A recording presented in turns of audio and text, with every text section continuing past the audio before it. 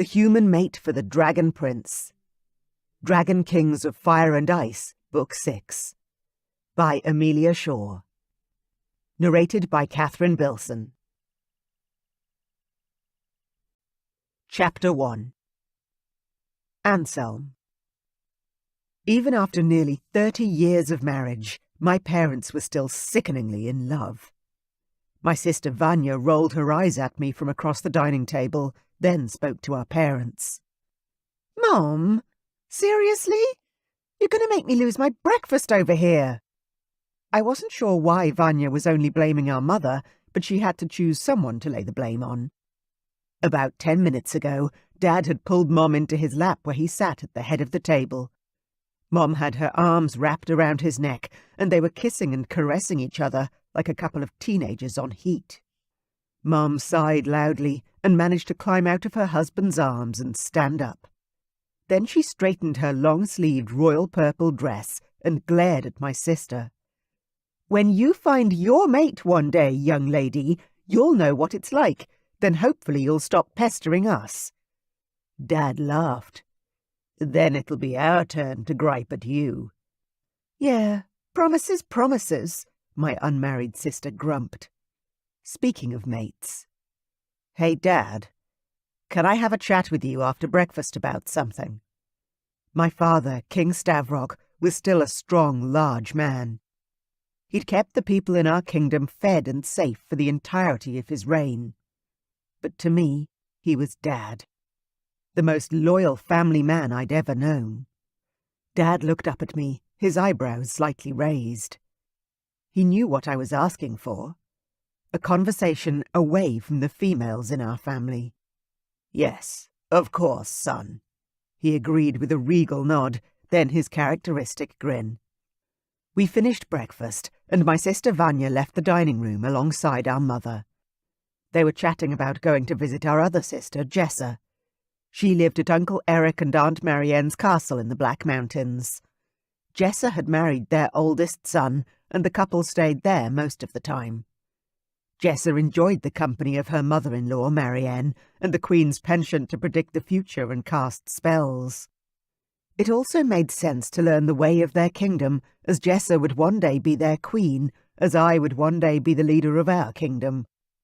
A daunting prospect, and a hard act to follow, for both of us. "Come, Anselm, sit." Dad gestured to the chair opposite his. He'd moved away from the dining-room table and closer to the fireplace, the castle warm considering it was snowing outside. I sat where my father dictated and waited for him to begin the conversation. He chuckled, the sound rough yet joyous. My childhood had been filled with that sound, and to this day it still made me smile. "You wanted to chat, son. What's on your mind? Hit me." I opened my mouth to begin the speech I'd rehearsed 100 times, then words failed me. I slammed my mouth shut again, self-annoyance making my jaw clench. Dad laughed again. "Would you like me to guess?" "No, it's just, I haven't said this out loud before, and I'm afraid how it's going to sound." The idea of appearing weak or cowardly in front of my father was one of my greatest fears. King Stavrock was a legend. A warrior. A man who'd saved the North and defended the South. A king who loved his people, and whose people loved him back. He wasn't just a hard act to follow. He was impossible. Dad sighed and settled deeper into the cushions of his armchair. "I don't want you to ever be worried about speaking to me. I love you, no matter what." My parents' ability to embarrass me out of nowhere always surprised me. Not that I was ungrateful for their unconditional support and love. My siblings and I were lucky, and we knew it. But Dad always managed to hit me with a comment like that, out of the blue. Always. I was almost 30 years old, and yet I felt as small as I did when I was 5 years old, still seeking my father's approval. "Thanks, Dad," I managed to get out. "I love you too. It's just that—" "What?" I was lonely, on a level I couldn't even express. Even though I was always surrounded, the gnawing feeling never went away. Even with thousands of people in the village and hundreds of servants within the castle. Even with parents who were overly affectionate and often stifling in their love for me. Even with sisters that I was closer to than anyone else on the planet, I was lonely. I need my mate. There. I'd said it. Dad's eyebrows flicked up as though my answer had surprised him. Then he nodded. Yes, I remember that feeling too well. Sucked balls. And not in the good way. I practically choked on my tongue hearing the expression exit my father's mouth, then coughed to try and clear my throat again. Once again, my dad had shocked me. Yeah, it does. Dad nodded, turning his head to stare off into the fireplace. I was 35 when I met your mother. I was going insane with my need for a mate. It didn't matter who crawled into my bed or how much I ignored the feeling, the anger, the unrest. It grew and grew until there was nothing else that mattered. I wasn't sure I'd gotten that bad yet, but my future wasn't looking pretty. The depression was beginning to win, and I wasn't sure I had the strength to push it away any longer. I sat a little straighter, getting to the point of this chat faster than I'd expected to. I know you credit Aunt Marianne with you finding Mum in the human realm, but do you think it's possible for me to just cross the veil and find her? The human world was 1,000 times bigger than our hidden realm. My father, a dragon king, had been given a mental map to find his fated mate, Lucy, a human and my mother. I wasn't sure I was going to be as lucky. You know, your Mom and Vanya are flying over to visit Jessa this afternoon. Why don't we all go? If we were going to visit Jessa, then we were going to the Black Mountains, to Marianne and Eric's kingdom. They should all be there, and I'd have the chance to ask the sorceress myself. I slid forward on my seat. You think Aunt Marianne would help me? Dad shrugged his massive shoulders. It can't hurt to ask. I sighed, feeling the weight of disappointment already pressing down on me. You don't think she'll be able to see anything, do you? Dad stood up, and I followed suit, jumping to my feet. He clapped me on the shoulder, the way he did when he was trying to encourage me to go forward with something. Marianne isn't a crystal ball, son. She doesn't have a lot of control over her visions, or so she says. You can't just rub her head and get an answer.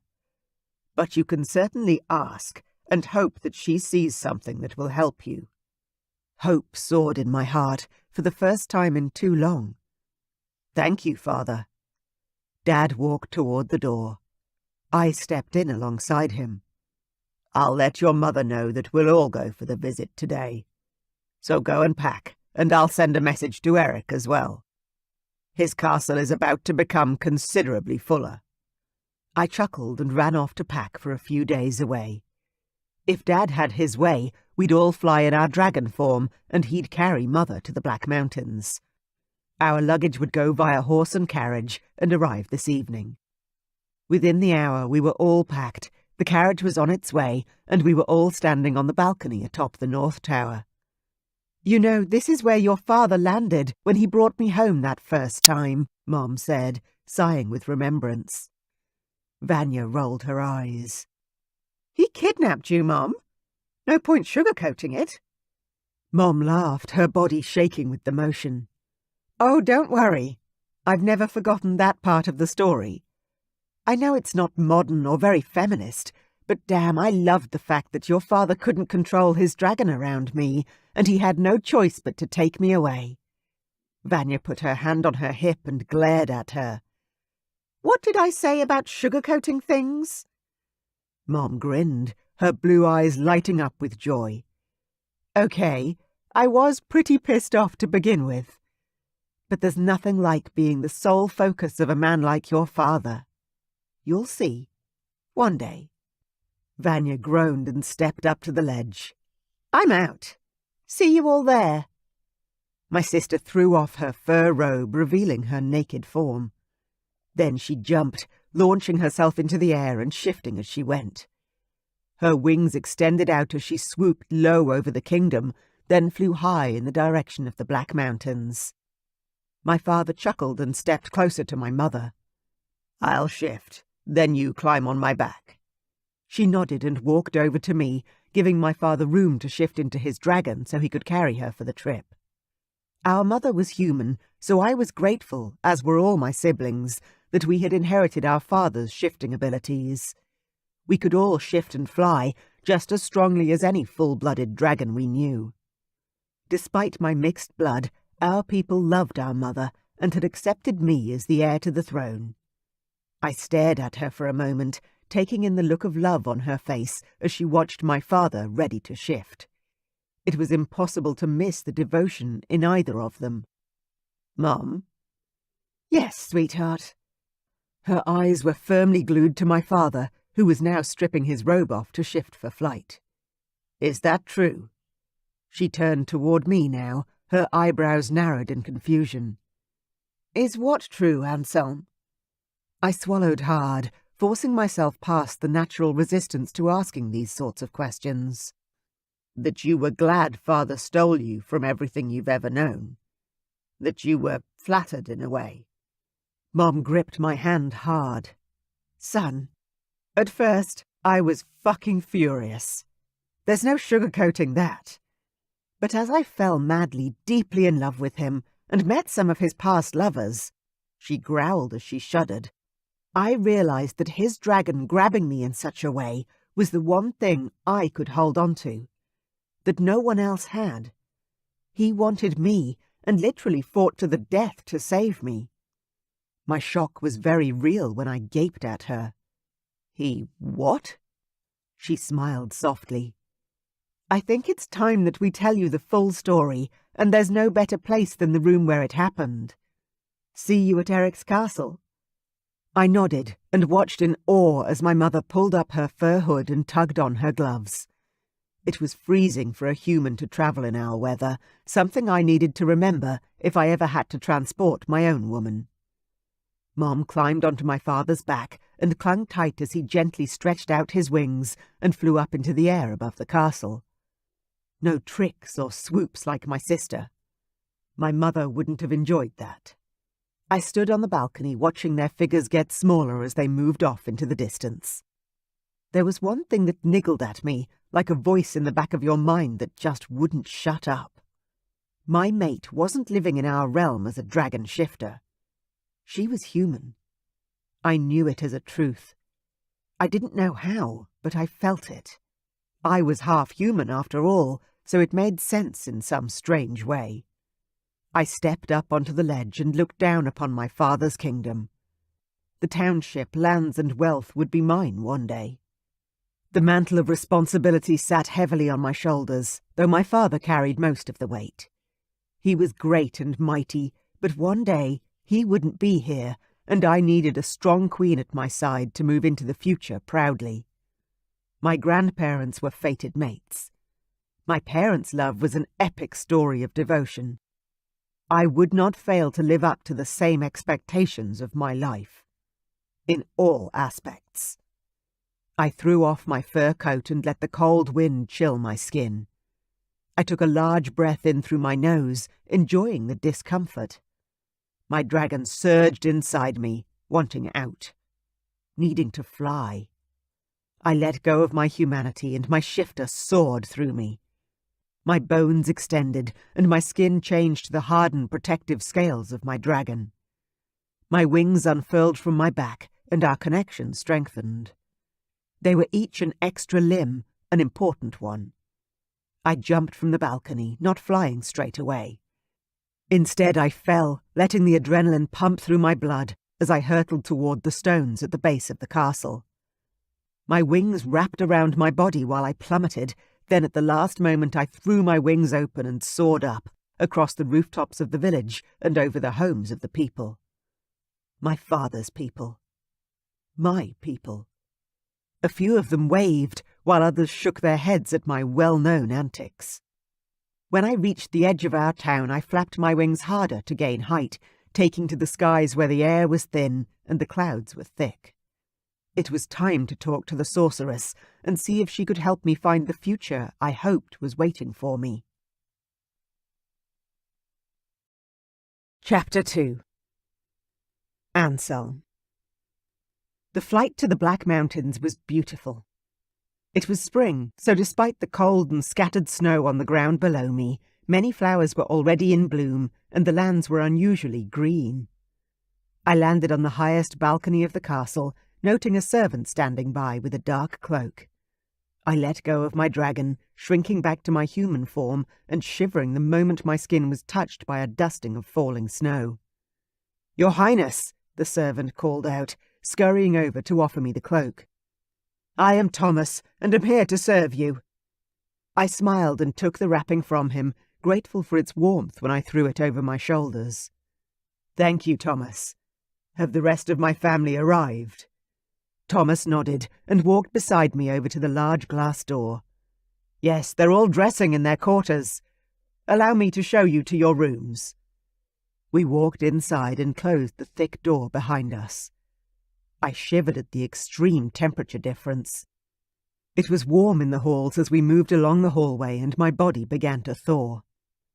"Your room, sire," Thomas said, as we stopped outside a bedroom in the guest quarters. The servant was an older man and would stand on tradition, I was sure. Even so, I couldn't help but tease him a little. "Thomas, are you sure this is a guest suite? Knowing my sister, she probably told you to throw me in some sort of closet." As I expected, Thomas's face turned to horror. "Oh no, sire. This room is—" I laughed and clapped the man on the shoulder. "It's all good, Thomas. I was only joking. My twin sister may wish to stick me in the dungeon, but I'm sure the Queen wouldn't allow it." Vanya, Jessa and I were unidentical triplets. But it was easier to say twin sister because triplet sister just didn't roll off the tongue in the same way. Thomas's lips quirked for the first time. "The princess is a lively one." I burst out laughing. "Yes, she is. She must keep your prince on his toes." Though Marianne and Eric's firstborn son, Karlak, was quite the taskmaster himself. I'd grown up spending a lot of time with him. We all had. It wasn't until Jessa turned 21 did Karlak make his move on our sister. 2 years younger than her, Karlak fought off several suitors to win my sister's hand. They were a great match. Thomas inclined his head, snapping back into a serious tone. "Our prince is very happy." I chuckled again. "I can imagine he is. Now, where do I find some clothes to wear, and which meeting area are we all meant to be at?" Thomas showed me where some of Prince Karlak's clothes had been laid out for me inside the bedroom I'd been assigned. Then he instructed me to meet the rest of the families in the larger of the dining halls. "The larger one?" I asked, surprised. There were less than 10 of us, unless my information wasn't correct. Thomas simply nodded and excused himself. "Doesn't matter, I guess," I said, still puzzling over why we'd need so much space. That dining table could easily seat 50 people. I dressed quickly and headed down to the dining hall. I'd be the last one there, I was sure. Whenever I flew here, I took my time, enjoying the freedom of flying in my dragon form. When I stepped up to the entryway and a servant opened the door for me, my assumption proved correct. "Late as always," Jessa declared, waddling toward me. I hadn't seen my sister in a month, and I was surprised to see how big her belly had grown in that time. "You look ready to pop, sister dearest," I said, reaching out to rub her belly before putting my arm around her for a hug. She laughed and shoved at me. "I wish I was. Unfortunately, our doctor thinks there's more than one of these monsters inside of me." I grinned at her. "I'm not surprised. You always were the most like Mother." Mother had given birth to us triplets, then our younger brother, Ian. Surely a multiple birth for Jessa and Vanya was in the cards. Jessa heaved a huge sigh. Yeah. Jessa and Karlak had been married over 7 years. It had shocked everyone that they'd waited so long to birth the next generation, but I had the feeling she'd felt guilty leaving Vanya and I so far behind. I dropped a kiss on her cheek. I'm really happy for you, sis. You deserve the world. She met my gaze, and for the first time in a long time, I saw the glimmer of unshed tears in her blue eyes. She launched at me with her arms open wide, almost knocking me over in her fervour. Whoa, I laughed, gripping her so we both didn't topple over. I want the same happiness for you. She whispered the words in my ear, holding me tight. I sighed and hugged her tighter, my heart aching at the love I felt for her. One day. We pulled apart, and that's when I realised the party was larger than just the two royal families. Auntie Cass, I didn't realise you were here. I walked forward to greet the large party standing next to the huge dining table, laden with morning tea. Fruits and cheeses, drinks and breads. I hugged my father's cousin and our hosts. Hello, Aunt Marianne, I said, giving her a squeeze before moving on to shake hands with Uncle Eric and Cass's two sons, Theo and Bernie. Where's Uncle Damon? I asked, looking toward Cass. Cass rolled her eyes. You know Damon. He doesn't like to leave the castle, and I felt like a break from the freezing temperatures. Theo laughed. Dad's dealing with a failed crop and more building. Our population has boomed the last few years, and we don't have enough housing for everyone. If you need help, I'm available, I offered, feeling the need to get my hands dirty again.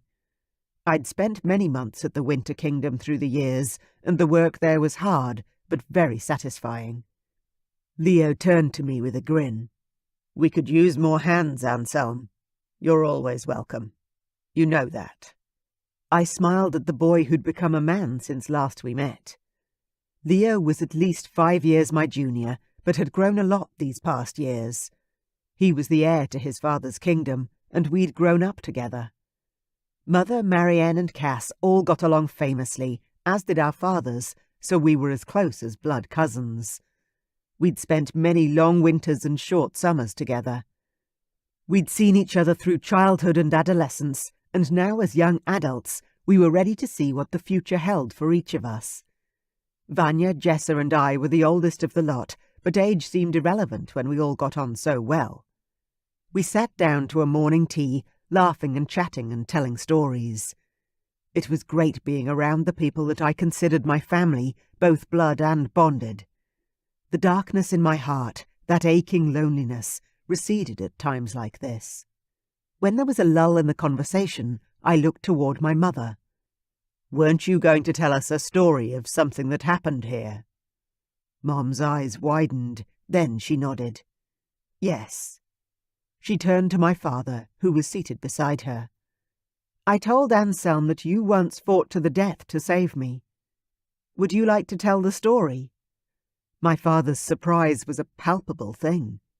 His eyes widened, then he stared at my mother, speechless. She turned back to me to explain his reaction. The three of us, Stavrock, Marianne and I, agreed we'd never tell you all this story, but I think it's time. Now I was more confused than ever.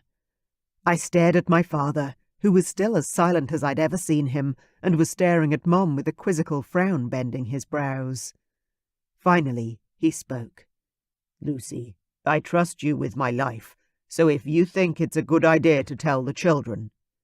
As long as it's okay with you also, Marianne, Mom asked, casting her question across the table toward my aunt.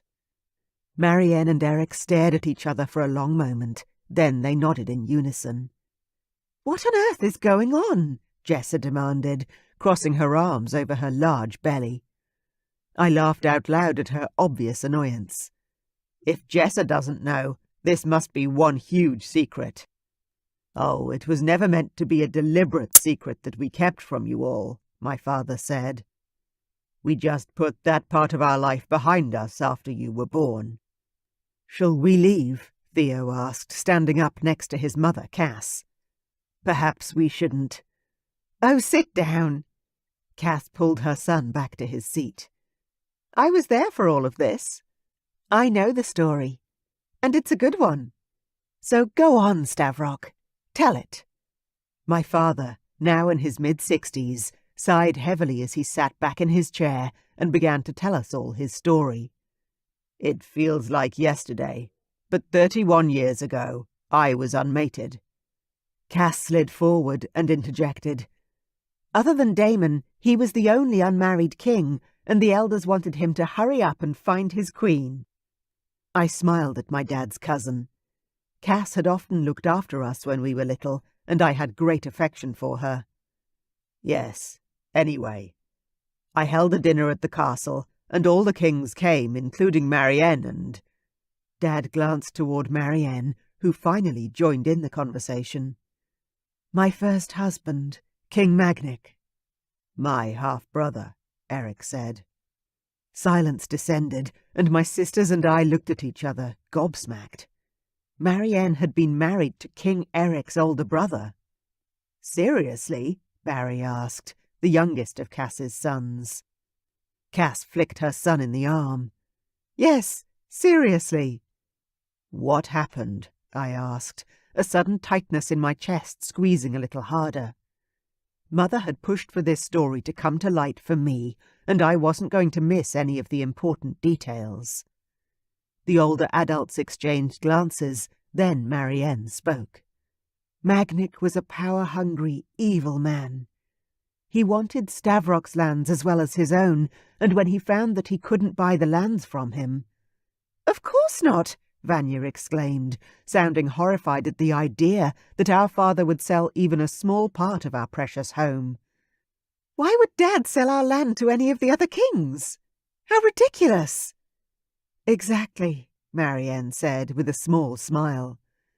But Magnic wouldn't be put off. When I told Stavrock about Lucy, and he went and stole her away from the human realm. Thanks again for that, Marianne, Mom interjected with a grin. We all laughed, lightening the mood, though my stomach remained tight with expectation. I had a feeling I knew where this was headed. Magnic took Mother, didn't he? I asked. I stared at Marianne, who nodded, her cheeks darkening with a blush. Yes, and I'm sorry to say I didn't free her when I could have. Don't you dare blame yourself, Mom said, her tone brooking no argument. He was an abusive husband, and you helped me as much as you could. And look how it all worked out. Mom gestured to the large table, filled with 2.5 generations of royal dragon bloodlines.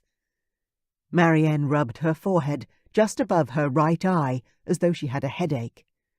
Well, as you can all imagine, Stavrock didn't take it lying down. Dad groaned. She was my fated mate, and although we didn't know it yet, pregnant with my heirs. What else was I going to do but get her back? I stared at my father, my heart thumping faster now. What did you do, Dad?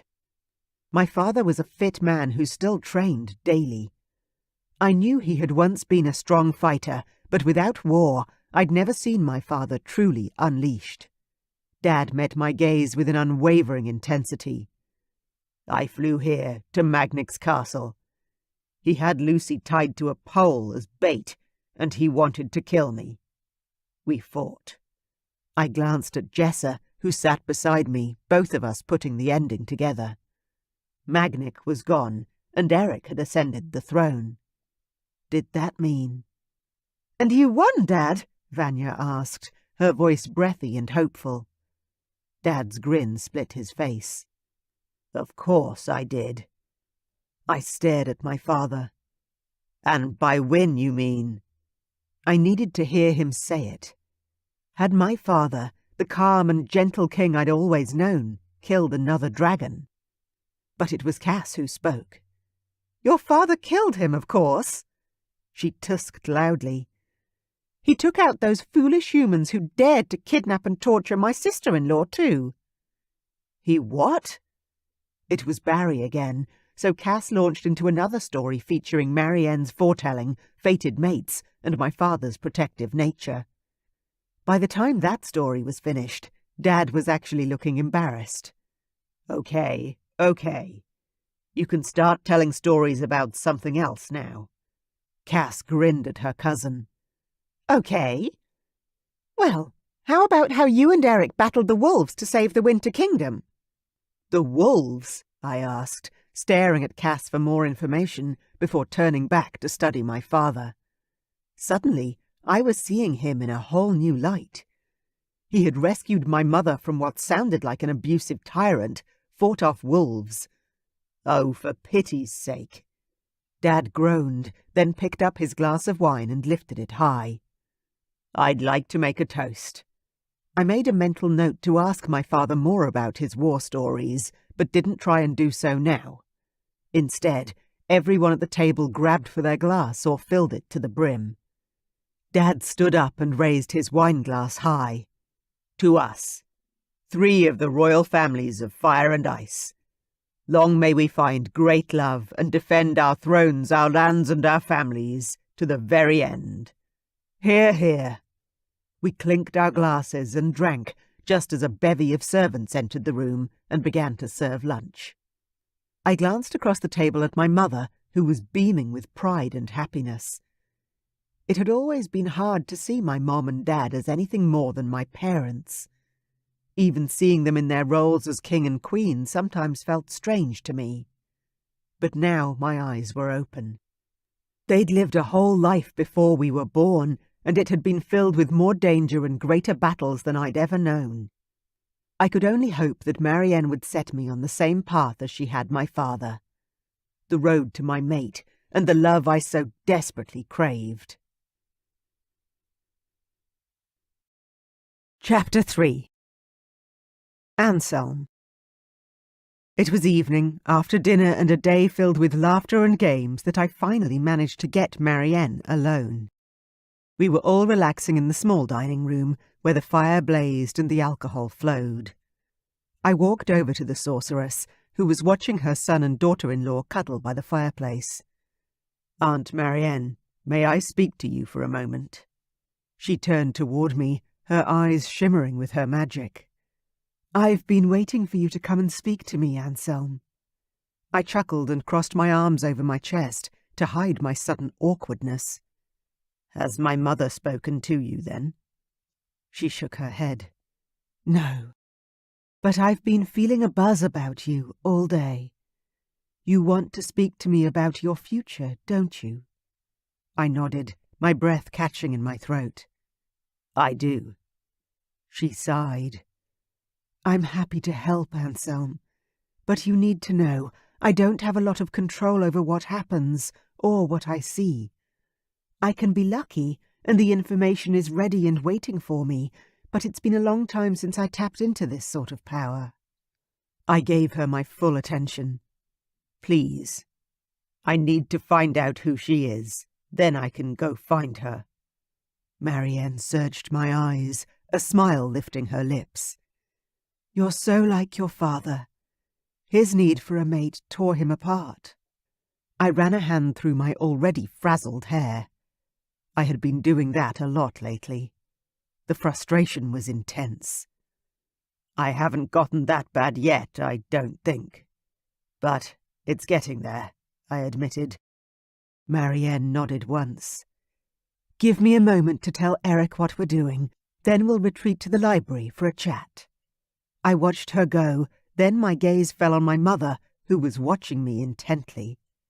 I smiled reassuringly and nodded, hopefully communicating correctly that Marianne had offered to help. I wasn't reassured, however. I was worried.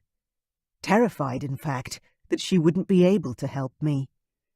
Marianne was my last hope, and if she couldn't see anything, then that would leave me with nothing but this gnawing depression that ate at my heart and grew larger every day.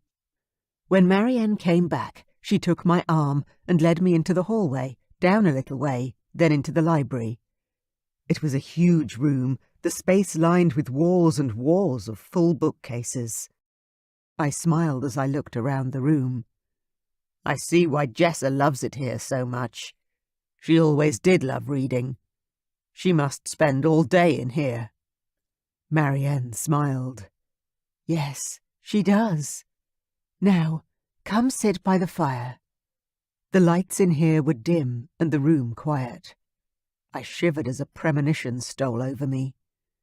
This was the perfect place for a future reading. I followed her to the chairs by the fireplace and sat where she told me to. "How do we do this?" I asked, assuming she'd whip out some sort of spell book or crystal ball to help her see the future. "I just set my intent to help you find your mate, then I hold one of your hands and tune into the magic. If there's an answer there, it will come to me." If. One of the worst words I knew. "Okay," I said, ready to give her my hand whenever she asked for it. Marianne closed her eyes for a long moment. I stared at her and waited, holding my breath and counting the loud thumping of my heart in my chest. 1 ka-thump. 2 ka-thump. 3. Then her eyes popped open, the irises swirling with a purple mist I'd never seen before. Aunt Marianne looked so different to her usual self, I couldn't control my sharp intake of breath.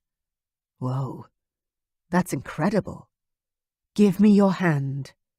She slid to the edge of her chair.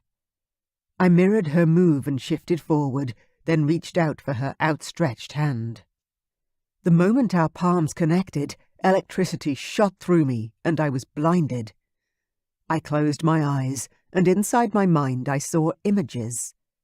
Visions of the past. A drunken moment in time. A night I wished to forget.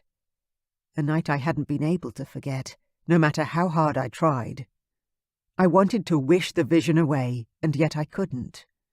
There she was, the woman I'd tried so hard to forget. Kayla.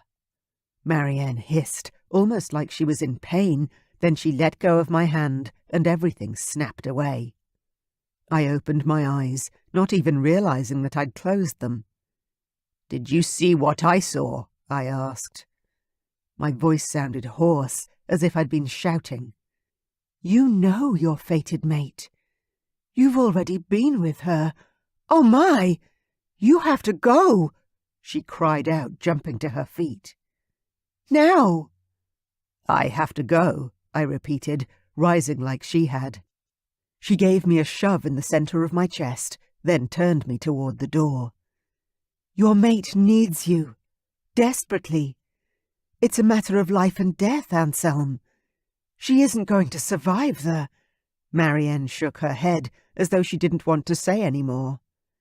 Automatically I raced for the door before I stopped and twisted around. "What are you saying, Marianne?"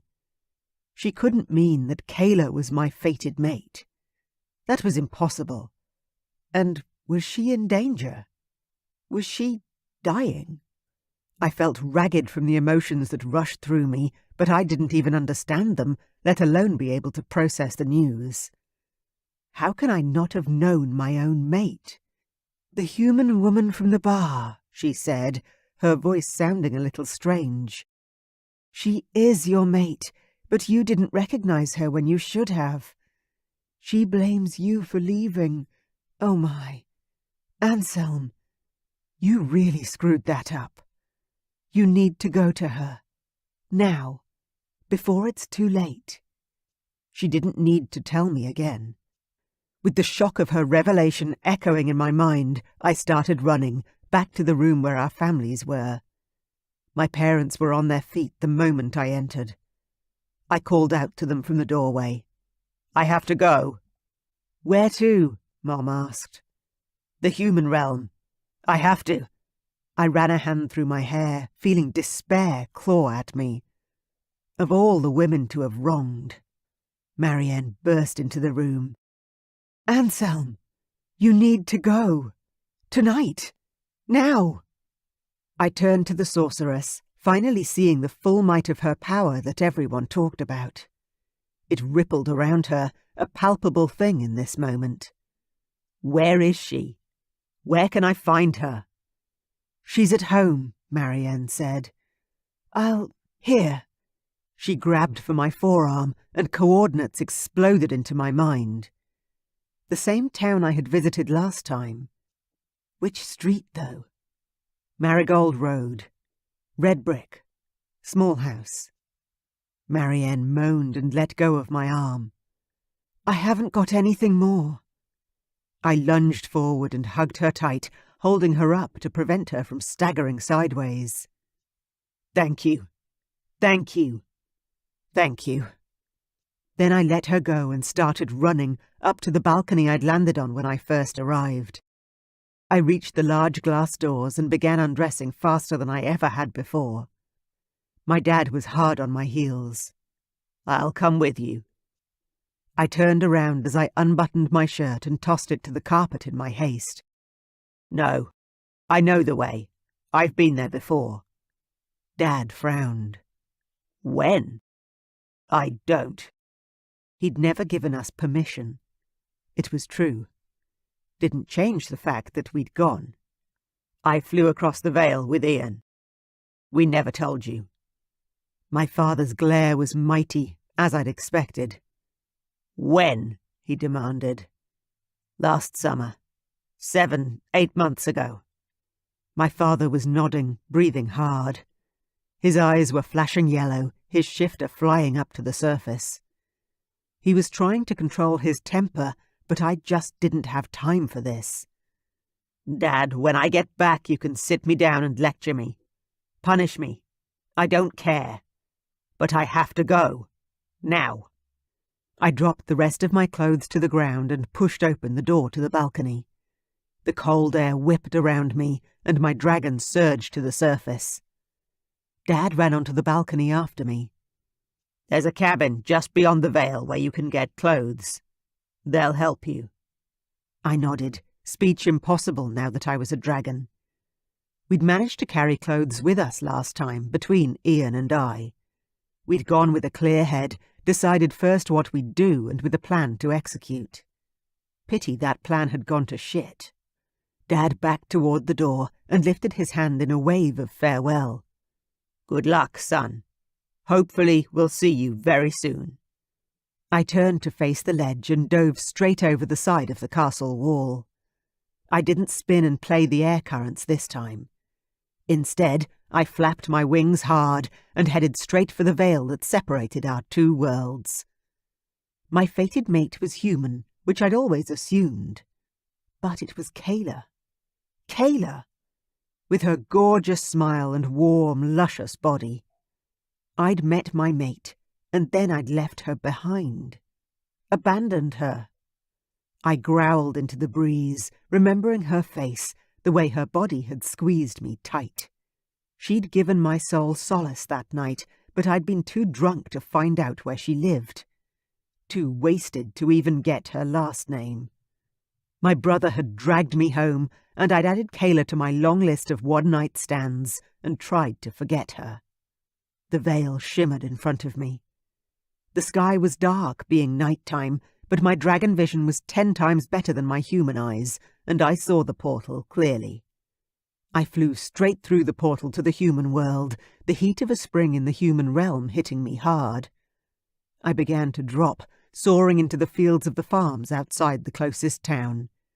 I landed on the warm dirt and let go of my dragon body, shifting back to human. Kayla, I whispered. I can't believe it. But part of me could. That one night with her had haunted my dreams. Her tender care, the way her eyes had shone when she smiled at me. But I'd assumed that I'd know my fated mate on sight.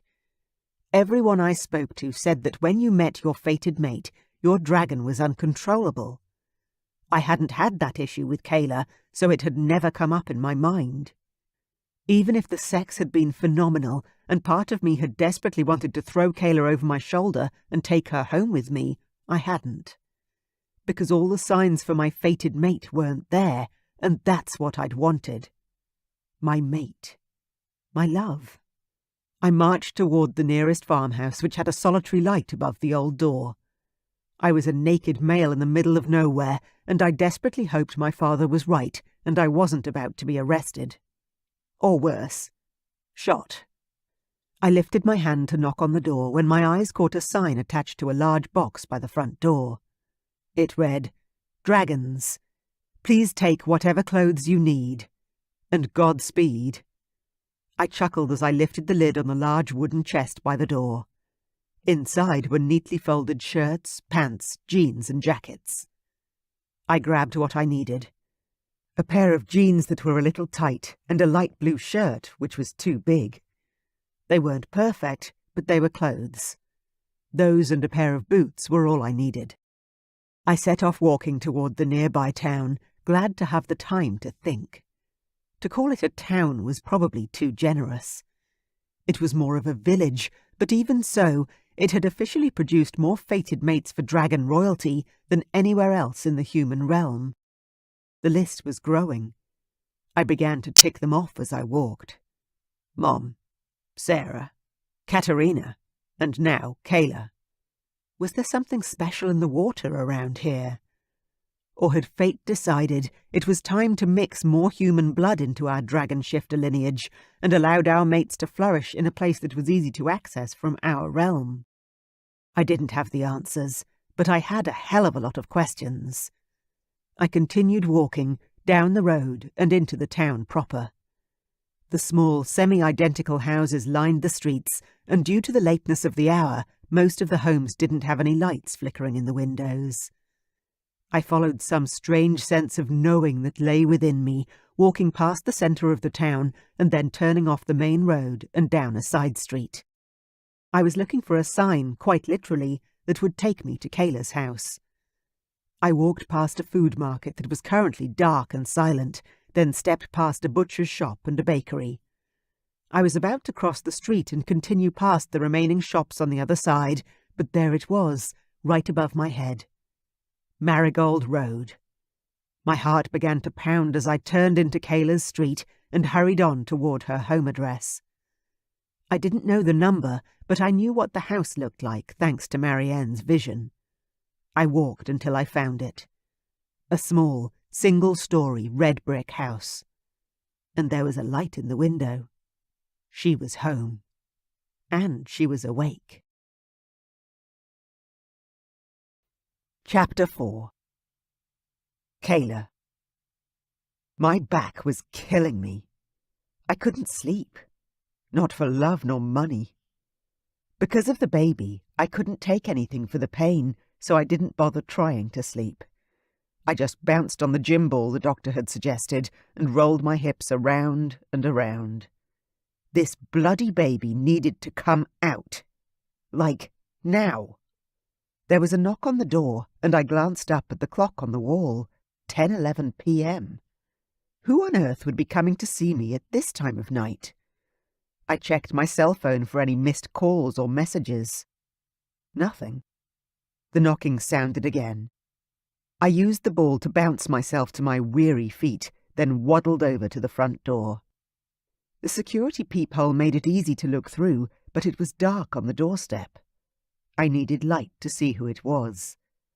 I set up my cell phone to dial for help if I needed it, and flicked on the light. "No!" I gasped out, my voice denying the truth of what my eyes were seeing. Anselm, the drunken worm, was on my doorstep. My heart began to pound. I gripped my belly hard, the baby Anselm put inside me kicking out, stronger than I'd ever felt before. Was the baby responding to my emotions? The upshot in blood pressure? Or was it something else? Surely to God, my baby couldn't sense his or her father nearby. "I know you're in there, Kayla. Please open the door." I shivered and turned around, pressing my back against the solid wood of the front door. Shit.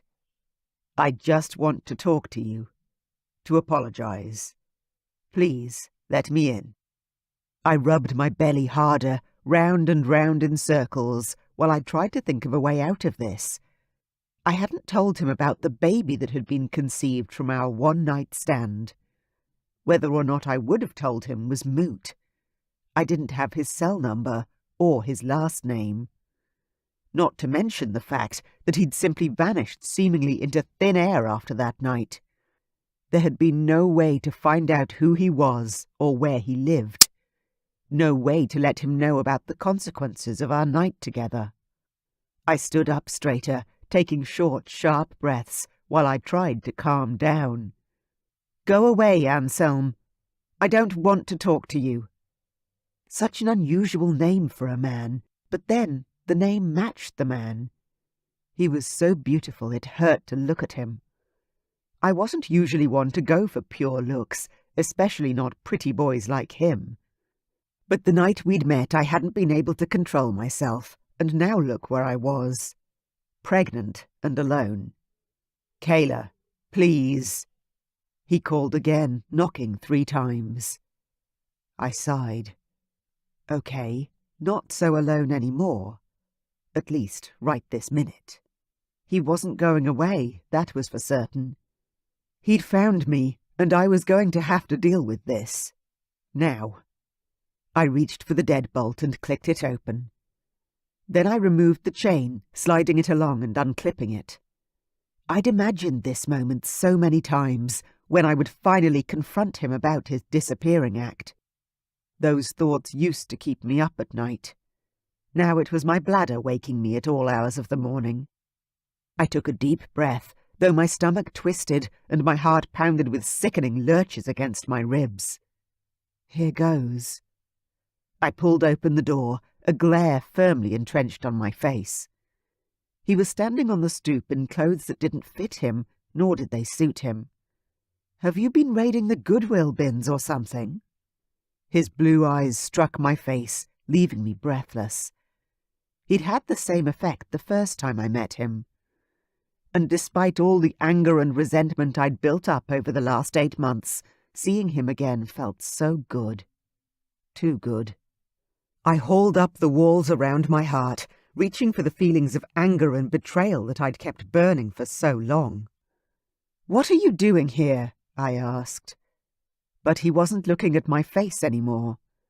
His gaze had dropped to my swollen belly, where his child shifted and kicked as though it were on display at the local fair. "You're pregnant!" His mouth gaped open, and his eyes were wide in complete astonishment. I crossed my arms over my chest, not the easiest feat, when my boobs literally sat on my belly now. "No shit, Sherlock!" So he wasn't here because someone had told him about my pregnancy. Interesting. "It's mine." He sounded as sure as a man had ever been. "No, it's mine," I said. "You left. You didn't give a shit about me or this baby, so I... Oh." Pain hit me low down, hard. A large cramp was the best way to describe it, but it took my breath away. You need to come home with me. My mother will know what to do." I tried to laugh, but had to breathe through the pain instead. When the cramp finally subsided, I managed to say, "Your mother? Are you serious? What's she going to do?" I'd been having some cramps all day, but nothing like this. Anselm was breathing strangely. I narrowed my eyes at him as I finally straightened to my full height once more. "Are you okay?" Was he having some sort of panic attack or something? I wouldn't be surprised. I'd almost had a conniption the day I found out I was pregnant. He shook his head, his hands tightening into fists. "We have to go. Do you have a snow jacket? Something warm to wear?" I rolled my eyes at him. It was spring and the weather was fine. What was he talking about?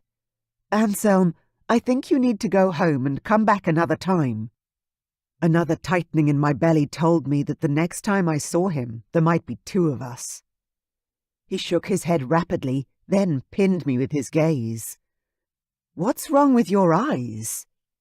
They weren't blue anymore. How was that possible? Anselm took a step closer, and I took one back. Not because I was actually afraid of him, but because he was acting so intensely. "Listen to me, Kayla. I am a dragon shifter from another realm. You're my mate, and I am inches away from losing control. I need you to rug up as warm as you can, lock the house, and come with me." I laughed, because honestly, what other reaction could I have? "A dragon what?" "Shifter," he gasped out. "I don't believe you." When he looked at me this time, his eyes were pure silver. "I'll prove it to you. Get dressed in your warmest clothes and is there something you can sit in that I can carry?" He began glancing around, then pointed at my car. "That's perfect. Get dressed. Buckle yourself in. Then we have to go." Why do I always fall for the crazy ones? There was only one thing for it, and that was to call his bluff. I threw my hands up in the air. "Fine. But when you don't turn into some fire-breathing dragon, you go away." He nodded strangely, his breathing rapid and fast. He was shaking like someone off their meds, and I slammed the door shut, just to make a point. I was not happy that he had just turned up out of the blue like this and started spouting nonsense at me. "Why, baby? Why?" I asked, then groaned as the baby kicked out at me. "Fine," I muttered. "But you know he's crazy." I waddled to my bedroom and pulled out my warmest jacket. I managed to just do it up around my huge belly, then slid my feet into my only pair of fur-lined boots. I was almost out the door when my gaze caught on my packed hospital bag. I didn't need it, of course. He wasn't carrying me anywhere. But something, a cosmic nudge from the universe, told me I shouldn't leave the house without it. I rubbed my belly again. Almost 40 weeks pregnant, I probably should keep this bag in the car anyway. Now that I had a good and logical reason to take the bag, I picked it up and opened the door. Anselm had stripped off his baggy shirt and was now standing on my front lawn in nothing but those too tight jeans. I groaned and tried to look exasperated, but the truth was I could barely drag my eyes from his amazing form. What man looked like that outside of a magazine? He was freaking huge. His shoulders were even bigger than the last time I saw him. I lifted my chin, despite the fact I felt as fat as a hippopotamus, and waddled over to my tiny car. It was 4 doors, barely, and had next to no trunk space. I desperately needed an upgrade, but hadn't been able to afford all the baby expenses and a new car. So I'd invested in a great pram and intended to lose some of the excess weight I'd put on, walking around town and doing my shopping that way. "You're going to feel really stupid soon," I said, throwing my bag in the back seat, then squeezing into the driver's side. My spare keys were in the baby bag, so if he went any more nuts on me, I'd just drive away. Not easy with my belly almost touching the steering wheel, but I'd do it if I had to. The local police were only a few blocks away. I lifted the lever to slide the chair back, to give myself more room, then rubbed my belly slowly as I forced myself to take deep breaths. Even that small amount of exercise made me pant. Anselm dropped his face next to the window. "Buckle yourself in. And don't be afraid. I'll never let anything happen to you, or our child." He was serious, and the tone he was using was beginning to worry me. "Okay," I managed. He was delusional, after all. He had to be. And the best way to prove to him that he was delusional was to ask him to show me the dragon and watch him fail. Right? I was sure that's what I'd seen on a TV show. Or something like it. Anselm stepped back, and I watched him through the side window. And what I saw wasn't possible. He began to change and transform. He grew so tall I couldn't see his head through the car's window, not that I wanted to see his head anyway. His belly was scaled and grey in colour, and his wings... Oh my God. No way. He has fucking wings. My heart pounded, and my baby rolled and kicked in seeming excitement. I hoped the kick of adrenaline wasn't hurting my baby at all. I reached for the door handle to try and get out, but Anselm took a step toward me, and I froze. Was it even him anymore? Would he recognize me? Or would he hurt me if I tried to run away? The dragon, because honestly, there was no other word to describe the creature that was standing right in front of me, flapped his wings and flew up into the air. I gulped down the scream that rose and closed my eyes. "It's gone. It's okay. It's gone." I rubbed my belly in calming circles, though my heart hammered loudly in my chest. Calm down. Calm down. A loud bang, like something had landed on the roof, made me scream out, terror shooting through my veins. I reached for the door handle and tried to push it open, but now a long talon held it closed, stretching over the top of the door and across the window. "No! No, no!"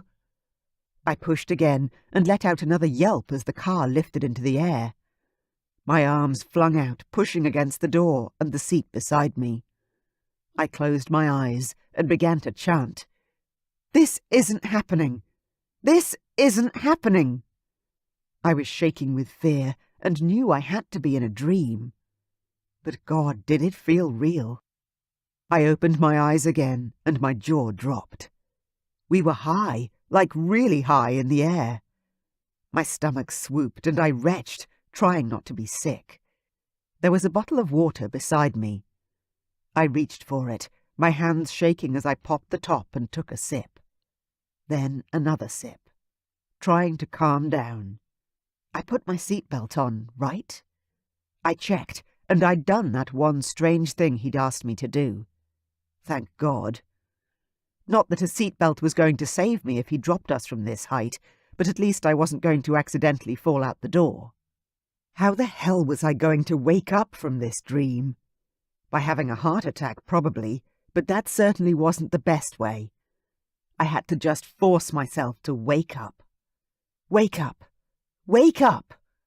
I slapped my cheeks and blinked rapidly. Come on! I slid my fingers down to the steering wheel, then moved my hands slowly around the car, grounding myself and trying not to think about the distance to the ground. If he dropped me, I was dead. There was no other possible ending for me or my baby. Anselm's words echoed in my head. "I'll never let any harm come to you or our baby." I tried to let that reassure me and dropped into my meditative breathing. I closed my eyes and focused on my body, my hands, my feet, my legs, my belly. I slowed everything down, trying to stay calm. I was sweating from stress and began to unfasten my jacket. The moment I opened the jacket, I shivered. That was strange. It wasn't cold out tonight. I opened my eyes and peered out. Snow was falling onto the windscreen. What the hell? I reached out to touch the glass and found it cold. Where the hell are we? Because I was almost certain we weren't anywhere near my hometown anymore. Chapter 5. Anselm. I beat my wings as hard as they would go. The combined weight of the car and my mate was by far the heaviest I'd ever carried. But I pushed on, through the vale and beyond, soaring on the cold air and using the gusts of wind to help us toward home. I wasn't sure if my parents would be back from the Black Mountains yet, or if taking Kayla to Marianne was smarter than going back to my family castle. But as pain ripped through my leg muscles and my wings strained against the downward weight, I realized I had no choice. My home was closer, and the only option. I wouldn't make it to the Black Mountains.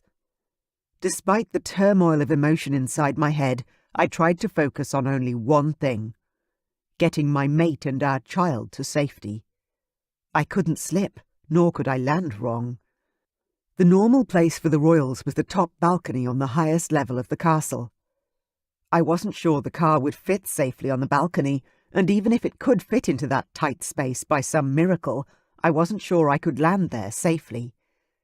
I scanned the horizon for a safe place to put my mate. The land around the castle was heavily populated with streets and homes, but further out were fields of crops and snow. My gaze fixed on a field near the entrance to the castle, where freshly fallen snow was covering the ground. That was where I would have to land. I soared lower, hearing Kayla's muffled shrieks rising up from the car beneath me. I had no idea how she was going to react when I actually landed, but my dragon didn't care. All he cared about was the fact that my mate was now safe, with us, and about to birth the next generation of dragon kings. We got lower and lower, the snow falling hard and fast. I fluttered my wings at high speed, hovering just above the ground so that I could set the car down as gently as possible. As soon as the wheels touched the ground, I let go of the weight of the car, and it sunk down onto the tires. I launched myself forward so I didn't land on top of the car and collapsed in the snow in front of the hood. My breath was heaving. Thank God she drove a mini automobile. I would never have been able to carry her inside of one of those larger cars that look like an armoured tank. Kayla flicked a switch and started the engine.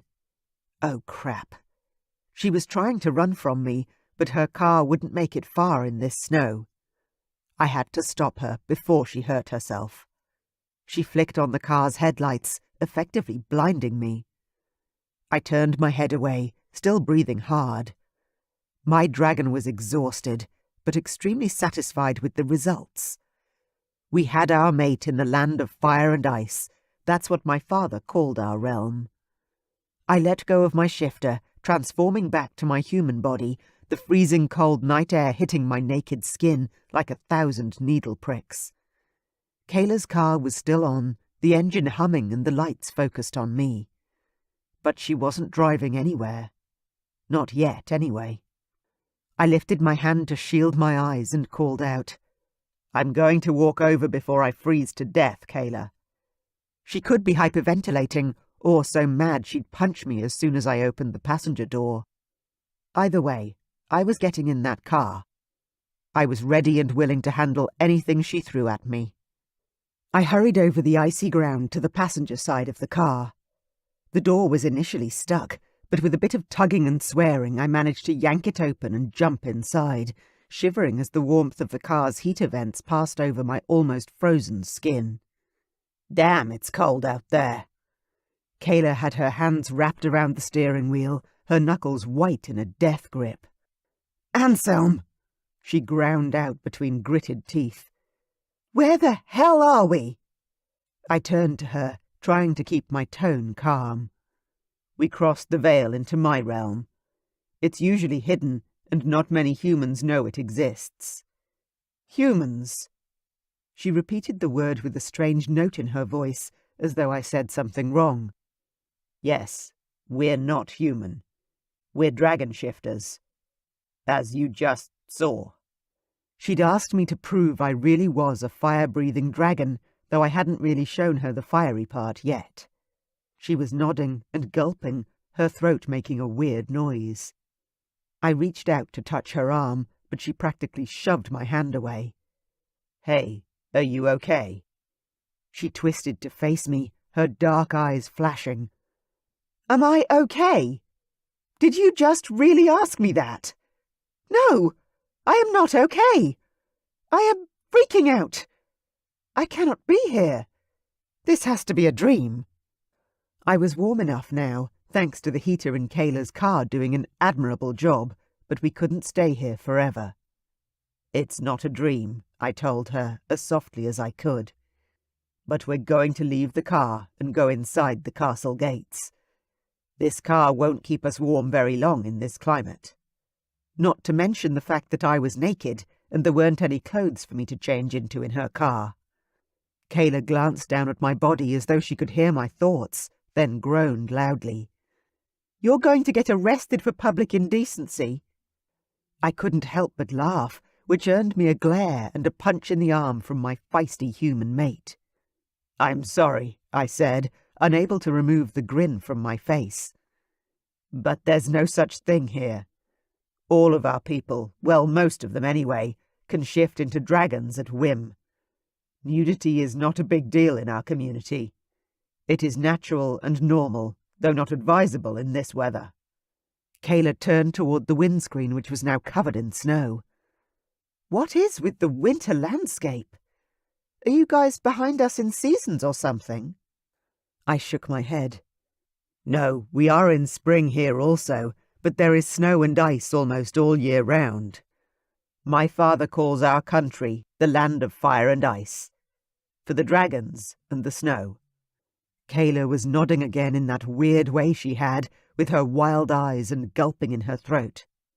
"So you're saying that I really am in some strange land with dragons and castles? Oh my God, I feel like I travelled back in time or something." I laughed softly. "You'll feel like that inside the castle. We don't have a lot of technology, choosing a simpler life for our people and ourselves." Kayla wiped at her eyes, where tears fell onto her cheeks. I reached for her, and this time she didn't push me away. "It's going to be okay, Kayla." "No, it's not," she sobbed, and my whole heart broke for her obvious confusion and fear. But what she didn't understand yet was that she was the mate to the future king, and her every whim and desire would be granted for the rest of her life. "Let's get you inside," I said, squeezing her arm. "You're probably exhausted and need a hot shower and a warm bed." "I'm not sleeping with you. Ow." She grimaced, then rubbed her big belly. "Bloody baby is so ready to come out." I made a quick calculation in my head and came up with a scary number.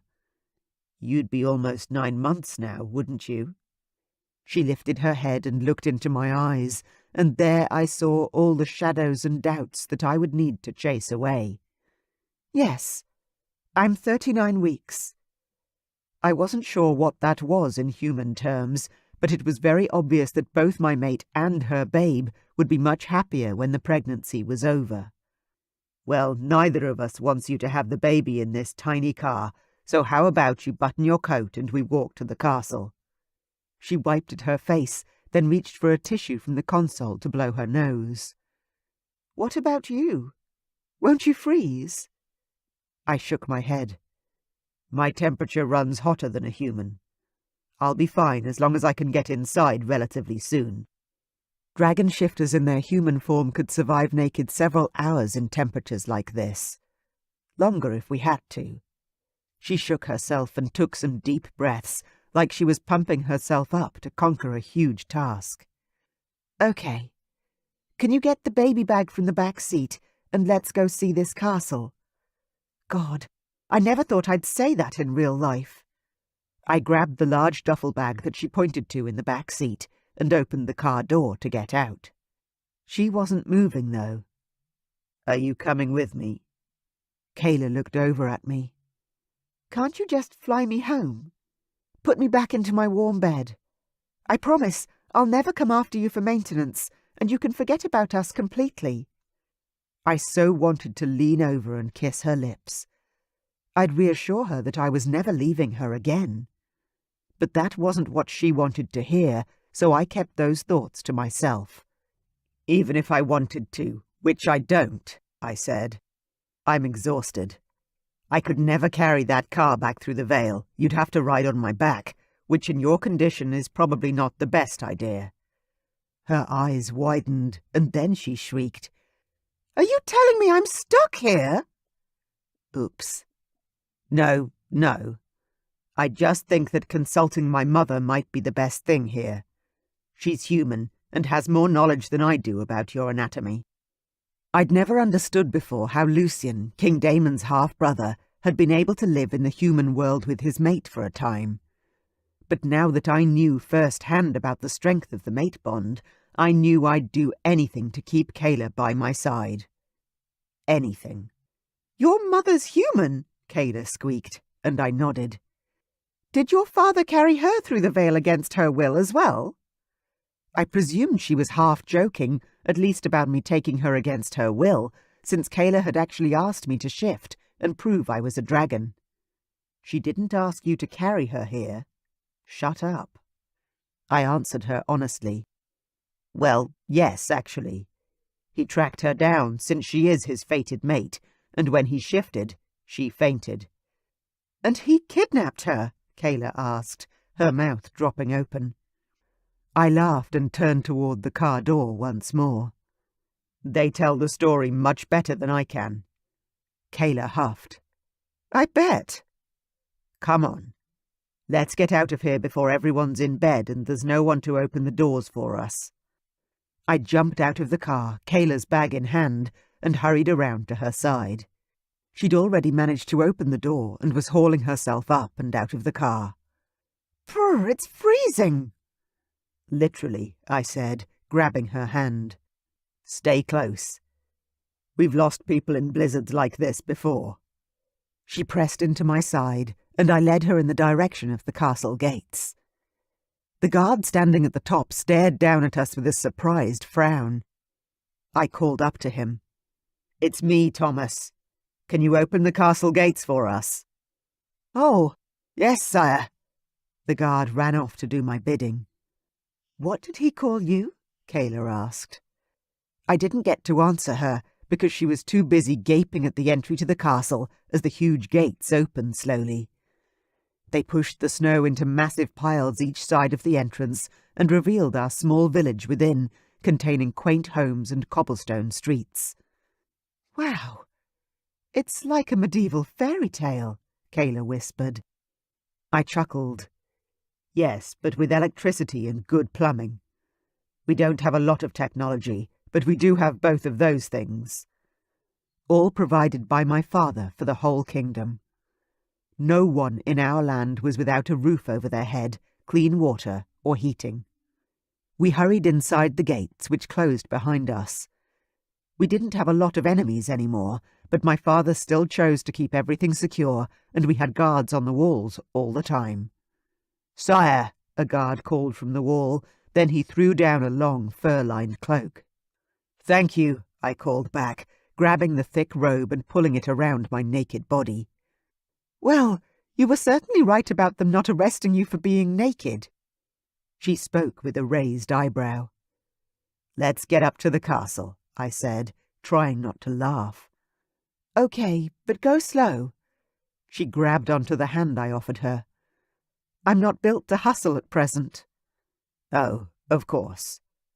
I put my arm around her and directed her through the streets of our town and up toward the castle. By the time we got to the top of the steps, she was huffing and puffing. "I hope it was worth all that trouble." "What?" I asked. "Getting me up here." She seemed to be gasping for air. I nodded. "It will be. The accommodations in the castle and the food alone are well worth the trip." She bent forward for a moment, rubbing her belly and breathing deep. "You okay?" She nodded, then stood straighter. "Yeah. I've been getting cramps for weeks now, but it never progresses into full labor." "Maybe our baby was waiting for me to arrive," I suggested, which earned me a glare of the filthiest kind. "Well, if you'd bothered to call me or contact me or follow up even once after our night together, you could have been part of this from the start." Then her face calmed, and she shrugged with seeming nonchalance. She stared at the doors in front of us, as if she couldn't bear to face me a second longer. "Now it's too late." I shook my head, my heart squeezing tight in my chest. Hoping I spoke the truth. "No, Kayla. It's never too late." Chapter 6. Kayla. I could barely breathe and was wheezing like a pug. I was so unfit, and this baby made things so much harder. He, or she, was squishing my lungs and my stomach, and the extra weight made my legs and lower back ache. But I'd made it up all those bloody steep streets, and now I was standing in front of huge stone doors at the top of a staircase that had almost killed me to walk up. Anselm had better be correct, and our destination worth all this physical exertion. I was avoiding thinking about the emotional stress at this point. I had a lot to process, but I didn't want rising anxiety to adversely affect the baby. Anselm walked over to the doors and knocked loudly using the large, ornate knocker. I quirked an eyebrow at him, aiming for humour, even though I still couldn't breathe properly. "You don't have a key?" He laughed. "This door can only be opened from the inside." Why would they do that? Security, maybe? The doors opened, and a man dressed in black robes stepped out into the snow. He looked like a servant, especially when he bowed low before he spoke. "Prince Anselm, we were not expecting you tonight, sire." Sire? Prince? Oh my God. No. Tell me you're not who they're saying you are. Anselm, the cheeky bugger, didn't answer the question. Instead, he grinned at me before putting an arm around my waist and drawing me inside. "Come on. It's much warmer in here." I forced my aching legs to keep moving and waddled into the foyer. Then I stopped and stared around the entrance area, shocked at how beautiful everything was. The floors were marble, and plush red carpets ran up an enormous staircase. Where the hell are we? "You actually live here?" I asked, but he wasn't listening. He was talking to the man who'd let us in the front door. I turned away from him and took my time absorbing my surroundings. The lights were dimmed, probably due to the late hour, and there was mostly silence in the background, but God, it was all so beautiful.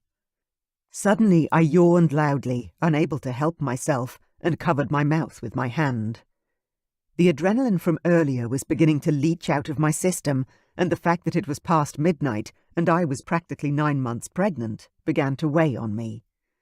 When Anselm finished his conversation and walked over once more, I spoke up. "I'm sorry, but I think I need to lie down pretty soon." He nodded. "Of course. And please don't apologize. I imagine this has all been a lot to take in. The servants are getting my sister's room ready for you. It's next to mine, so if you need me during the night, I won't be far." He indicated with his hand that I should follow, so I did. I didn't need a fancy room.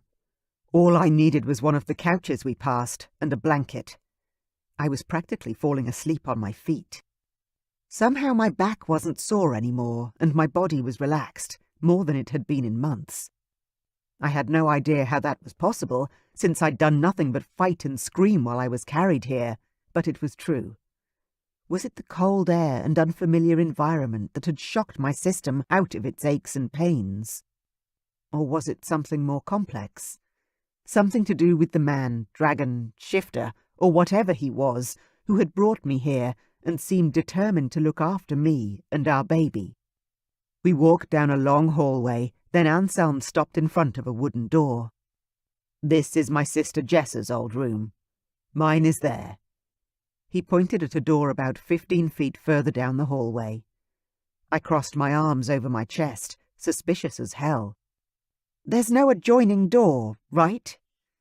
Not that a man like him would likely want to force himself on a woman who probably weighed more than he did, but still, I had to ask. He tilted his head and frowned at me. "Between siblings? That would be weird." I didn't have the brain power to explain, so I just asked, "Your sister won't mind if I sleep here?" He shook his head. "No, not at all. My parents and both of my sisters are visiting family friends and will be gone for the next few days." Okay. I didn't have anything else left in me to fight him. There was a bed inside this room, and it was calling my name. I pushed open the door to the most opulent bedroom I'd ever seen. It rivaled every magazine cover ever. In the middle of the room was a huge 4-poster bed with white draping curtains and golden blankets thrown over the coverlet. Wow, I was literally speechless. "Let me tuck you in." Anselm took my hand and tugged me inside. There was only a single light illuminating the room, a gold lamp on the bedside table. "Tuck me in?" "You don't need to do that," I grumbled, shoving off my large, warm coat and sitting down on the plush bed. "I've been putting myself to bed alone for a long time." I kicked my feet out of my fur boots, or tried to, but my right foot got stuck. Shit. I reached down to shove at it, or at least I tried to, but had issues bending because of my belly. Anselm knelt at my feet. "Allow me." He gently pulled at both boots, and they easily slipped from my feet. Then he set them to the side, stood up, and rolled back the bed covers for me. I was too exhausted to be angry or fight him. I crawled beneath the blankets, so soft and warm, and put my head on the pillow. The whole bed felt like a giant cloud folding around me. Oh, this is heaven. I rolled onto my side, grabbed one of the many pillows and tucked it between my knees, and closed my eyes. Anselm kissed my forehead lightly, a mere brushing of his lips against my skin. The sensation sent a frisson of something delightful through my body, but I was so tired and confused that I couldn't quite grasp what it was. "I've missed so much, my beautiful mate," he whispered. "I won't miss anything more. I promise." I didn't know what to say and didn't bother trying to answer him. There was too much water under the bridge now. Surely he understood that. He clicked the lamp next to the bed, and the whole room fell into darkness. I stayed awake just long enough to hear the door shut, then I slid into a deep sleep. Waking up wrapped in a cloud couldn't feel better than the place I woke up in the next morning. For the first time in far too long, I'd had hours of uninterrupted sleep. Although my bladder was now screaming at me to get up and go to the bathroom, the rest of me was rested and relaxed. The baby shifted and kicked out, obviously frustrated about being trapped inside me. He or she really seemed determined to want to come out. "Okay, okay," I groaned, throwing back the covers and rolling up to a standing position. The plush carpet beneath my toes was exquisite and made the plantar fasciitis I suffered from in the mornings so much easier to bear. I pushed open one of the doors off the bedroom and found the most amazing walk-in closet. It was huge, the size of my kitchen at home. I closed it because, unfortunately, not a single thing would fit me at present, even if I was the sort of girl to borrow and wear another woman's clothes. Behind the next door, I found what I was looking for. A huge white and gold bathroom extended out the length of the closet. It had a huge bath, a walk-in shower, and a large vanity with mirror. I waddled over to the toilet and quickly sat. Peeing all the time was one of the many things I didn't like about pregnancy. I finished up, washed my hands and contemplated a shower. But with no fresh clothes to put on, there really wasn't any point. As though someone had heard my thoughts, there was a knock at the bedroom door, then a woman called out, "Hello? Kayla?" I turned toward the friendly voice and walked back into the huge bedroom, which showed itself to be even bigger in the daylight. Seriously, who are these people? There was a woman laying long dresses on the bed. Rich fabrics with long sleeves and hoods that I assumed would assist to keep out the cold. Hello," I answered. She turned and looked at me, her intelligent gaze taking in my size in a measured heartbeat. "I can definitely alter something of the Queen's to accommodate that belly. We need you to be comfortable, don't we?" Perhaps she was a dressmaker or a housekeeper. She looked about 50 with greying temples and her hair upswept into a bun on top of her head. "Do we?" I asked, walking back to the bed and sitting down once more, my feet still aching. I stretched my legs, rolling my ankles around and wishing for the pain to subside. "You must take a bath," she said. "It will help with your aches and pains. I will just take a few measurements, then I'll bring you back some clothes to wear." I reached out to touch the dresses she'd already brought me. "These are just beautiful." The woman, whose name I still didn't know, hummed with approval. "Yes, the Queen does have nice taste." "The Queen," I repeated. Was she serious? "Yes. Anselm's mother, Lucy." The woman finally introduced herself. "I'm Sadie. My mother has been the housekeeper here since King Stavrock was a child." "Nice to meet you, Sadie," I said. "You probably already know, but I'm Kayla." She nodded, then reached out her hand. "Stand up. I need a measurement, then I'll be on my way." She whipped out a measuring tape, made a quick measure of my hip, belly and bust, then thrust the tape back into her pocket. A true professional. I couldn't help grouching. "I'm sure you won't have anything that fits me. My original body was hard enough to dress, but my belly has just made everything twice as hard. I was a size 18 to 20 anyway, and once I'd gotten pregnant, my boobs had gone up 3 cup sizes." Sadie tusked with disapproval. "You humans, always worried about being too big. Your weight is a good thing. It gives you strength and sexuality, not to mention the ability to birth your babies well." I glanced down at my hands. I'd always been uncomfortable with my weight. No matter what I tried, it never changed. I didn't know what to say to her, so I just kept quiet. "I won't be long," Sadie said. "I'll draw you a bath and you can have a good soak. Then you can dress and go to breakfast with the prince." I coughed out a laugh. "The prince! I can't believe—" I covered my face with my hands. "He's a prince. A dragon prince, but still." When I dropped my arms once more, Sadie was off in the bathroom, running me a bath.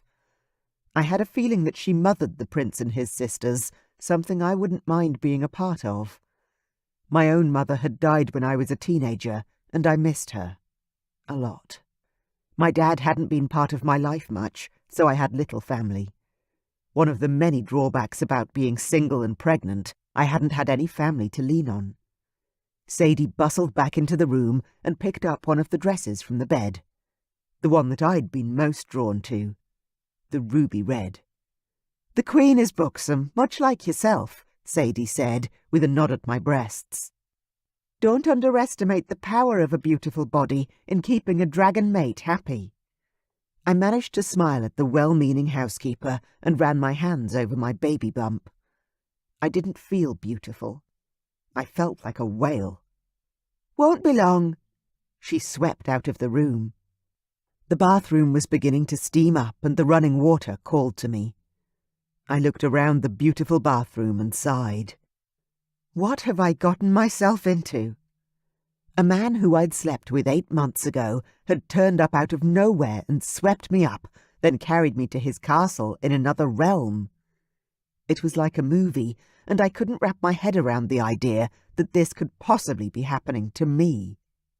Little old fat me.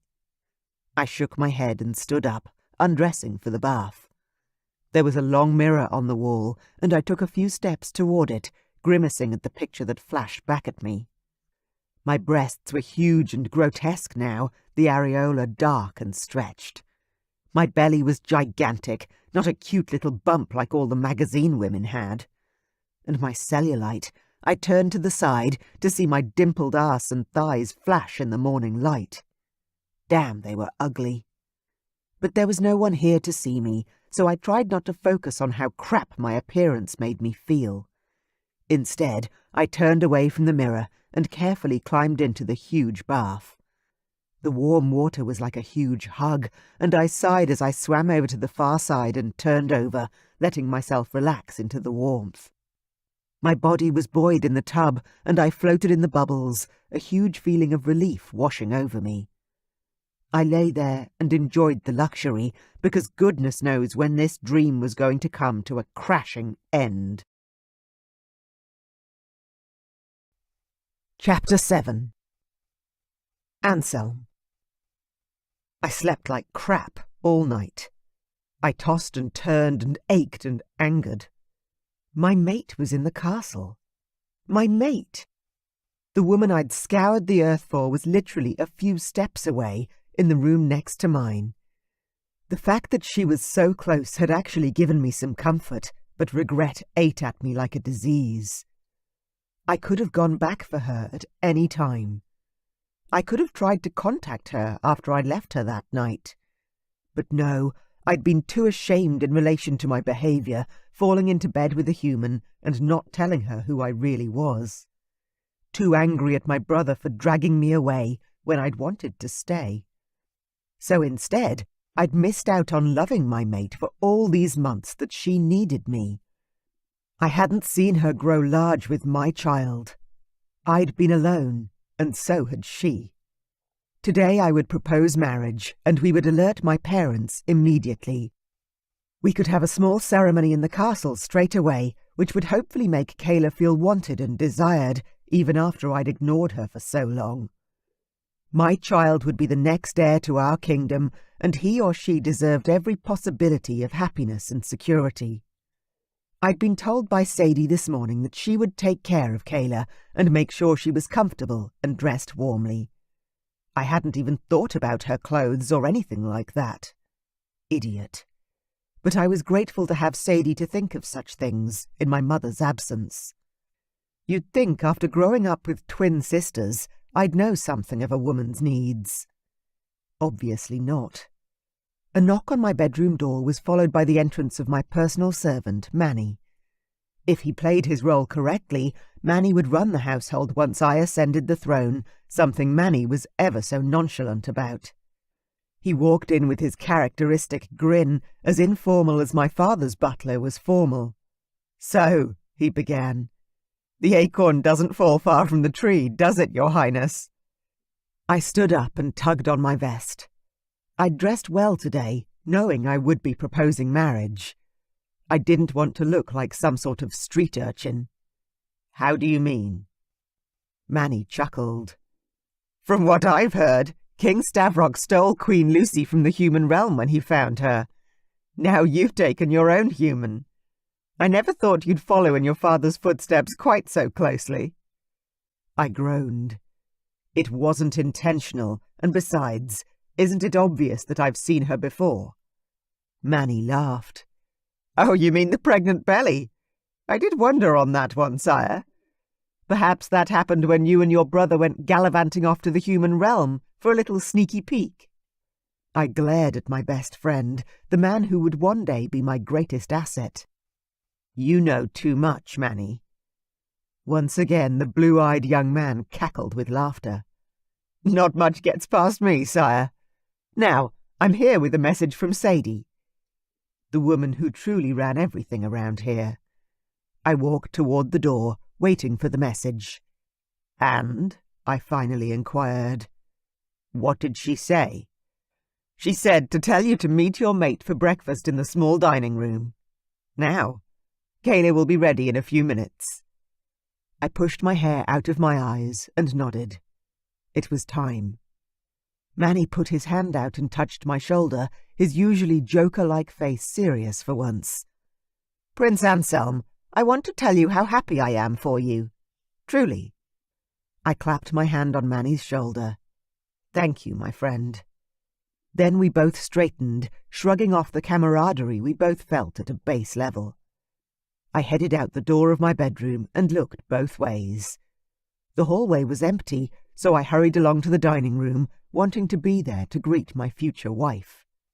The dining room had been set for guests, with the good white tablecloth and the best silver. I couldn't help but smile at the obvious approval from the servants, already treating Kayla like the queen she was destined to be. I walked over to the fire where heat burst from the logs.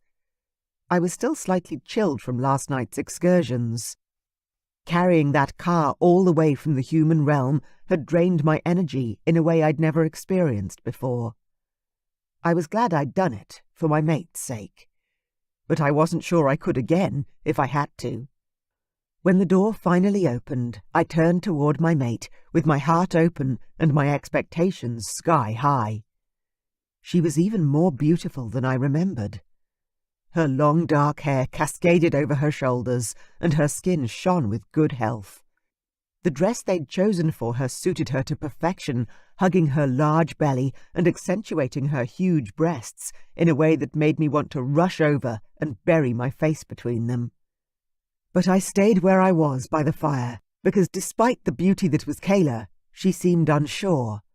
Her eyes darted this way and that, as though she was expecting something, or someone, to jump out and scare her.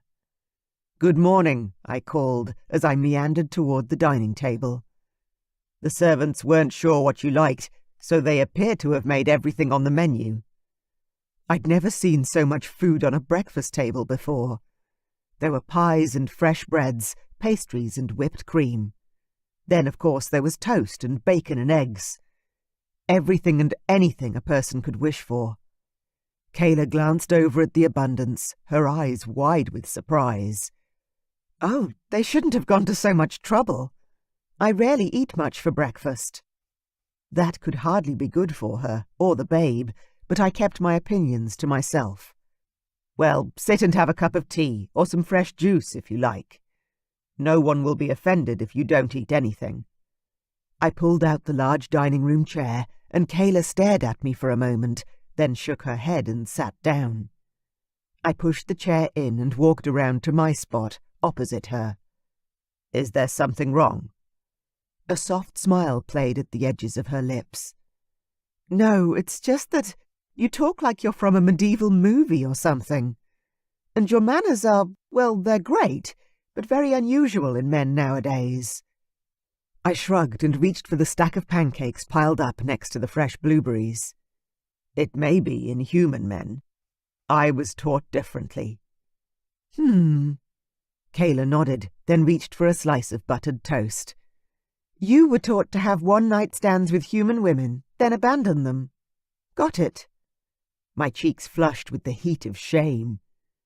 You have no idea how ashamed I am of my behavior on that night, and since then. She shrugged, causing her breasts to bounce and draw my eye. It doesn't matter now. What's done is done. No, it's not, I urged her. We can't go into the future with that hanging over our heads. I have to explain to you why I behaved that way. Kayla reached for the bottle of freshly squeezed juice. Go for it. I clenched my jaw tight, then slowly released it. I should have been practicing this speech. Instead, I'd spent the night angry and alone. Now was not the time for regrets. I had to explain. I took a deep breath and said, I mentioned last night about fated mates, did I not? She shook her head. No, you said I was your mate, or something. I was a little distracted by the whole dragon thing. I tried to smile at her, but my face was tight. Yes, you are my mate, my fated mate. You are meant to be my life partner, and I am meant to be yours. She frowned at me. You can't be serious. I most definitely am. I reached for some of the berries and pulled them onto my plate. The fated mate bond means that when I saw you, my dragon lost control and I had to shift. I had to bring you home with me. Are you telling me you don't have a choice on this thing? Her eyebrows were high and questioning. That fate just points to me and goes, hey, even if you don't love her and you're not attracted to her, go marry her. A growl rolled up and out of my chest. I was attracted to you from the first moment I saw you, or I would never have put that baby in your belly. It was Kayla's turn to seem embarrassed, or that was what I assumed she was feeling, since her cheeks turned the same colour as her ruby-red dress. She reached for some fresh fruit and placed 3 pieces on her plate. You were saying, go back to the night we met at the club. I ran a frazzled hand through my hair, quickly realizing that unless something dramatically changed, I would not be proposing marriage to my mate this morning. I honestly thought this was going to be so much easier. I've been waiting for my fated mate to appear for forever. I've felt incomplete, lonely, missing you. Kayla looked up from her plate, meeting my gaze. I could feel the intensity of that look right down to the soles of my feet, and the fact that she was at least hearing my words gave me some comfort. She wasn't speaking, so I continued.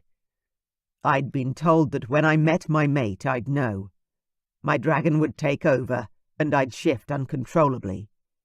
Kayla sucked on a strawberry, making me ache. Then she said, sort of like last night. All that shaking and carrying on. Exactly, I said, trying not to take offence at the way she pictured me. Then why didn't that happen when I met you 8 months ago? I sighed, opening my arms, palm up to show my confusion. I'm not 100% sure, but I think it was because I was so intoxicated. My dragon was asleep. He couldn't sense you. Kayla gasped, then rubbed her belly.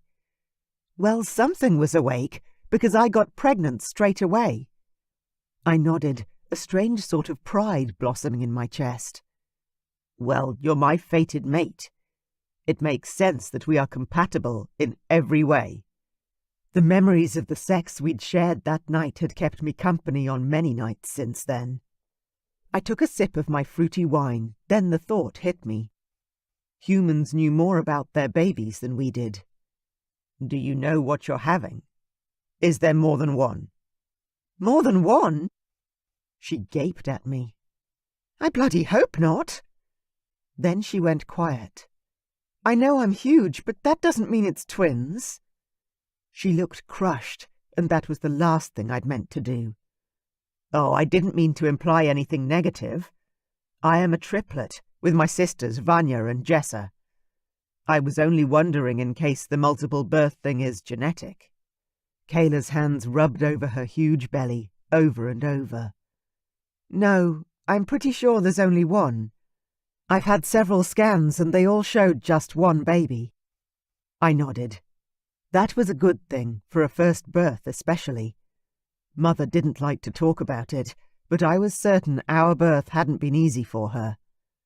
And do you know if it's a boy or a girl? I asked, not even sure what answer I would prefer. She shook her head vehemently. I wanted a surprise. I smiled. That was a great choice. Made the wait even more worthwhile. She was still rubbing her belly, almost like one would a magical lamp. Are you going to continue with your story, or is that it? You met me, and were so drunk you didn't realize I was your special mate person, then just disappeared forever in the morning. She was still angry, that was for sure. I had to try and explain better, make her believe how sorry I was. My younger brother, Ian, came for me during the night. He woke me up and practically dragged me home. She narrowed her eyes at me. Why would he do that? Because crossing the veil is forbidden, especially for a crown prince. We hadn't told our parents that we were going, and all hell would break loose if they found out. Kayla stood up slowly, her lips pulled tight. I'm not feeling great, so if you don't mind, I think I'll go and lie down again. Of course, I said, rushing to stand. I'll walk you back to your room. No. She pushed her hand out into the air, her voice forceful. I need a bit of time to think.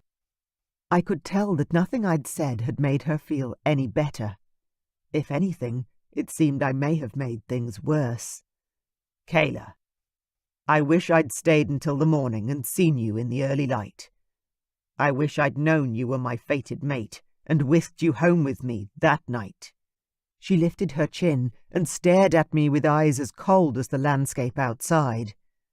And if wishes were horses, beggars would ride. Then she turned and walked away, crushing my hopes of a marriage acceptance in a single breath. Chapter 8. Kayla. Breakfast didn't sit well with me.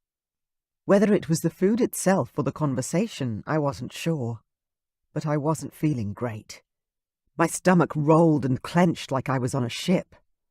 I knew that I really should lie down and rest, but I couldn't. Not with my mind and my mood on a downward spiral. I decided to keep moving and set off exploring the castle. I walked past my bedroom door and kept going, needing to stretch my legs. Before long, what had begun as gentle exercise turned into wonder. I found myself staring out the windows at the most incredible view I'd ever seen. The village beneath Anselm's castle was small and picturesque, with thatched roofs topped with freshly fallen snow. And beyond the huge gates were fields and mountains. That's where my poor car still was, in one of those fields, probably frozen beyond repair. As I pressed my palm flat against the window pane, the glass was cold to the touch. I'd never survive if I went out there alone. Even if I could escape Anselm and this strange dream I was in, Where would I go? The baby rolled and kicked out beneath my ribs, and I rubbed him or her through the thick winter dress. It's okay, sweetheart. We'll find a way home, and soon. I can't give birth to you here. It's not safe. A large, dark shape in the sky caught my attention, and I looked up. Wow! Flying toward us was a rather fierce-looking but breathtaking dragon. He was absolutely huge. Bigger than Anselm had been, I was sure. I took a step back, not sure where he was going to land, because it didn't look like he was headed for the village. The dragon began flapping his wings in big, slow moves as he hovered above the castle. On his back, shockingly, was a woman. She had her hood pulled over her head and was riding the dragon without fear or worry. In fact, her hand stroked the scales as though she were petting the beast between her legs. The woman turned her head suddenly and looked straight at me. Anselm's sapphire blue eyes stared back at me. My breath caught in my throat. Who is that? His mother, maybe. One of his sisters. Then the woman smiled and waved. It was truly the strangest sight I'd ever witnessed. I wriggled my fingers at her and waved back, because really, what else was I going to do? There was a woman riding a dragon, waving at me. They disappeared from my sight as the dragon flew somewhere I couldn't see through the window. Kayla! I whirled around to find Sadie behind me. Oh, hi! I was just walking around the castle stretching my legs, and I saw, Sadie nodded as though she knew exactly what I was talking about. Yes. The King and Queen are home, and they'll want to meet you. Would you like to change into another outfit? Or can I help prepare you in any way? I thought about the single change of clothes I had with me, packed into my hospital bag as my going-home outfit. They fit me, just, but I would be freezing in no time at all. I glanced down at the dress that I was wearing. Will the Queen be upset that you altered this for me? Sadie smiled for one of the first times. The Queen doesn't get upset about such things. Oh, okay. I almost asked what would make the Queen upset, but didn't have the guts. Come, Sadie said, gesturing for me to follow her. I did, waddling as fast as I could behind the housekeeper. When we reached the door to the dining room from this morning, Anselm was waiting for us. Oh, you found her. Thank you, Sadie. I glanced toward the housekeeper and found her looking down her nose at the prince. I didn't get her for you. The King and Queen are home. Anselm sighed, as though being told off by the housekeeper was a normal event. Well, thank you anyway. Sadie nodded and walked off. Anselm turned to me, his demeanour sad. I need to apologize to you once again. I should never have taken you from your home and brought you here. I wish I'd been able to control my dragon and leave you in your own realm. His words knifed my heart in a way I didn't expect, and I gasped at the unexpected pain. Well, you can take me home right now if you don't want me here. That's damn fine by me. He stepped closer and cupped my face with his hands, moving faster than I'd thought he could. No. He breathed against my lips. I should have stayed with you, explained everything, given you the support and love you deserve. I want you here.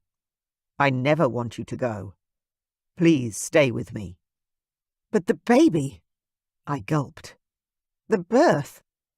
Our baby is part dragon, he whispered, kissing the tip of my nose. Perhaps speak to my mother about the birth before you decide you need to go home. I nodded, because his words made sense, and his closeness was sending my whole body into shivers of delight. Okay. He stepped back and straightened his shirt with a tug on the sleeve. I'm sorry to have to introduce you to my parents like this. I would have preferred another way. What way? I asked, even as he took my elbow and turned me toward the double-door entry. As my fiancé. He proceeded to pull me forward. I pulled him back as hard as I could. You can't just drop a bombshell on me like that, then waltz me in to meet royalty. One side of Anselm's sexy mouth curled up. Ah, I'm royalty too. Not in my book, you're not. You're just mine. I whacked him in the chest.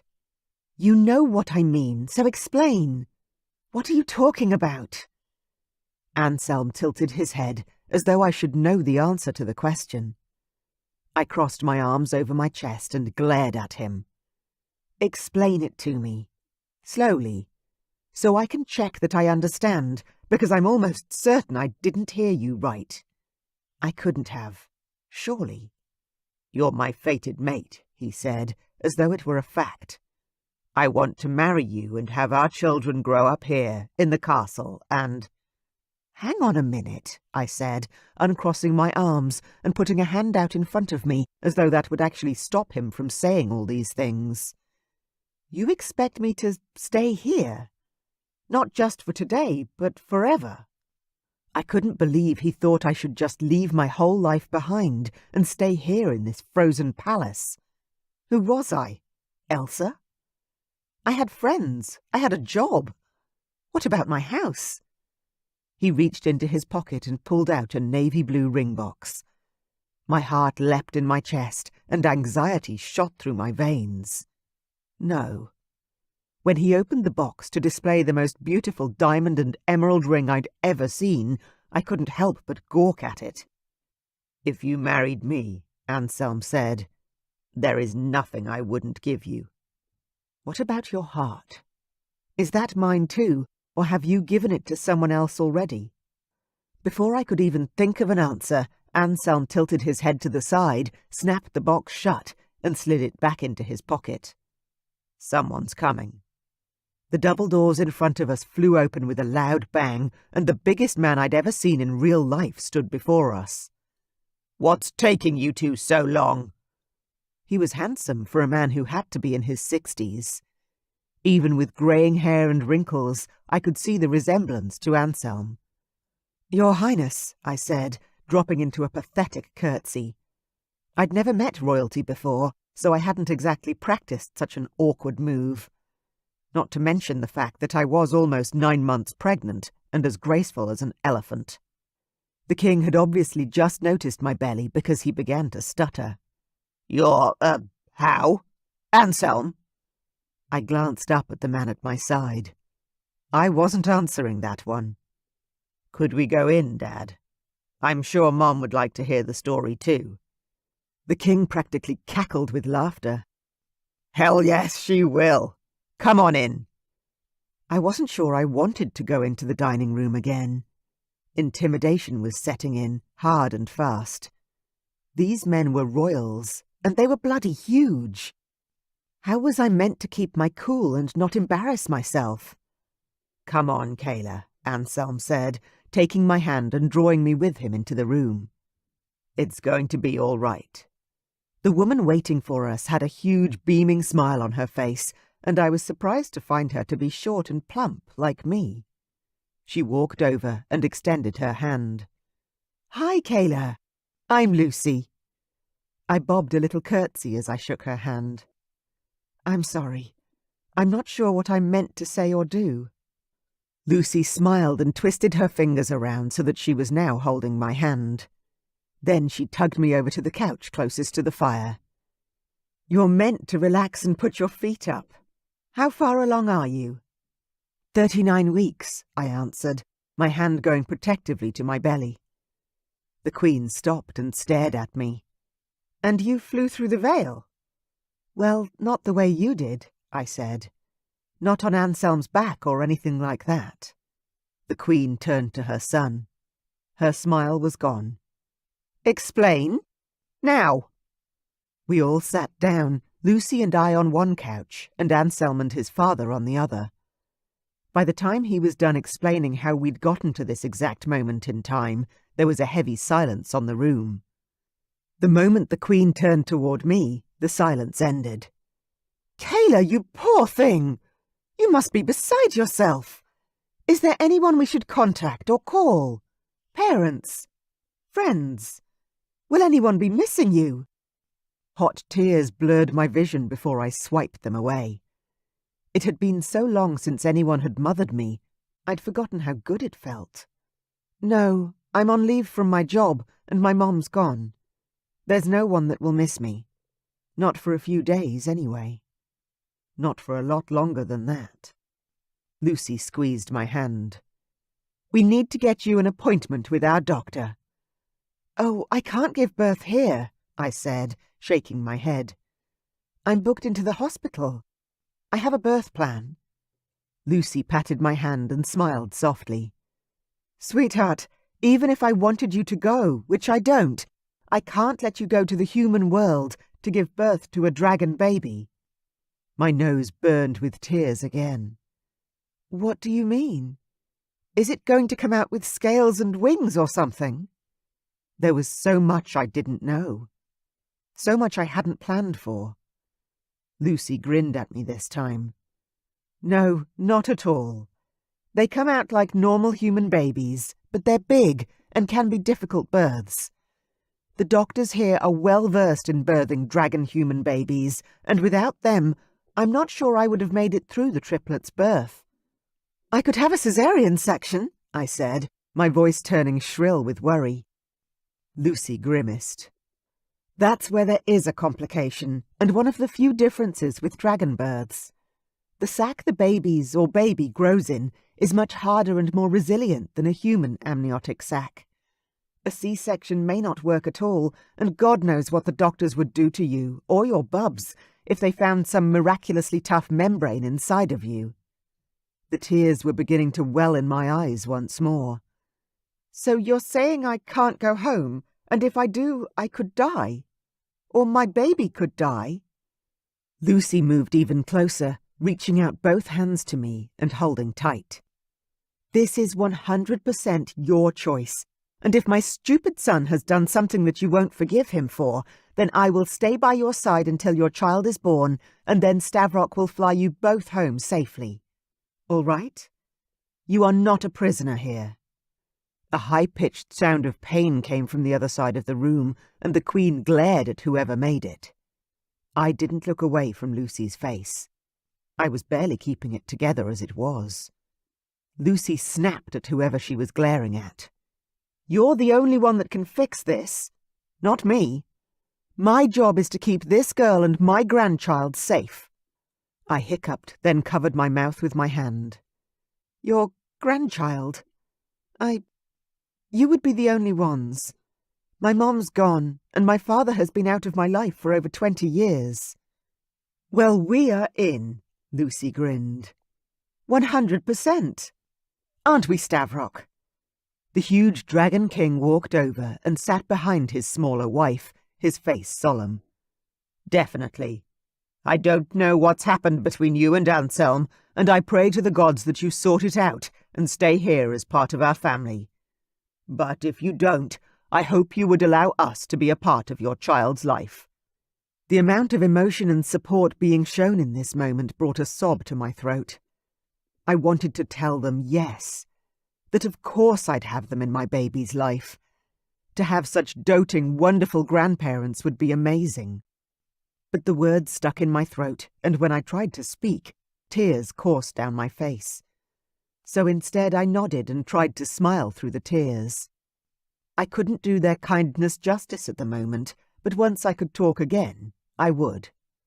Anselm suddenly stood up, and I glanced over to his couch, only to watch him walk out of the room, the doors shutting loudly behind him. I stared after him, the baby kicking out and rolling about, in response to the sound of my heart breaking once more. Chapter 9. Anselm. My parents were giving Kayla every excuse to leave our realm and cut me completely out of my child's life. Here I was, wanting my mate to stand by my side as my queen, to marry me and reign with me through all the years of our lives, and my mother was offering to take her home any time she wanted to. I could scream with the fury of it all.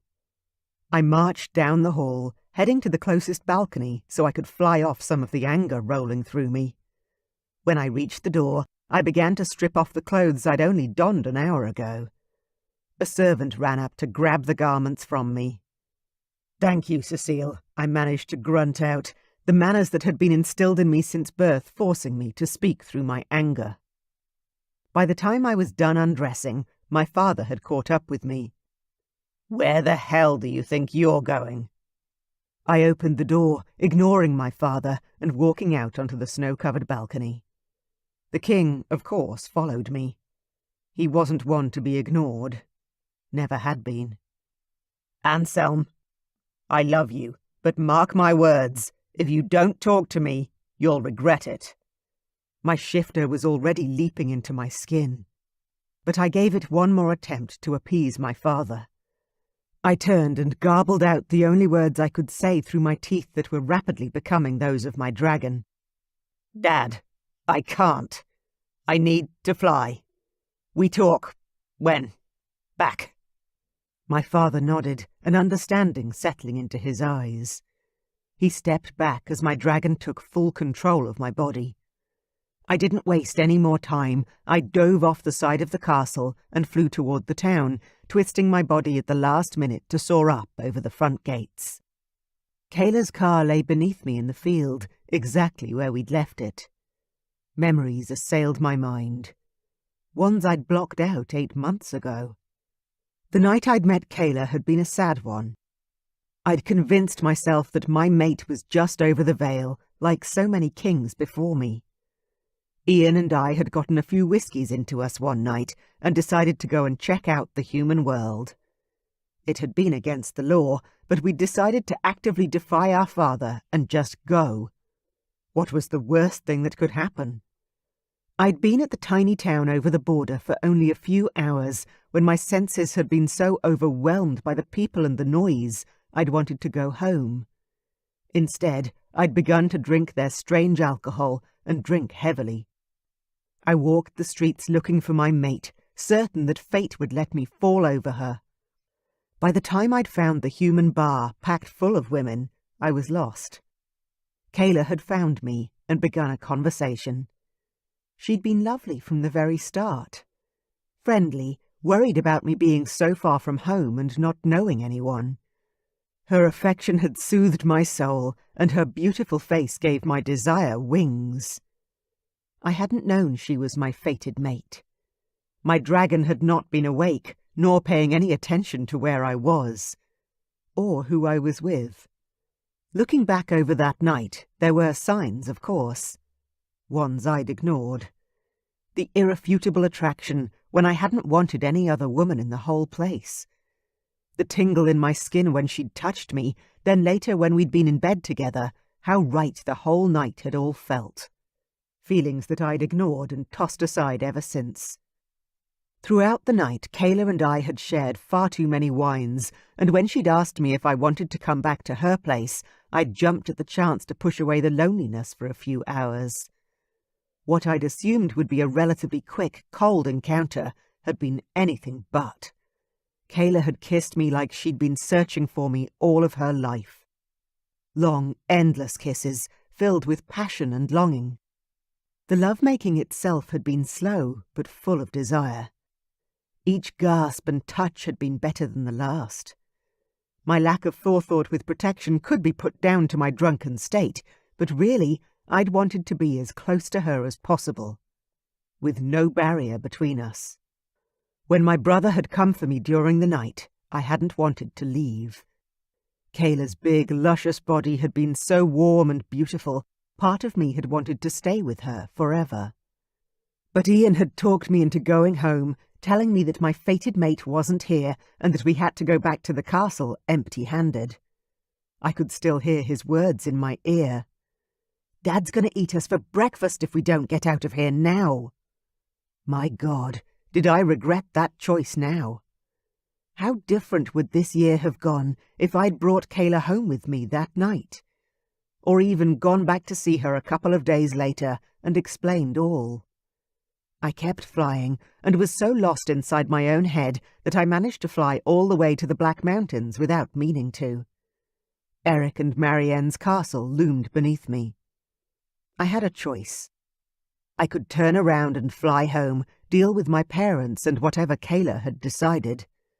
Or I could fly down and speak to the sorceress once more. I would have to deal with my family once I turned around anyway, but since I was here, why wouldn't I ask for Marianne's help once more? Can't hurt. I began to descend, following the same pattern I had only yesterday when we'd all come to visit Jessa at her husband's castle. A servant, different to the one from yesterday, ran out onto the balcony with a white robe. I landed and let go of my dragon as quickly as possible. My head was downward spiraling into a depression I had fought hard to stay above. "Thank you." I took the robe and slipped it on over my rapidly cooling body. "You're welcome, Your Highness. Your sisters are in the family room talking, if you would like me to take you to them." I followed the servant out of the cold and into the warm castle. I was hoping to actually speak to Queen Marianne. "Oh, I'd have to ask." Marianne marched down the hallway toward us. "You're back already." I thanked the servant and fastened the robe tie around my waist. "Yes, you were expecting me, weren't you?" The smile on the older woman's face reflected what I assumed. "I was, though not quite so soon."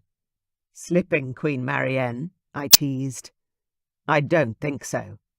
She took my arm and began walking me in the direction of the family quarters. "Eric and I were talking in our suite. Come, join us." "Oh, I don't want to interrupt any private time you had planned." Marianne laughed. "Anselm, we've been married for 30 years. I'm sure we can cope with the occasional interruption to our schedule."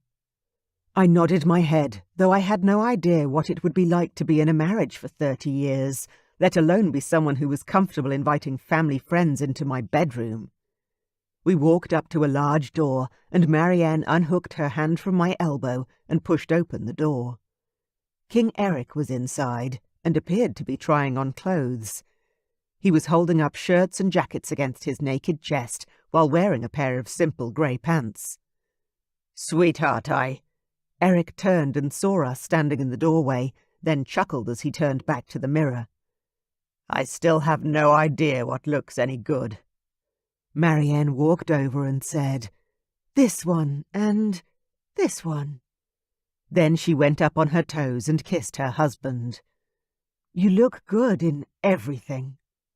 Eric's smug smile was that of a man who knew he was loved. He turned away from the mirror and strode over to the wardrobe, grabbing a simple, thin white shirt. "Hello again, Anselm," Eric said with a warm smile. "I hope you'll excuse the informal garb. I didn't grow up in the palace. I prefer comfortable clothes like these when I'm able to wear them." I nodded, accepting his apology, then laughed when I realized how absurd the conversation was. "I'm pretty much naked, and you're apologizing for preferring well-made cotton clothes. That seems a little odd, Uncle Eric." I often forgot that Eric had grown up poor, the son of his father's mistress, who'd been tossed out into the cold when she'd been pregnant. He hadn't expected to ascend the throne, though he wore the kingship well. "Speaking of," Eric said, turning his gaze on his wife, "are you trying to tell me something, my queen?" Marianne raised an eyebrow. "I don't understand the question." "You've brought into our bedroom an almost naked young man. I hope you're not pitching for a new lover.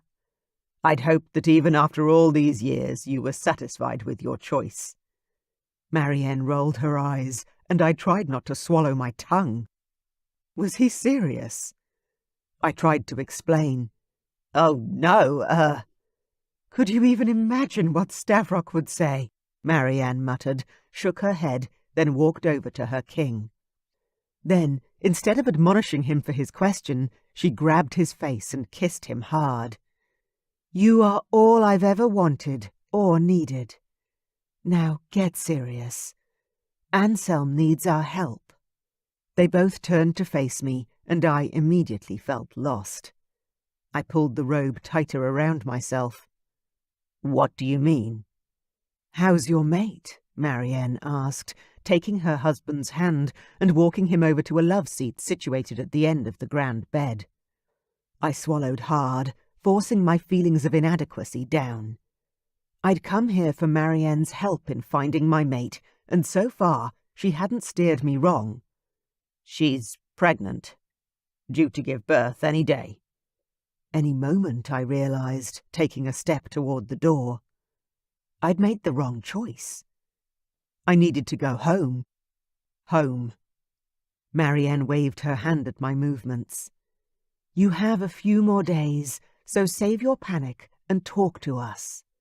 I took a breath, attempting to calm myself. Thank you. When I didn't speak fast enough, Marianne jumped in to ask, Has Lucy convinced her to stay here to give birth? She must. I nodded. Yes, she has. Good. Marianne mused, chewing on her bottom lip. I'm not sure she would survive a birth in the human world. Your child is strong and large. It was my turn to bite my tongue. I desperately wanted to know more about my son or daughter, whichever it was. But it would be wrong to ask Marianne, then no more than Kayla. And after all, it wouldn't be long before I held the baby in my arms. I could wait. Get back to the task at hand. Kayla is angry at me for not finding her sooner, and she doesn't believe in the fated mate link. When I told her about the bond, she interpreted it to mean that I had to marry her, even if I didn't want to. Marianne turned to her husband and raised an eyebrow. You want to take this one? I turned to the king in surprise. Did he have experience in this? Eric twisted his body, so he was now completely facing me. That's not completely unusual. I had similar feelings when I met Marianne. However, everything stemmed from feeling unworthy. You must find out what is making your mate feel that way and appease her worries. That made sense, however. She seems to have some insecurities about her body shape, though I don't understand why. Especially considering I jumped into bed with her practically the moment we met. My face heated with embarrassment, but the king and queen didn't seem to worry about my words. You need to reassure her that she is desired and loved, Marianne said. Loved? Marianne smiled knowingly. Oh, you haven't spoken of love yet. I know it is early. You haven't spent a lot of time together yet, so you may need to wait until the love has grown between you. When enough time has passed. But she will need to know that you are with her because you chose it, not because you are being forced. I'm not being forced, I said, the words sounding repetitive, and yet I couldn't stop myself from uttering them. Marianne chuckled. Oh, I know that. I've been dreaming of Kayla for months and wasn't sure who she was set to marry, but I knew she was meant for this world. I was grateful to you when you came here yesterday and asked for the reading. I slept like a baby last night, knowing you had found her. I'm not sure what to do exactly, I told them. My parents have offered to take her home after the baby is born, to separate her from me. Eric's face was serious now, his forehead creased with lines. Then you must convince her to stay, Anselm. Your future happiness and that of your kingdom lies in your ability to convince Kayla that you love her. Because I can tell you, without her, you will be lost. Chapter 10. Anselm. After my illuminating conversation with the King and Queen of the Black Mountains, I took to the sky once more. They were right. I had no choice but to fight for the woman who was the key to my future happiness. When I landed on the rooftop of my parents' castle, a servant rushed out with a cloak, closely followed by my father. His face was ashen. "What's happened?" I asked, pulling the cloak on and running for the door. "Please, please let Kayla and the baby be okay." "It's your mother," Dad said, swallowing hard. "She had an accident. Slipped on the stairs." Oh, God, no! I pulled the door shut behind us, then started hurrying towards their bedroom. She isn't there. Dad stopped in the middle of the hallway. The doctor. He said she's... He didn't seem to be able to speak, and panic skittled through me. How bad was it? I grabbed my father by the arms and shook him. Dad, concentrate. Where have they got Mum? Downstairs, he said. In the guest suite. I wasn't sure why they'd put her there, but I started running. Along the hall, around the balustrade and down the spiral staircase to the main foyer. When I ran for the guest suite, I threw open the door to the hallway that led down to those bedrooms to find Kayla pacing the carpet, holding her huge belly. Are you okay? I asked, gripping her face, turning her chin left and right. There wasn't a scratch on her, yet my heart pounded and my dragon screamed inside my head. I would never have forgiven myself if you'd been hurt while I was gone. I am so sorry. I should never have left you. Kayla's eyes filled with tears. Where did you go? To Marianne, I answered honestly. She gulped audibly, the tears spilling down her cheeks.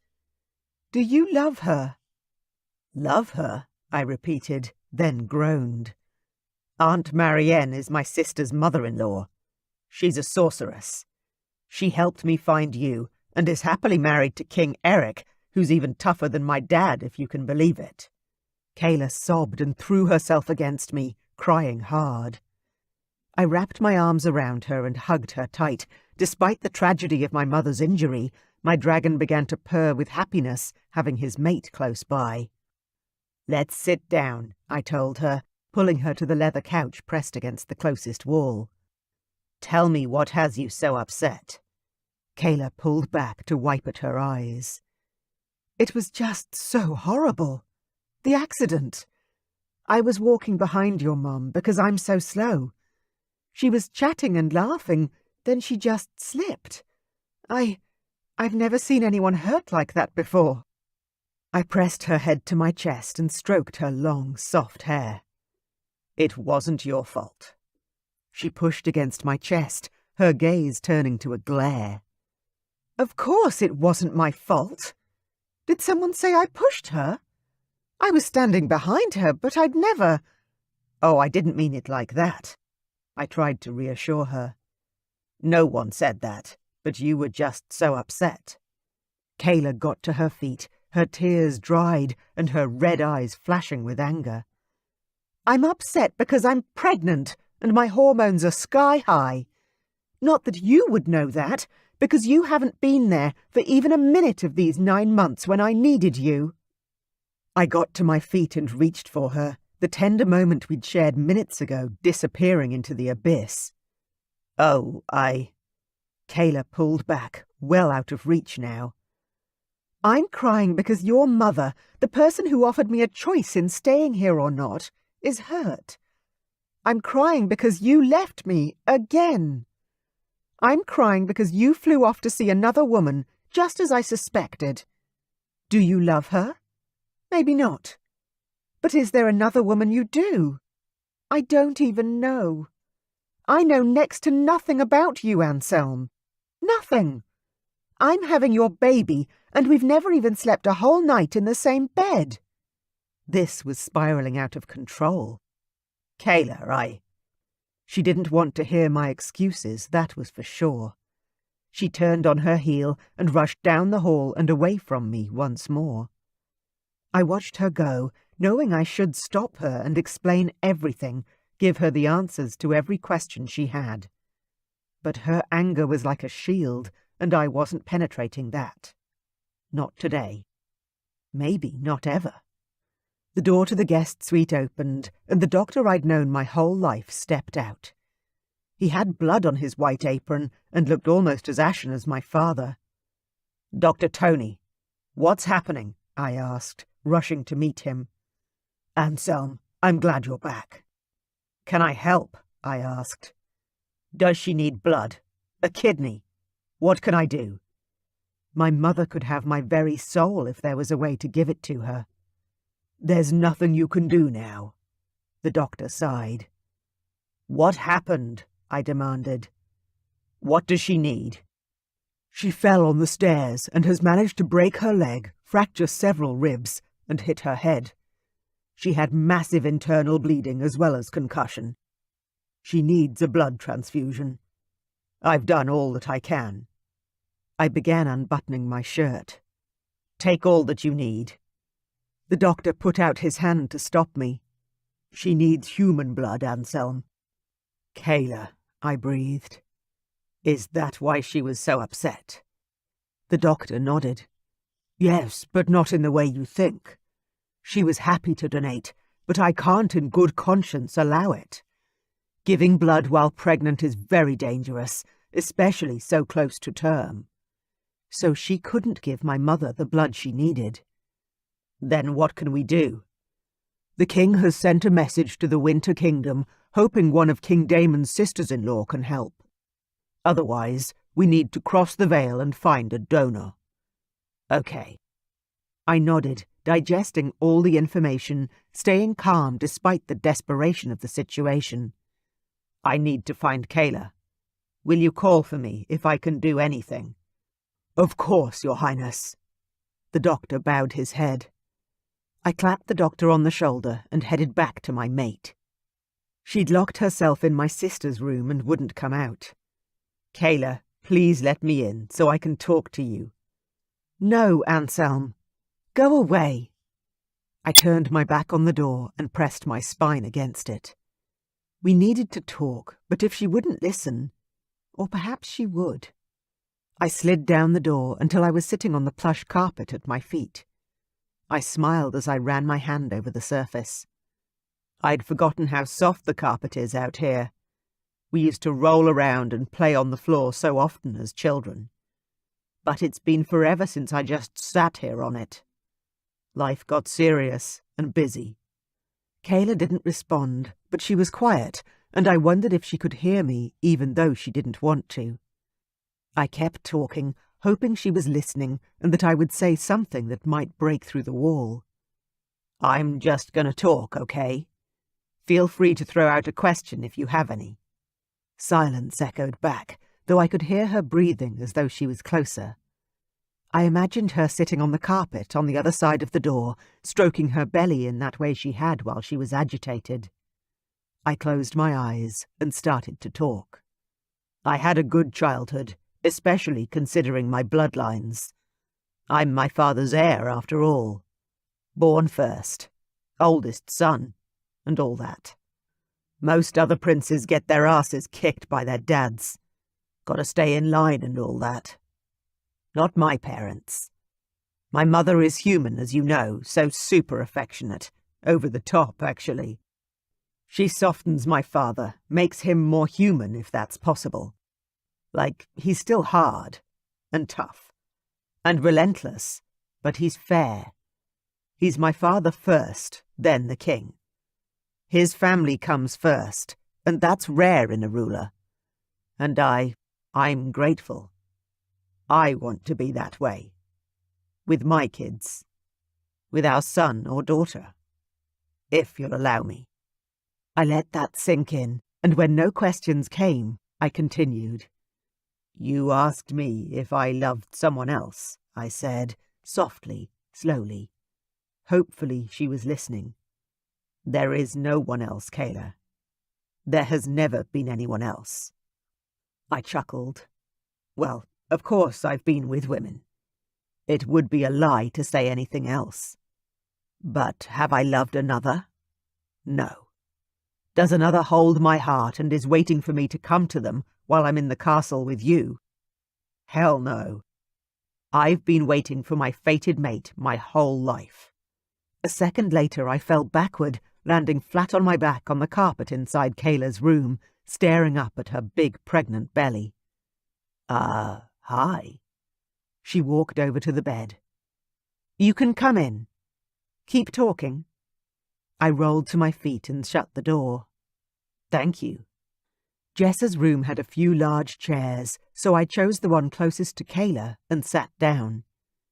Did you hear everything I said? Or do I need to repeat anything? Kayla crossed her arms over her chest. You were saying that you don't have a girlfriend or lover. I was saying that I've waited my whole life for you, Kayla. She wasn't looking at me. Instead, she stared at her hands in her lap. I took a leap of faith and stood up, then walked over to the bed. I sat down beside her and slid my hand into hers. I mean it. She held my hand but didn't look up. Then she whispered, "You're just saying that." I reached for her face, cupping her cheek and drawing her face up to mine. "Look at me, Kayla." She turned her face up to mine, and the vulnerability I saw in her eyes took my breath away. I wished I could say I already loved her, but Marianne was right. I needed to take the time to show her first. "I want you," I said, my throat thick with emotion. "I want you to stay here with me so we can get to know one another properly. Be my partner, my lover, my wife. Be whatever you want in this world. But please don't leave me." Kayla nodded softly, but I could tell that sadness still ran through her. "You still don't believe I want you, do you?" She shook her head. "No. You're here because Marianne told you that I was your mate. Not because you felt anything for me that night, or even feel anything now." I hadn't told her about Marianne, which meant my mother probably had. There was only one way to show her how much I wanted her. "You don't believe me?" I asked with a smile. "Then allow me to prove it." I pulled her toward me and dropped my head, pressing my mouth against her lips and losing myself in the process. Chapter 11. Kayla. I so desperately wanted to believe what Anselm was saying, but everything in my past told me that he was lying. He had to be. There was no way that a prince like him, that had already left me once, wouldn't do it again. But when his lips touched mine, I couldn't pull back. In fact, I grabbed onto his shirt and hauled him closer. His arms went around my body and held me against him.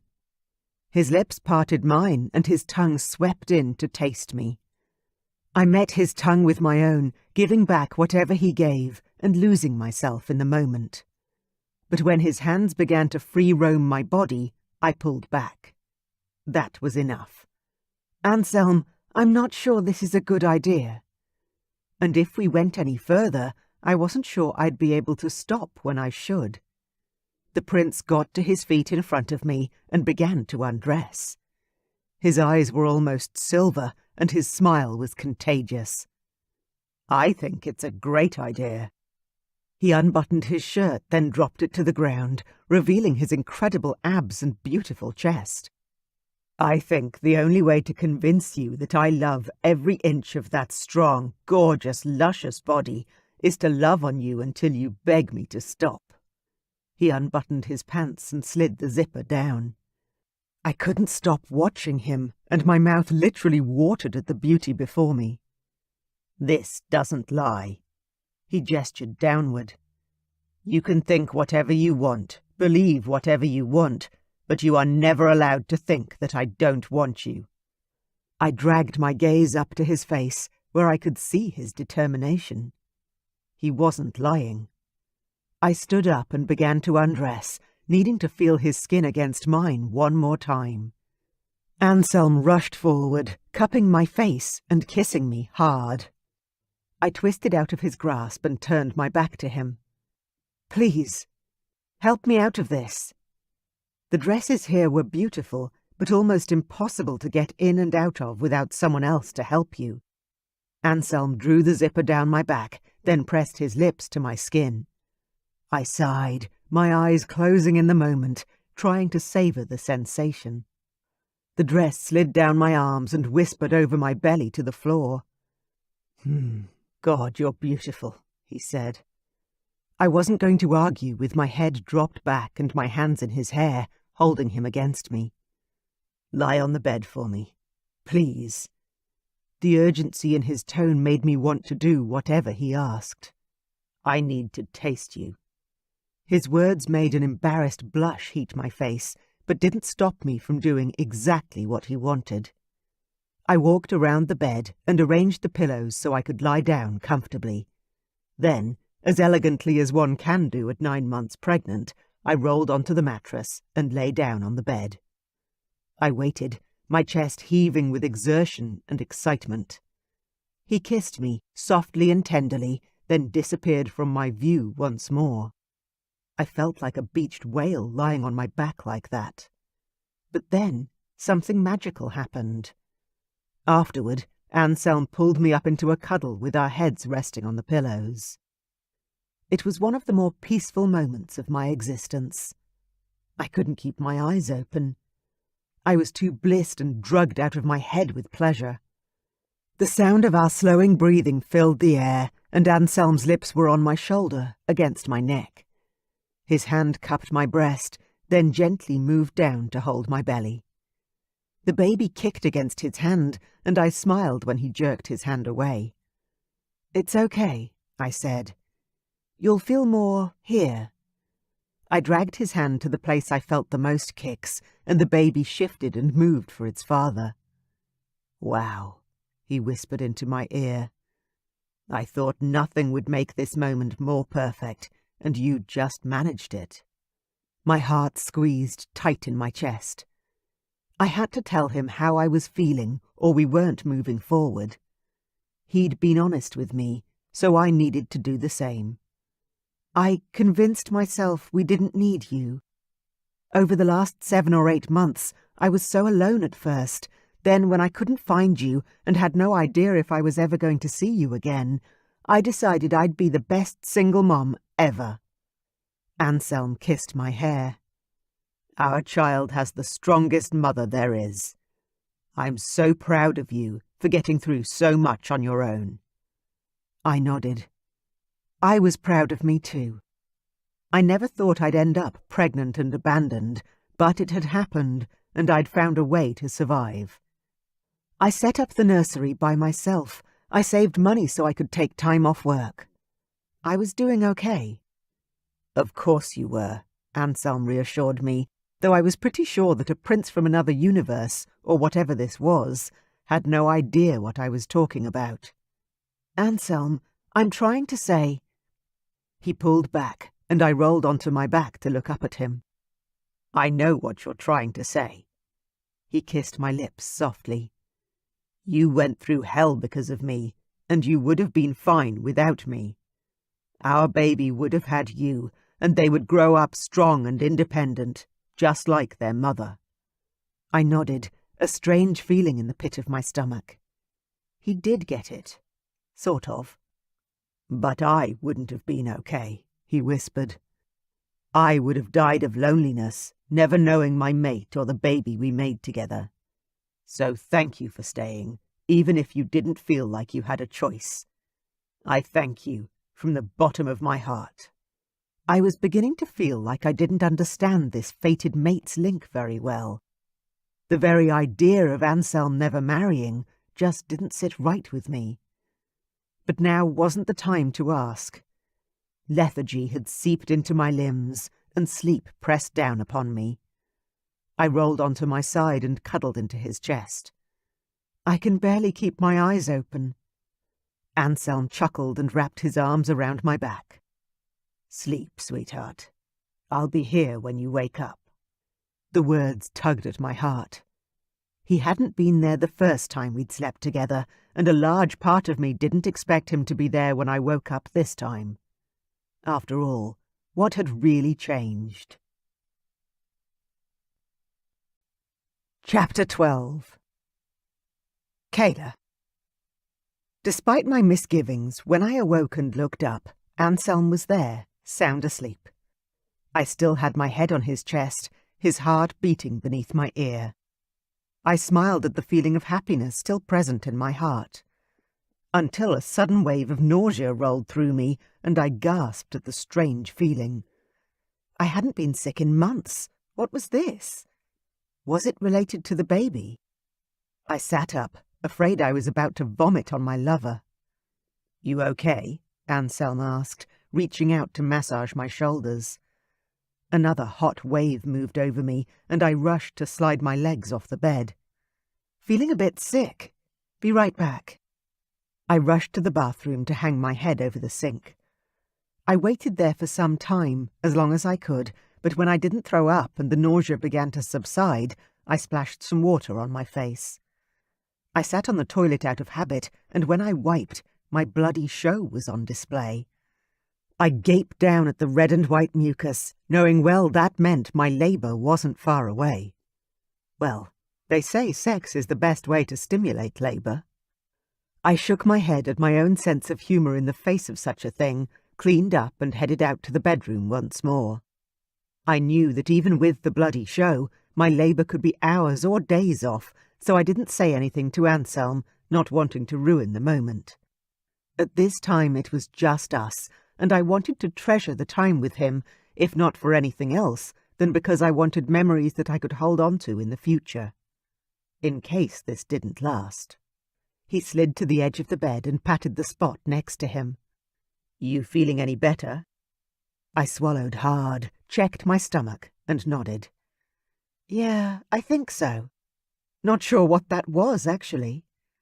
"Is it the baby, do you think? Or maybe hunger?" Anselm looked concerned, as if he wanted me to say it was mere hunger, and not anything wrong because of the pregnancy. I tried to smile reassuringly. "Maybe just hunger. I think we may have missed dinner or lunch. What's the time, anyway?" He glanced over at the clock on the wall. "Around 4. We missed lunch. Definitely." He could definitely be right about the hunger because, as I moved around the bed and went to sit down beside him again, a fresh wave of sickness rolled over me. I gulped. I think you're right. I need to eat something." Anselm jumped up off the bed and reached for his robe. "Let me grab some clothes from my room real quick, then we can go and get something to eat. The chef will whip up whatever you like." I nodded, though the nausea had gotten stronger. I just needed a cup of tea or some toast and butter. Something plain to settle my stomach. Anselm helped me into a pale blue dress that Sadie had altered for me, then kissed my neck. "You look beautiful in these clothes." I turned to face him, smoothing the soft material around my baby bump. I must admit I like all the dresses. Very medieval. "Very royal," Anselm said with a grin, before dropping his head and kissing my lips in a smooth, affectionate, easy move I could definitely get used to.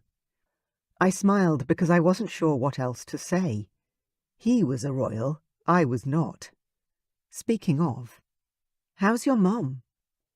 Anselm's face grew sad, the light in his eyes disappearing. "I got up to check on her earlier while you were sleeping. She's been given a sleeping draught to help with the pain, so she wasn't awake when I visited, but she's still very unwell.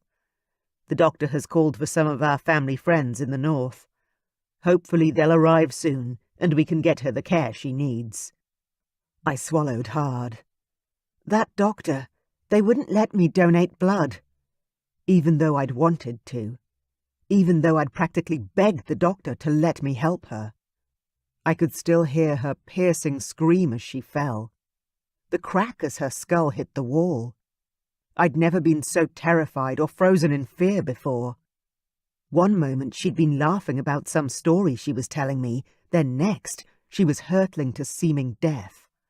He smiled softly at me, not knowing the turmoil within my thoughts. "He was right to make that decision. You and the baby need your blood more. King Damon has 2 half-brothers, both of whom married humans. They're the friends we're waiting on. They'll help by donating blood. I'm sure of it." I couldn't help but frown up at him. "How come there are so many fated mates that are human? Don't you have enough dragon women here?" Anselm's smile reappeared. "We don't actually know why the pattern has emerged, but there's definitely more human blood in the royal lines than ever before. And after this baby is born, there will be even more." I slid my feet into my shoes and followed Anselm out of my bedroom. We took a few steps, then moved over to the room next door. His suite. "Come in and sit while I change," he said, taking my hand and leading me into his room. My heart beat a little faster as I took a step into Anselm's bedroom. It seemed familiar somehow, which was impossible. I'd never been in here before. The bed was huge, with dark, ornately carved wood and royal blue sheets and blankets. It was very masculine and suited him somehow. Anselm stripped off the robe he'd been wearing, revealing his perfectly sculpted back and ass, then strode into the large walk-in wardrobe. My pussy ached at the sight of his nakedness in ways it shouldn't, especially after being so well satisfied only a few hours ago. I started talking to distract myself. "Will I need to vacate the room next door soon? When does your sister get back?" "Jessa?" Anselm asked, his voice coming from deep in the wardrobe. "She doesn't really live here anymore. She married the Crown Prince of the Black Mountains, and she enjoys living there most of the time." "A love match?" I asked, shocked I was even asking. Marriages for love were common in the place I was from, though there were parts of the human world that still married for reasons other than love. I had no idea what things were like here. Perhaps arranged marriages were more common than not. Anselm walked out of the closet, wearing pants, and his arms slid into his shirt sleeves, but his chest was still bare as he hadn't fastened the shirt. "Oh, yeah. Fated mates, actually. Jessa wouldn't have married for anything other than forever love. She's like our mother, very forceful." I pressed my lips together so I didn't laugh. I can imagine. Two girls as beautiful and vivacious as their brother. Yes, Jessa would be a force to be reckoned with, I was certain. "What about your younger brother?" I asked. "Where's he?" "Away working," Anselm answered, moving to the mirror to finish dressing. "There are 5 kingdoms in this realm, and Ian loves the warmer weather, so he tends to work for Vlakid, one of Father's oldest friends. His castle is in the warmest part of our realm, though I wouldn't exactly call it warm. More like less freezing than here." Another wave of sickness grabbed at my belly, and this time I dry-retched, loudly. "Are you okay?" He twisted back around super fast, concern in his gaze as he studied me. I nodded, swallowing rapidly, unable to talk. "Let's get you something to eat." He took my hand and gently led me down the hall. The carpets were so soft beneath our feet, and the walls so beautifully decorated with art, I took my time gazing around me. But Anselm wasn't being deterred by my staring and looking around. He got us down to the dining hall quicker than I would have thought possible. "Did you take a shortcut?" I asked, looking around, confused. He chuckled but didn't answer, instead directing me over to the large dining table. I hadn't expected to find anything other than a bowl of fruit on the table, but there was a whole host of things for what appeared to be an afternoon tea. "Were they expecting people?" I asked, sitting in the seat Anselm pulled out for me at the dining table. "No." He walked around the table, then sat directly opposite me. "The staff always set up grazing tables for us, in case we have visitors." I marvelled at the spread of food. Fresh warm rolls, pots of butter, danishes and pastries, jugs of juice and wine. "Does it all go to waste if no one eats it?" Anselm laughed. "Waste? Here? No way. My mother wouldn't have that." His smile quickly became a frown when he mentioned Lucy. I wanted to reach out and touch him, to console him, but the table was too wide for my reach. Instead, I asked, "What do you mean?" I took a pastry and nibbled on it, enjoying the buttery texture and feeling the lingering nausea recede. Anselm poured himself a glass of water and grabbed a bread roll. "I mean, my mother would never let anyone starve or let food go to waste. She was a childcare worker when she lived in the human realm.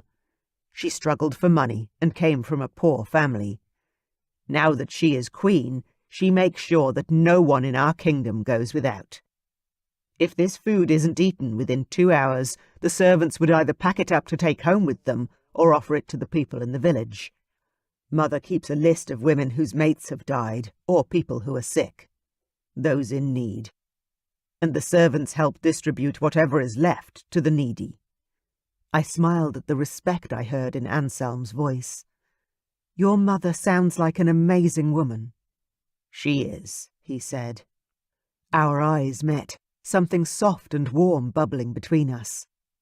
A growing understanding. Maybe more. Kayla, Voices made a loud kerfuffle in the hallway. I turned toward the sound, then the doors to the dining room burst open, and what seemed to be a horde of people flooded the space. The men were dressed in nothing but the robes I knew the servants kept for the dragon shifters when they landed. But the ladies were both dressed in thick, warm dresses. I stared at the beautiful women, older than me, but obviously human. Anselm rounded the table and held out his hand to help me to my feet. Sarah, Anselm called, a note of relief in his tone. And Katerina. You both came. The two human women bustled over, worry lines creasing their foreheads. Of course we came. It's Lucy, after all. How is your mum? Anselm went on to describe Lucy's current situation. The woman named Sarah frowned at Anselm. Then we'd best get in there fast. It sounds like she needs blood now. Anselm nodded. She's stable for now. Dr. Tony has her on some meds that are helping, but I'm sure the doctor, and my father, of course, will be relieved you're here. I watched the women as their husbands stepped up and wrapped strong arms around their waists. Both of them looked content. They and their husbands looked right for each other somehow. They seemed happy. They certainly didn't seem beaten down, overstressed, or kept against their will. They moved with confidence, their husbands chatting in the background, with no need to take over as their wives spoke with Anselm. I wanted to know more about these human women and their marriages to their fated dragon princes. But now wasn't the moment for that. Lucy needed them, far more than I needed information about dragon shifter marriages. Anselm reached for me and drew me closer. Kayla, this is Katerina and Sarah. They're married to the two dragon shifters you see over there, Dmitri and Lucian. The two men turned to smile at me when they heard their names, and I couldn't stop the heated blush that stole up into my cheeks. They were both older, much older than me, but still imposing and handsome men. Nice to meet all of you, I managed to mumble. The woman with lighter hair and a big smile, Sarah, nudged Anselm. You've got a human mate too, and have wasted no time in creating the next heir to the throne, I see. When are you due, Kayla? Heir to the throne? What? Oh my God, that's what he'd been talking about. Anselm was his father's heir, the next king. That would make our child the heir to all that was around me. All that wealth, all that responsibility. I need to sit down. I staggered backwards as a fresh wave of nausea hit me. Sarah grasped my hand, helping me to sit in one of the dining room chairs behind me. Not long to go by the looks of that. Are you in pain? Cramping at all? I shook my head. Not at the moment. Though I was always in some degree of pain or cramping, it never seemed to progress to anything more. The two women looked at one another, then back at me. Katerina patted her husband on the arm. I'm going to find the doctor and offer my blood up first. Sarah, stay with her. I won't be long, and then we can switch and you can give blood for Lucy, and I'll stay with Kayla. Me? I said, not wanting any fuss. I managed to choke through the strange wave of sickness. They were worried about me. I'm fine. Please, both of you, go find the doctor and help Lucy. But Katerina wasn't listening to me. She was already sweeping out of the room, taking the two men with her. Sarah sat down beside me on the chair to my left and reached for some of the cut-up fruit on one of the platters. You're close to giving birth for the first time, in a castle, far away from home. Kat and I remember that feeling far too well. We're here to help. Not just Lucy, but you too." For some reason, her words, coming from a complete stranger, hit home hard. Thank you." Lucy was obviously not going to be able to be there for me through this birth any longer. She was hurt and needed the doctors far more than I did. "Of course," Sarah said. "We're all a little excited, to be honest. To hear there will be 2 babies in this castle soon. More than 2, maybe. Stavrock and Lucy must be thrilled to pieces to have grandchildren coming, and so close in age." "Who else is pregnant?" I asked, my heart squeezing tight. Anselm couldn't have impregnated another woman, surely. "My sister Jessa is 7 months pregnant," Anselm answered quietly. "As I mentioned, she's married to the Prince of the Black Mountains." I nodded. He'd already told me something about them. "Oh, yes. Sorry. I really need a family tree or something to keep everything straight, especially with the fog of pregnancy brain in my head." Sarah laughed and went on to tell me about her half-dragon babies and how much she loved living in the north. It was lovely to see and hear that another human woman had obviously made her home here, but I had more questions for my prince before I committed to staying. And whether I stayed or not was completely up to how he answered those questions. Chapter 13. Anselm. Sarah and Katerina's blood donations seemed to make all the difference to Mom's condition. I visited her rooms again after the doctor administered the transfusions, and this time she was awake, albeit very sleepy. There was a tinge of pink in her cheeks, too, that had been missing last time I stopped by. My father, seated by her side at their bed, seemed less agitated than before. That in itself was telling. She had turned the corner, thanks to the transfusions. "You look so much better, Mum." "Oh, Anselm." She blinked sleepily at me. "I'm fine." "Don't fuss, please." Her eyelids fluttered closed, as if even that was too much energy to expend. I bent and kissed her forehead, being as gentle as I could. "Take care, Mum. Rest as much as you can." "I'll make sure she does, son," Dad said gruffly, and in his tone I heard the relief. I think it wasn't until that moment that I realized how ill my mom had been. It was a reminder of how frail humans were compared to dragon shifters. Humans like my mum. And Kayla, about to give birth. My heart skipped a beat as anxiety filled me. I took a deep breath and let it out slowly. Mum was fine.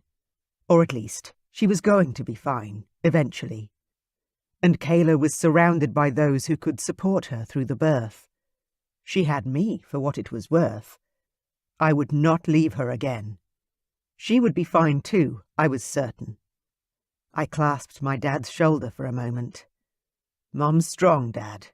She'll make it." My father nodded, his lips tipping up in a slight smile.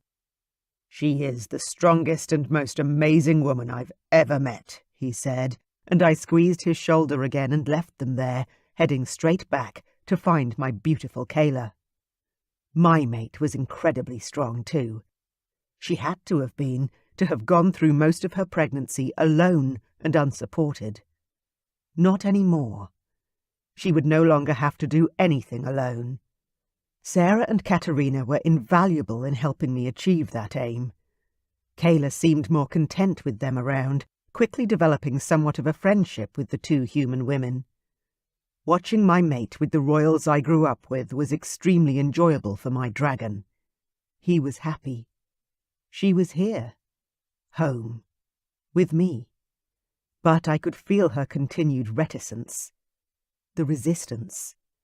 Her worry and anxiety that lay beneath the surface layer of her otherwise open smile. That evening, when we'd all said good night and everyone headed to their bed for the night, I took my mate's hand and walked her to her bedroom door.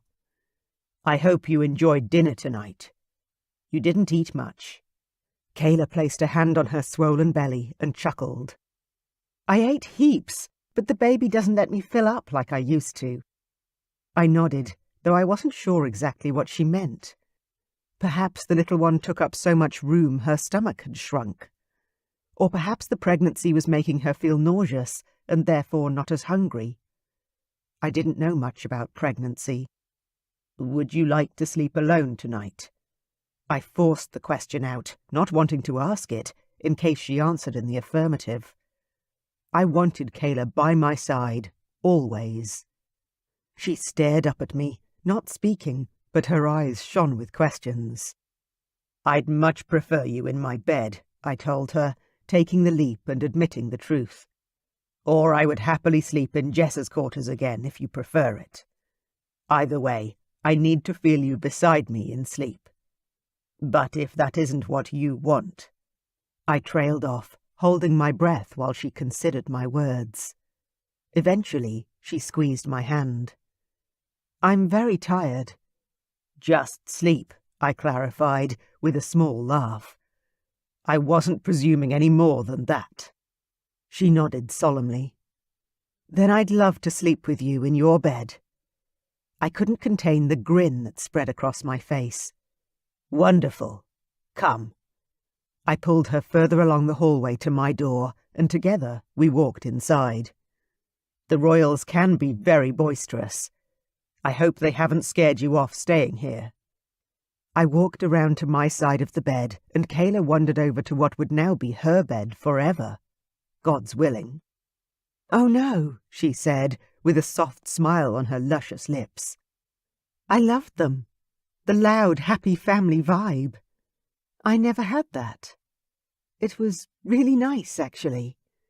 Especially seeing Katerina and Sarah here, so happy and content with their lives and their, dragon shifter partners." "Like you and me?" "Well, you know." She blushed so prettily, her cheeks turning a delicate shade of pink that sent a spike of desire through my gut. I decided to let her off the hook about her and me. "So you still like them? Even when my father and his friends decided they would settle that noisy argument with an arm wrestle?" That had been quite embarrassing in the beginning. My father and his friends, acting like children. I shook my head at the memory.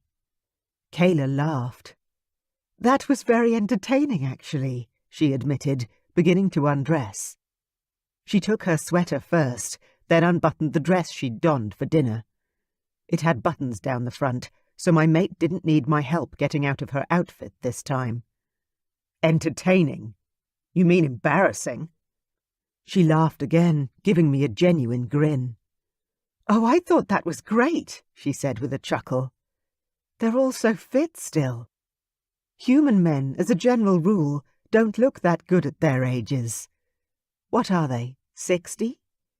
"My father is 65, I told her. "Wow!" Unexpectedly, a spark of jealousy kindled in my gut at her reaction. I knew it was ridiculous, but I didn't want her admiring anyone other than me. Now who's being childish, Anselm? I gave myself a silent talking to. That is, I did until Kayla pushed the dress from her shoulders and slid it down her arms, revealing her breathtaking body. Then my mind simply turned to mush. "Wow is right," I said, staring at her lushness, my fingers itching to reach out and caress her beautiful curves. Her breasts were swollen and beautiful, her nipples long and erect. If she wasn't so tired, I would have pulled her beneath me and made love to her all over again. Kayla turned away, scrambling to cover herself with one of my robes. "Oh, please don't," I begged. "There's nothing more beautiful to me than your body, especially at the moment. Lush and curved and carrying our child." Kayla froze, then slowly turned back to me. Her hands moved away from covering her breasts to cup her belly. "Really?" "Hell yes," I said, then shot her a wry grin. "Or did this afternoon not prove how desirous you are to me?" I dropped my pants and straightened once more, showing her my cock that was thickening by the moment and standing to attention. You're incredible, Kayla. I find you so very sexy. Would you like more proof? She shook her head in response to my question, but her gaze landed squarely on my groin, taking in my erection and growing hunger evident on her face. I stood still and let her explore my body with her eyes, only just resisting the urge to give her a little twirl. When her gaze reached my chest, she stopped there. I never asked about your tattoo. What is it? My hand came up to my left pec. It's not a tattoo. It's a birthmark. All the firstborn male dragon kings have them. My dad, Eric. It's beautiful, she mused. What about Dmitri and Lucian? I threw back the covers and climbed into bed. It was obvious we were just going to talk tonight, and that was fine. I loved the idea of getting to know my mate better on every level, not just sexual. No, they're second and third born, plus they were the sons of their father's mistress. I don't know how the birthmark knows, but hang on. I'm certain Eric has one, and he was second born and to a mistress as well. Kayla slid under the covers, pulling the blankets up over her belly and to her breasts. I pushed the blankets down a little, revealing her huge breasts and reaching out to caress her nipples.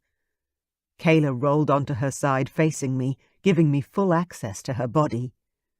Maybe the mark knows who is going to end up king. I ran my fingers over her nipples, then down to her large belly. That would be even more magical. And in that case, my younger brother won't be king. He doesn't have one. I guessed she might be onto something, because the pattern fit. I frowned at her as I pressed against her belly. Your stomach is rock hard. Is it painful? She shook her head.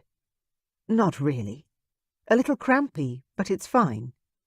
I wasn't sure what to make of that statement, but since I had no plans to leave Kayla's side until she gave birth, I decided to try not to worry about it too much. Are you apprehensive about the birth? I asked her. She bit her lip and sighed. I am, but I'm so ready to meet my Bubba. Our baby, I corrected her, and she frowned as though the words didn't suit her. Yes, our baby.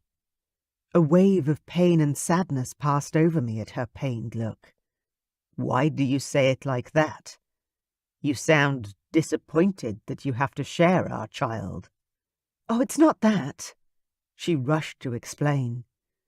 I'm glad you're back, for the baby's sake. He or she will be a lot happier having you in their life in some way. And your parents, too. They're amazing. Every word was like a shot to my gut, making me ache and want to be sick.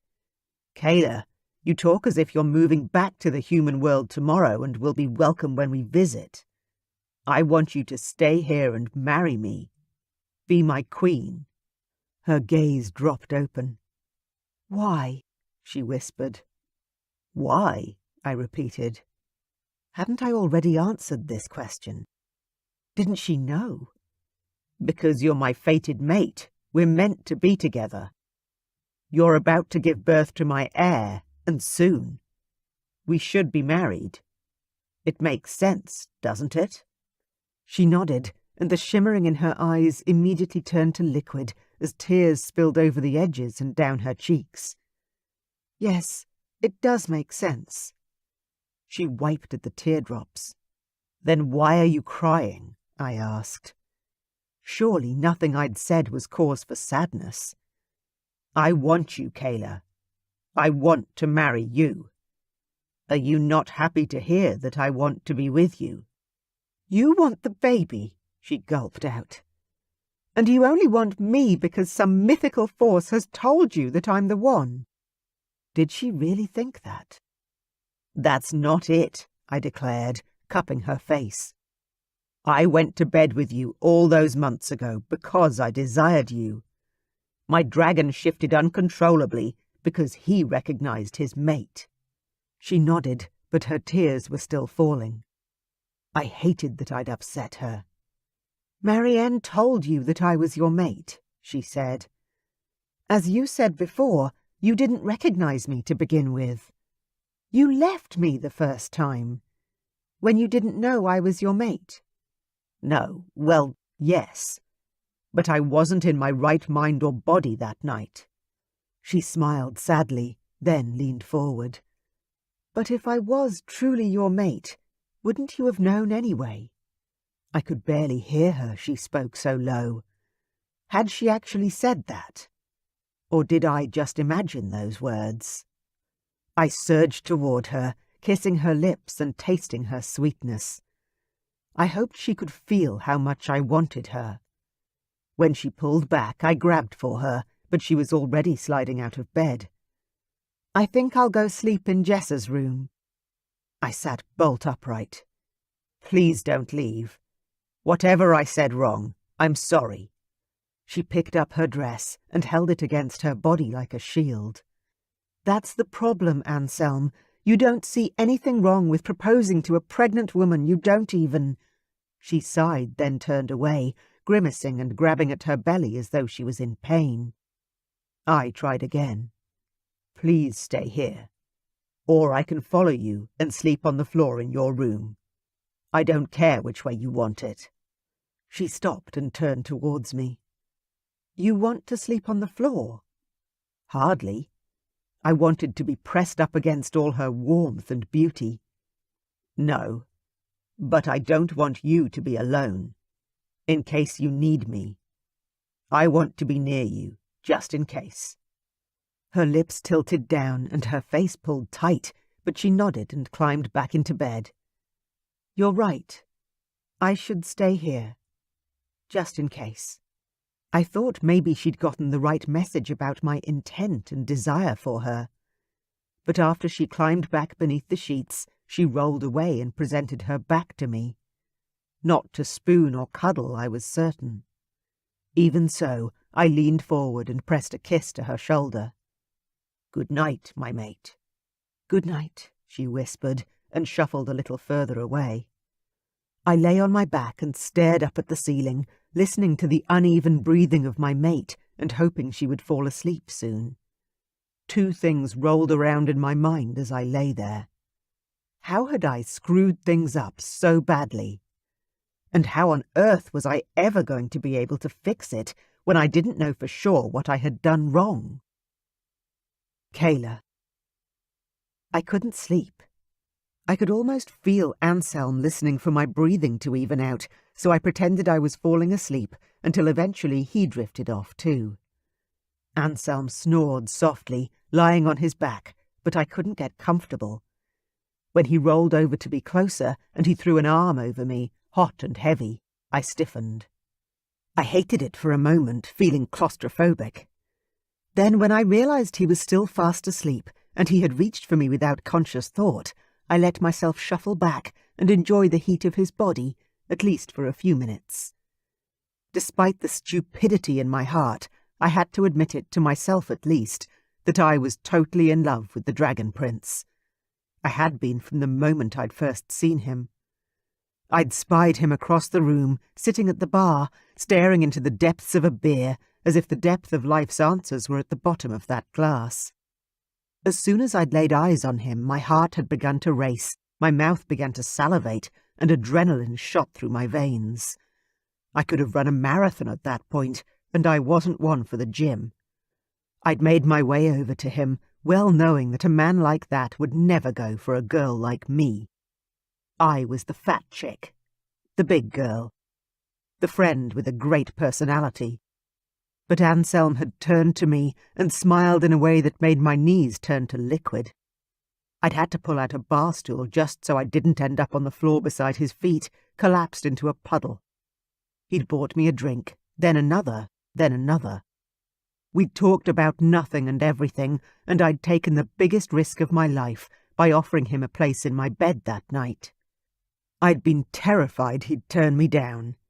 Say something like, "Oh, sorry, but I was just killing time until my super-hot girlfriend gets here." But he hadn't said anything of the kind. He'd walked home with me and stripped out of his clothes with seeming eagerness, and then blown my mind with the number of orgasms I'd been gifted that night. To wake up alone after a night like that had been the hardest blow of all. Sometimes I pretended I'd made him up. My perfect man. But when I'd missed my period and that stick turned blue, I had to be honest with myself. I hadn't dreamed up my perfect night. I'd simply been abandoned by my dream man. Somehow, I'd managed to put the pieces of my heart back together, focusing on the baby he'd given me. Something to love. Someone to make my life complete. The fact that Anselm now wanted to marry me seemed like the perfect end to our story. But the fact that he didn't love me and was marrying me purely out of duty killed me. I couldn't spend the rest of my life married to someone who'd made me his queen out of obligation. Obligation to fate. Obligation to the crown. And most of all, obligation to our baby. No, I could not let that happen. It would destroy me. Chapter 14. Kayla. The cramps across my lower abdomen were getting worse. I couldn't lie here any longer without crying out. Luckily for me, Anselm slept as heavily as I wished I could. I managed to get myself out from under his arm and stand up. My back hurt, and my belly was as hard as a rock. Ow! I waddled to the bathroom, peed, then stared longingly at the shower. Would it disturb Anselm if I had a quick wash? Oh! A huge cramp suddenly hit me, low in the belly, lasting way longer than any of the others. I bent over, breathing hard and trying not to groan. Then it vanished like it had never been. I rubbed the spot where I'd felt the pain and shook my head. If that was a prelude to what was coming, I wasn't looking forward to the rest. The shower beckoned. I wandered over and flicked on the shower head, this time not containing the groan as another wave of pain hit me, hard, and in the same spot as the previous one. Panic descended, and I tried to remember the books I'd read. I had to stay calm. This was a marathon, not a sprint. Natural pain relief. Hot water. Stretches. Stay on your feet. I stepped beneath the hot spray of water and turned to allow the shower spray to beat against my belly. Oh, yes. That felt truly lovely against my skin. When another pain hit, I turned to get some relief on my back. The baby wasn't moving too much at the moment, and now that I thought about it, he or she hadn't kicked much today at all. That's normal. They go quiet before the birth. I shifted around to let the water wash on my belly, then again so it poured down my back. I stayed that way for a long time, alternating back and front, breathing and counting, envisioning my body opening up to let my child out into the world. When the pain got too intense, I turned off the water and walked over to the bath. I could feel the panic rising, the fear of the unknown, of being out of control. I needed to calm down, and maybe a warm bath would help. I flicked on the bath taps and was staring down at the plug hole, wondering how I was going to get into the tub, when Anselm walked into the room. Still naked. Still beautiful. "Hey, sweetheart, are you okay? When I woke up and you were gone, I got worried." I nodded. "Yes, but I think I'm in labour." Anselm's eyes widened, then his face grew tight and serious. "What can I do? How can I help?" "Can you put in the plug so I can have a bath?" His intense look dissipated as he let out a laugh. "Seriously?"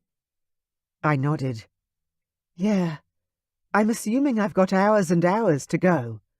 I need to relax a bit." He rushed over and bent over to put the plug into the bath. Then he held his hand out to me and helped me into the tub. "Thank you," I said, slowly sitting down and leaning back to rest my head. "I'll just throw some pants on," Anselm said, and disappeared. I closed my eyes and ran my hands over my belly. It was so uncomfortable. Good idea. The other women would arrive when this labour really took off, and I didn't think Anselm wanted Katerina or Sarah to see him naked. Truth be told, I didn't want them seeing him naked either. Another contraction hit, and I breathed through it, using more visualization and splashing some warm water onto my belly. I was calmer now.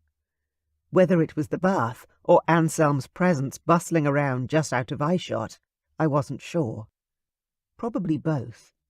When Anselm rushed back into the bathroom, I opened my eyes just enough to see him. He adjusted the lighting to be dim so we could both see, but it was much more restful. "Are you hungry? Or thirsty?" he asked.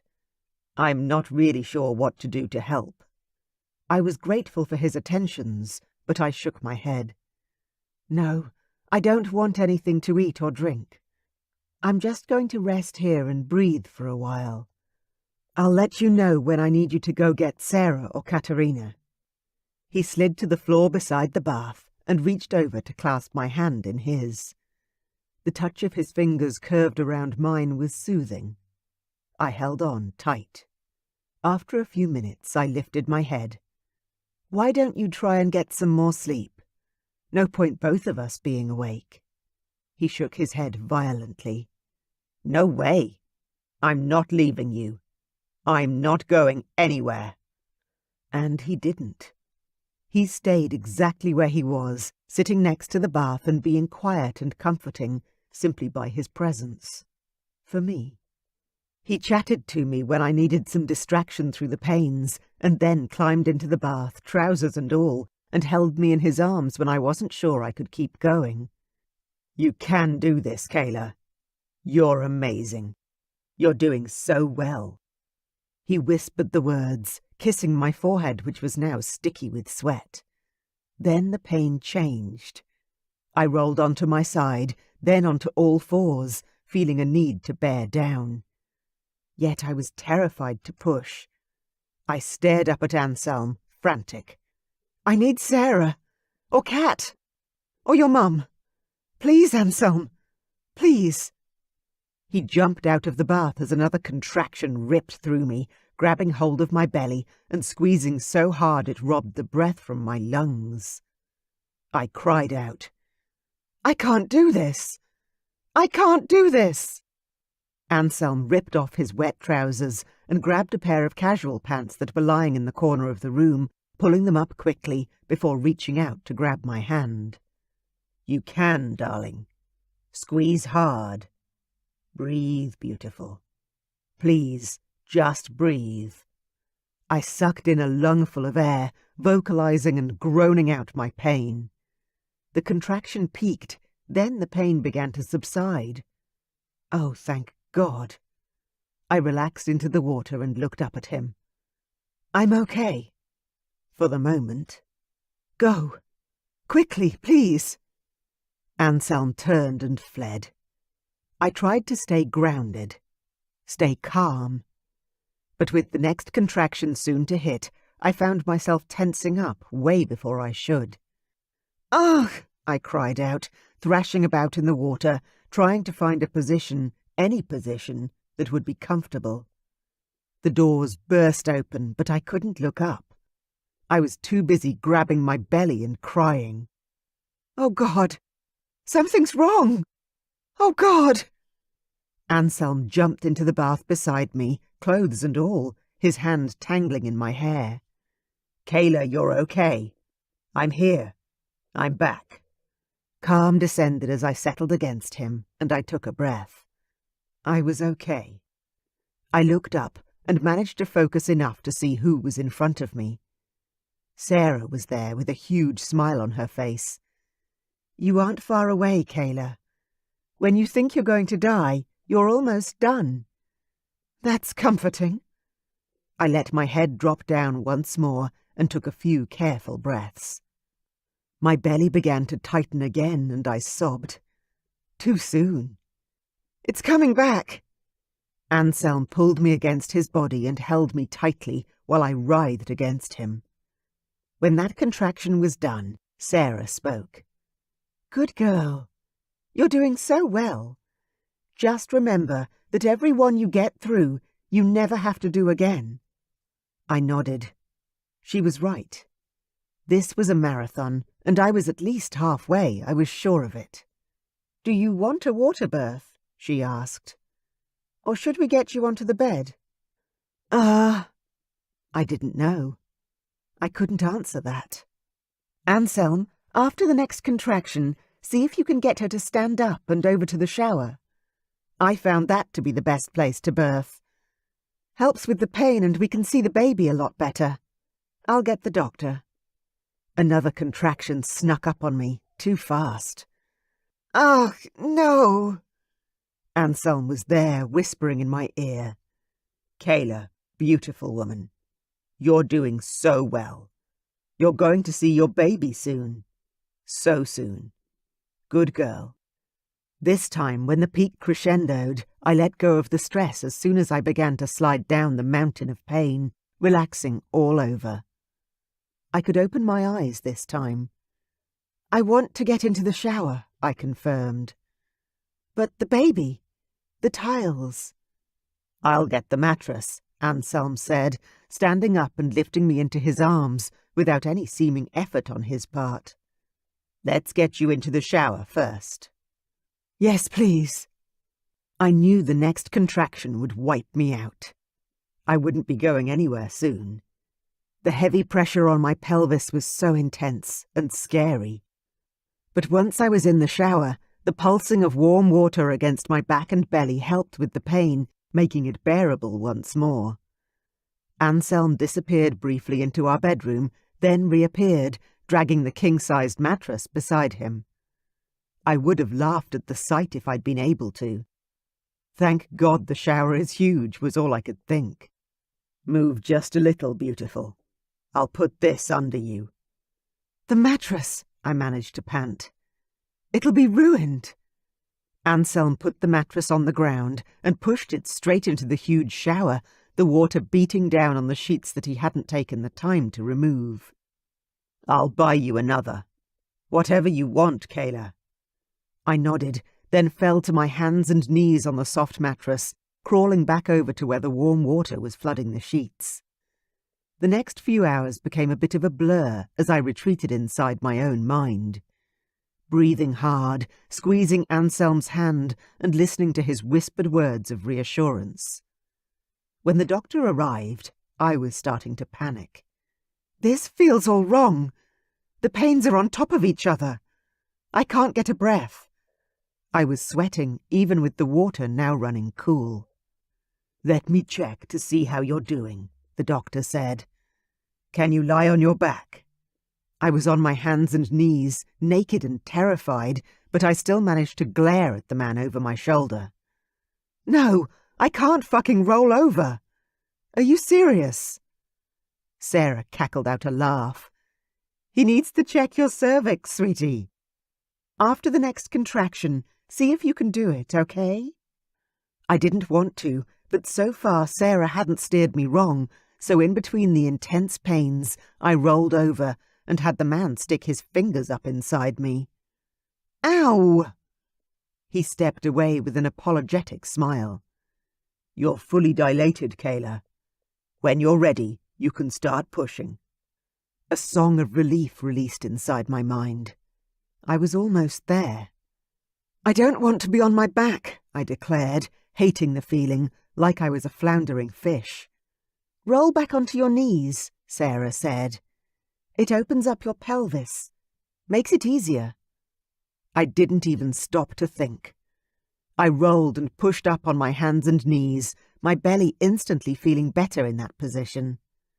I strained back, the need to bear down coming over me. "Anselm!" I called out, and he was immediately beside me. "What do you need, Kayla?" "You," I panted. "Just you. Stay there, okay?"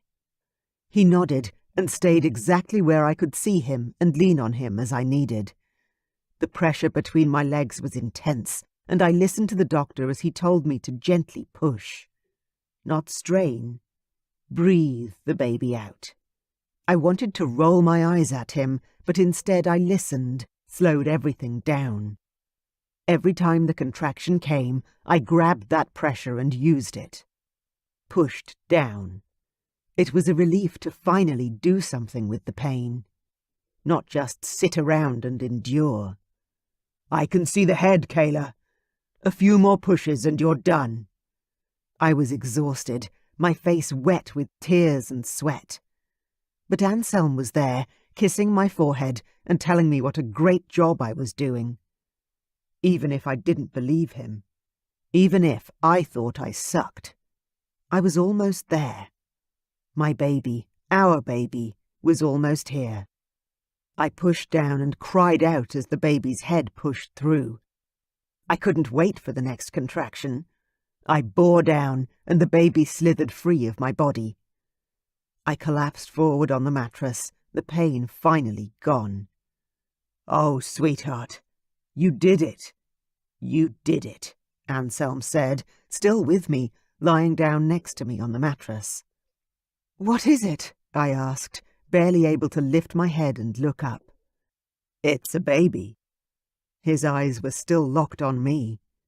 "And you are the bravest, strongest woman I've ever known." I had to turn over. I wanted to see my baby. "Help me," I said, and Anselm did. He rolled me over and sat up behind me, giving me a wall of strength to lean on as the doctor handed me my infant, wrapped in a white blanket, squirming and angry-looking. "Your son," he said. "The next in a long line of dragon kings." I took my baby in my arms and stared down at his perfect face. If he wants to be, he can be anything he wants. Anselm kissed my face. "I am so proud of you." I pushed open the blanket to take a better look at my son. 2 perfect little hands, a scrunched-up face, and the most beautiful little cry. When I stared down at his chest, I couldn't look away. It was tiny, but it was there.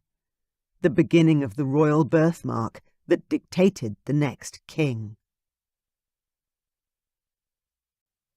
Chapter 15.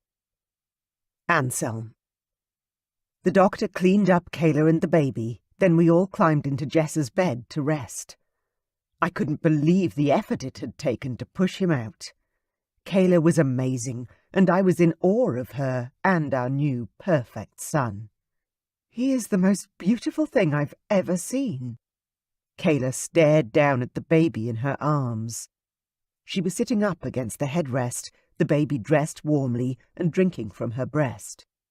"You are the most beautiful thing I've ever seen," I told her, staring at her as long as I could, wanting to imprint the image on my mind.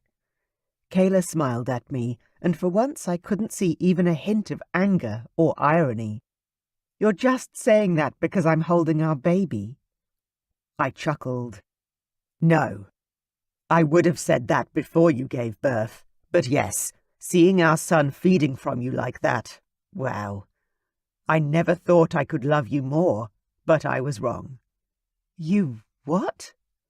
I sat up, wanting to hit myself upside the head for revealing that snippet too soon. "Oh, I'm sorry. I shouldn't have said anything yet."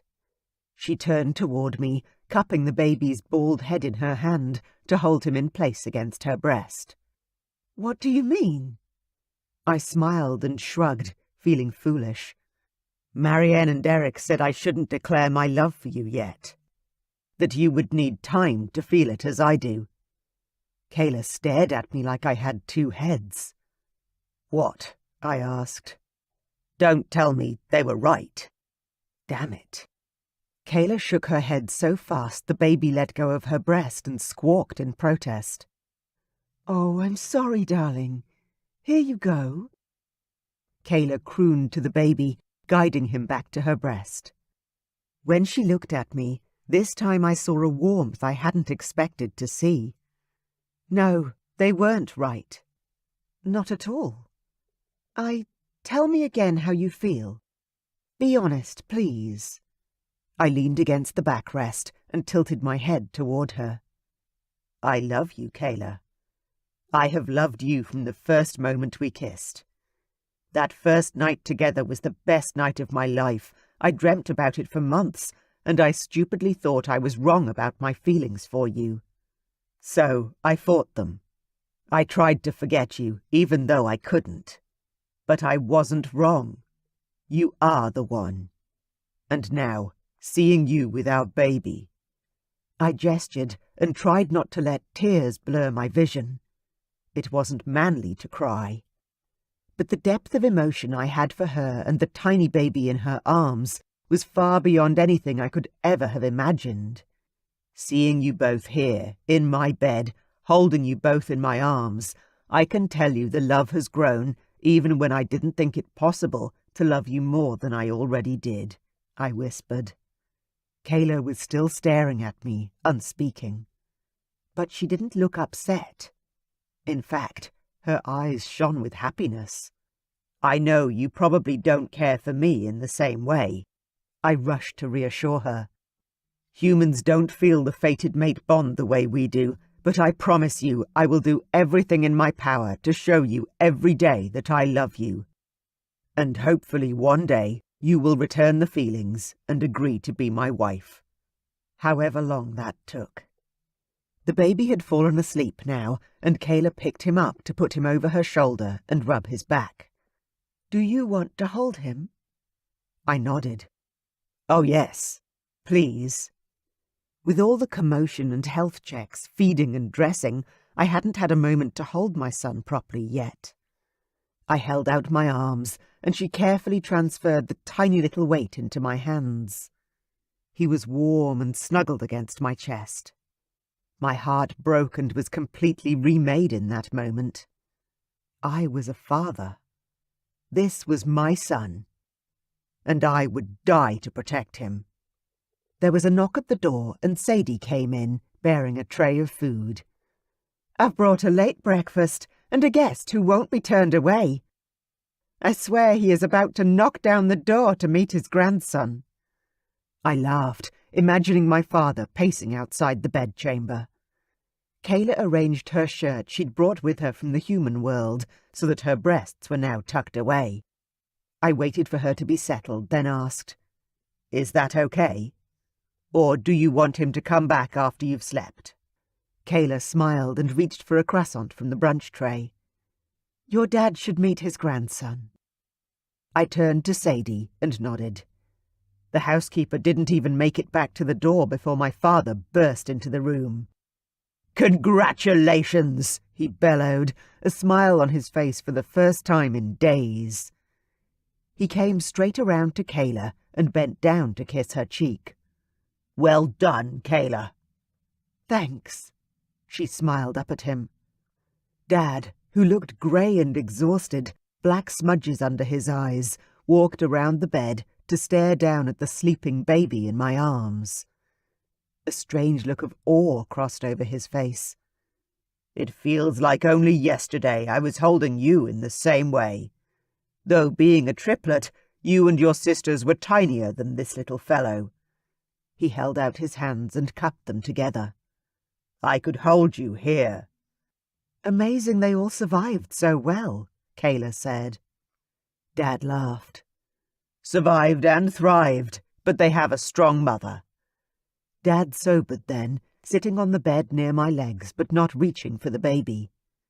How is Lucy? Kayla asked, shifting the focus to my mom. Oh, she's much better, Dad assured us. The doctor is very happy with how she's healing, and I know she'll want to come up and visit you all soon. Kayla threw back the covers and stood up, arranging her maternity dress to cover her legs. Do you know if she's awake? Maybe we should all walk down now. I gaped at her. Kayla, you just gave birth. She narrowed her eyes at me. Yes? And I have no stitches, no damage. I'm not sick. Let's go. I stared at my father, who looked just as surprised as me. Kayla grabbed one of the grey blankets from her baby bag, took the baby from my arms, and wrapped him up like a sausage. Here you go, Grandpa. She handed our precious son over to my father. If it's okay to call you that. Do you have another nickname you'd like to be called?" My father, the fierce protector of the palace and guardian of our town, turned misty-eyed in the face of his first grandchild. "Aye, Grandpa sounds good." "Are you right to carry him?" I asked my dad, jumping up and out of bed. It was my father's turn to glare at me. "I held all three of you every day for years, and Ian too, until you were too big to carry any longer. I'll be fine." He adjusted his hold on our baby, tucking him close to his chest and bringing him deep into his embrace. Kayla walked to the door, her belly seeming smaller already. "Let's go, then. I'm sure the Queen would like to meet her grandson as well." "I think she would too," I managed. The fact that Kayla was going out of her way to bring my mother such joy made me love her all the more. Together we walked down the hall, down the staircase, and along to the guest quarters.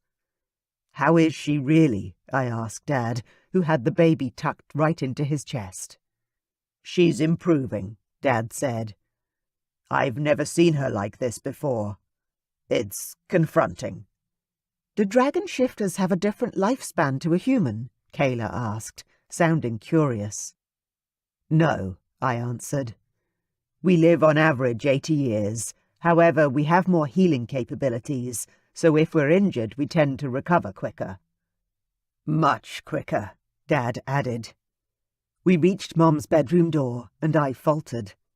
I'd seen Mom in bed with a cold and after she gave birth to Ian.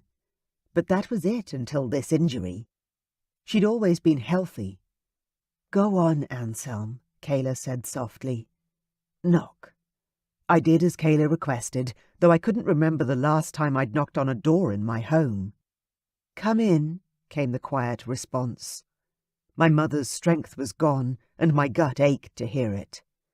I pushed open the door and reached out my hand to Kayla, who took it and walked beside me. "Mom, so good to see you," I said, walking up to one side of the bed to give my mother a hug. She was lying on the left side of the huge bed. She was pale and looked like she'd lost weight, her cheeks more sunken than normal, but even so, she looked better than the last time I saw her. Kayla walked around the other side of the bed beside my father. "We'd like to introduce you to someone, Grandma." Mom struggled to sit up, so I took her arm and helped support her. "Oh, my word! Kayla! Anselm!" "Meet your grandson," I said, as Dad handed the baby over to Mum. "He's beautiful," she said, taking the baby in her arms and tears filling her eyes. "But I'm definitely Nana, not a grandma." Kayla giggled. "I can see that. Nana it is." I assumed that was some sort of human name for grandmother, so I just leaned over and kissed my son's forehead, loving the smell of him. "He is absolutely perfect," Mum said. "What's his name?" I glanced over at Kayla, who looked back at me with wide eyes. "We haven't talked about names. Kayla, did you have a name picked out?" A small smile lifted the edge of her lips. "I did, but it's not exactly a prince's name."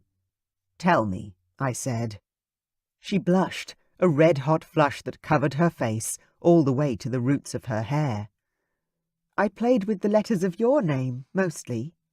Hansel, Ainsley, Mason." Mother chuckled. "You two truly are meant to be." I glanced over at Kayla, who wasn't looking at me. Instead, she sat on the edge of my mother's bed, reaching out to our baby and touching him on his beautiful little face. I wasn't sure what my mother meant, but Kayla seemed to know. And I would obviously have to wait until we were alone to ask her. Mom asked Kayla lots of questions about the labour and cooed about how perfect our son was. My parents admired him for so long he got hungry again and began to root around and cry.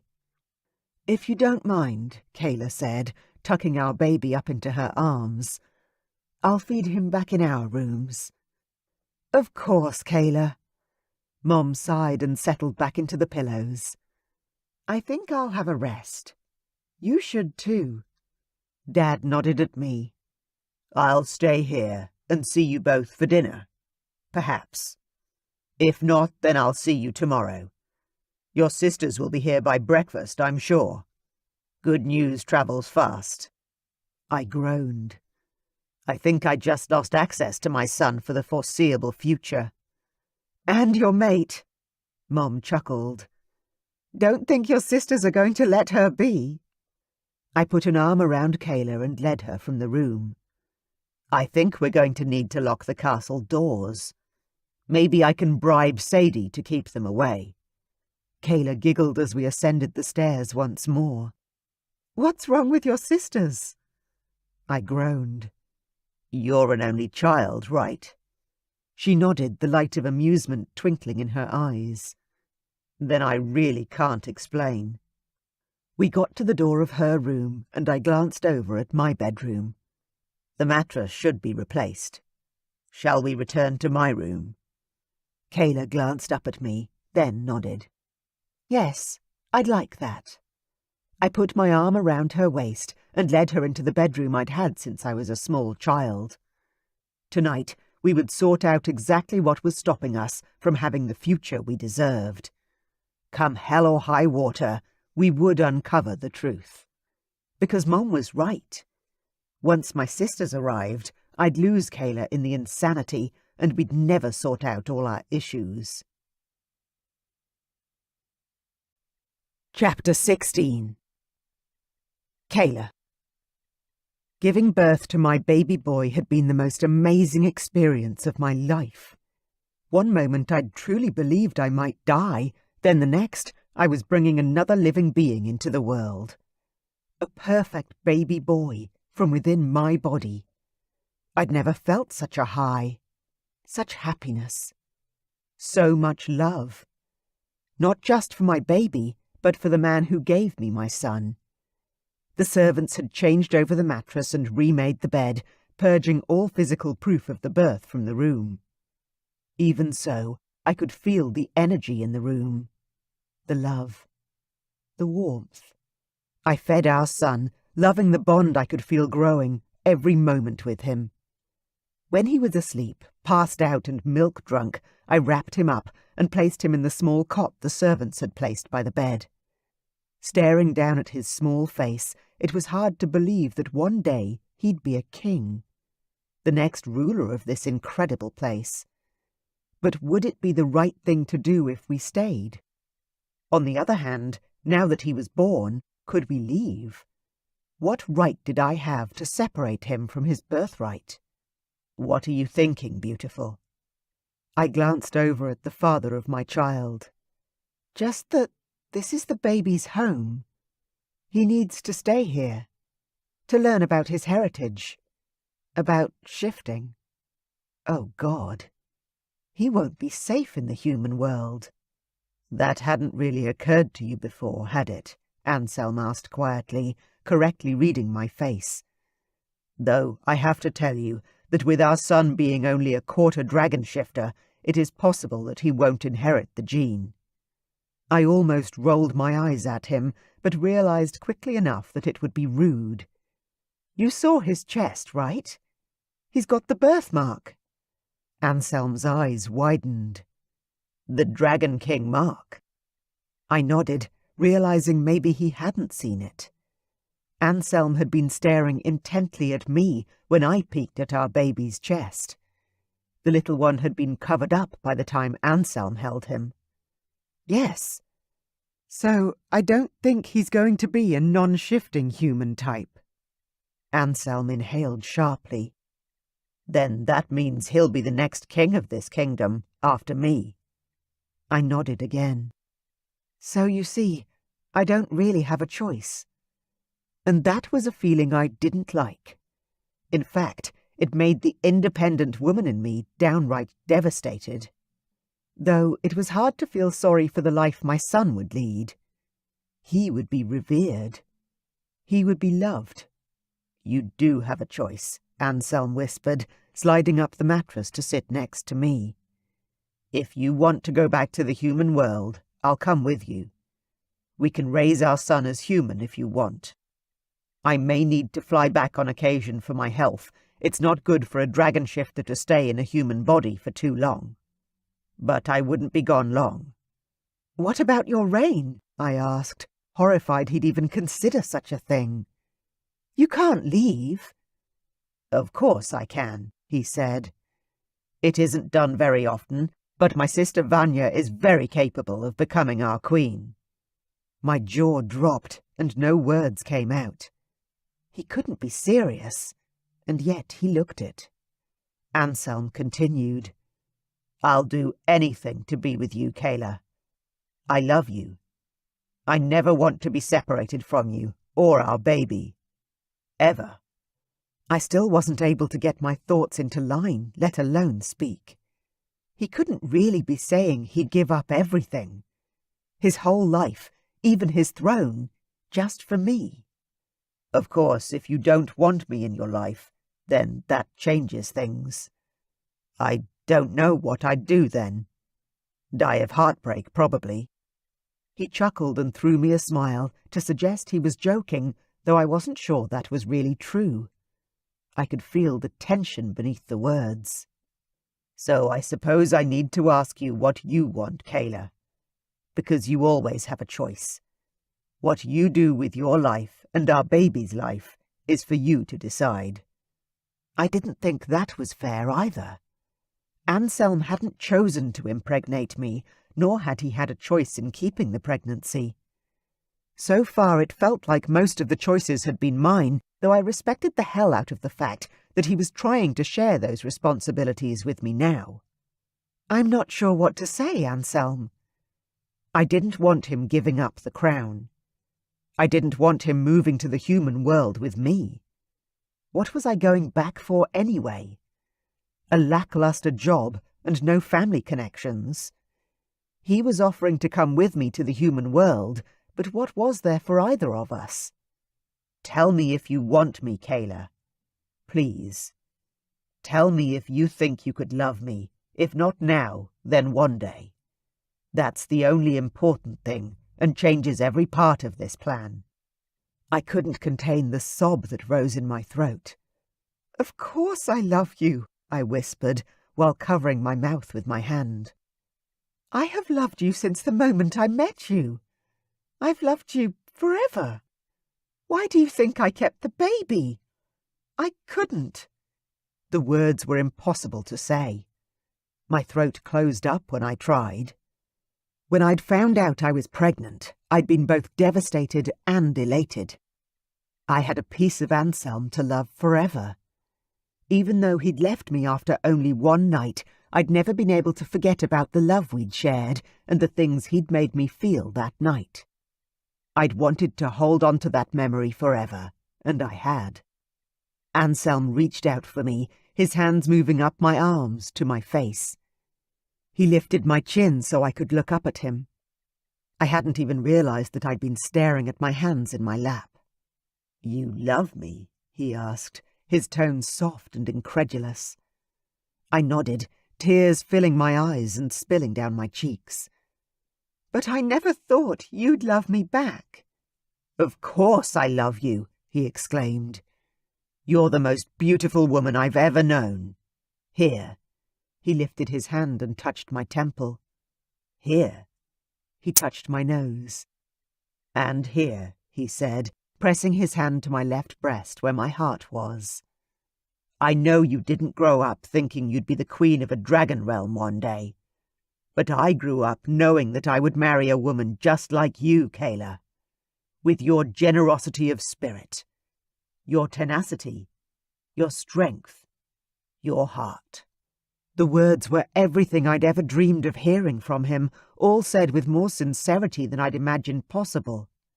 Then he grinned. "And the fact that you make my cock hard and my heart race because you're so fucking sexy, well, that's more than a bonus. That's amazing." I couldn't help but laugh as I wiped away the tears. "But the fated mate thing is a blessing," he said, interrupting me. "It's a gift, Kayla, not a curse. Fate isn't making me bond with you, forcing me to marry someone I can't love. Quite the opposite. She's an old wise lady, slapping me upside the head, saying, "Can't you see what's in front of you?" He shrugged. "Sometimes we need it. Us men can be a bit dumb." That made me giggle until I could barely stop laughing.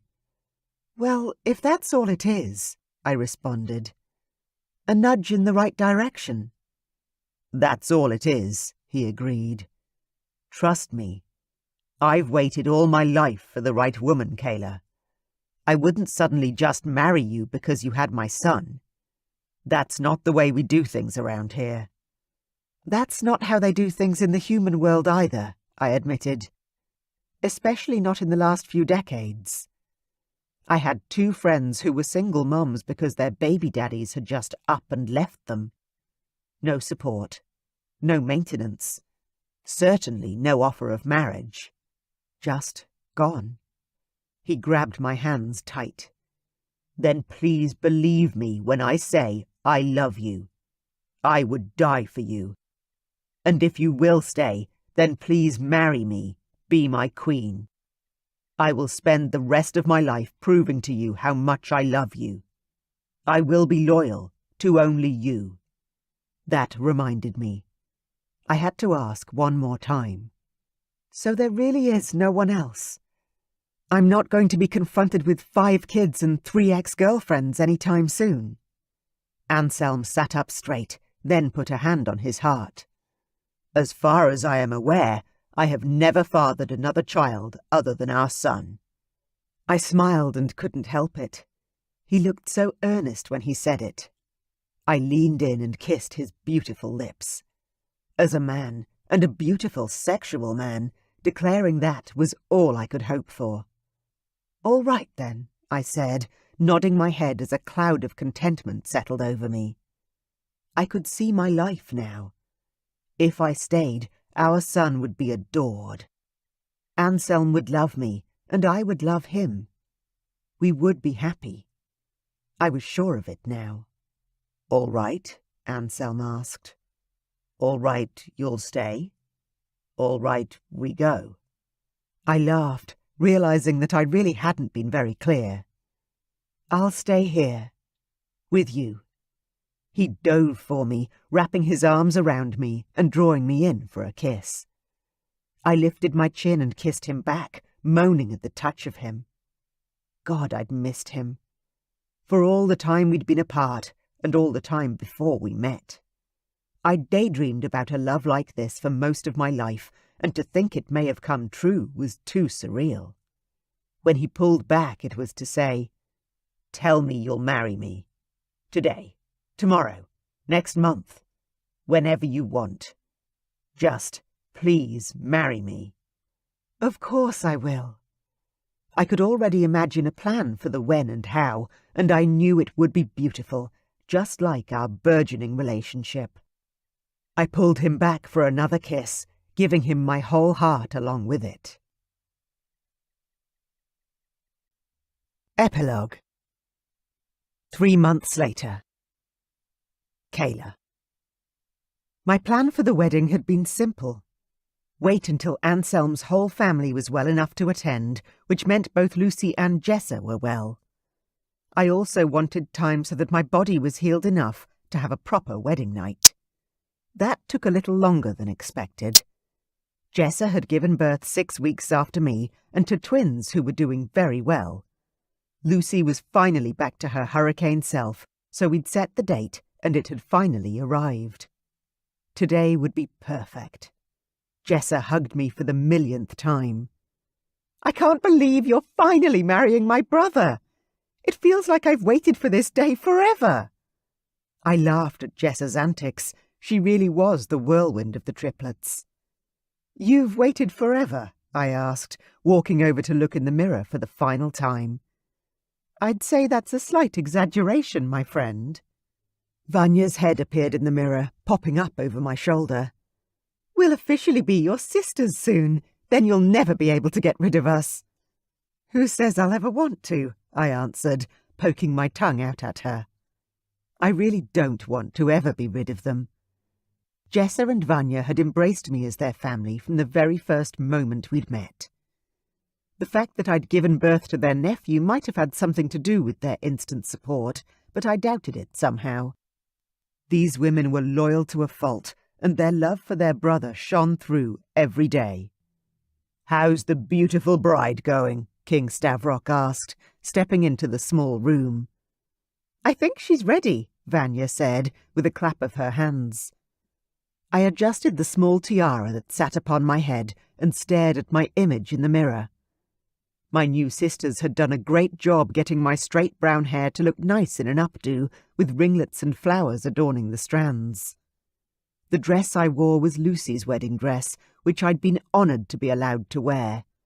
Lucy, like me, was more on the curvy side, especially as she'd been pregnant when she'd married the king. Vanya and Jessa were a smaller build and declared that they'd never wear the dress, so I was welcome to it.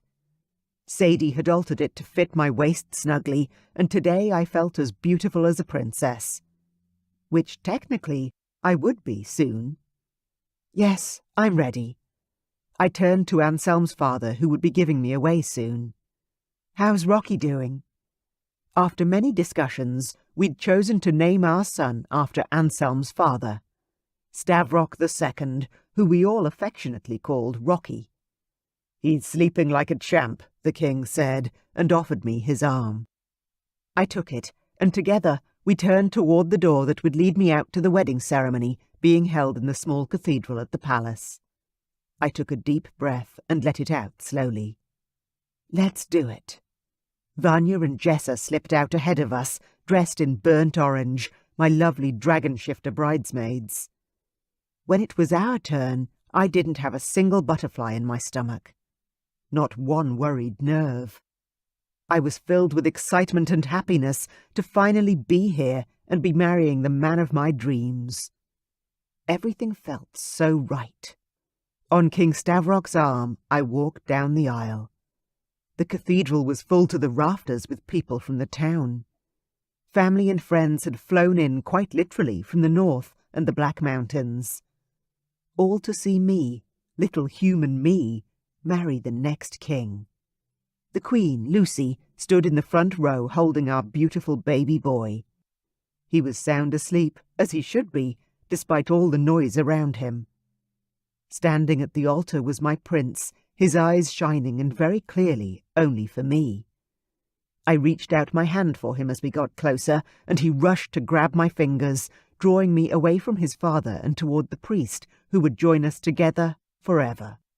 The ceremony was simple and much faster than I thought it would be. The feast afterwards was absolutely magnificent, and it was there that I finally got to meet the famous Queen Marianne. She walked toward our table with a soft smile on her lovely face, her long dark hair spilling down over her shoulder. "It is very lovely to finally meet you, Kayla." I stood up and rushed around the table to embrace her. "Thank you for sending him back to me."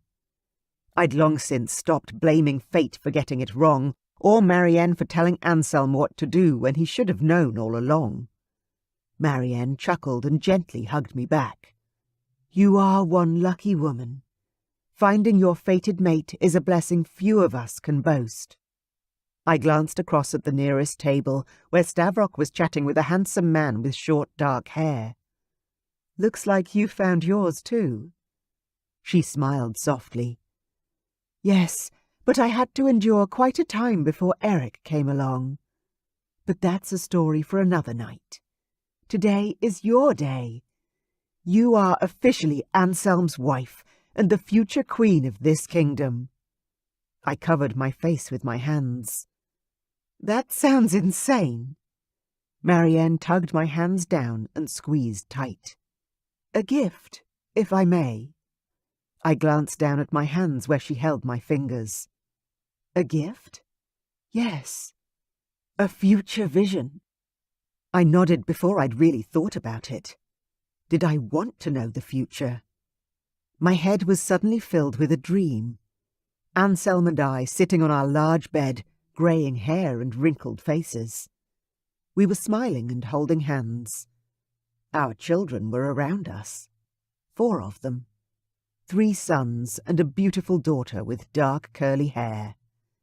and before us on the bed was our first grandbaby, covered in the same white embroidered blanket that Rocky had worn today. Tears filled my eyes, and I blinked rapidly as the dream in my mind faded away. My vision returned, bringing with it the sights and sounds of our wedding day. Marianne was still standing before me, smiling brightly. "You have no need to fear, Kayla. Just keep loving your husband as you do, and your future will be beautiful." I wiped at the tears that slipped from my eyes. "I swore I wouldn't cry today." She chuckled. "Happy tears are always a good thing." Then she moved back to her table, leaving me with a contentment I hadn't known was possible. Anselm and I were going to make it.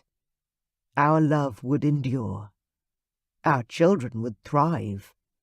Children, could I go through all that again? The pregnancy, then the birth. I glanced over to where Anselm was talking to other men, similar in age, holding our son proudly. Yeah, I can do that again.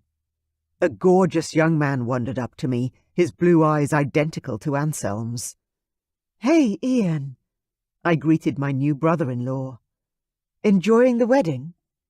Ian grinned. "It's a great party, sis. You did well getting everyone here."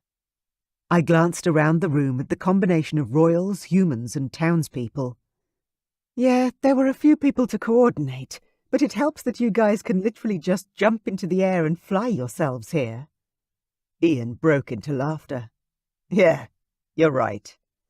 I glanced around the room, noticing a beautiful blonde girl staring at us from one of the far tables. "Hey, Ian, who's the chick casting daggered looks our way?" Ian stiffened and didn't even turn to see who I was talking about, because it seemed he already knew. "That's Veronica." "Veronica." I narrowed my eyes, casting my memory back to the guest list. "Isn't she—" "Yeah, she's Damon and Cass's daughter, so technically she's a cousin." Well, from what I'd gathered, Cass wasn't a biological cousin of Stavrock's, so there was no blood link there. But still, I understood the connection now. "And she hates you because—" Ian's lips pulled tight. "Because I did something stupid a few years ago, and she hasn't forgiven me." There was a story there, and normally I would have loved to dig into it. But I wasn't sure I had the fortitude to deal with anything more today. So instead, I elbowed him in the side and said, "Sounds like you need a chat with Marianne too." Ian turned to stare at me, his eyes wide with surprise. Then the look of vulnerability disappeared to be replaced by his characteristic smirk. "Welcome to the family, Kayla. Officially." I reached out to hug him tight. Something about Ian made my heart sad, and I couldn't pinpoint what it was. "Thanks, bro." I had family now, and I loved it. Ian disappeared, and I was once again swept into the celebrations. When it was finally time to go to bed, I was aching for some alone time with my new husband. We were finally walking the hall to our marriage suite, and I clung to him like a limpet. "I feel like I haven't seen you all night." Anselm chuckled as he tucked me even closer into his side and opened the door to his bedroom. "I feel the same way. I've been counting the moments until I could finally get you into our new bed." Anselm had commissioned a new Super King bed frame for our wedding present, and we were still in the bedroom he'd grown up in. Jessa had moved her quarters to another wing, so Rocky could be in the room next door, and everything was working out well. We would live in the castle for the time being. Lucy and Stavrock loved having the baby around, and I enjoyed helping my mother-in-law every day with her chores and learning the role of queen. I took a step into the bedroom, and my new husband pulled me back to the threshold. "Hang on a moment." He swung me up into his arms, and I grabbed for his neck, squealing like a banshee. "Oh my God! You can't carry me!" Even though I'd gotten most of my original shape and body back from before the pregnancy, I was still no lightweight. My dragon shifter husband laughed, crossed the threshold with me in his arms, and marched over to the new bed. I certainly can. Then he tossed me onto the mattress, and I squealed once more. He walked back to the door and shut it, locking it tight. The sound reminded me that my baby wouldn't be beside us tonight. I hope Rocky's okay with your sister. Jessa had offered to have the baby overnight, breastfeeding him as she would her own daughters. Anselm chuckled. They'll all be fine. That husband of hers dotes on her. He'll help. I nodded. He was right. We had one night alone together, and considering it was way past midnight, it may only be a few hours until I held my son again. My new husband and I had better take advantage of the time we had together. I slid off the bed and turned my back to him. Help? Please? Anselm's confident fingers moved to the ties on my dress, releasing me from the confines. Then he turned me to face him. I love you, Kayla. So much. I can't wait to start our life together from this moment forward. I reached up and cupped his face in my hands. I love you, Anselm. I am so glad we met, and that you came back for me in the end. And that we have the chance to build a life together with our son. Then I released his face and stepped backward, shimmying out of my loosened wedding gown before shooting him a grin. I was wearing only a lacy pair of knickers and my smile. But first and most pressing of all right now, I cannot wait for you to show me how much you love me. I felt bold, basking in his love, and I leaned forward and ran my fingertips over his trousers, where they were already beginning to tent. You did say I had a certain effect on your body, did you not? He chuckled, but there was a hoarse note that indicated my touch had the desired impact. Indeed you do, beautiful Kayla. And I will be very happy to show you what you do to me, you sexy, gorgeous woman.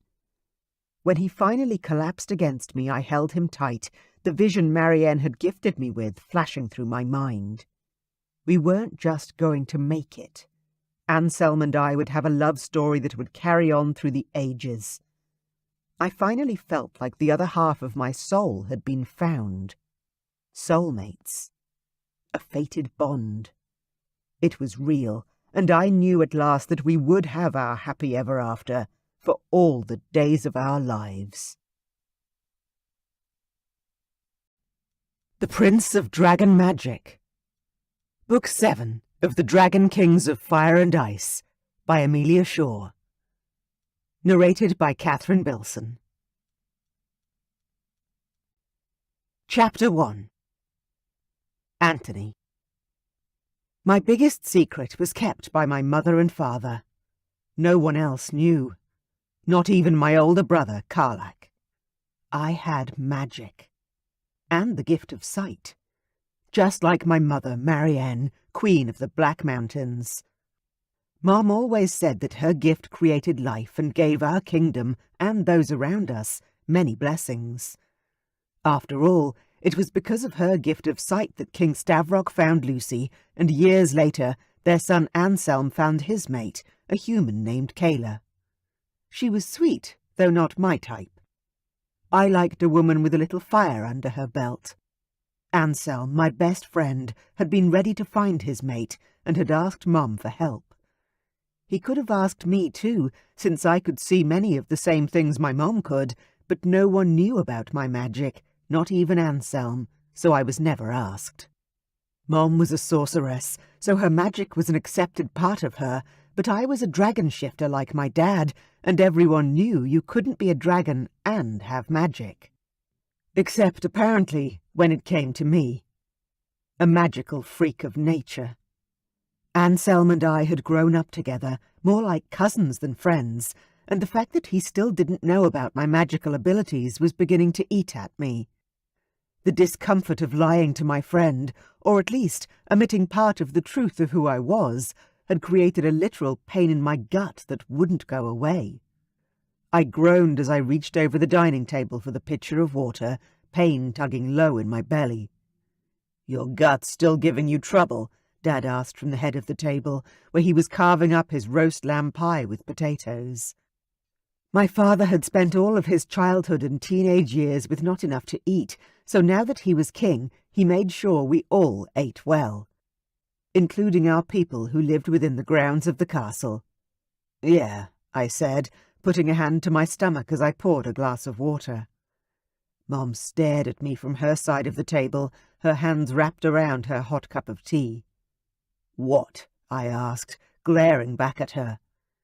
You know what I think it is. She took a sip of tea. You need to stop lying to everyone, Anthony. I stared down at my empty plate. No, I'm just hungry. I began piling food onto the porcelain. Potatoes and lamb and baked tomatoes. Son, my dad said, you're my heir, and I'm proud of you in every way. You're a good man. I don't know why you insist on hiding your magic from everyone other than the two of us.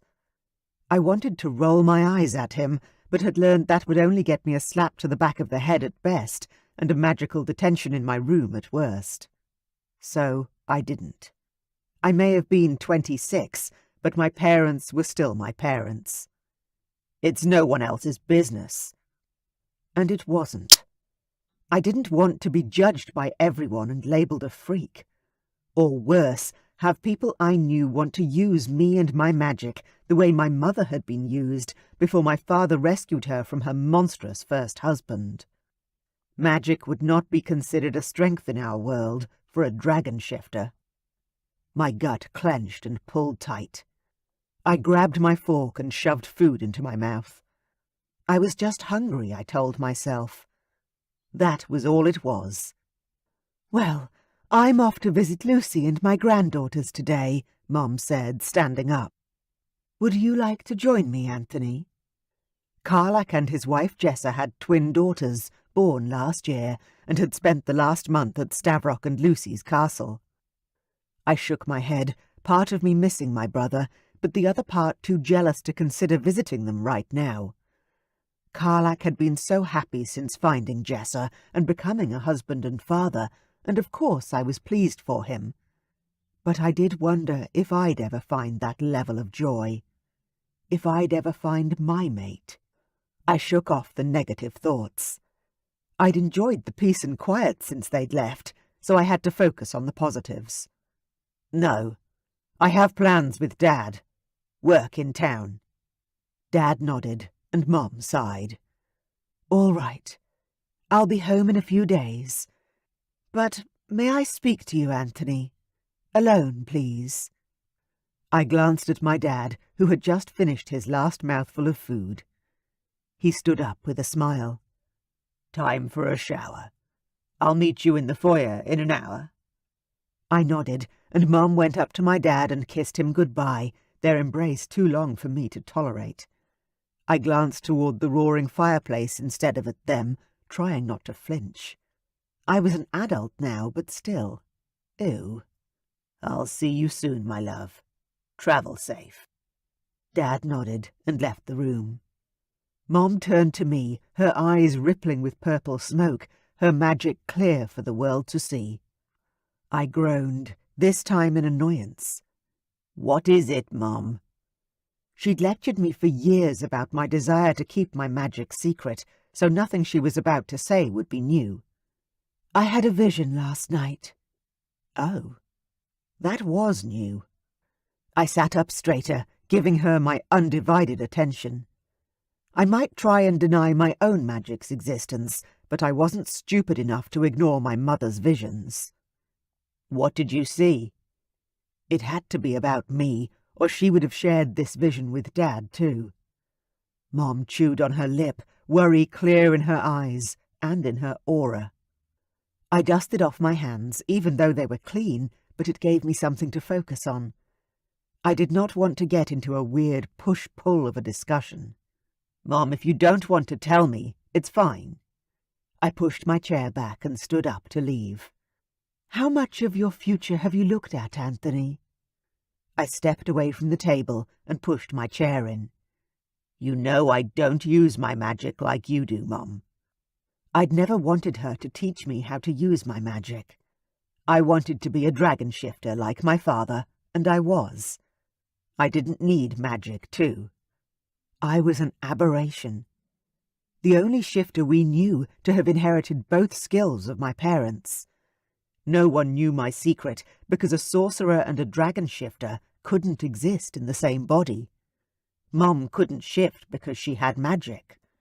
My dad had no magic because he was a shifter. It was wrong that I had both abilities.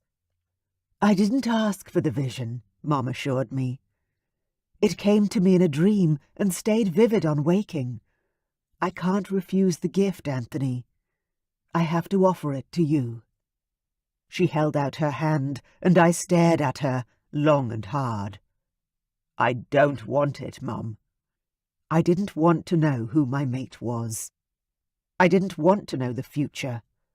Life was complicated enough as it was, and I knew how much my mum had suffered for her gifts.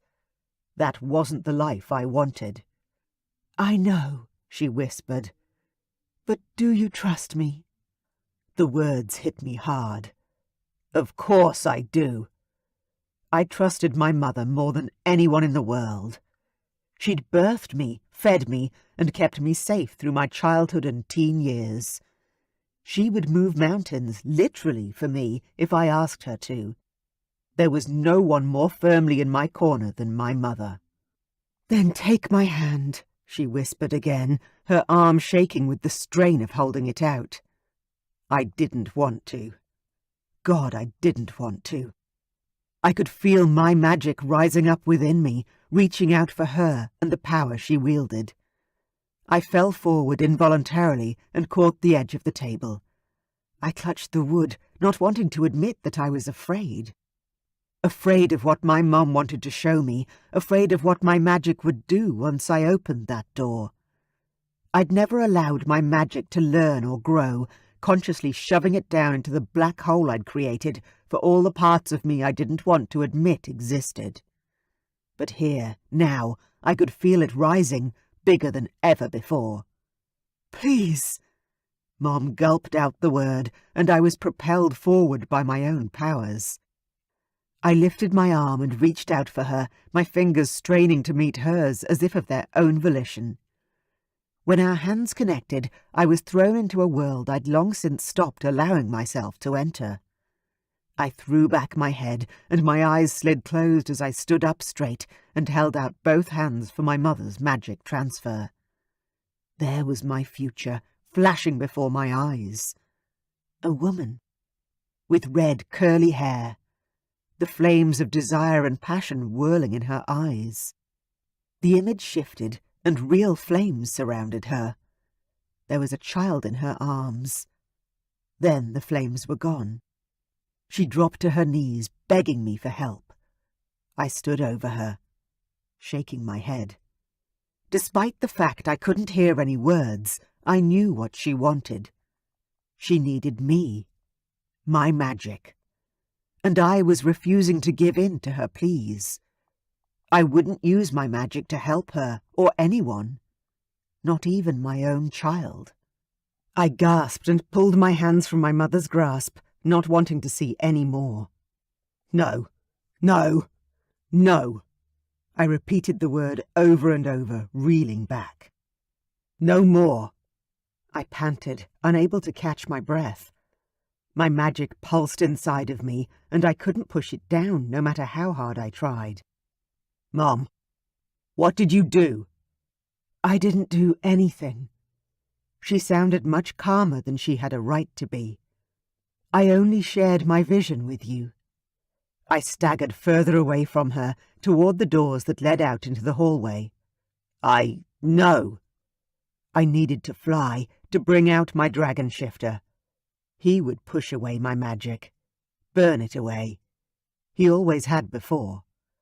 Anthony, where are you going? Mom called out behind me, but I kept going, staggering down the hallway, dragging my left foot that for some reason didn't seem to want to work. Finally, I made it to the balcony doors, and there I stopped to strip off my clothes. I was in my working clothes, so my sweater and shirt, then jeans, soon hit the ground. Anthony! My mother's voice was getting closer now as she rushed after me. I didn't want to deal with her. Not now. I'd trusted her when she asked me to, and now I was verging on the edge of losing control. I grabbed for the door handle and pushed it open. The cold air of winter hit me in the face, and I stumbled out into the snow. The Black Mountains were cold, but nothing like the North Kingdom. The Winter Palace.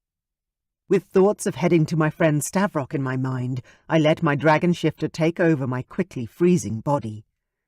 My wings extended from my back, my skin shifting into scales and rock-hard muscles. I closed my eyes, enjoying the rush of power and strength that my dragon gave me.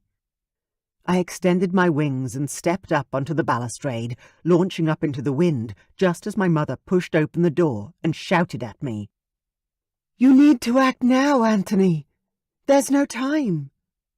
But I wasn't listening to her. Not today.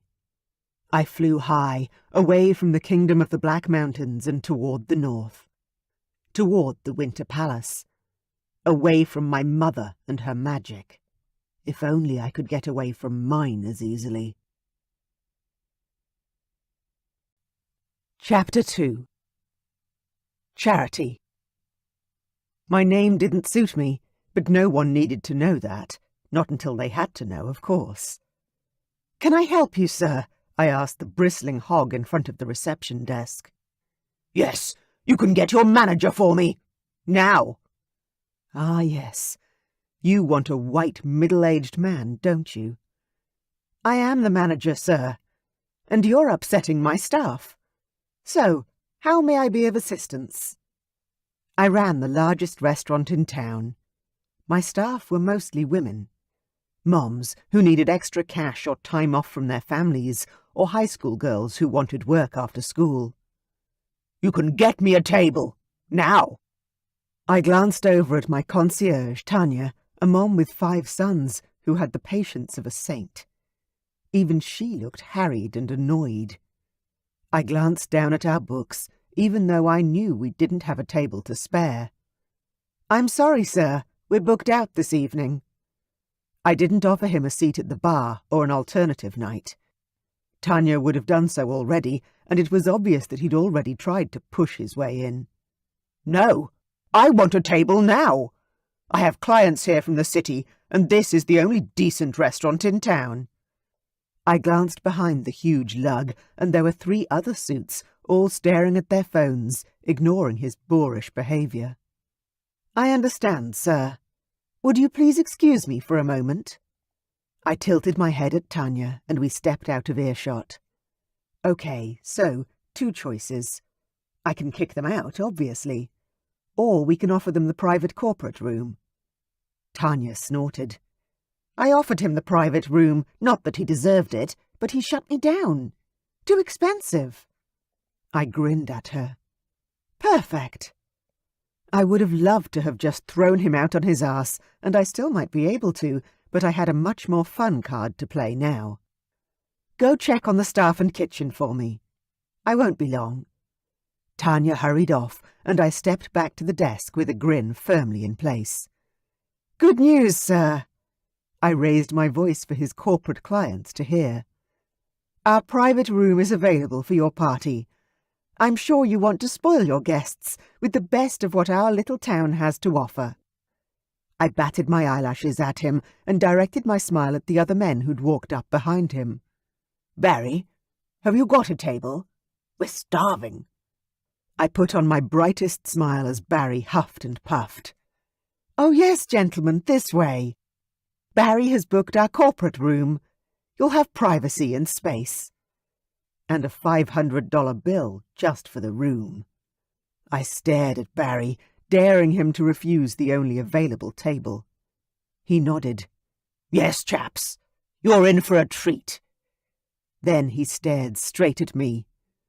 The manager herself will be serving us in the private room. The cost surely dictates such service. I had the best staff on tonight, being a busy Saturday night, so unless the kitchen caught on fire, they wouldn't need me too much. Of course, sir, I said smoothly. This way.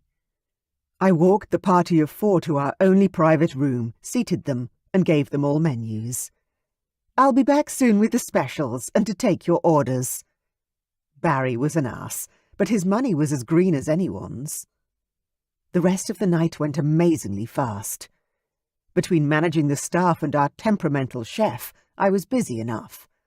Add in Barry and his clients, and the bottles and bottles of wine they consumed, I was run off my feet. Barry picked up the bill with only a slightly grudging manner, and the men he dined with left me a nice tip. It was, all in all, a good night. "Thanks, everyone. You did great tonight." I waved off the staff and sat down to look at the reservations we had for the following evening. "Thanks for taking care of that guy for me, Charity," Tanya said, as she slung her handbag over her shoulder. "Oh, you know it's no problem," I answered with a smile. "I'm always there for you." It was the biggest payoff for me with this job. The staff were underpaid, but between good tips and a good working environment, I hoped I helped to make up for any negatives. The staff went home, then it was time to lock up. Part of me had expected retribution from Barry for tricking him into paying for a very expensive dinner, but he'd been so jolly by the end of the evening, he'd practically rolled out the front door. I locked up and stepped out into the cold night. My apartment was only a few doors down, luckily. I hurried along the street, keeping an eye out for anyone and anything that might be a danger. Even in a small town where I knew every second person, it still wasn't totally safe for a woman at night. I reached my building's front door, opened up, raced inside, and locked it again. My heart had been pounding too fast, again, and I was a little disappointed with myself. Despite the fact that I'd taken self-defense classes since I was young, I was too aware that I didn't have much hope against a man with a knife or a gun. Feeling truly safe was a luxury I'd never had. I climbed the stairs to my second-story apartment and took deep breaths to slow my heart rate. It was almost 2 a.m. and I was exhausted. Even so, I had a quick shower, washed off all my makeup and the staleness of a long day. Once clean, I made myself a cup of peppermint tea, put on my warmest pyjamas, and climbed into bed. I clung to my mug of tea and glanced over at the romance novel I was reading. It lay on the bedside table, tempting me, but the time was moving toward 3 a.m. now. Did I really need to read more tonight? If I was being honest with myself, part of the reason I was putting off going to sleep was because of the disturbing dreams I'd been having lately. The book I was reading was a paranormal romance novel featuring dragon shifters and princesses. And ever since I'd started reading, I hadn't been able to stop the erotic dreams. I wasn't even up to a sexy part of the book yet, but with every page I devoured, it felt like I was drawn into the world, and as soon as I was asleep, I was in that castle. I became the princess in the storybook, being ravished by a sexy dragon prince. After an internal debate about the need for good quality sleep, I didn't reach for the book. Instead, I drank the rest of my tea, pulled up the warm blanket on the bed, and snuggled down beneath the covers. If I didn't read anything tonight, then surely I wouldn't wake in a hot sweat. It was sad that my dreams far surpassed anything I'd ever experienced in reality. I closed my eyes and relaxed into my fluffy pillow. I was as single as a dollar bill, and that wasn't changing any time soon. Perhaps I should start looking forward to these dreams. After all, I thought, as I began to drift off, they were probably the closest thing to romance I was ever going to experience. I covered my face with my hands, my forehead hot to the touch and slick with sweat. Not again! I squeezed my thighs tightly together, drawing out the after sensation as a beautiful lethargy stole over my body. Sleep beckoned. Deep and satisfied sleep this time. I rolled onto my back, truly exhausted now. Please let me sleep. And I did. I slept through until lunchtime the next day, my dreams still haunted by those beautiful blue eyes, with the purple mist circling within their depths. Chapter 3. Anthony. Flying to the North Kingdom could be dangerous for a dragon from a warmer climate. Damon and his family were ice dragons and were acclimated to the freezing weather. It was only the beginning of our true winter months, so the weather wasn't as bitterly cold as it would get in a few weeks. Still, I flew low to the ground, staying out of the snowy clouds, and went the most direct route to the castle. As soon as I landed, I shifted to human and stalked toward the balcony doors, the falling snow landing on my heated skin. I opened the door myself, no servants hanging about waiting for visitors. They probably didn't receive many uninvited or unannounced guests. And I hadn't told the family I was coming. As soon as I was inside, a maid saw me and fluttered her hands in shock. "Oh, sire! I'm sorry there was no one to greet you. Was the king expecting you?"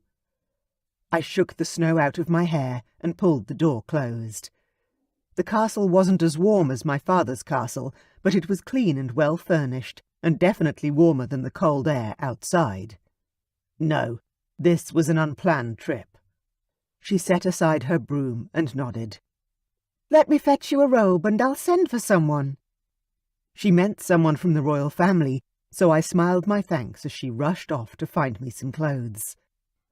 "Anthony?" I turned to find Cassandra, the queen, walking toward me with a curious stare. "What are you doing here?" Cass was still beautiful, her long blonde hair streaked with silver.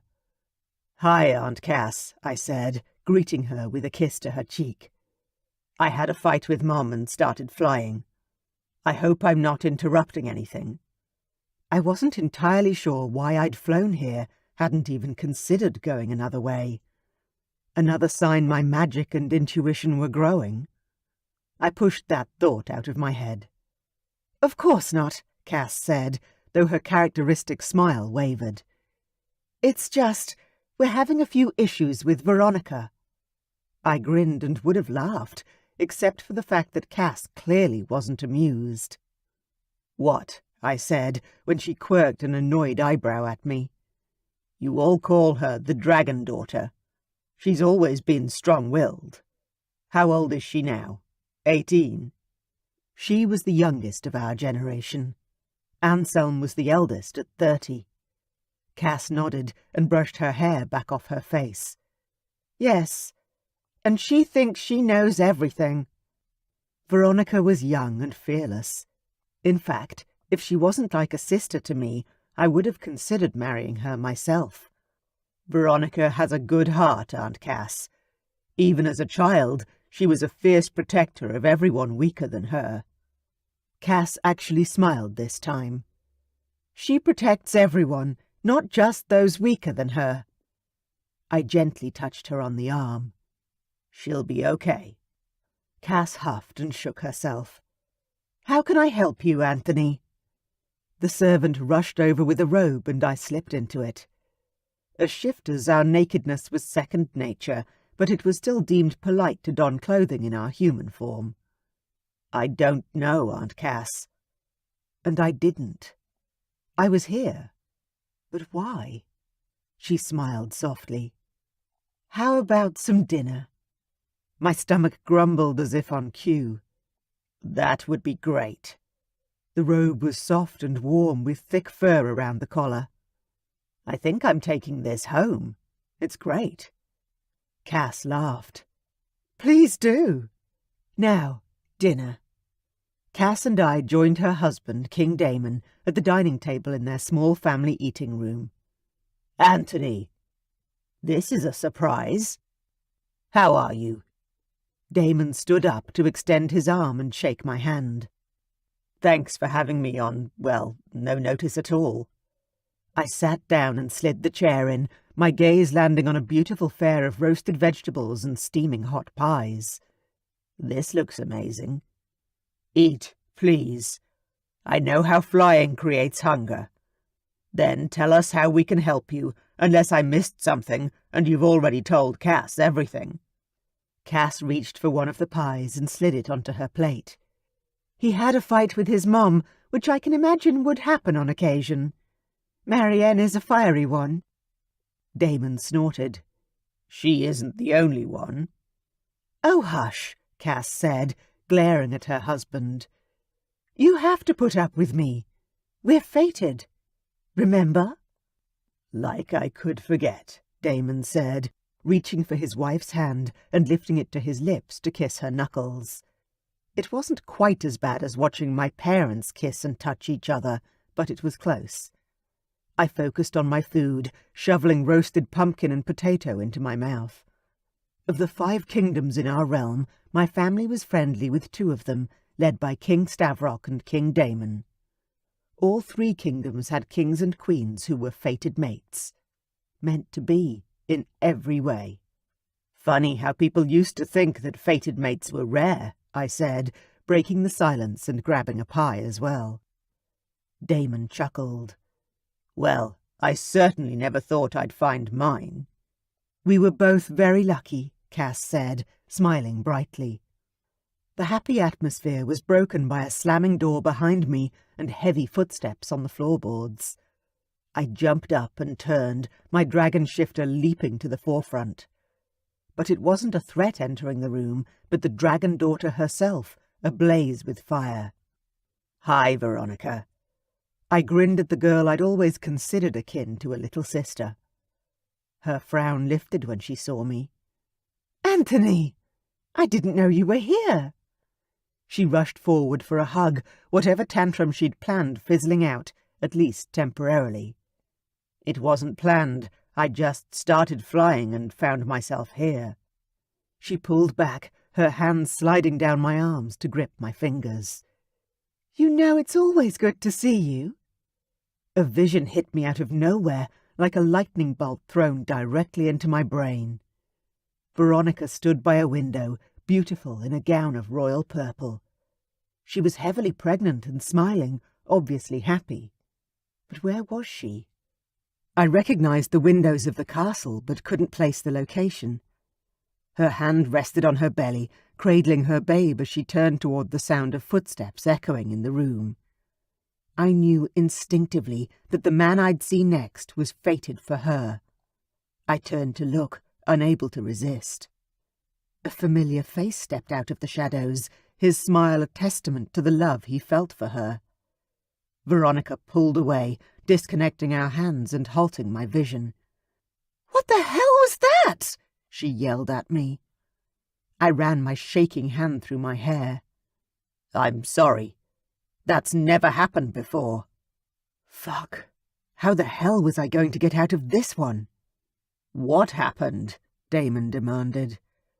"Oh, it was nothing," I said, looking to Veronica and hoping she'd see that I wanted her to keep my secret.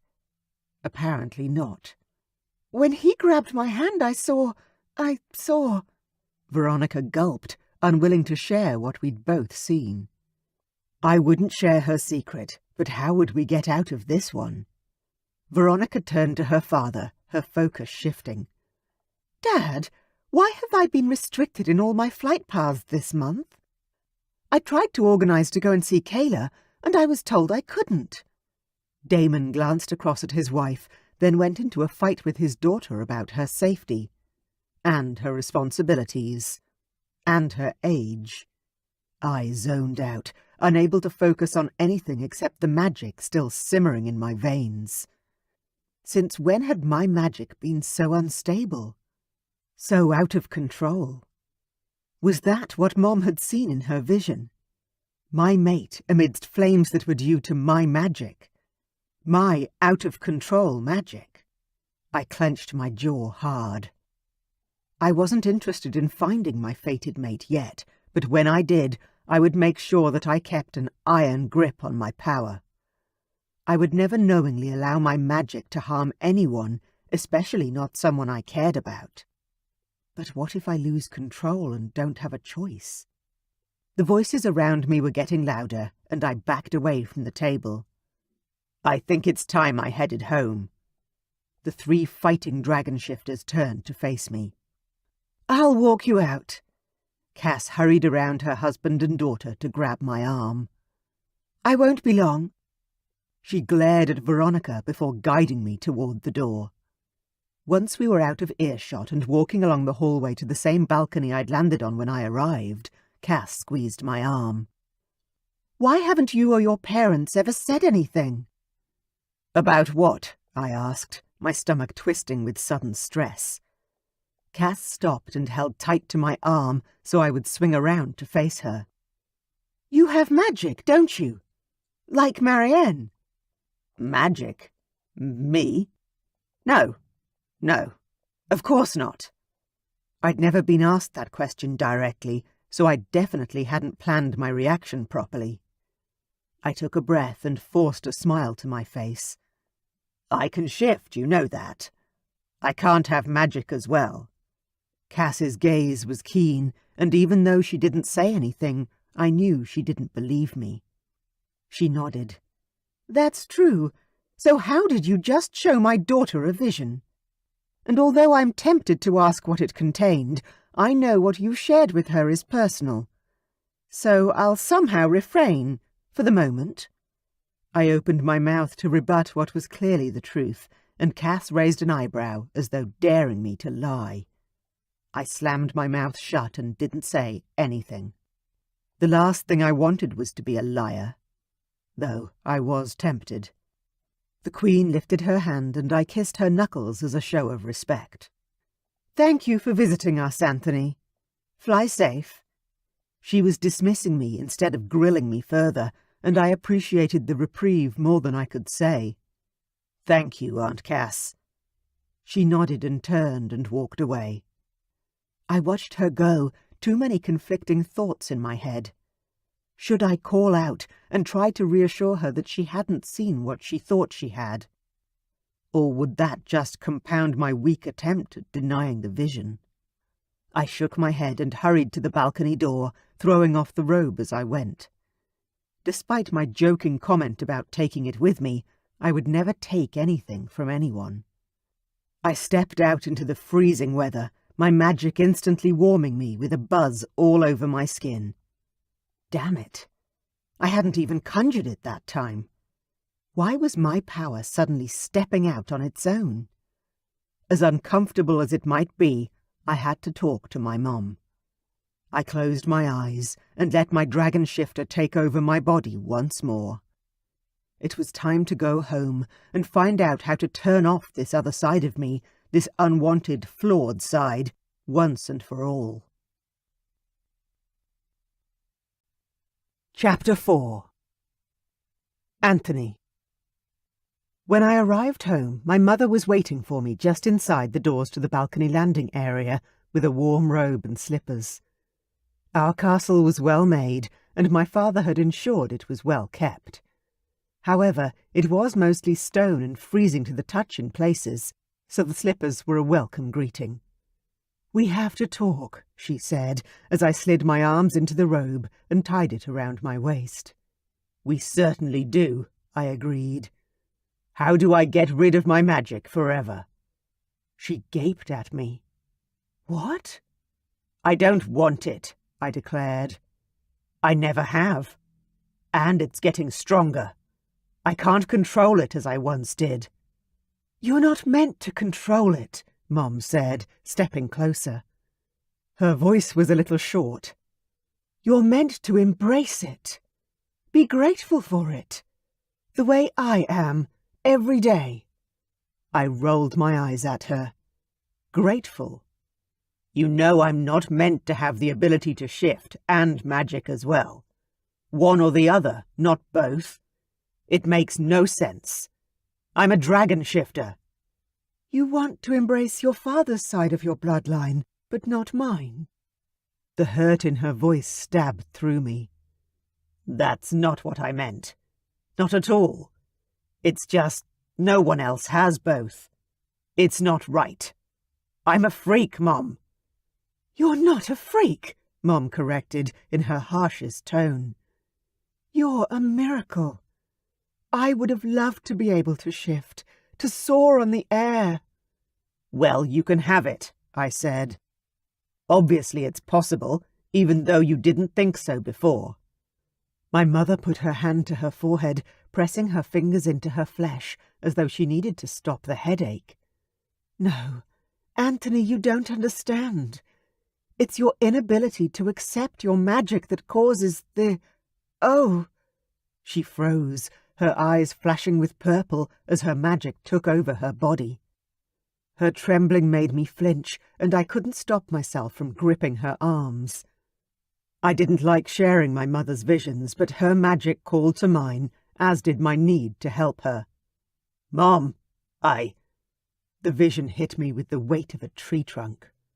My mate was walking along the road. Someone was stalking her. She was hit from behind and she fell. He was on her. My mate was screaming. Horrible, blood-curdling screams of pain. He was hurting her, making her. I pulled away, managing to disengage from my mother's magic, my soul recoiling with rage as my dragon rose up within my heart. "Where is she?" I growled, my shifter barely contained.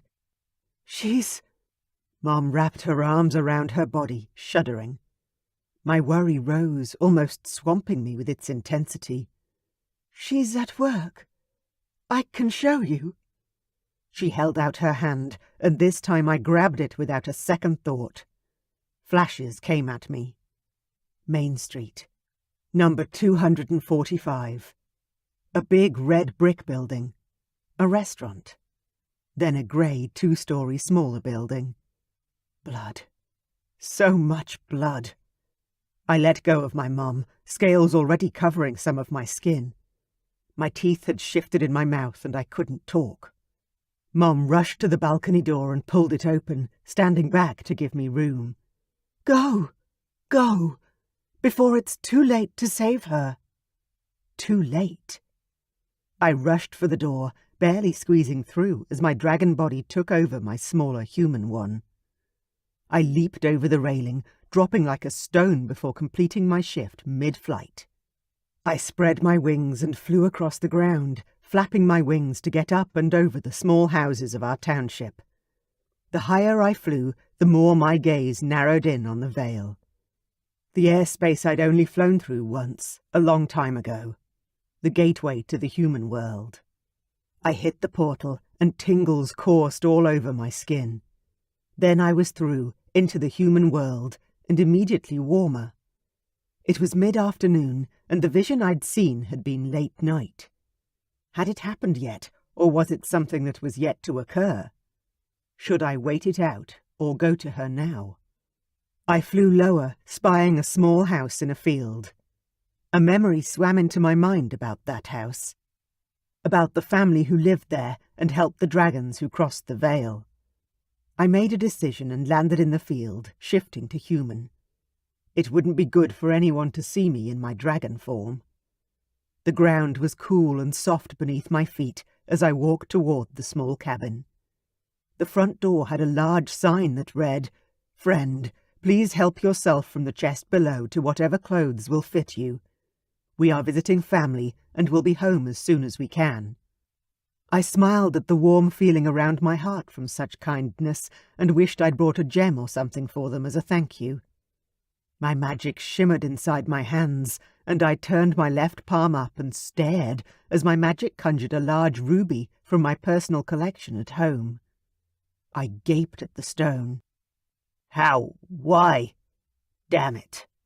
My magic really was out of control, obviously even more so here than it had been at home. Nevertheless, I had the gift I'd been hoping for, so I had to focus on the positive in that regard. I opened the chest and grabbed some pants and a warm sweater, leaving the ruby inside the chest while I searched for shoes. The clothes were a little tight in places, but I was grateful for the comfort. There was no quick way into town, especially unseen. So I walked, not something I did very often in my realm. We ran or flew. Walking was for short distances, usually between rooms in the castle. Not into a town many miles away. By the time I arrived at the edges of town where houses with large yards sported children and pets galore, the sun was setting. A woman saw me and smiled in greeting, though she was obviously hesitant about me, and grabbed her child to her side. "Hello," I said, not stepping closer but waving instead. I'm looking for a place to eat dinner. A restaurant, perhaps. Could you point me in the right direction?" She nodded and walked closer to the edge of her fence. "Yes, I can do that. Main Street has all of our food places. There's a bakery and a diner and a fancier restaurant if that's what you're looking for." "And how do I get there?" She pointed. "That way, 2 blocks over. You can't miss it." I nodded and turned to smile at the small girl clinging to the woman's legs. "Much appreciated." My heart began to pound as I ambled along the street in the direction of Main Street. It was beginning to dawn on me that I was about to meet my fated mate. What would I even do once I met her? Would she recognize me as I did her? Would I be able to leave her once she was safe? So many questions, and none of them with immediate answers. My older brother had found his mate before he was 21 and pursued her with a determination I'd never seen him display before that time or since. Would I be the same?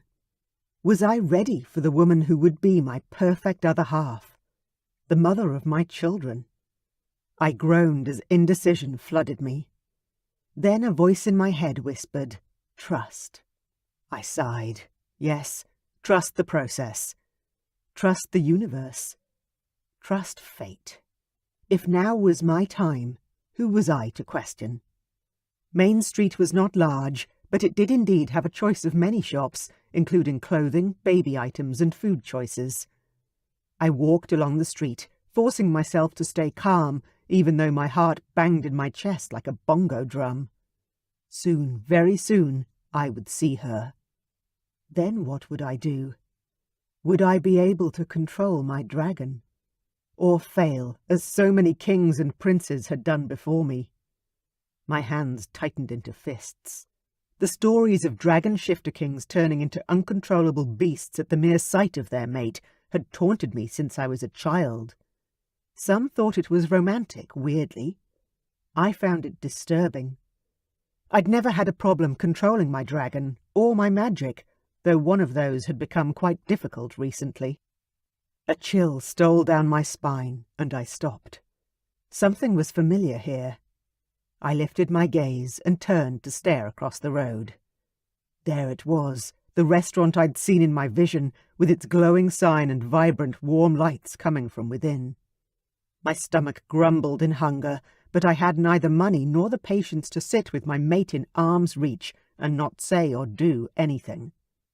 Instead, I found stairs up to a roof terrace opposite the restaurant, and there I rested while I waited for Mom's vision to come true. Chapter 5. Charity. It had been a ridiculously busy night for a Sunday. The last thing I needed was another run-in with Barry from last night, but what was another bully to deal with? I'd been handling them my whole life. I locked up, grateful for the earlier-than-normal finishing time. Sundays we closed at 10, so I'd be home and in bed before midnight. Thank goodness. I was freaking exhausted. Mom kept telling me I needed to slow down, but who was I going to defer to? There was no backup manager. There was me and my amazing staff, and the owners who lived hours away in the city and didn't give two hoots if I worked myself into the ground for their bottom line. I slid my keys into my bag and turned in the direction of my apartment. Mum had dropped off some soup today, so that would be supper when I got home. Something warm and filling on this cold night. I pulled my coat tighter around my body as the wind whipped around me. "Hey, you! I want to talk to you!" A male voice slurred the words behind me. I jumped and whirled around as a heavy hand grabbed my shoulder. When I saw who it was, my heart began to pound. "Barry, what are you doing here?" He looked drunk and mean. His hands were clenched at his sides, and his face was slashed with redness. I had pepper spray in my bag, and home was only 100 feet away. How quickly could I get my keys out of my bag if it came to a fight? "You," he growled. "You made me look a fool, and cost me a fortune." I opened my mouth to reply, scrabbling in my bag for the pepper spray, but he swung his arm so fast I didn't even see it coming. His fist collided with the side of my face, and I fell backwards. Crack! My head hit the concrete, and my vision went black as pain swamped my body. I gasped out, blinking, trying to see. Panic hit. I put my hand up to my head and wetness met my fingers. Was it raining or was I bleeding? "You fucking bitch!" Barry snarled, grabbing my foot and dragging me along the sidewalk. "Ow, Barry! Stop!" I tried to sit up, but each tug cracked my head back once more. My vision seemed to be returning, but I was shaking now, adrenaline zinging along my veins. I kicked out at him but couldn't budge his grip on my leg. He dragged me into the narrow alley next to the restaurant. Dirt ground into my back, and darkness intensified due to the buildings crowding above my head. "You owe me!" He shook my leg before releasing me, then threw his jacket to the ground. Holy shit. No. "I've got cash at my apartment," I gasped out. "I'll pay you back, and no one has to know." I had to keep him talking. I had to fight. He already had me at a disadvantage, but maybe I could talk him around. His foot slammed into my belly, and I screamed as pain swallowed me up. All the air left my body in an agonized hiss. I curled up and rolled onto my side, panting for breath. My head was spinning, and I'd long stopped panicking. My thoughts had slowed due to pain and shock, and I couldn't formulate a plan of how to get away. How was I going to survive this? Barry's heavy body landed on top of me, and I cried out, pushing at him to try and get him off me.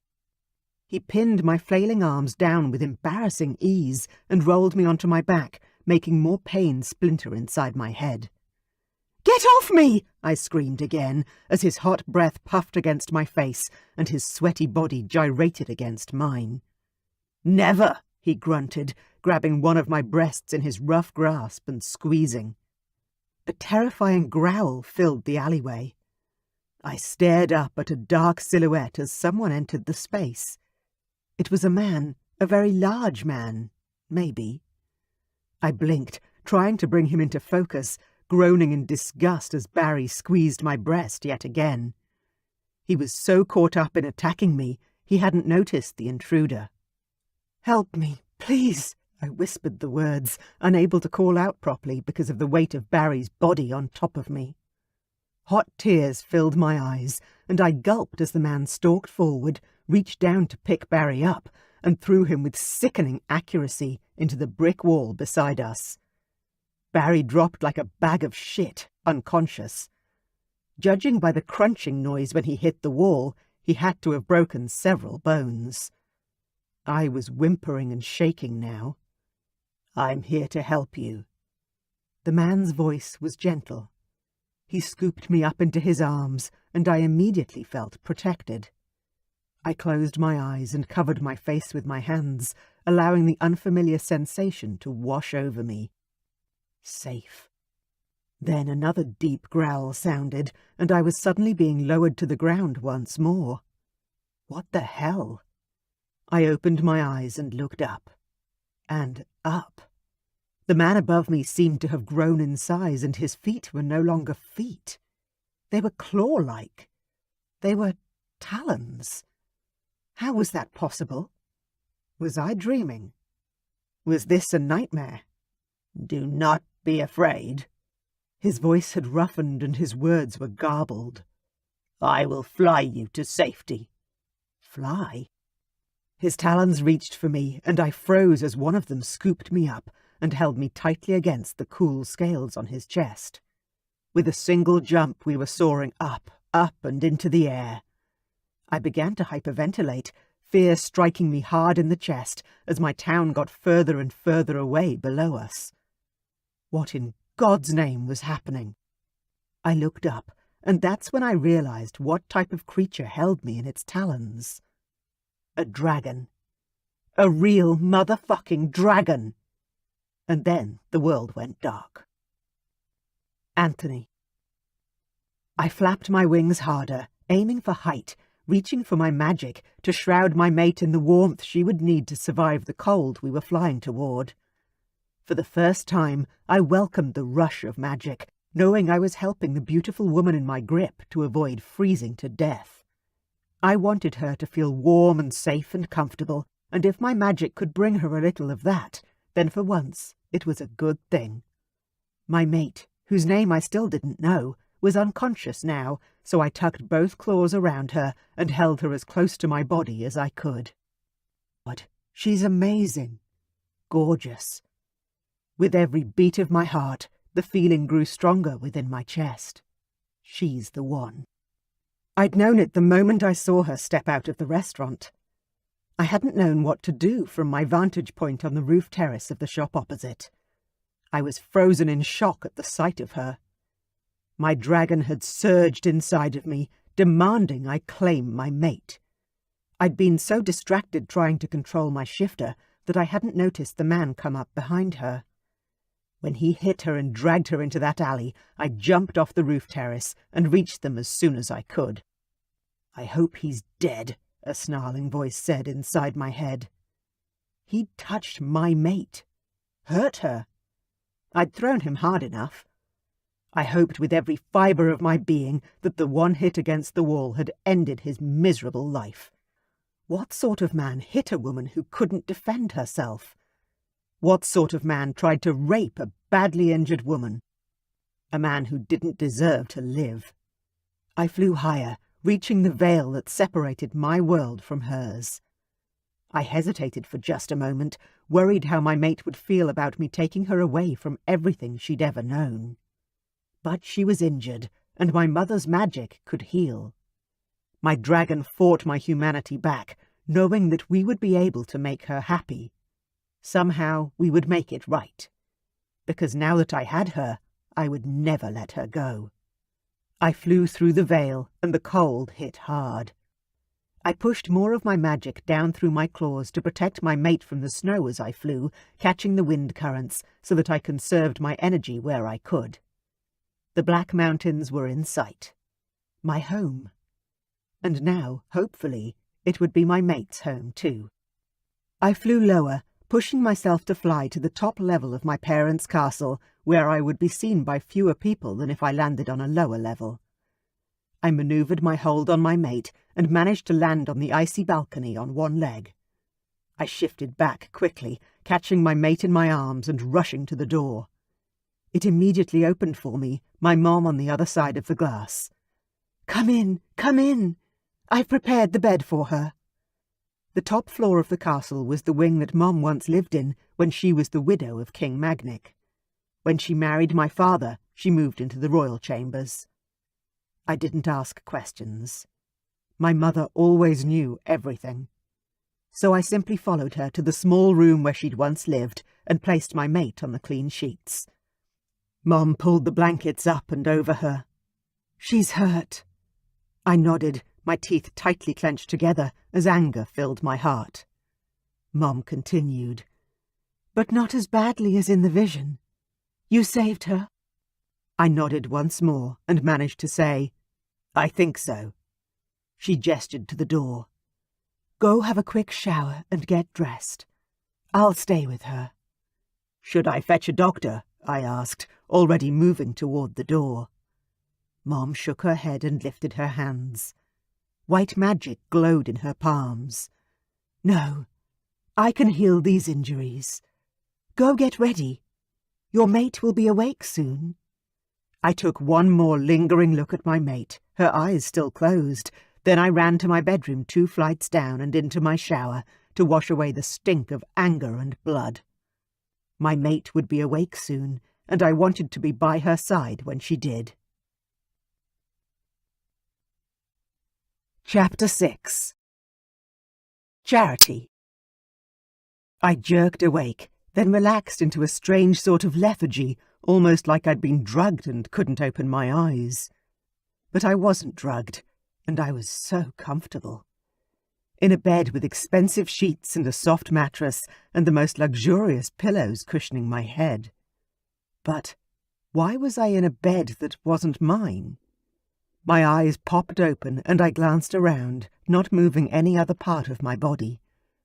Above my head was a bed frame I didn't recognize, with an ornate ceiling and a light fitting that looked like it was from a historical movie set. I tried to sit up, but my stomach hurt, and I moved my hand to cover the pain. Ow! Try not to move, a soft female voice said. I've done what I could to heal you, but as you're human, you'll need to do a lot of the mending yourself. I twisted to see a woman sitting calmly beside my bed. She was beautiful and very regal-looking. With her long velvet dress and her hair pinned up, she looked like a medieval princess. "Where am I?" I demanded. "You're in my home," she answered simply and smiled at me.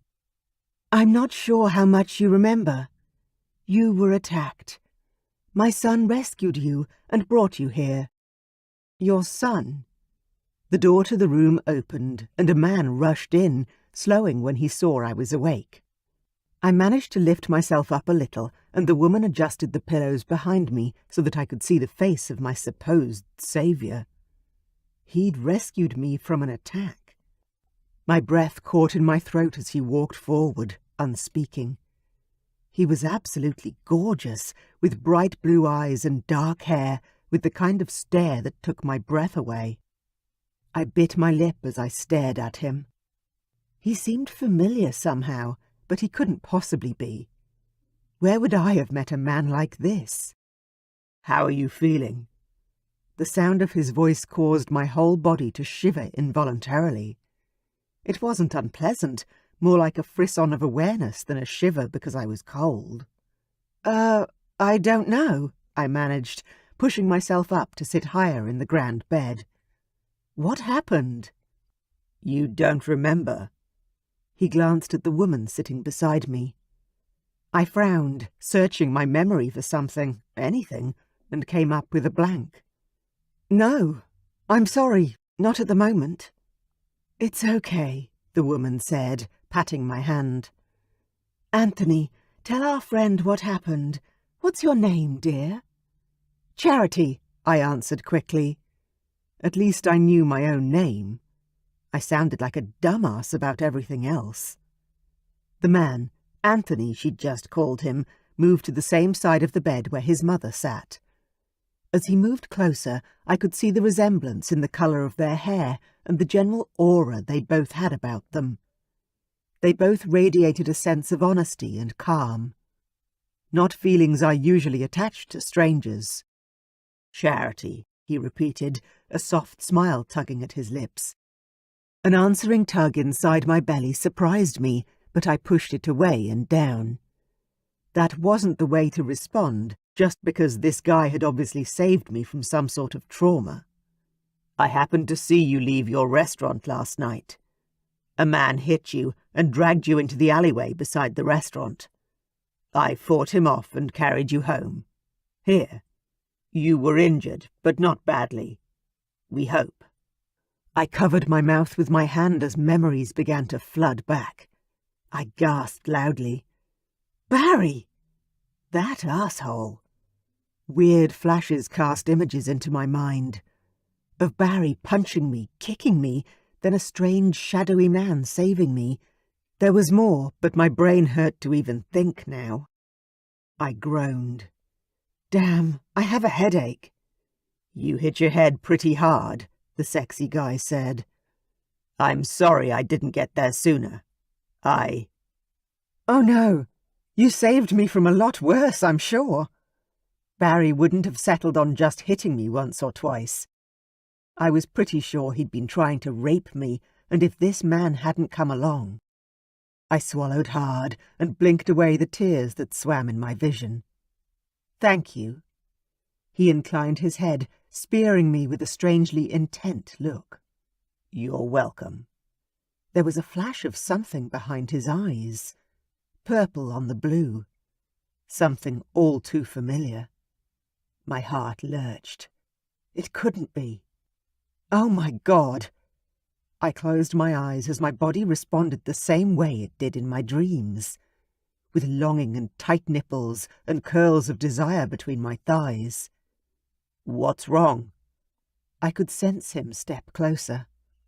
He smelled divine, and I wanted to turn my head away so I didn't embarrass myself, but I couldn't move. He was too near, too perfect. I gulped and forced my eyes open. Be normal. Be normal. Nothing. Everything's okay. Sorry about that. This was the man I'd been dreaming about for weeks. He stole every sleeping moment and turned it into an erotic feast for my senses. My face turned into a red, hot mess, courtesy of the blush that stole across my cheeks. I put my cool hands to my hot face and attempted to look composed, even though I wasn't. How is this possible? He isn't meant to exist. Have you seen my son before? The woman narrowed her eyes in a knowing manner. In a dream, perhaps. How did you know that? I whispered, sitting straight up despite the niggles in my body. The pain in my belly had mostly subsided, and although I could sense some tenderness and stiffness in my back, I was feeling a lot better than before. The woman smiled. Proper introductions first. I am Marianne, and this is my son, Anthony. I tried to nod, but found that increased my headache. Have you got some Advil or something for a headache? Marianne stepped closer. Would you like me to take your pain away? How would you do that? I asked, suspicion etched into my tone. She laughed a little. Just with my hands. I am a healer of sorts. Oh, like an energy healer? I knew of some woo-woo style practitioners who could lay their hands on people and practically heal them through energy exchanges. Not that I totally bought into that sort of thing, but at this point in time I was happy to try anything. Yes, just lay back. I did as she said, though an unease settled into my stomach. Marianne pressed her fingers to my temples, then stroked my forehead gently. I tried not to sigh, but her gentle touch was nice, soothing to the pain.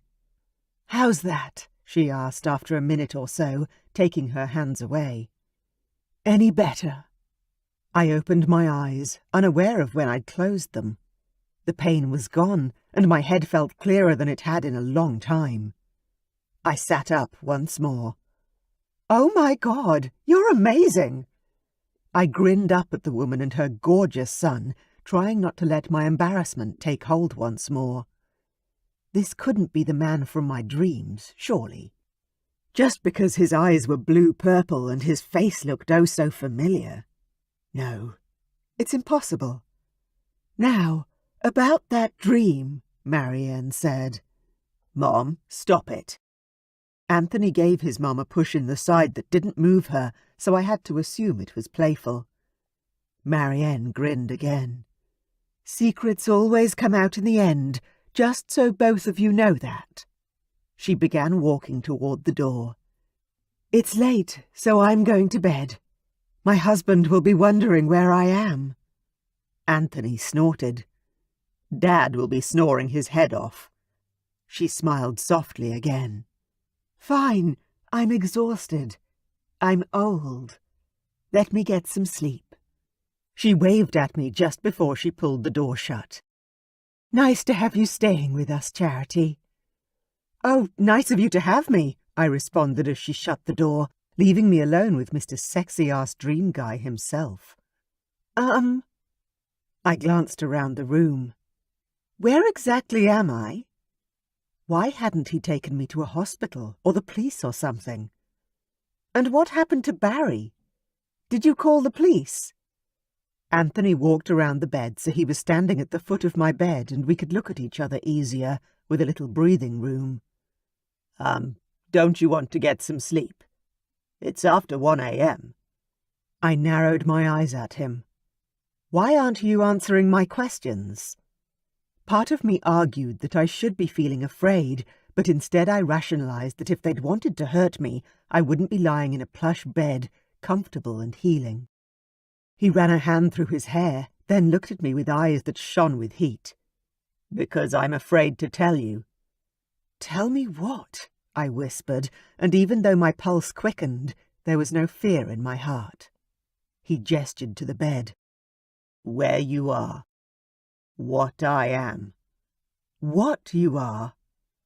As though the words conjured the images, more memories flashed through my mind. Memories of a dragon picking me up and holding me, carrying me away, flying. "No," I whispered. "It can't be true. It isn't possible. He couldn't be some sort of dragon prince in another world like the one I dreamed about every night." "What can't be true?" he asked, his eyes flashing with the purple mist I'd seen too many times to count, in my dreams. My belly clenched with longing at the sight. I forced myself to pretend calm as I said, "Please just tell me the truth. Where am I? Who are you? And yes, what are you?" My heart was beating erratically now, but I wouldn't run. I needed to know the truth, the whole truth, and nothing but the truth. Anthony sighed heavily. "Mom was right. The truth always comes out, doesn't it?"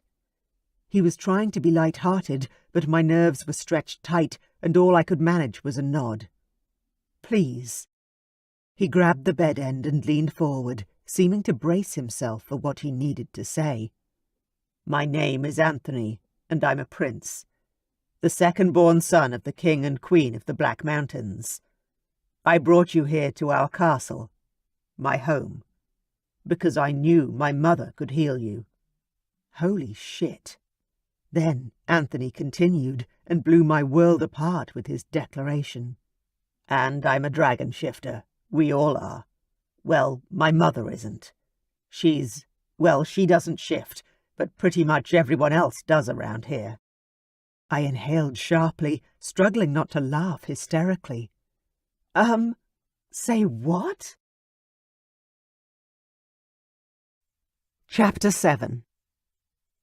Anthony. She didn't believe me, and I didn't blame her. In the human world, dragons didn't exist. In fact, they were considered mythological creatures written into ancient fables. In fact, those stories were most likely written by humans who'd seen one of my ancestors. "You're kidding, right?" Charity's gorgeous dark eyes flashed with a depth of emotion I hadn't expected. "Tell me the truth." "I just did." I shrugged. "I saw that man hurt you, and I wanted to." I shook my head. She didn't need to hear about my murderous instincts in relation to protecting her. "I may have thrown him into that brick wall a little too hard, but I didn't hang around to see if he survived. I wanted to get you somewhere safe." "Safe?" Charity repeated the word and paused as if considering it. Then she lifted an eyebrow at me. "Well, I'm sure he got what was coming to him."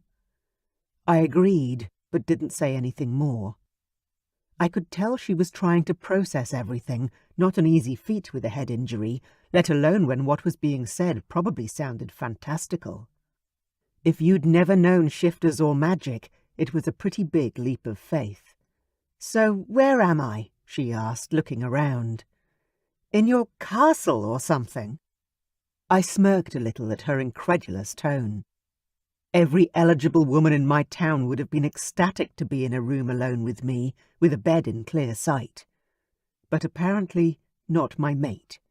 She clearly wasn't impressed by my birthright. "Well, yes. Though technically, I suppose this is my parents' castle. They still reign, and I'm not the crown prince. My older brother Karlak will be king one day. Not me." "I don't believe you." She sat up straighter and glared at me, with all the fire of a woman who'd been lied to and was getting rather annoyed about that fact. I gestured to the window. "It's the middle of the night, so you won't be able to see the whole town right now, but feel free to look out." Charity threw back her bed covers and twisted slowly until her feet touched the floor. Her gasp was audible as she looked down at herself and said, "What am I wearing?" I tried not to laugh as I walked over to the window and drew the curtains back for her. "One of my sister-in-law's gowns, I believe. Don't worry, that was my mother's doing, not mine." Charity walked to the window and stared out. We were 20 stories above the town, and, in the darkness, it was hard to see any detail, even with my enhanced dragon sight. She huffed out a breath. "I can't see a thing." Determined not to be thought of as a liar, I marched over to the main door. "Come see the castle, then. Or you can wait for morning. Either way, you'll find out I'm telling the truth soon enough." She narrowed her eyes at me and lifted her head. I was pretty sure she would have stormed up to me, all indignation and fire, if she'd been able to. I could imagine her poking a firm finger against my breastbone and telling me off, and I had to hold back a laugh at the imagined scene. She had some fire, this one, which only made her even more desirable in my eyes. Or at least, she would have fire if she were operating at her full capacity. She swayed a little, then moved toward me slowly. "Are you all right?" I asked, studying her tentative movements. "You took a lot of knocks tonight." She nodded, but her lips pressed into a thin line.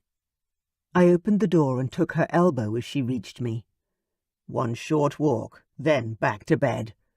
I don't want you passing out again." "Again? I passed out?" Her voice was slightly breathless. "Yes, once we got to a higher altitude. I'm not sure if it was fear or your injuries, but I was worried about you for a good few hours." We took a few steps before she stopped. "I don't think I can. I'll have to see the rest in the morning." She sagged and I grabbed for her, sweeping her into my arms and marching back to her room.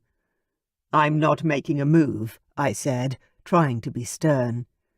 "You just looked like you were going to fall down." She lay her head on my shoulder and sighed. It felt so right to have her in my arms. "I was. Thank you. I wouldn't have made it back on my own." I placed her back in her bed and tucked her beneath the warm covers. "You're not used to having help, are you?" She closed her eyes, effectively shutting me out. "I don't usually need help."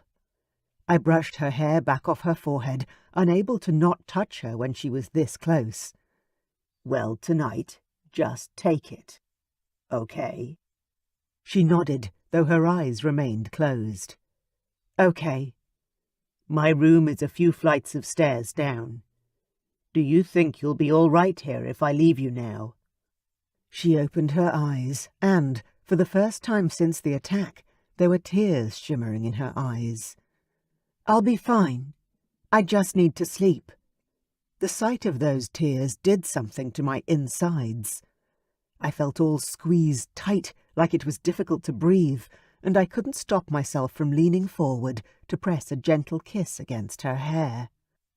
Instead of recoiling as I half expected her to, she lifted her chin and met my lips with her own. Desire burned in my gut, and although I desperately wanted to kiss her deeply, the last thing I wanted was to take advantage of her when she was injured. But the imprint of her lips on mine stayed with me, even after I managed to stand straight once more. My dragon roared inside my head, wanting, needing his mate. "No," I told him. "Now is not the time." "Good night, Charity," I managed. Then I turned and fled, shutting her door quietly behind me. I leaned against the wall in the hallway outside, my head back and my eyes closed. My heart hammered as aggressively as a dragon's wings in war, and I wasn't sure I'd ever feel the same. My mate was strong and beautiful and fierce, but she was also soft and tender. My dragon was already in love, ready to claim her as ours, forever. But I had a hard job ahead of me. She wasn't of this world, and she certainly wouldn't just fall into my bed and my heart without a second thought. She would need to be wooed and reassured, and I didn't even know exactly what she needed, but I was certain our path to happiness would not be straight or easy. I stood up straight and walked down the stairs to my bedroom. My dragon wanted me to sleep on the floor outside of her room and protect her like the treasure she was. But how creepy would that be if she woke up before me and then practically fell over my sleeping form as she tried to leave her room? She already thought me a liar. I didn't want to make her believe anything else bad about me. I managed to reach my room, strip off, and climb into bed without running back to her. She was safe in my mother's old room. Safer than anywhere else in the world, human or dragon. My mother's magic filled every room and hallway of this castle.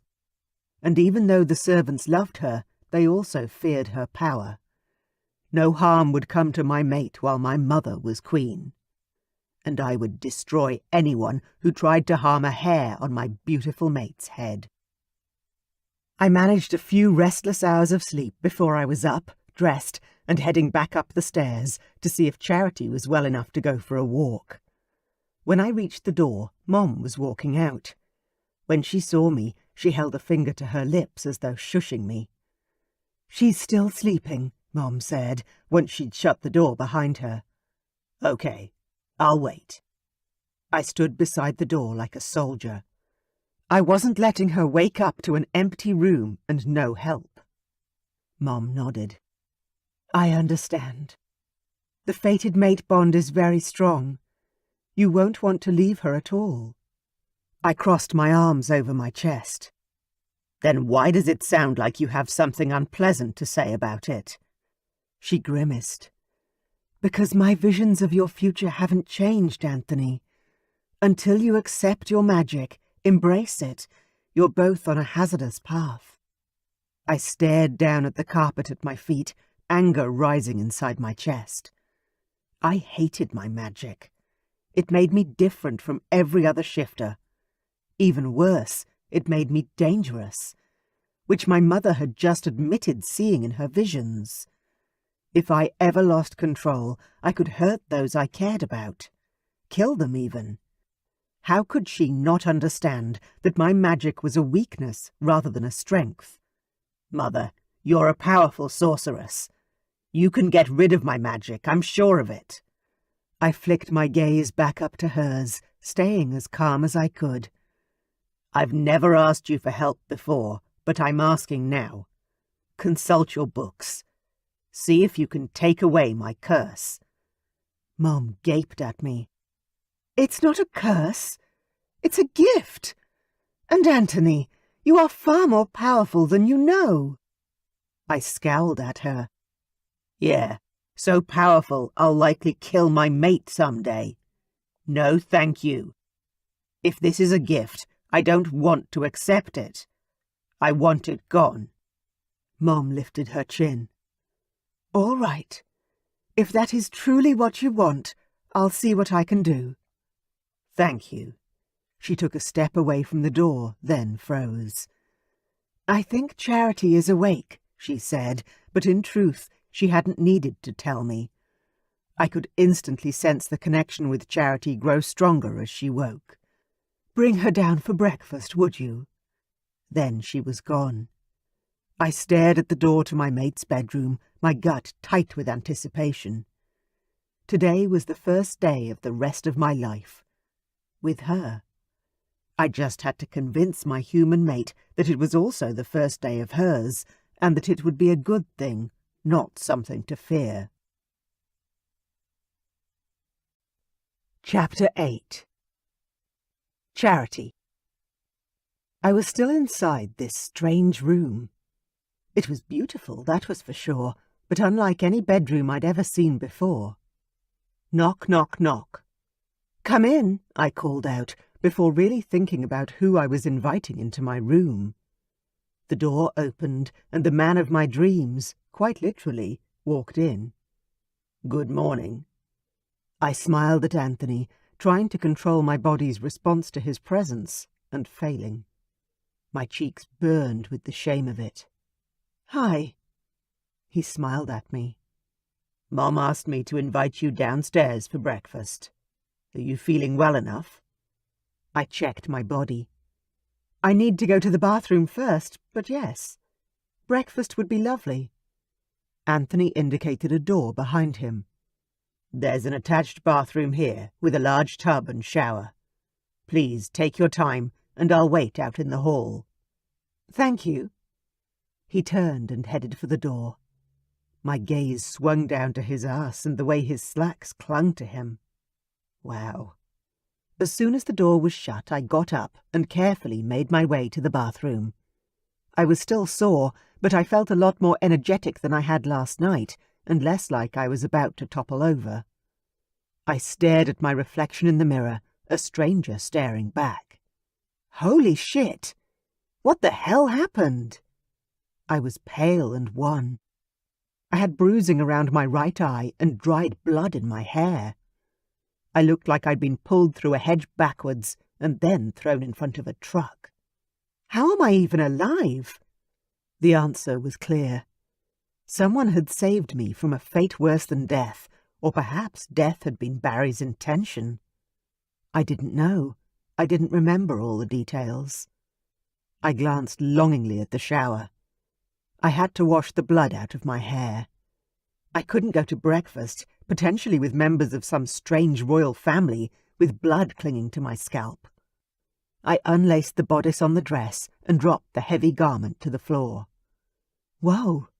It must be cold here if that's what they wear every day. Had Anthony really carried me to some other town? How had he done that? A brief image of being up high, of air rushing past my face, intruded, but I tamped it down. No. Don't go there. Don't think about anything except what's in front of me right now. I shook my head to clear any lingering worries as I gingerly walked into the massive tiled shower and turned on the faucet. One thing at a time. The water quickly turned hot, and I turned around and let the stream flow over my head and down my body. There didn't seem to be any shampoo or conditioner, but there was a flower-scented soap, and I used that to scrub my whole body, then applied it to my hair. It was heaven to remove the blood and emerge clean and fresh. I turned the shower off and found a neat pile of towels near the door. I could already feel my energy fading a little, so I dressed again in the lovely sky-blue gown, but I couldn't manage all the intricate lacing. Eventually I gave up and walked back to the door that led to the hallway. When I opened it, Anthony was there, waiting for me as he'd promised. His smirk told me I looked like a drowned duck. "What?" I said. "It's not like I have this sort of dress in my wardrobe. Where are my clothes?" His grimace told me all I needed to know. "Fine," I grunted. "Do you know how to fix this?"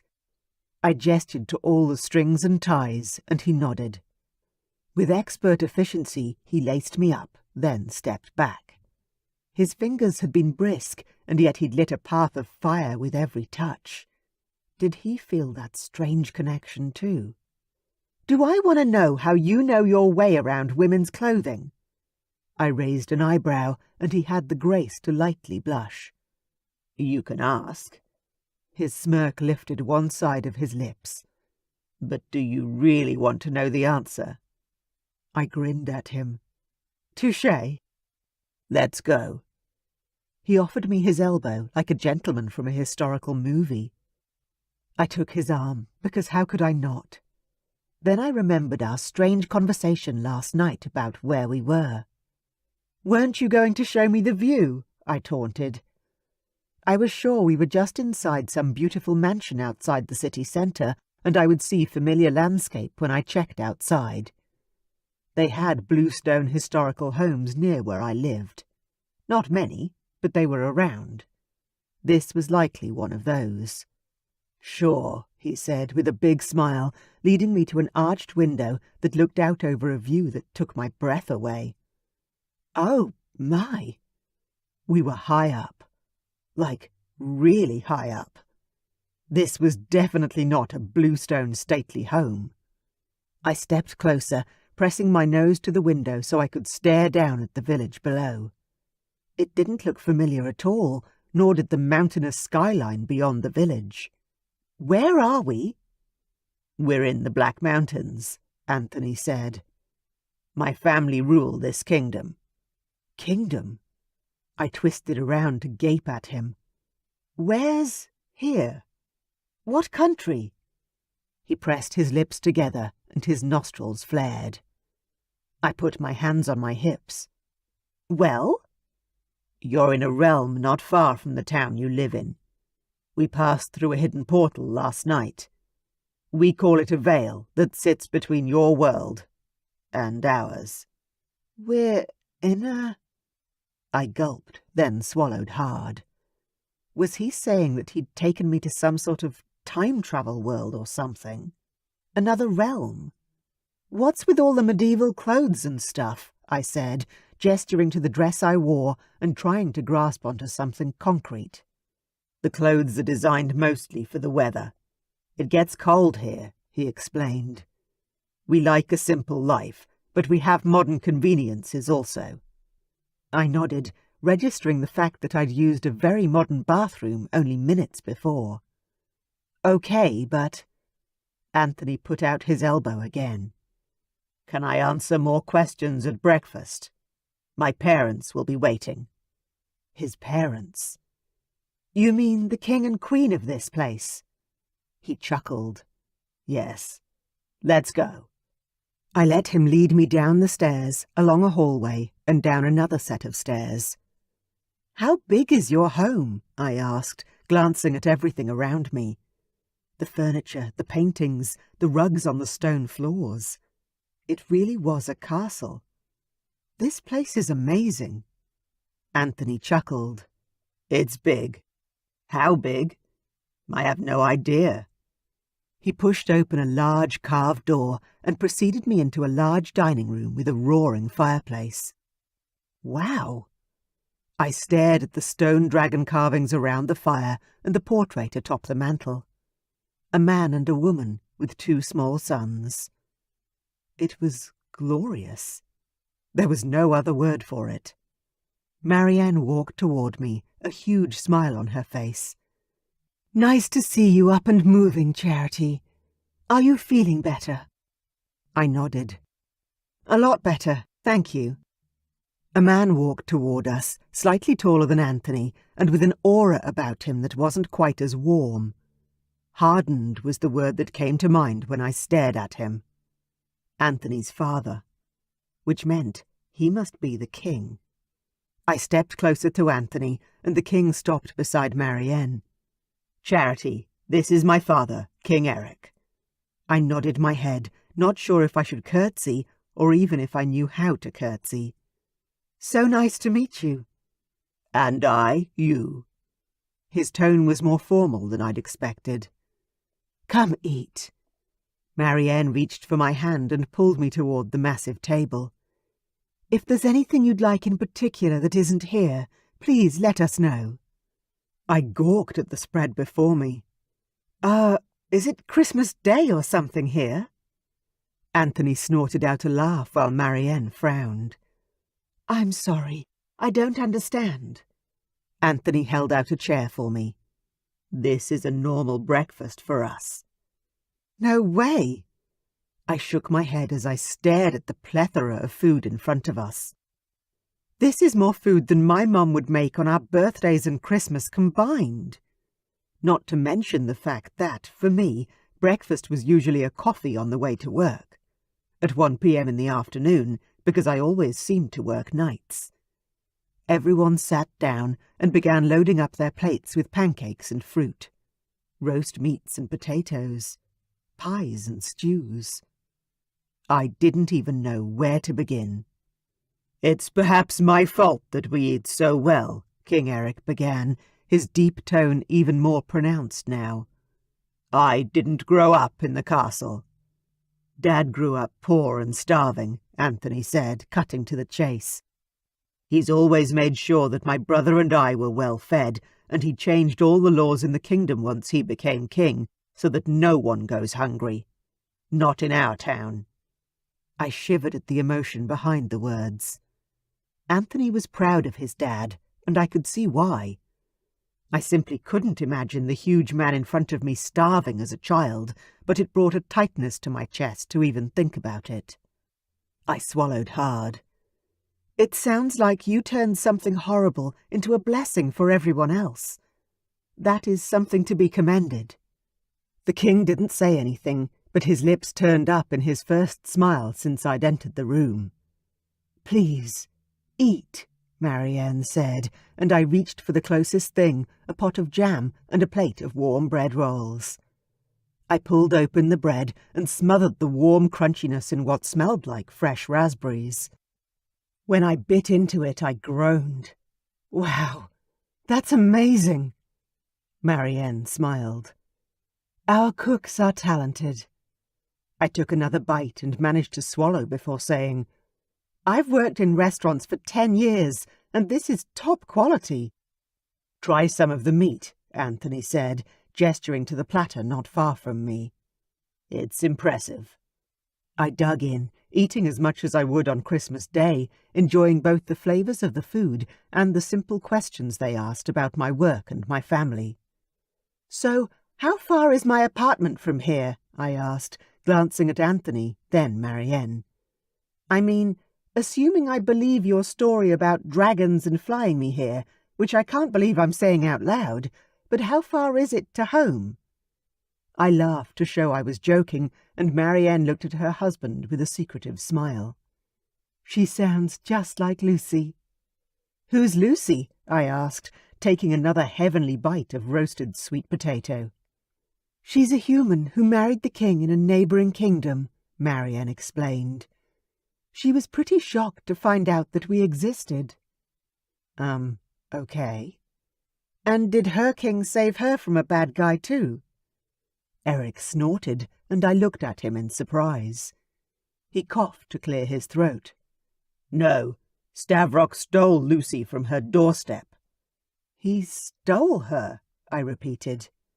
"Like, kidnapped her?" Lucy. Lucy. That name sounded familiar somehow. Marianne giggled. "Yes, exactly like that. She tells the story the best, so we'll have to take you to visit her soon." I glanced at Anthony, then back at his mum. "Well, that would be nice, but aren't you taking me home today?" King Eric stared at his son, and I glanced over at Anthony, a sudden sense of dread seating itself in my gut. "Anthony?" Anthony put down his fork. "I was hoping you would stay here for a while, as my guest." "Well, I've got to get back to work," I said. Surely he understood that. "Do you?" He spoke softly, though a little stiffly. "I mean, after the attack, can't you call in sick for a few days or something?" I didn't like being told what to do, though he was probably right. If I was home, I probably would have been dealing with hospital bills and police right now. I glanced at the Queen. "You want me to stay?" It seemed so improbable. Why would they want me here? "We'd love you to be our guest," Marianne gushed. "We have a telephone in the main office and a computer if you need to give someone notice or let them know you won't be in." I could call the restaurant and tell them I was hurt. Find out about Barry. I suppose I could, but I can't guarantee they'll give me the time off. And I had bills to pay, just like everyone else. Not to mention the fact that I still wasn't sure I believed any of the stories I'd been told so far. "Please stay," Anthony said. "I'll show you our town." I stared at him, the mixture of joy and hope that I always felt around him rising up to smother the dread. I looked away so I could give myself a little breathing space to consider his offer. I hadn't had a vacation in years. And even though this wasn't exactly a holiday destination I'd ever heard of, what was a day or two out of my boring life? I lifted my head and caught Anthony's gaze once more. "All right. If I get the okay from work, I'll stay for a few days." "Thank you." Anthony smiled, but there was a strange stiffness to him again that I couldn't place. His parents looked relaxed and happy at my news. but my gut told me that this situation was more complicated than it looked. Only I couldn't figure out why. Chapter 9. Anthony. My dragon shifter was angry, huffing and puffing inside my chest. I was struggling once again to keep him under control. My mate couldn't leave. She couldn't. The very idea that she expected me to take her home was shocking and upsetting in the extreme. Against my best judgment, I reached for my magic and asked it for help. My dragon immediately calmed, and I could think more clearly once more. "Are you ready for a tour, then?" I stood up and extended my hand. "Absolutely." She also stood up and shot me a grin. "Gotta walk off that enormous breakfast." She turned to thank Mom and Dad for the meal, then glanced at me. "Am I appropriately dressed?" "It's only—" She poked her bare foot out from under the gown, and I turned to my mother for advice on that one. "Mom?" Mom nodded. "She'll be fine, though make sure you stop and grab a cloak and a set of boots before heading out." "Thanks. Then let's go." I turned, and Charity followed me out of the dining room to the cloakroom near the castle's front entrance. "Would you like to see more of the castle? Or should we go straight out into the town?" "Can you show me how you turn into a dragon?" she asked, her voice as clear as day. Her request shocked me into silence. "Well?" she asked after I was quiet for too long. "You said you were a dragon, right?" I nodded. "Then show me." Her grin said she didn't think I could do it. "I can," I said. "But you have to promise not to freak out, especially since you asked me to shift." This was a bad idea, I could tell. But there was only one way forward, and convincing her that I was a dragon was the first step in explaining fated mates, and everything else I had to tell her. She grinned at me, her eyes sparkling with mischief. She was about to get a huge shock. I dragged in a deep breath, then nodded. "Okay, let's go into the courtyard then." We grabbed her a cloak and boots, and then I marched toward a side door and pushed it open. Charity followed me with a frown on her face. "Aren't we going on a tour?" "You just asked me to show you my shifter. Which do you want to do first? Shifter display or tour?" A touch of impatience threaded into my tone, and her eyebrows flicked upward. "I was only teasing," she said. I groaned. "No, you weren't. You were wanting to prove that I'm a liar. And you're gonna keep thinking that until you see the truth with your own eyes. So, you can see the town first, or we can just get this part over and done with now." She tilted her head, uncertainty clouding her eyes. Are you serious?" I nodded and stormed toward the center of the courtyard. No matter how many times I told her the truth, she wouldn't believe me. I began to strip, pulling off my jacket, my shirt, and my shoes. "What are you doing?" she exclaimed, still standing with one foot inside the doorway. "I'm showing you the truth. Dragons are not made-up creatures. They are very real, and you are visiting a country where almost every person you meet is a shifter. When I shift, my clothes shred, so I'm removing them for after. I will leave my trousers on for now. For you." She crossed her arms over her chest and glared at me. "Fine. Show me." "Do not be afraid," I declared, letting my dragon rise to the surface of my consciousness. "I am fully aware in my shifter form. I'm not going to hurt you, and you can talk to me just as you are now. I will understand you." She rolled her eyes. I wanted to roll mine straight back, but instead I let go of my humanity. My body grew, my scales sprouted, and my chest filled with fire as my senses exploded with shifter acuteness. I smelled fear and heard her terrified shriek. I opened my eyes and Charity was plastered to the door. I had to reassure her, but shifting back so fast felt wrong.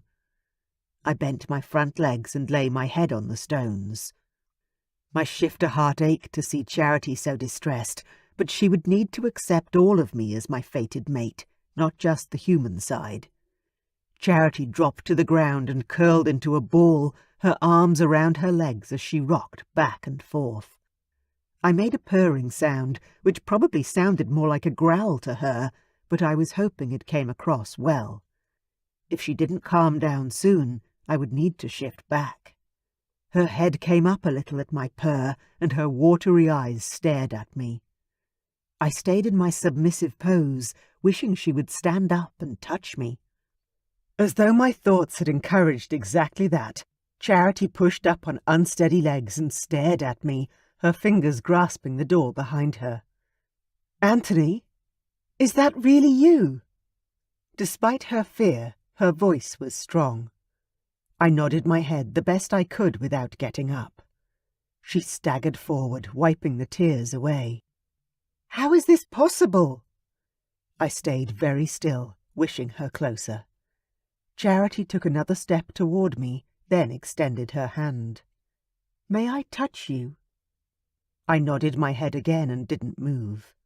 She took another step, her hand trembling. She bit her lip, and I closed my eyes, not wanting to scare her. Her fingers touched my shoulder lightly, acutely aware of each of her strokes over my scales as she grew bolder and pressed even closer. I can't believe it." She was whispering, but my hearing was sharper in dragon form, and I picked up every nuance. Her shock, her fear, and her wonder.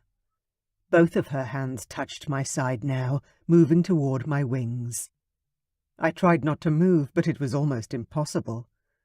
As soon as her fingers touched the delicate webbing, I gasped, my wings shivering in a strange blend of ticklish pain and delight. She jumped back. "Oh, I'm sorry." It was time to shift to human. I let go of my dragon form, though he begged to stay and get to know our mate. Then I was naked and in a kneel on the stones in front of her. When I looked up, Charity was staring straight at me, her mouth open. I stood up, aware of how her hungry gaze slid over my aroused body. I wouldn't hide my desire for her, which was lucky as, in this state, there was no way I could. "You didn't hurt me," I managed. "My wings are sensitive." She nodded, and then her eyes dropped to my erection. She laughed lightly. "Clearly." Then she gulped as if her own forwardness had shocked her, glancing behind to the door. "Would you like some more clothes?" I scooped up the pants that I'd torn and said, "The servants have cloaks. I'll just grab one." I went to move past her and she grabbed my bare arm. "You can't go into the castle like that." I couldn't help but laugh at the shock in her tone. "Every staff member is also a dragon shifter. Nudity doesn't offend anyone. It is normal and natural and part of being a shifter." My arm tingled where she touched me, but I moved forward and stepped inside the palace once more. "A cloak, please." One of the nearby guards retrieved one for me, and I slipped it on quickly. The door closed behind me, and I turned to see Charity step inside once more. My discarded shirt and shoes were in her hands. I wasn't exactly dressed for a town tour now. "I need to redress. Would you like to wait here for me?" She nodded and shoved the clothes at me. I took them, then drew her to sit down on one of the chairs in the foyer. "I won't be long. Would you like a cup of tea? Or something stronger?" Tea. Yes." I called over a servant and indicated to Charity. "Get her anything she wants. I'll be back momentarily." I gave her fingers a reassuring squeeze and turned tail. I reached my bedroom in record time, dressed quickly, then rushed back to her side. Half of me expected to find her gone. So, When I found her still sitting on the same chair, a cup of tea in her hand, my hammering pulse began to slow down. "You're still here." I was unable to hide my relief. "Where am I going to go?" She took a sip of what I assumed was a fortified cup of tea. "If you were telling the truth about the dragon shifter thing, then you're telling the truth about everything. About us being in a different realm. About me being unable to get home without your assistance." I held out my hand, and she placed her tea on a side table and took my offered hand. "Come, see the city.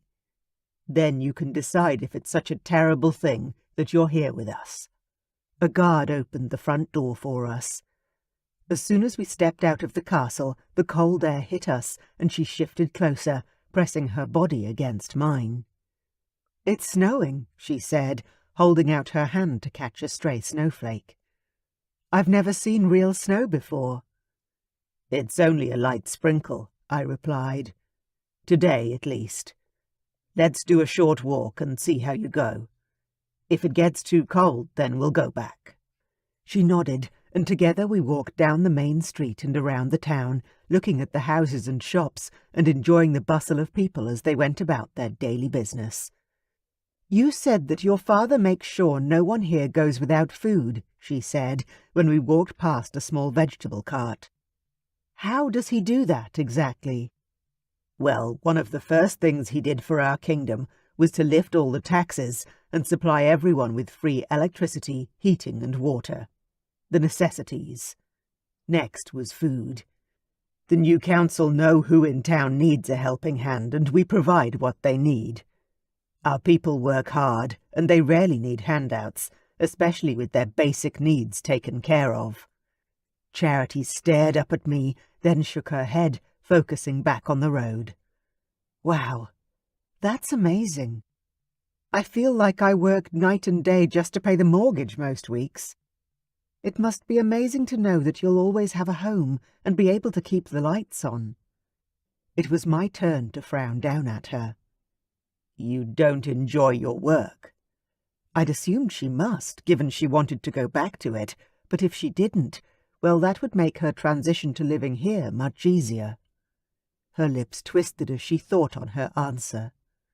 "I do, but if I suddenly didn't have to work to pay the bills, would I still do it? Hell no!"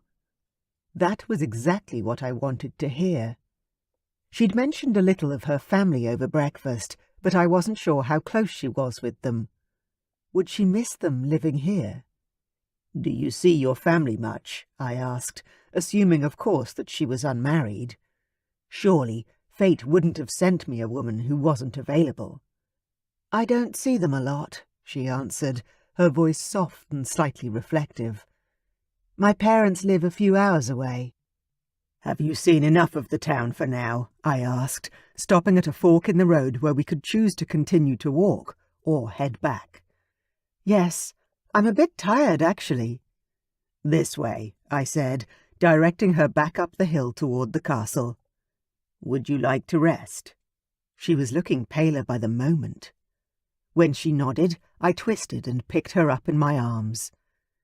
"You've got to stop doing that," she said, but she didn't fight me. Quite the opposite. She lay her head on my shoulder and sighed. "When you stop looking like you're going to fall down, I'll stop picking you up." She laughed lightly, but didn't lift her head. I got her back to the castle as quickly as I could and walked her up every flight of stairs until we reached her room. The continuing silence was too much. As I lay her on the bed, I tried to make conversation. "Did you know these used to be my mother's chambers before my parents married?" "You said your mom isn't a shifter." She sounded curious, but her eyes were closing. She'd obviously pushed her limits with the long walk. "No, she's something different." I pulled the blankets up over Charity, clothes and all. I didn't think now was the time to tell her about my mum being a sorceress. "You can ask more questions later. You need to rest." "I need to call my work," she said, but didn't move. "You can when you wake up again." I wanted to reassure her, and leaned in to press a kiss to her forehead. "Why are you being so nice to me?" she whispered, but her eyes were still closed, so I could stare at her without her noticing. She was so beautiful, so delicate, so precious. "Because you're my mate." "Because you're our guest," I said, chickening out of telling her the whole truth about our situation. "Sleep. I'll come get you when lunch is ready." She didn't answer, so I had to assume she was already asleep. I crept out and shut the door, a wave of relief passing over me at the knowledge that she'd seen and seemed to accept my dragon form. We'd gotten over that first hurdle, but I was under no illusions. We still had many more to go before I could be confident that Charity would stay with me. My dragon hadn't sent her running, but my magic might. And even if she accepted that too, would she quickly change her mind when she found out that my mother had foretold her fiery death at the hands of my magic? Chapter 10. Charity. I woke up slowly, my head amazingly dream-free. I still wasn't sure if the man I'd met in real life had any connection to my dream prince, and I wasn't sure I wanted to find out. How embarrassing it would be if he knew what sort of dreams I'd been having about him. Especially if my dream man was simply a figment of my imagination, and I was projecting some of his qualities onto Anthony because he'd rescued me from the attack by Barry. I pushed the bed covers off me. They were too hot and heavy now. Then I stumbled next door to use the bathroom and wash my face and hands. When I was done, the events of the morning suddenly hit me, and I began to giggle, sounding strangely intoxicated. "He's a dragon! Like a real dragon!" On one level, I couldn't really believe it, but everything I'd seen so far was real. His scales, his wings. The gorgeous little town that I'd walked around this morning was straight out of a fairy tale. And this castle. It was huge, and like nothing from my own life. It was possible that I'd been knocked unconscious and was in some sort of complicated long-term coma dream, but it didn't feel like it. Especially when, every time I saw Anthony, a frisson of desire rippled over my skin. That awareness of him, on such a visceral level, felt more real than anything I'd ever experienced before. When I walked back into the bedroom, a female servant was laying a beautiful chocolate-brown dress on the bed. "Hello," I said, walking up next to her and reaching for the crushed velvet. "Wow, this is beautiful." The servant bobbed a little curtsy. "The Queen thought you may want to change. Would you like some help getting into the dress?" The girl, who looked about 16, seemed sweet. "Thank you," I said. "That would be great. I'm Charity, by the way." "Elsa, ma'am." Elsa helped me into the dress that somehow fit to perfection. "How did you know my size?" I asked, brushing my hands over my waist and hips. She smiled. "The Queen guessed your measurements, and then I made this for you. If you would like a different colour or fabric, I can make you another." I grinned at her. "Oh no, this is perfect. Thank you." "But what about tomorrow, ma'am?" Elsa asked, blinking at me. "Tomorrow? Was I staying tomorrow as well?" "Yes, as Prince Anthony's mate. Surely you would like a whole new wardrobe." The girl stared at me expectantly. "Mate," I repeated, my heart sinking in sudden foreboding. "What does that mean?" Elsa cocked her head and frowned at me. Then she gasped. "Oh, I shouldn't have said anything. You're a human, and you must have different names for things. I misspoke. Please forgive me."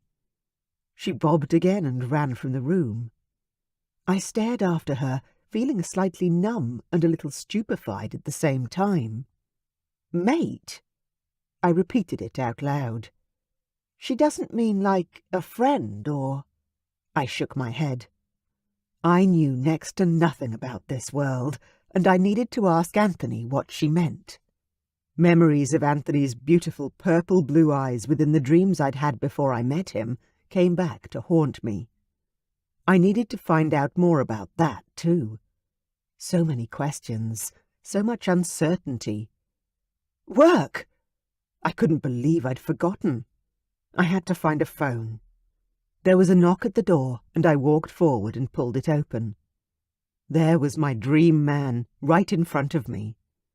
Oh, the things I've dreamed those lips have done to me. "Lunchtime," I managed, though my voice caught in my throat. He inclined his head in a short nod, watching me carefully, but he didn't say anything as I walked out of my room. "Can you take me straight to your phone?" "Sure." He'd stiffened up again, as he did every time I talked about home. I made a mental note to ask him about that later, but right now I needed to focus on the phone call. He led me along a warren of hallways to a large and light-filled office. I was surprised to find a modern computer, desk, and multiple cell phones plugged into the power board. "Wow, you guys might live in a castle and wear medieval clothing, but you're really set up in a tech sense." His grin was brief and disappeared almost as soon as it appeared. He gestured to the bank of cell phones. "Please, use whatever you need." His arm was vibrating strangely, so I let go of him, picked up one of the phones and called the restaurant. Tanya answered. "Tanya, it's Charity. How's everything going there?" "Charity! Oh my God, you're all right! Thank goodness! Where are you? What happened?"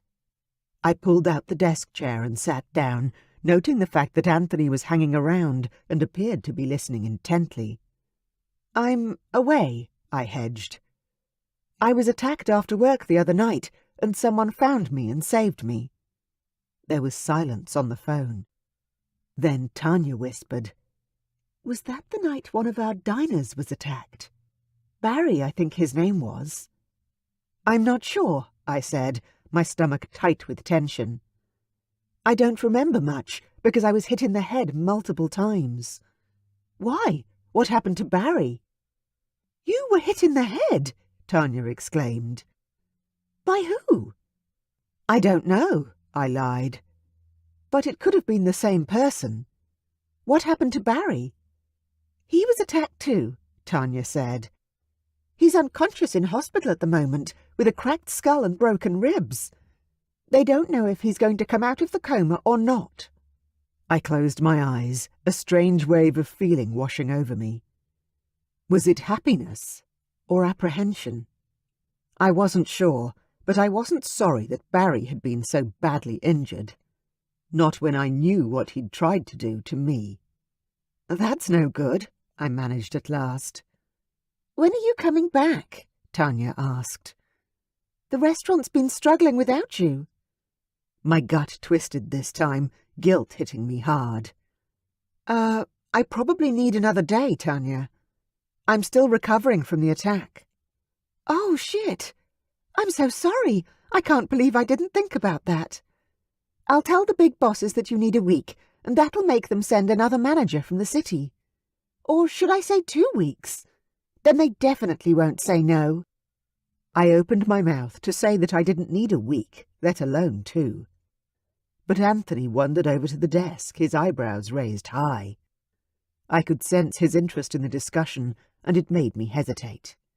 "Tell them I need 2 weeks, Tanya," I said with a gulp, as I turned away from Anthony's intent look and focused on the book-lined wall to one side of the desk. "Then at least they'll send you a decent manager. If I'm better sooner than that, I'll just come back in." That was the best solution. It gave me some time to work out what I'd fallen into over here, and my restaurant and the staff would be well handled. "Ask for Marie," I added. "She's tough, but fair." "No problem," Tanya said. "I will. You just get better, Charity. Don't worry about us." I huffed out a laugh. "I always worry about you, Tanya." She giggled into the phone. "I'm fine. Oh, I have to go. Delivery truck is here." "Okay, go. Talk to you later," I said, and she hung up seconds later. I sat still for a moment, staring at the phone in my hand. They were fine without me. They wanted me there, sure. I made things easier for them all, but they'd survive without me, right? 2 weeks. Anthony's hopeful voice sounded in the room. I put the cell phone down, turned in the swivel chair, and stood up. Yes, but that was more for the sake of my staff than anything else. If I have less than a week off, my bosses won't replace my shifts. They'll just expect the staff to pick up the slack, and they can't. They need a manager. I'm glad you're going to stay a bit longer, Anthony said, his voice soft now. Almost too quiet. I was worried after this morning that you might wake up from your nap and demand to be taken home. Why? I asked, shaking out my heavy skirts. Because you turn into a dragon. I shrugged. I'd dreamed of a lot worse things to admit. It's all good. Lunch? Anthony's eyes widened as if I'd shocked him, but then he nodded and we walked to the dining room, where a table was set for 2. Your parents aren't joining us? He held out a chair, and I sat down, admiring the simple yet beautiful fare. My parents flew to a neighbouring kingdom after breakfast this morning to visit my older brother who's living there with his wife at the moment. I nodded as though I understood, though I didn't. So, all the princes and princesses marry each other? To keep the royal bloodlines pure or something like that? Anthony chuckled and reached for the jug of water. Hardly. We each marry our fated mate, if we're lucky enough to find them. My brother just happened to be fated to a princess, whereas Prince Anselm just married a human woman, actually. Someone from your world. He gulped and stopped talking, as if suspecting that he'd said too much. I stared at him, my heart pounding a little faster. There was so much to unpack now. From the look on his face, he hadn't meant to blurt all that out, but it was obvious there was no subterfuge in his response. What's a fated mate? That was my first and most important question. Anthony began scooping food onto his plate, dropping his gaze so he was no longer looking at me. It's the word we use for the person you're meant to marry. The one fate has chosen for you. Together, you're perfect. Like a soulmate. 2 halves of the one whole. There was so much emotion in his voice, I struggled to hold myself together. Was that what the maid had been talking about? I took an even breath and carefully asked, Do you have a fated mate, Anthony? His gaze came up and clashed with mine, purple mist swirling in his blue eyes, like magical fog. My breath caught in my throat at the answer in his eyes. No, it couldn't be. But I'm human, I whispered. You can't mean... Yes, it's you. There was a deep growl behind his words. When he stood up, his chair scraped on the floor and he leaned forward, a soft rumble echoing in the room. It sounded like a purr, only not like any purr I'd ever heard before. I jumped to my feet and started backing toward the door, the hairs on my neck beginning to prickle. This is just like in my dream.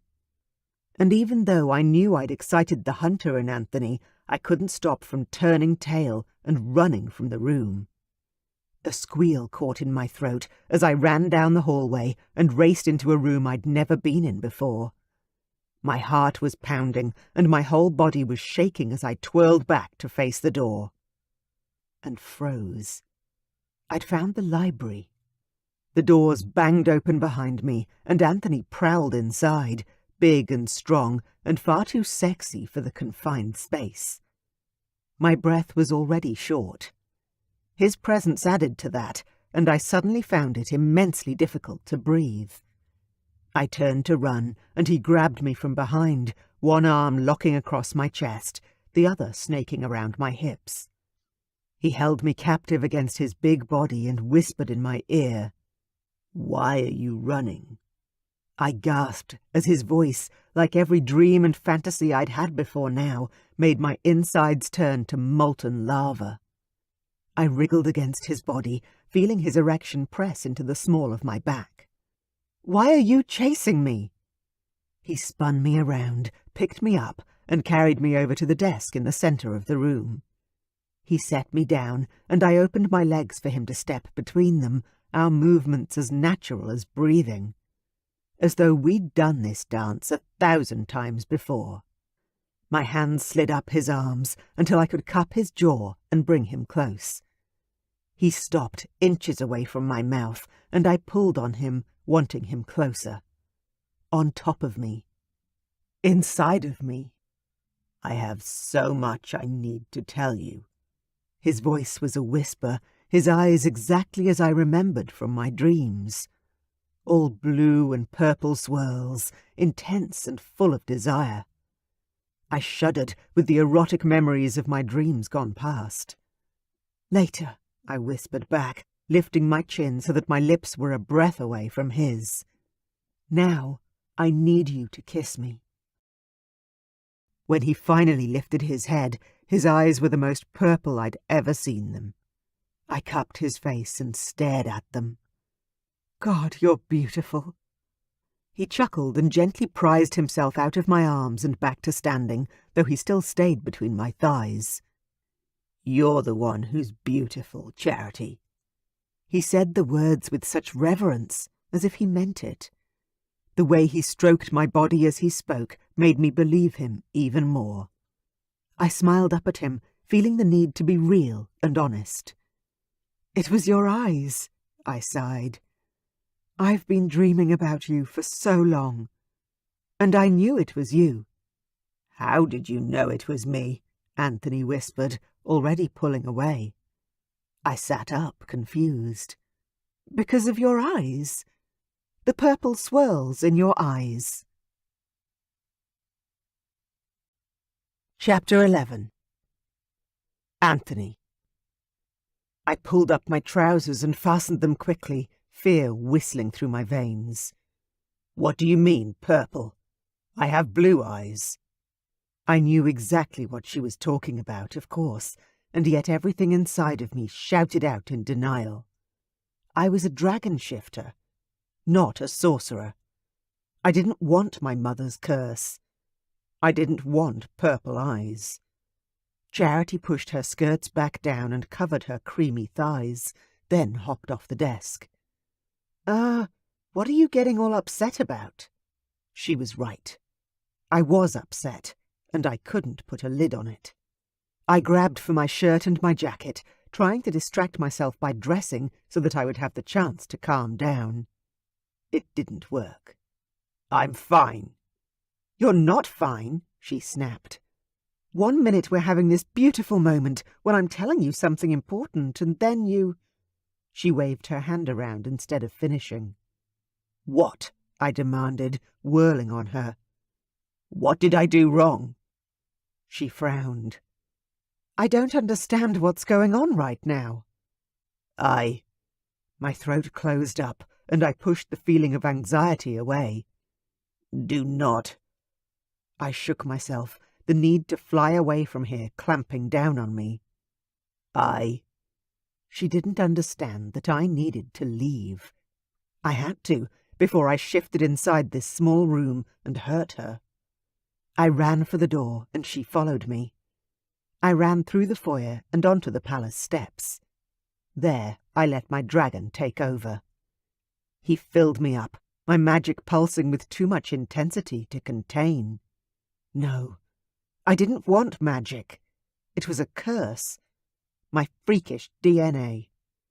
I let my shifter take hold of my body, my mate standing on the top step of the castle stairs, staring at me with obvious confusion as I opened my wings and took to the sky. When would I be finally able to be me? When would she be safe from me? When would my mother take away this curse and give us the chance to be together? I flew and flew until my body ached and my heart hurt, and then I turned around and glided all the way home. When I finally arrived and shifted back to human form, I could barely lift my arms. It was dark, and the inside of the castle roared with the heat of various fireplaces, all lit and crackling with local firewood. "Can I help you to your room, sire?" asked Thomas, one of our servants. I shook my head wearily. "No, but thank you." I could have used the help, but I was too ashamed to take the strength the servant offered. Charity was going to hate me when she found out that I'd lied to her. About my magic and our bond and everything. And even if I hadn't directly lied, I'd deliberately kept the truth from her, and that was just as bad. Despite my exhaustion from the flight, I managed to get to my bedroom and practically fell into the shower, making the water as hot as I could stand it in an attempt to wash away my thoughts. Despite the heat of the shower, I couldn't stop shaking. My body felt like the cold had filled my bones with ice. Eventually, though, the hot water pummeling me from the showerhead defrosted me slowly, all the way to my core. I stayed under the steady stream until I could no longer stand. Instead, I sat on the tiles beneath the heat. Exhausted. Devastated. Empty. What had I done? "What in Dragon's name are you doing?" A loud voice interrupted my reverie. Karlach? What was my brother doing here? "Well," he demanded again, stomping into the bathroom and leaning into the shower to turn off the tap with an angry flick of his wrist. "You've used a whole kingdom's worth of water. Were you seriously that dirty from your flight?" I stared up at my older brother, shocked that he was back home. I'd thought he was away, and quite frankly, he was the last person I expected to see. Worry and misery coursed through my veins, making it almost impossible to speak. "Karlach, guy." He offered me a hand, and, when I accepted, hefted me to my feet. "Let's get you dry and warm and into bed. Seriously, Anthony. I leave the castle for a single month, and your whole life apparently falls off the edge of the world." My brother grumbled away, shaking his head and acting like an old mother hen. I didn't stop him. In fact, the fuss was reassuring in a strange way. Karlach was 3 years older than me and had always been the classic older brother. The intelligent, overly confident boy who everyone knew would one day be the king of his people. He was the responsible one, not me. I'd never had to be, as the perennial prince. Finally, as he pulled back the covers and pushed me into bed, I found my voice. "How are the twins?" I asked.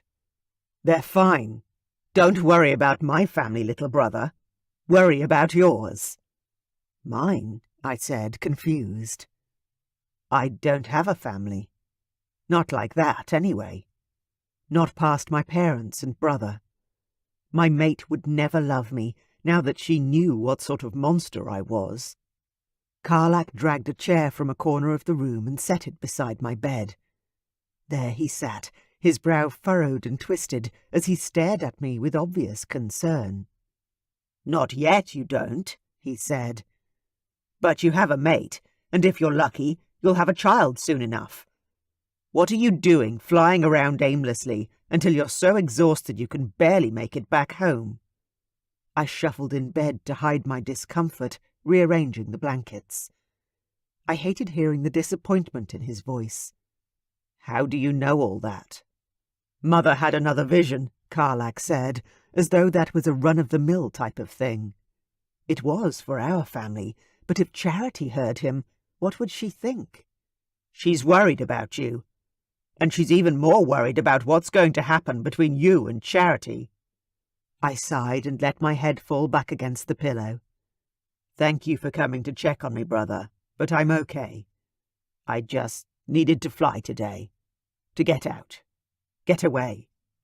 Karlach groaned and muttered something incoherent. I lifted my head and met Karlach's angry gaze. "What are you running from?" He blasted the question at me, his words now clear as day. "Seriously, Anthony. You're always hiding and keeping yourself in check. For what? You're not the crown prince. Of the two of us, you're the one who's meant to be the wild one.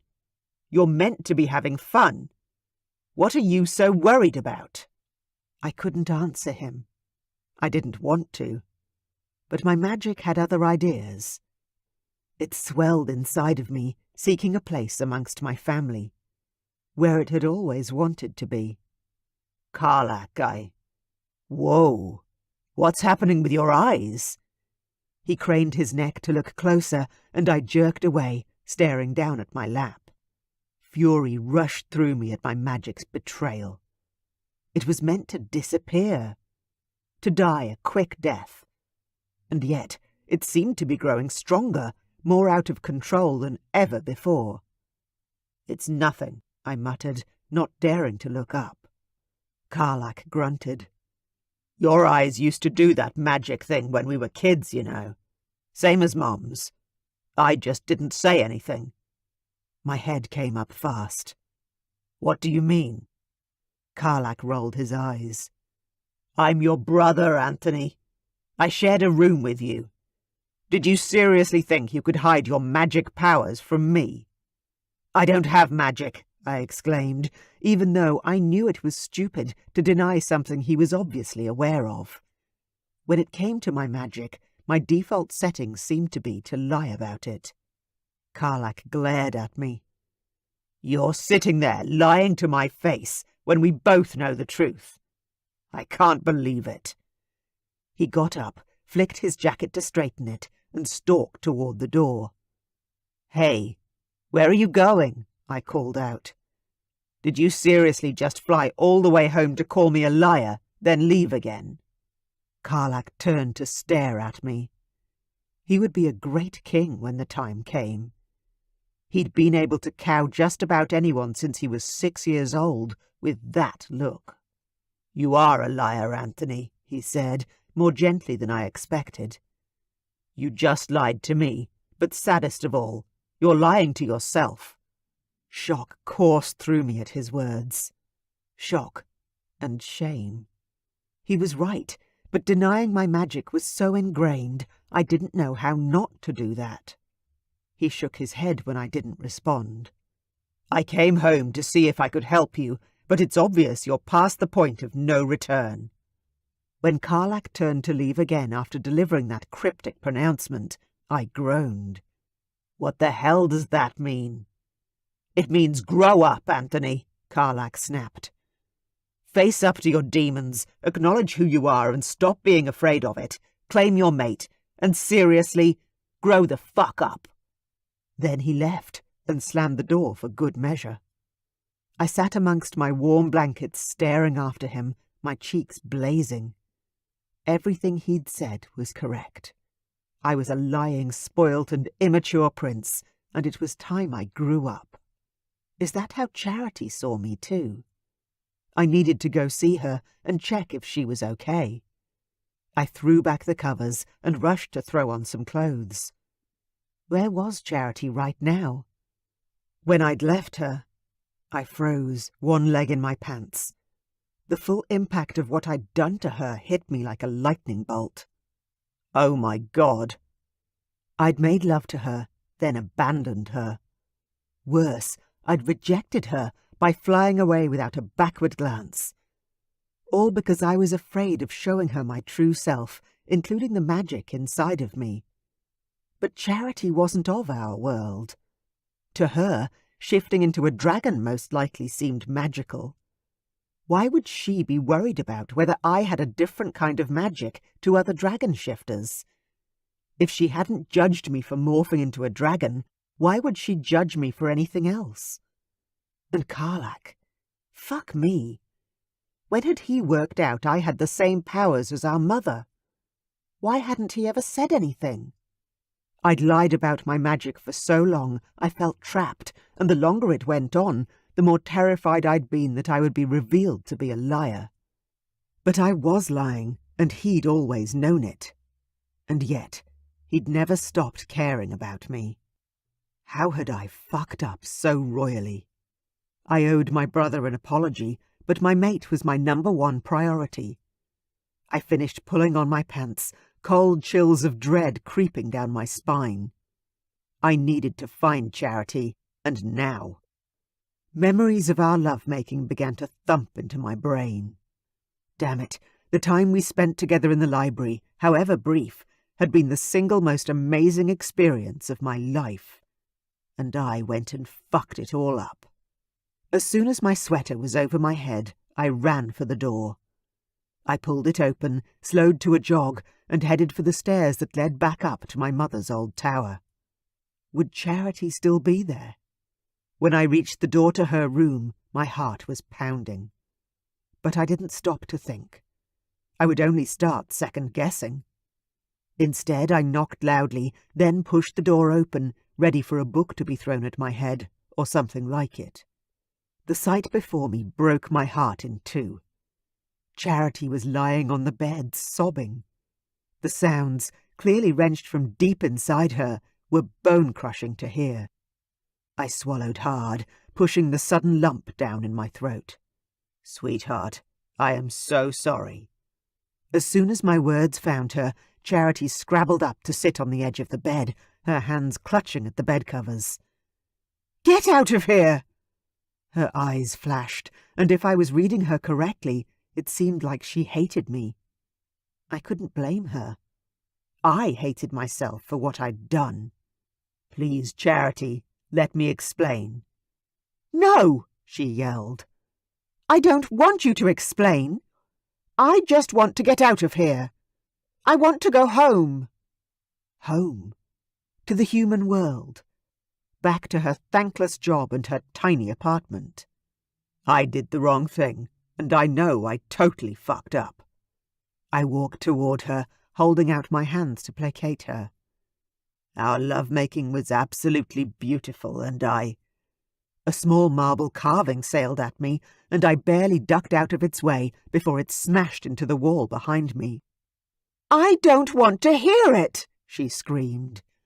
"I've been dreaming about you for months, and you don't even care about me. I thought we were meant to be, or some crap like that. You almost had me convinced. Almost." She stopped talking, and a loud sob escaped her lips. "But we are meant to be," I exclaimed, staying where I was and readying to duck out of the way again if I needed to. "We're fated mates." "Well, I don't care anymore," she cried. "I just want to go home and get away from you." "All right. I'll take you home," I said, though it hurt me to even say the words. "But please, please, let me explain first." Her lower lip trembled, but I could see by her expression that she was considering my offer. Eventually, she crossed her arms over her chest and glared at me. "Fine. Explain. Then you can take me home." I didn't want to remind her that taking her home would mean carrying her into the human realm, probably on my back, in my shifter form. Today had already been fraught with enough worry. She'd given me the chance to explain, so now I had to give her a reason to stay. I took a deep breath to steady myself. "I'm going to tell you the whole truth, and it's a longish story. Are you okay with that?" She nodded. "Just get on with it." "Okay, so my mother is, well, a sorceress." "A what?" She blinked at me like I'd spoken in a foreign language. To her, I guess it was. My heart started to race. I wanted to get this right and not scare her off. In the end, I kept it simple. "Mom has magic." "Like you being a dragon shifter? That sort of magic?" "Not exactly."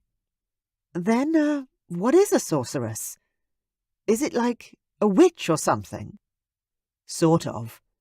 She has magical powers for healing, and she can see prophecies in the future. Things like that. A gift that she considered a blessing and curse in one. A gift that I had only ever seen as a curse." Charity's eyebrows drew together as she considered what I'd said. She used her magic to heal me from Barry's attack. When I nodded, her expression cleared. That sounds kinda cool. Now it was my turn to frown. You don't hate the idea of it? Why would I? Yes, it's a shock, but to be honest, it was more of a shock to see you turn into a dragon than anything else I've experienced recently. Your mom is lovely, and she helped me in a time of need. That's pretty special, actually. Well, yes, I suppose it could be seen that way. But my mother grew up with people using her for her abilities, and she can't shift. Charity shrugged. Yeah? And? She obviously didn't understand. Being a dragon shifter is the only thing that ties us all together, everyone in this realm. My mother was alone and felt very out of place. She groaned, the sound full of frustration. Can you get to the point? I'm a human. I was a waitress who worked her way up to being a manager. I didn't go to college. I'm used to hard work and pain-in-the-ass customers, not magic and flying around the sky. She waved her hands around like she was conducting a spell herself. The thought struck me. How had she known what I looked like before meeting me in person? Could she possibly have had an ancestor who was related to this world? Charity, you said you dreamed of me, right, before we met? She nodded, then a wash of redness flushed into her cheeks. What sort of dreams? I asked, suspicious of that blush, and suspecting that we weren't simply conversing with one another in those dreams. None of your business, she snapped, confirming they must have been sexual dreams. Get to your point, she added. You have 5 minutes to explain, or I'll find someone else to fly me home. You said everyone in the whole castle is a dragon shifter, right? Even the girls? I nodded, sick to my stomach at the idea that she would even consider flying away from me. Yes. Someone will take you home, though I'd prefer to be the one if you still want to leave after I've finished. She made a circular motion with her hand, gesturing for me to hurry up. I shook myself. Get to the point. Okay, so basically Oh, fuck, this is harder to admit than I thought. I cleared my throat. Damn it. Just say it. That purple swirl you see sometimes in my eyes, it's magic. The words were out, and I tumbled through the rest. I inherited my mother's magic, as well as my father's ability to shift. But I've been hiding my magic since forever. I don't want it. In fact, I hate it. I've always hated it, and kept it hidden from everyone except my parents. There. I'd gotten it all out. But why do you hate it? She asked, which from a human was probably a fair question.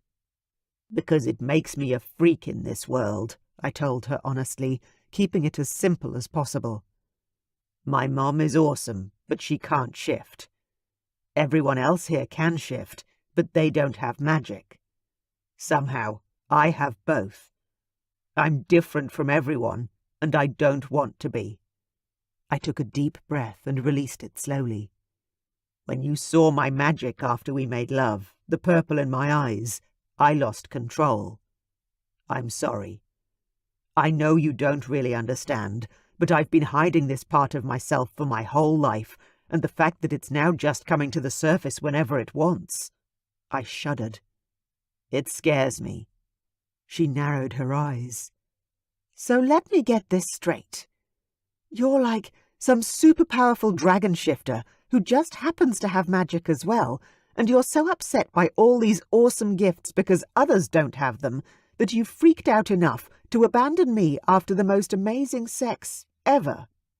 Well, when she put it like that, I risked a smile at her, even as heat bloomed in my cheeks. It was the most amazing sex ever. Every kiss, every touch told me that you're mine, and I'm yours. It was perfect, Charity. So perfect that you couldn't wait to run away from me the second we were done. She swiped at new tears on her cheeks, as if angry they'd fallen. "I'm so sorry. Will you please forgive me, now that you understand why?"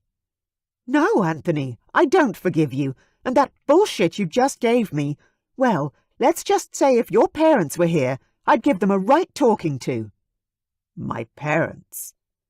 She began to undress, pushing her warm dress to the floor and opening a drawer to pull out the jeans and sweater that she'd worn here. The servants must have washed out the blood and grime and returned the garments to her.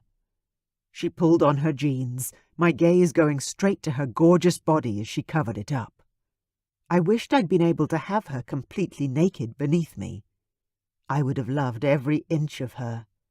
Those delicious breasts and curvy hips. I hadn't been able to see all of her in the library since she'd still worn her dress.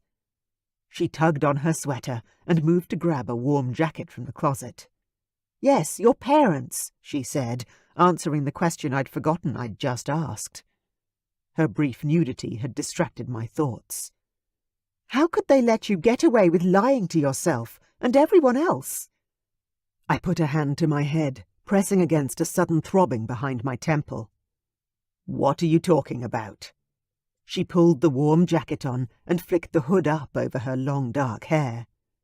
"I'm talking about the fact that even children are taught better logic than that. At least, they are in the human world. You have been given this incredible gift, the gift of magic as well as shifting, and basically, you just don't want it. You don't want to be one of a kind. You don't want to be special. Well, bad bloody luck! You should have been honest with everyone from the start and celebrated your magic. You're an idiot, and so is anyone who helped you hide an essential part of yourself." She shook her head and pulled on fur-lined gloves she must have been given by one of the servants. "Now, take me home." "But I—" "No." She held her hand out in front of her to stop me. "I listened. That was the deal. And if I'm completely honest, I think you're full of shit.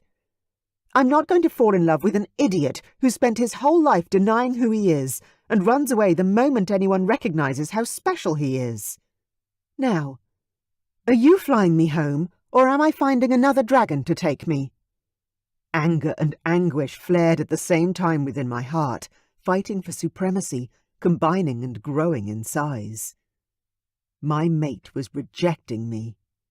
She was leaving me. My dragon and my sorcerer fought inside my human form, and the fire they both created burned in my veins, desperate for release. Chapter 12. Charity. I could see sudden flames flare bright within Anthony's eyes. Fear struck at my core like a knife to my diaphragm. I'd pushed him too far. He was losing control. No one could keep such power inside themselves, deny it, hate it, and expect it to disappear without a trace. Even I knew that. I wasn't familiar with anything in this world, but it was as clear as the purple eyes in the prince's face that he was losing his battle against his magic. His dragon was beautiful and obviously powerful, but his mother's magic thrived inside of him too. And it had been deprived and denied for far too long.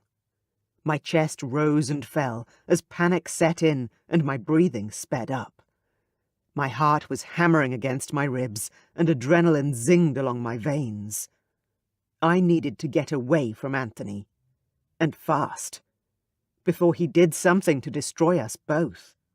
The bedroom door was still open, so I inhaled a breath for good luck and made a run for it. Flames shot from Anthony's fingers as I ran past him, catching the carpet alight. I screamed as I jumped over the fire and bolted through the door. I raced down the stairs toward the front foyer. I had to find help. I couldn't leave Anthony to burn down the castle. Or worse, to burn himself up. There was a man standing with the butler by the front entrance. He looked different to the servants. Taller, with clothes that spoke of wealth. I grabbed his arm, gasping for air. "It's Anthony! He needs help!" Please! The man's blue eyes trained on my face. I immediately knew who he was. You're Karlach. He nodded. And you're Charity. Please! You've got to help him! Karlach started running toward the stairs. What happened? I ran behind him, breathless with worry. But still, I managed to call out, I think it's his magic. It's taking over, and he doesn't know how to control it. I was guessing, of course, but that explanation made the most sense to me. Especially when I remembered the bright purple sparking in his eyes as I'd run. Karlach paused at the base of the stairs, the scent of smoke in the air. That stupid bastard, he growled, then began taking the stairs 2 at a time. I was right on his heels, my heart racing in my chest. I'd never moved so fast in my life. Where is he? I called out to Karlach when we both reached the top of the stairs. I covered my mouth and began to cough from the smoke. It was everywhere, in the halls, filling the rooms. But I couldn't see Anthony anywhere. I think he's on the balcony, Karlach called, pointing ahead of him down the hallway. I took a deep breath and ran through the smoke down the carpet runner in the direction Karlach pointed. I knew I shouldn't be anywhere near this danger, but I couldn't help thinking that this was my fault. And I couldn't bear the thought of something happening to Anthony. He had lost control, all because I'd called him out on something that had been torturing him since he was a child. Wrong or not, misguided or not, he was clearly in pain. I'd done nothing to help him. In fact, I'd made it worse. In my own pain and feelings of rejection, I'd lashed out at him. Rightly so, maybe. But this was going to have devastating consequences, I could already tell. The heat of the flames in the hallway made me flinch, but I kept running. The smoke made my eyes tear up, but I ducked and weaved around the flames until I burst through the open door out onto the balcony. Karlach was close behind me. I turned to see if he was coming, but a wall of fire and smoke rose up, cutting him off from my sight. I blew out gasping breaths, trying to steady myself and stave off panic. The night air out here in comparison to the fire inside was freezing. I shivered, then turned back to see Anthony standing on the balustrade, still dressed, and no sign of his dragon. Hey! I called out, still gulping for breath. What you doing out here? You shouldn't have come back, Anthony said, his voice a deep growl. He didn't turn around. I put my hand to my chest, my heart thundering beneath my hand. We were so far up. I had learned that this was the highest tower in the castle, and it was a long way down. Are you planning on flying us to safety? I asked. Because I'm not sure I can get back the way I came. I glanced behind me, amazed that I'd managed to make light conversation when the fire was burning up the castle. Anthony didn't say anything, but I felt his anguish permeating the air between us. He wanted me to leave so he could stay here in his tower of solitude, stewing on his feelings. Time to change tack. I'd seen so much beauty in this man, and I had to find a way to reach the prince who wanted my love. He had to be inside there still, surely. How strong is this fated mate bond you've been talking about? I asked, shivering as much because of fear than because of the icy cold air. I could still feel the hot furnace behind me. There's no stronger bond than that of a fated mate pair, Anthony said, then slowly turned, his eyes glowing with a silvery magic I'd never seen before. Previously, his eyes had flared purple. Was this his true magic? Was he finally letting it free? Nothing stronger. Really? I crossed my arms over my chest. Then why are you burning down the castle that your mate is staying in? He pressed his lips into a thin line. What was your plan? I continued, because it was obvious he couldn't or wouldn't answer. Burn it all and then fly away again? He shook his head. Then what? I asked, desperate to know just how dark his thoughts had turned. "You were going to end it all and throw yourself off the edge?" He didn't move or rebut my statement, and my heart gave a frightened lurch. I went on, as if he'd confirmed my suspicion. "Wouldn't your dragon save you, Anthony? If you threw yourself off the edge here, would you not simply shift and fly away?" He shrugged. "I don't know. My magic is too powerful now. I can't stop it. Maybe it would let me die. I'm not worthy of it." I frowned at him, trying not to show how much his mood was scaring me. "You're really not making any sense. You finally found me, and you just want to give up on life. On us." "You rejected me," he croaked, his voice thick with emotion. "You don't want to stay with me. You want to go home, to the human world, which you have every right to do." He sounded hollow and depressed, and it brought tears to my eyes. I stamped my foot, desperate to get through to him, then regretted the action as pain coursed up my ankle. "Stop being such a drama queen! We had a fight because I was mad at you, and rightly so. You made love to me, then left me. I'm the one who's allowed to be angry, but that doesn't mean you just give up on us." His eyes burned with a fiery glow that slowly turned more red than silver. "You don't want to go home anymore?" "Well, I kinda do," I muttered. "But only because you're still being an idiot. If you pull yourself together and deal with all that shit about your magic and stuff, then I'll stay. We're meant to be together, aren't we?" I sounded like the idiot now, waxing lyrical about us being fated, but I had to get him to listen to reason. Anthony jumped down, landing on the stones in front of me. "But I'm an abomination." I rolled my eyes. "You are not. You're perfect." "Perfect," he whispered. "Well, for me, anyway." I flipped my hair back off my face. I was sweating now, and everything was sticking to me. I couldn't tell if it was the heat of the fire behind us or nervous tension. But right this second, I was glad of the frigid air.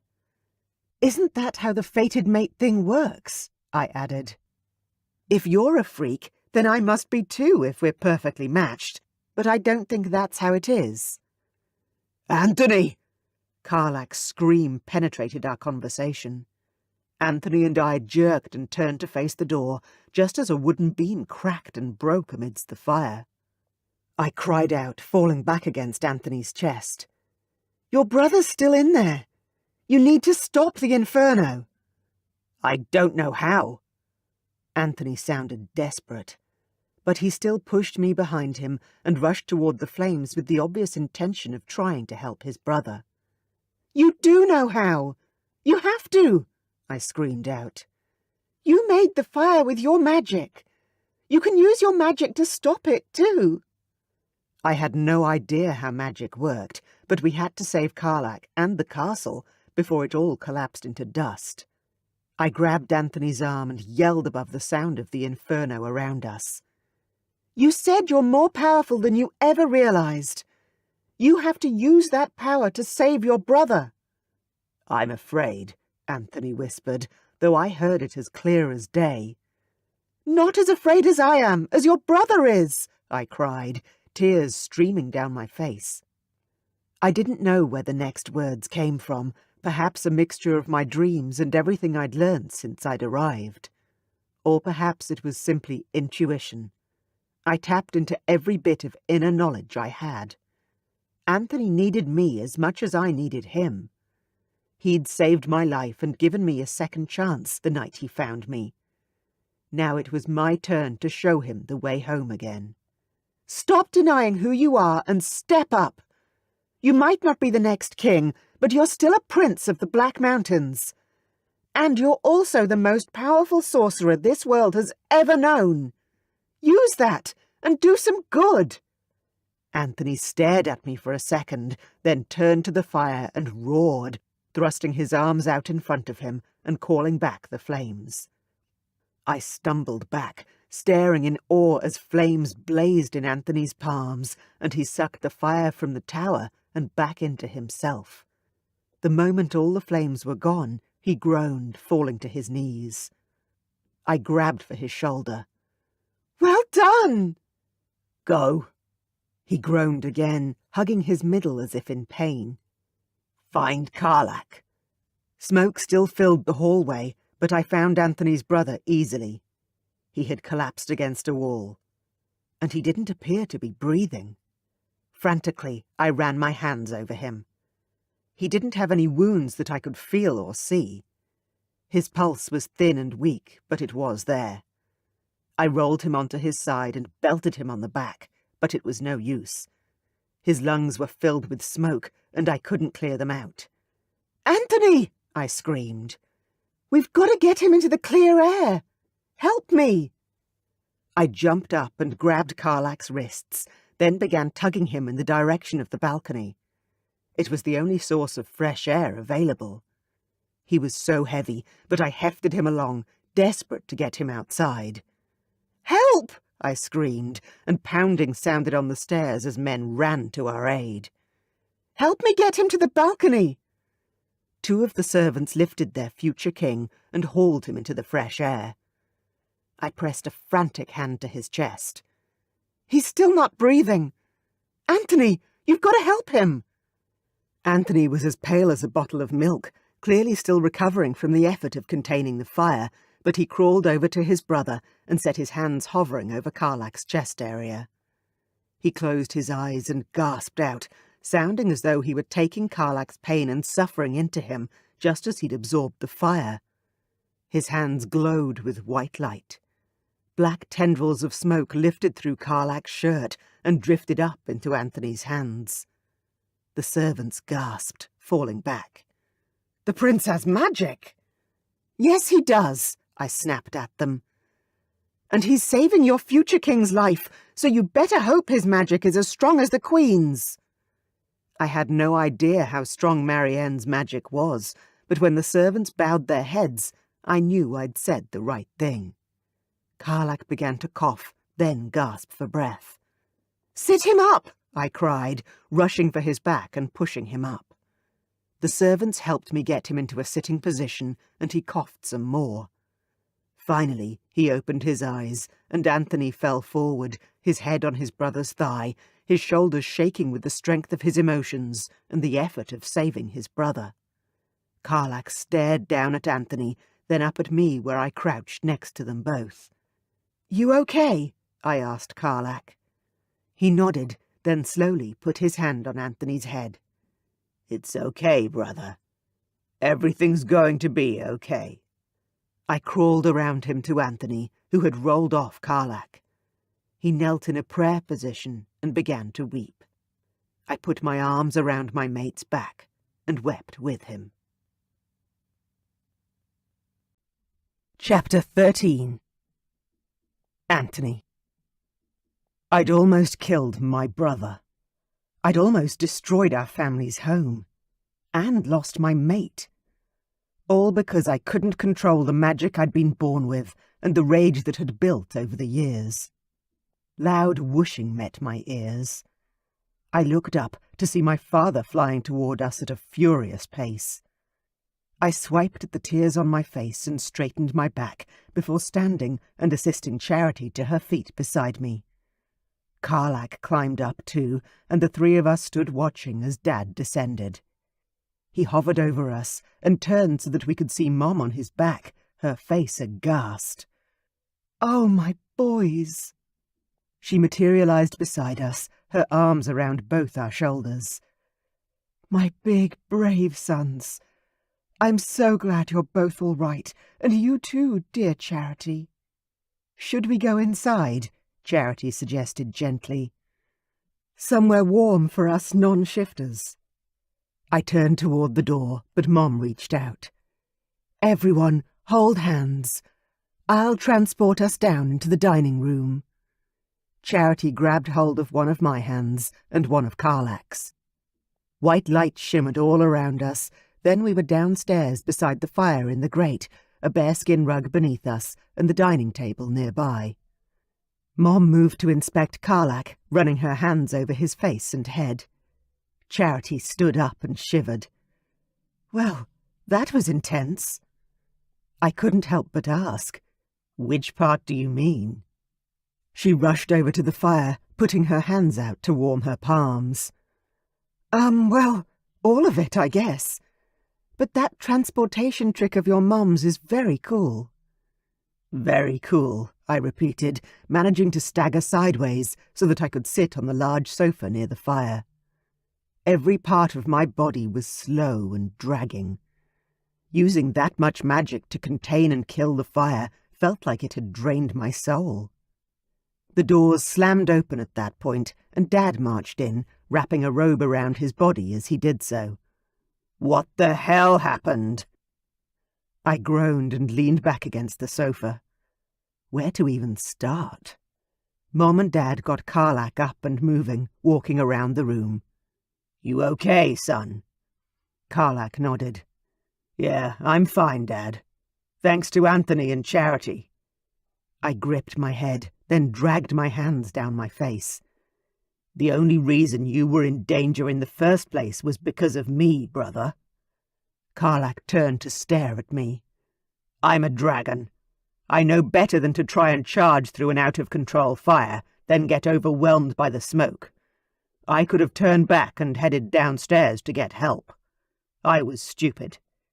My face heated with shame. "You weren't the stupid one." I stood up. "I'm sorry, brother." I took a step forward with my arms open, and Carlac rushed over to hug me tight. My heart swelled with love for my older brother. When he pulled away, he smiled softly. "I'm going to rest. Then I'll go home to my wife." "You're going to leave me with Mum and Dad?" I gaped at him, only half teasing. Carlac laughed. "You deserve to have your ass chewed out. But it's not Mum and Dad I'd be worried about." Carlac gave a pointed look in the direction of the fire, where Charity still stood. I nodded. Yeah, I was beginning to realize how important the fated mate bond was. No matter how mad or disappointed my parents had been with me in the past, I'd never considered throwing myself to my death. Never. But the true devastation that had come from Charity walking away from me had been overwhelming. Mom walked over to me, reached out, and gripped both my hands. "Your magic got out of control." I glanced over at Charity, who was watching me carefully, like she wasn't sure what to make of me anymore. I nodded. "Yes, it felt like—" I wasn't sure how to explain it, but I owed it to everyone to try. "Like my dragon and my magic were fighting a battle deep down inside of me, and I couldn't get either one of them to calm down." Mom smiled gently. "It actually sounds like your magic won the battle for once. You generally shift to squash your magic down and push it away, don't you?" I gulped, my throat tightening. I didn't like the idea that my magic had defeated my dragon, but I hadn't shifted. So what was the answer? Mom turned to Charity, let go of one of my hands, then gestured for my mate to come closer. "May I see what happened from your perspective, Charity?" "See? Oh, crap." Charity crept forward, her arms crossed over her chest. "Yes, you may. What do I need to do?" "Just hold my hand," Mom said. "And I'll look into your memories, if you allow it." Charity's gaze slid to mine, and I gave her a stiff nod. "It's safe, but if you feel uncomfortable—" "I'm not uncomfortable with your mother's magic," Charity declared, lifting her chin and daring me to comment. "Please do whatever you need to." Mom grabbed both of our hands, and although I tried to pull away, she didn't let me go. I closed my eyes and tried to lift a magical shield against the visions my mother was about to share with me. I wasn't sure I was ready to see myself in that state. but my magic was untrained and weak when compared to my mother's. Into my head flashed feelings of fear and anger, but also a deep sense of needing to help. Love, even. Maybe. There was Charity, rushing through the smoke and fire, talking me down off the ledge, seeing my magic, wanting me to make the right choice. Then she was saving Karlak, dragging him along the stones. My magic shimmered on my brother's chest. Smoke filled the air. Mom let go of my hand and staggered forward, grasping the couch for strength as she coughed and cried out, then sobbed. "My babies!" Dad wrapped her in his arms, holding her tight and whispering sweet words of reassurance and love. I glanced at my mate, who was watching my parents together with a look on her face that spoke of shock and wonder. Their love was epic, the stuff fables were written about. I'd grown up around it and considered that sort of devotion normal. But from that look on Charity's face, she'd never seen such a love before. It was the love of a fated mate pair. The best kind of love. When Mom could stand once more, she opened her arms to Charity, who went in for a hug. "Thank you," Mom whispered, stroking Charity's hair as she held my mate to her shoulder. "You saved them. Saved them both." When Charity pulled back, she had tears in her eyes. "It was my fault. I should never have—" "No," Mom interrupted. "If this is anyone's fault, it is mine. I shouldn't have allowed Anthony to hide his magic from the world. I knew how strong he was and how upset he was with the whole magic side of himself, and I did nothing about it. I should have—" She covered her mouth with her hand, and I sighed, walking toward them both. "No, Charity, and no, Mom. This is my fault. All my fault. I've been a coward my whole life, and it's time I finally accepted who I am. That means my magic side, as well as my shifter side.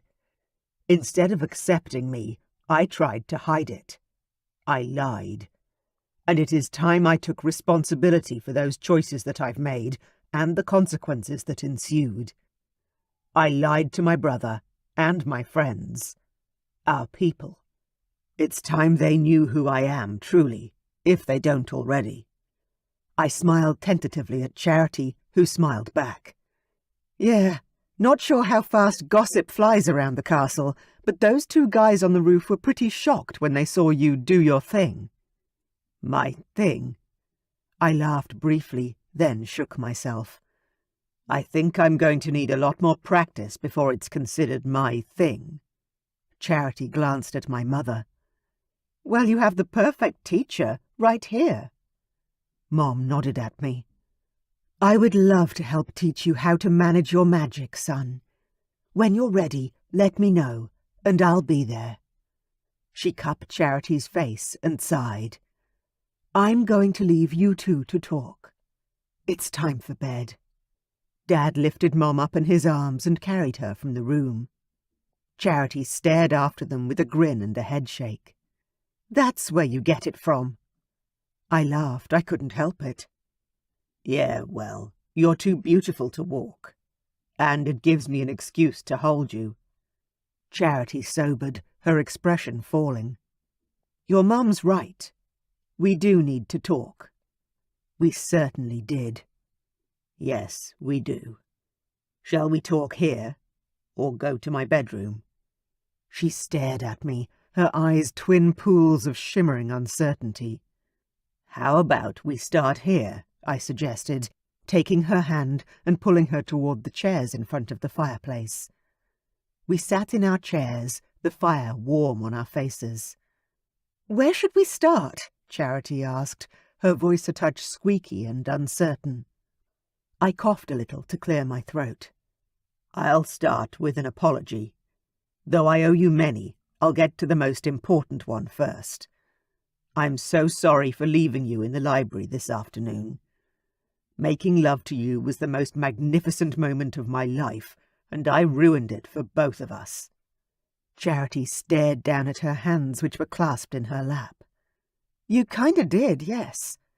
It was extremely hurtful and confusing. Will you forgive me? I asked, around the sudden lump in my throat. She lifted her chin. I will over time, I'm sure. And now? I asked, my heart beating a little faster. I'll do anything for a second chance with you. Anything. What can I do now to make things right? She stared at me with narrowed eyes, as if considering and discarding several responses. And then she came out with the last thing I was expecting. You mentioned this several minutes ago when your mum was here, but I want to confirm whether or not you mean it. Anthony, I want you to accept your magic and start doing lessons with your mum to control it. I sat up straighter, familiar fear eating at me. I knew I had to accept myself, and that meant accepting my magic as well as everything else. It was just difficult to acknowledge when I'd spent a lifetime avoiding it. Well, You've already started on that path, she continued. Those two servants saw you save Karlak, and they'll tell everyone, surely. They might, because they knew what it meant. But they might simply keep it to themselves, thinking that's what the family would want. And I knew I couldn't rely on a couple of servants to maybe or maybe not spread the word. This had to be up to me. It had to be a conscious decision, which meant I had to do what she said and own up to everything. To everyone. What are you most afraid of? She reached out and gripped my hand. Surely nothing worse than what happened tonight. Her smile was tentative, but she was right. I thought about it, considering the situation from every angle, and couldn't quite think why I'd held on to my secret for so long. I started talking, because often that revealed the problem. When I was young, I didn't want to be different to my brother and all my friends. Then I grew older and, well, then I felt trapped, I think. In my lie. It was like the longer it went on, the harder it became to reveal the truth. And then, of course, the more I tried to hide my magic, contain it, the more it tried to get out. And my fear of losing control only grew. My heart squeezed at the realization that I'd actually created my own cage. Oh my God, I did this to myself. And everything I tried to do to control it all only made things worse. Charity laughed. We all create problems in our own heads sometimes. But I need to tell you something else. I swallowed hard. The reason... Shit. The reason I came to find you that day was because my mother showed me a vision of you being attacked by that guy near your restaurant. I had to save you. Charity grinned at me. Why would I be upset about that? I'm freaking glad your mom showed you that, or I'd likely still be in hospital somewhere, or worse. Worse, I whispered, shuddering at the memory of what I'd seen in that vision. She winced a little. Well then, even better that you did come and save me. She waited for my response, but I just sighed. She frowned. There's something else, isn't there? I nodded. Yes. Mom showed me a vision of you pregnant, wrapped in flames. She told me that if I didn't learn to control my magic, then something terrible was going to happen to you. And I've been trying even harder to tamp down my magic since then. A swift intake of breath was Charity's only reaction for several seconds. Eventually she whispered, So does that mean it's still coming? You know, when I'm pregnant? Or are we done now? I don't know. I shook my head, worry for my mate filling my chest and making it hard to breathe properly. Can you find out? She asked. Can we go ask your mom, or can you do it? My brows rose. Could I? I'd looked into the future for Veronica, and I hadn't even meant to. Could I do it now for Charity? We could try, I ventured. And if not, we can always ask Mom in the morning. She'd help if we needed her to, I was sure of it. I stood up and held both hands out in front of me. Charity got to her feet a little slower. She was obviously hesitant. "Does it hurt?" I shook my head. "It's like when Mom viewed your memory of the fire. Doesn't hurt at all. Just give me your hands, and I'll see if I can do this." She slipped her hands into mine, palm against palm. I reached for my magic and called upon it for help in a way I'd never done before. The power lurched up inside me as if it had been waiting for this moment. It was eager and happy, and the vision hit us both so fast that Charity dragged her hands out of mine, stopping the images. "What the hell was that?" "That's the vision. It'll be like a movie, sort of. Flashes of the future." She was glaring at me, not sure. "That wasn't like when your mum did it before." Probably because Mom was taking images out of Charity's head rather than projecting them into her mind. Or maybe I just wasn't good at it. "It didn't hurt, did it? We can wait for my mother tomorrow if you'd prefer." Charity shook her head and took a steadying breath. "No, it didn't hurt. It was just unexpected. Let's do it now." I held out my hands once more, and this time it was even easier to draw upon the magic inside me. The vision flashed into both of our minds, and this time I held tight to Charity's hands, stroking my thumbs over her skin in reassurance. There she was, standing in our bedroom, cupping her swollen belly. Pregnant and stunningly beautiful. A wave of love for her washed over me. But what of the fire? Our future? Charity turned to look toward the bedroom door, and I walked into the room, a huge smile on my face. In my arms were 2 children. A little boy of about 4 years old was riding high on my shoulders, and another, about 2, sat in my arms wriggling like a little fish and giggling. Our family. Safe and well. The happiness in the room was a palpable, very real thing, and all of a sudden, I couldn't breathe. I let go of Charity's hands, needing the vision to end. I fell into the chair I'd been sitting in only moments before, gasping for air. "What's wrong?" Charity rushed to my side and knelt. "Are you okay?" I nodded, focusing on my chest going in and out. "Yeah, I kept breathing, forcing the air in and out of my body until I could finally relax once more. Charity stood and made a pretense of warming herself at the fire. "Please tell me you didn't just have a panic attack at the sight of us having multiple children, Anthony." She put her hands on her hips, obviously indignant, and I started to laugh. "No, sweetheart, not at all." I stood and pulled her into my arms, cupping her head with one hand and holding her to my chest. "No, I think I just became totally overwhelmed with relief. There's no destructive fire in your future, only happiness. For both of us. It shocked me after the last terrifying vision I saw. Something has changed for us. Something good." "Did you feel that happiness in the vision?" "I did," she said, her voice a little shy. "Yes, it was beautiful," I admitted. I'd never dreamt I could be that happy. Nor that a woman as beautiful and amazing as Charity would love me and want to create a future, a family, with me. Charity looked up at me, her face full of the longing I'd always hoped to see in my mate's eyes. "Let's go to bed. I want to see your room now." I leaned down and pressed a loving kiss to her forehead before stroking back her hair.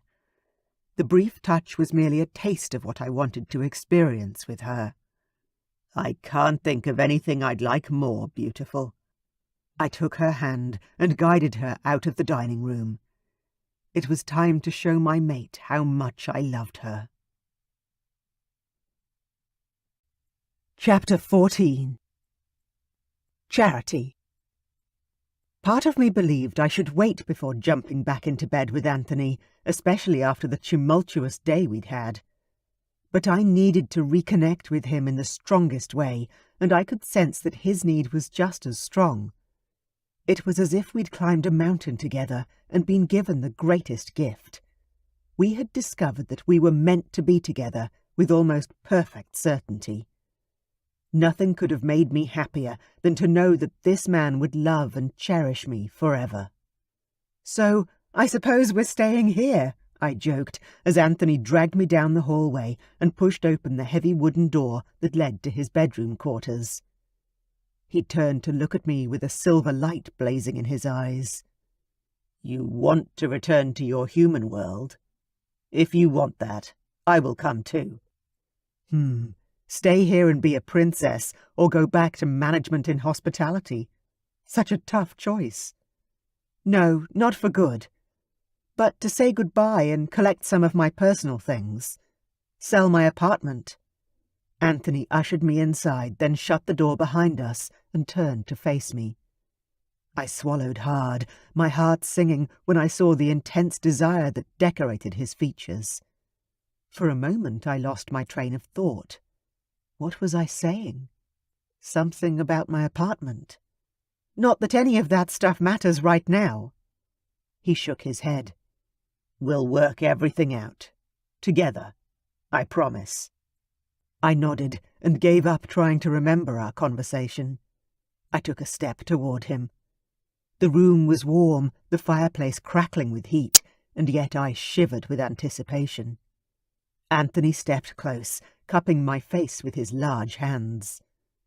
"I promise I'm going to be better. For you. For the amazing future we're going to have." I nodded, too full of emotion to talk more. I slid my hands up his chest and wrapped my arms around his neck. The time for talking was done. His lips crashed down onto mine. I screamed and gasped for air, my whole body shaking as we shared a perfect moment in time. Anthony collapsed on top of me and then rolled to the side so he didn't crush me. "Oh my God, that was awesome." I reached for his face, cupping his cheek as I got to look at him in post-coital bliss. "You're not going to run away this time?" Anthony shook his head, his eyes serious. "Never again, Charity. I love you." I leaned forward and kissed his lips, then pulled back to tell him how I felt. "I love you too." Epilogue. 3 months later. Anthony. Charity wouldn't agree to marry me until we'd known each other for over a month. And by the time she finally said yes, she was pregnant. We had cause for more than just one thing to celebrate. The wedding ceremony had gone beautifully, and now we were all gathered in the great hall enjoying a feast. I stood by the dance floor, enjoying watching all my friends and family dancing the night away. Dad had asked Charity to dance, and he was gently spinning her around in time with the music. "Enjoying your night?" Mom asked as she walked toward me, dressed in the most royal purple, over-the-top gown I'd ever seen her wear. "I am, Mom. Thank you for everything." She had been teaching me how to use my magic, and things were going well in that regard. I still had moments where I instinctively went to stifle it down, but those moments were becoming less frequent. And now that I was leaning into that side of myself, my magic seemed less prone to spill out in unexpected ways. I was on a journey to self-learning, and while I wasn't there yet, Charity's love and positive presence and my mum's magical guidance were helping me along the path to self-acceptance. She put her arms out, and I hugged her tight. "I'm so happy for you, Anthony. You've found your fated mate, you're going to be a father, and our people know that there will be a sorcerer looking after them, even after I'm gone." I pulled back and frowned down at her. "You're not dying any time soon, Mom." She cupped my chin and squeezed. "I know. Still, you've finally stepped into being the man you were born to be. I'm so proud of you." I looked away and laughed, afraid I might cry if she kept looking at me like that. "Something I always wanted to ask you," I said to her. "Charity used to dream about me. I know she told you." She nodded. "Yes? What's your question?" "Did you put those dreams in her head?" I wouldn't have been surprised if she did. Mom raised a single eyebrow at me. "You think I'd put those types of erotic images into her mind? No, son. That was not me." My cheeks heated with embarrassment. "Then who was it?" She shrugged. "You, more than likely." "Me?" I said. "I didn't do that." Mom laughed. "You underestimate your magic, Anthony. Your magic and the fated mate bond. I'm sure it found a way, while you were sleeping, to find your mate and get her ready for you." The strength of that statement hit me like a brick. "Wow, that's incredible." "I know." She leaned forward and kissed my cheek. "I'll leave you to enjoy your night. I love you." "I love you too, Mum." She glided away, and Veronica sidled up next to me, a glass of wine in her hand. I raised an eyebrow at the girl I'd known from the moment she was born. "Hitting the alcohol now, dragon daughter?" Veronica's blue eyes flared, and she tossed her long blonde hair over her shoulder. "I'm 18, she said, indignation clear in her voice. "It's legal." In European countries, anyway. "So, what are you doing standing over here?" she asked, turning to stand by my side so we could both watch everyone enjoying themselves. "Surveying your kingdom?" I scoffed at her. "Second-born son, child. Haven't you learned how things go?" She punched me in the arm, hard. "Hey!" I glared at her. "It's my wedding day. You're meant to be nice to me." She didn't apologize, but she didn't punch me again either. Instead, she went back to sipping on her drink. "It's still your kingdom, you know," she said after a while. "Karlak might be king one day, but you're the sorcerer now, yeah?" I shrugged. "I suppose. My mom's been teaching me how to use my magic, but I'm decades behind her in experience." The lessons had been going well, though I may have blown up a few things along the way. "Yeah, but your mom's not going anywhere, so you have time to learn." "True," I said, already having seen a vision of the day of my parents' passing. Thankfully it was many, many years from now, and I tried not to dwell on it too much. Veronica didn't say anything more, but she didn't leave my side. A twinge of something uncomfortable began to niggle at me. "What do you need, dragon daughter?" I asked, not turning to look at her. She didn't hit me, which meant she was about to get serious. "You know when you came over for lunch that time?" I searched my memory, unsure of which event she was talking about. But then it hit me. "Oh, you mean when I accidentally gave you a vision of your future?" I'd forgotten about that, sort of. I'd been so consumed with my own secrets and lies, I'd pushed that very juicy piece of information away. Ian and Veronica were twin flames of fury. They'd burn the world down with their love, if they could get past their long-held grudge against one another. And now that she mentioned it, "So what are you going to do about that?" I turned to face her and raised a querying brow. "Nothing." She tipped back her head and finished the rest of her drink in one gulp. "What do you mean, nothing?" I asked, chuckling softly. "You know who your fated mate is, and you're going to ignore him." That just wasn't done. She was legal age. He was 5 years older, maybe a little more. They were a perfect match, except for the fact that they were cousins.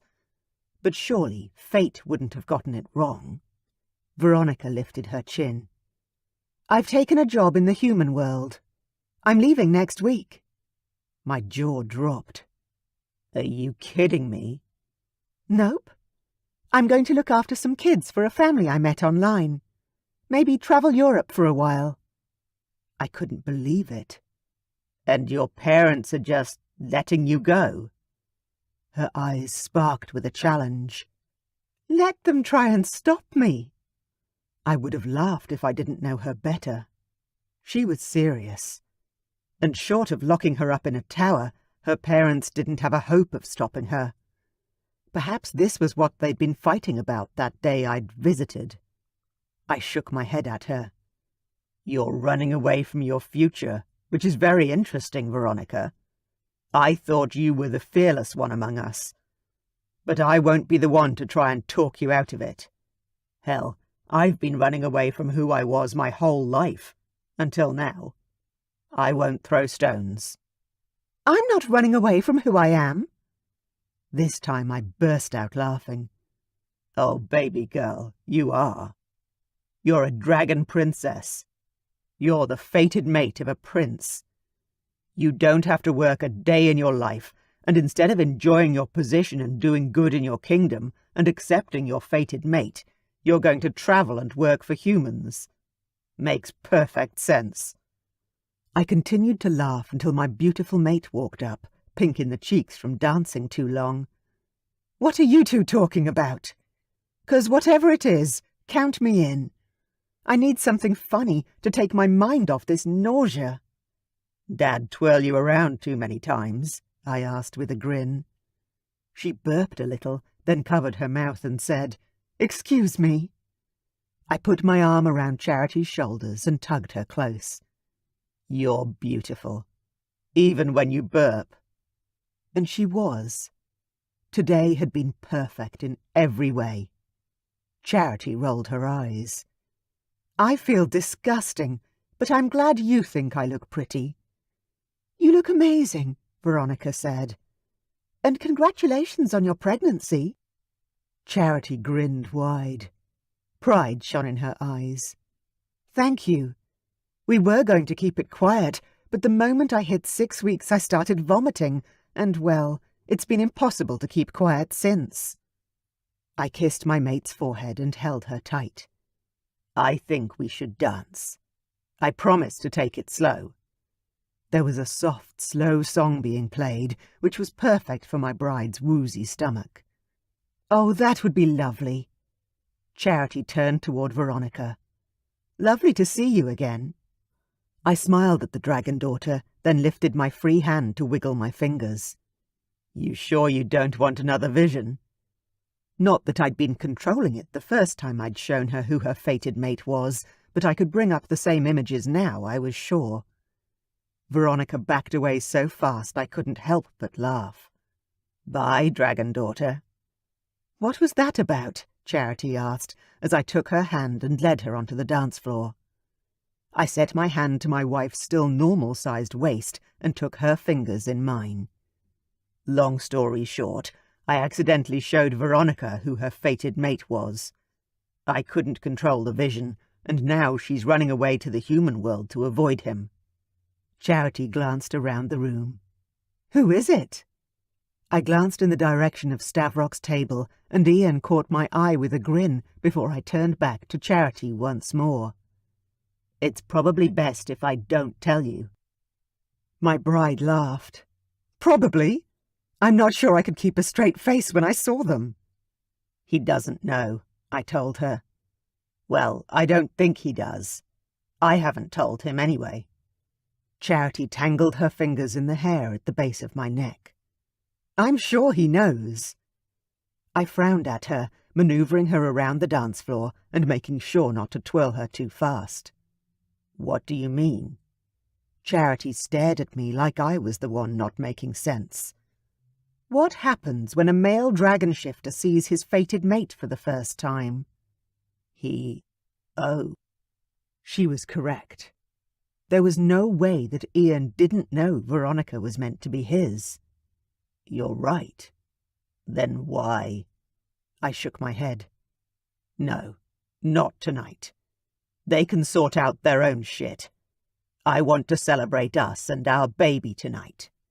Charity smiled up at me, her eyes misting with tears. It really was the perfect day.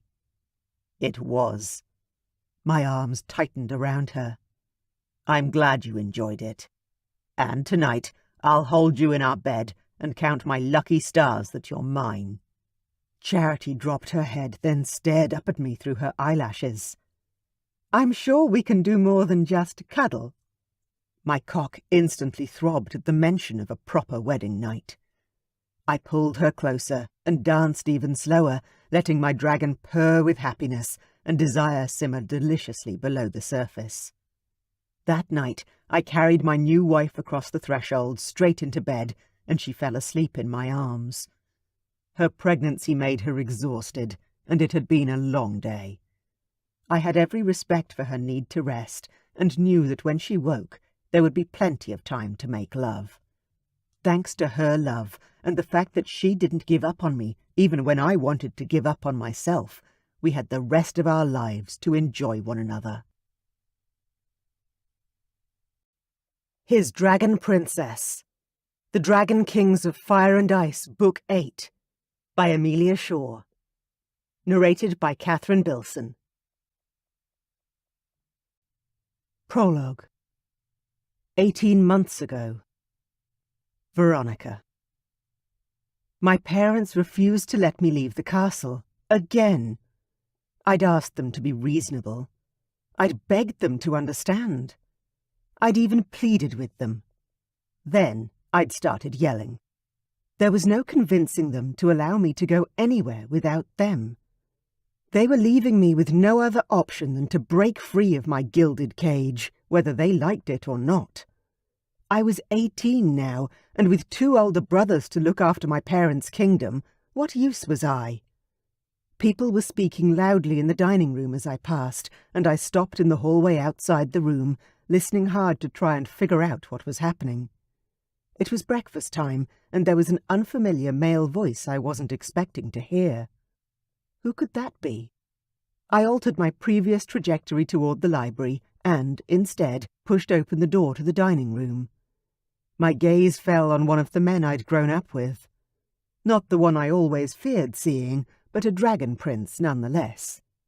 "Hi, Veronica." Despite the anger of my previous argument with my parents still boiling in my veins, seeing him made me smile. "Anthony! I didn't know you were here." I rushed forward for a hug. The secret plans inside my head to leave the castle and the protection of my family were already making me homesick, and saying goodbye to Anthony would make the farewell even worse. I clung to the man who'd been like an older brother to me when I was growing up. The barely dressed prince pulled out of our hug and gave me an awkward smile. "It wasn't planned. I just started flying and found myself here." That didn't sound like Anthony, but then he had always been cagey about his emotions. I reached for his hands and gripped his fingers, wanting him to know that he had a friend. "You know, it's always good to see you." But as soon as I said the words, blindness overtook me. The world around me dropped away to darkness, but inside my mind a vision coalesced and became strong. I was standing by the window in our palace, upstairs in my favourite reading room. I was wearing a gown of royal purple, a dress I didn't own.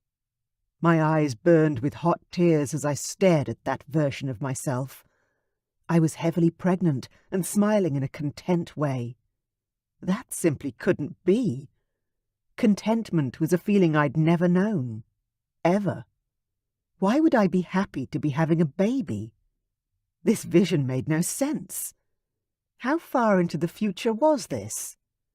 My hand rested on my huge belly, and then I turned toward the sound of footsteps echoing in the room as my heart leapt with happiness. I didn't want to see the next part and squeezed my eyes shut. But I couldn't stop the images being projected into my mind by the prince still gripping my hands. The father of my child stepped out of the shadows, a smile on his face that I'd never witnessed before. Ian? Ian? No, that was impossible. He hated me. He always had. Before I could see any more lies, I ripped my hands out of Anthony's hold and the vision stopped. My normal eyesight immediately returned, and with it I saw Anthony, looking pale and drawn, and staring at me with a wary look in his eyes.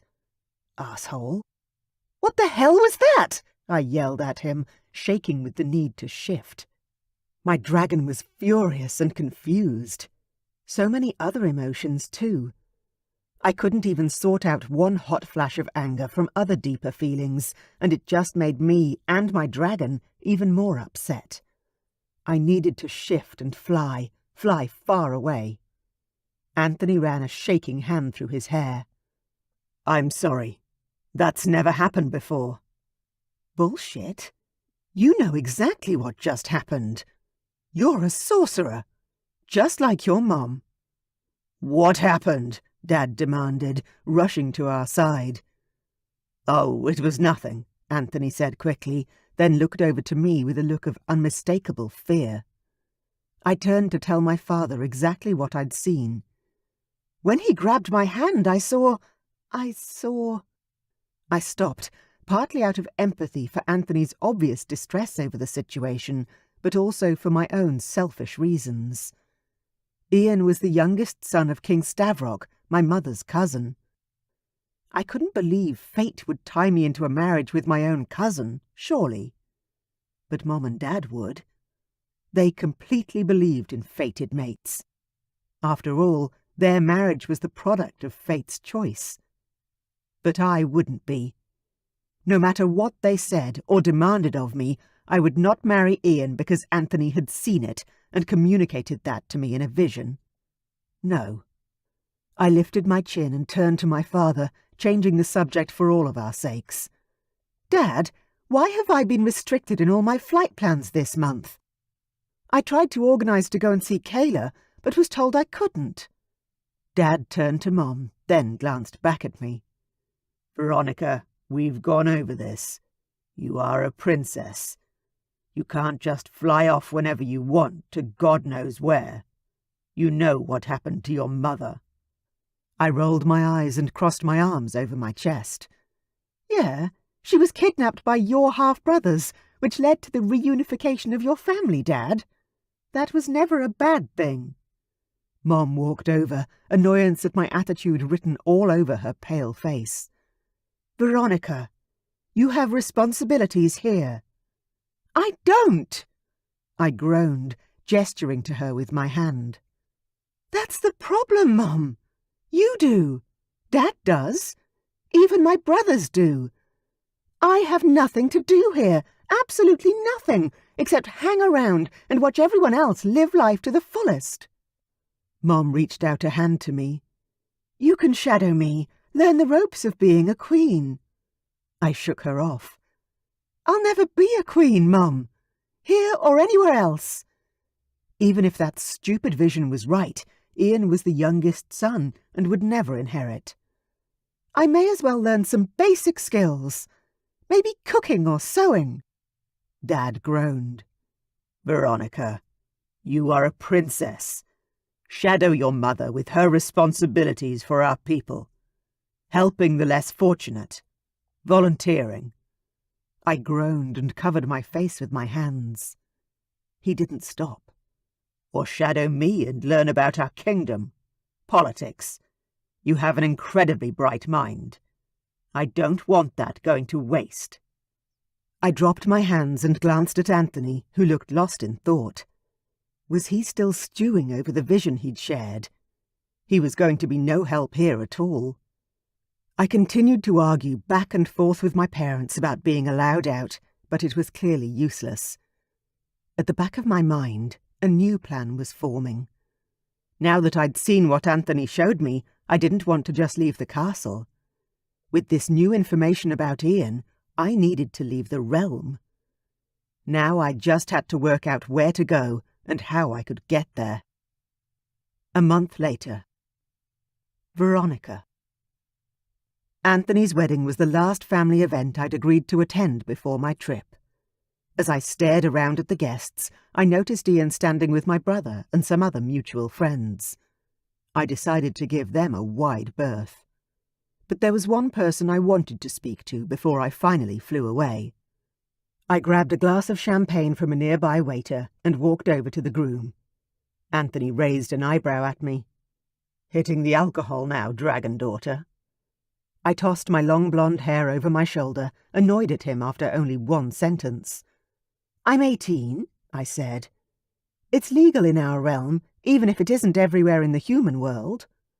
Then I took a sip of champagne to prove my point. Covering the wince that accompanied the tart taste was the hardest part. "So what are you doing standing over here?" I asked him, turning to stand by his side so we could both stare at the dance floor. "Surveying your kingdom?" He scoffed. "Second-born son, child. Haven't you learned how things go?" I punched him in the arm, hard. I was third-born and a girl. Didn't he understand that I was the one who had no purpose in life? "Hey," Anthony glared at me. "It's my wedding day. You're meant to be nice to me." I narrowed my eyes but kept my mouth shut. He was right. I went back to sipping my terrible champagne and scowled at the room in general instead of specifically at him. Anthony stared at his beautiful wife, who was dancing with his father, King Eric. Love was written all over Anthony's face, making me uncomfortable. I needed to change the focus. "It's still your kingdom, you know." I bit my lip, recalling some information my mother had passed along. Everyone knew about Anthony's magic now. "You're the sorcerer now, yeah?" He shrugged. "I suppose. My mom's been teaching me how to use my magic, but I'm decades behind her." I grinned. It was nice to see him finally accepting his role. It was obvious he'd been fighting his magic for a long time. "Yeah, but your mum's not going anywhere, so you have time to learn." Marianne was barely 50. He had many years to learn her secrets. "True," Anthony said with a heavy sigh. I empathized. None of us liked to think about the day our powerful parents would leave this world. I certainly didn't want to entertain the thought. My dad was the most amazing man I'd ever known. He'd rebuilt our kingdom from the ashes of war. He was more amazing than a phoenix and a sorcerer put together. Doubt suddenly assailed me. Maybe I was doing the wrong thing, leaving my parents and my whole world behind. "What do you need, dragon daughter?" Anthony asked suddenly, dragging me out of my thoughts. I glanced up at the man who'd shown me a vision I never asked for. He didn't say anything more, so I knew it was time that I asked the questions for which I'd been dying to know the answers. "You know when you came over for lunch that time, a few weeks ago?" My heart began to pound a little harder, and my stomach clenched with the stress of even bringing up this topic. Anthony studied me. "Oh, you mean when I accidentally gave you a vision of your future?" "Yes." I wanted to scream at him, but instead I choked down another sip of champagne and nodded mutely instead. "So, what are you going to do about it?" Anthony asked.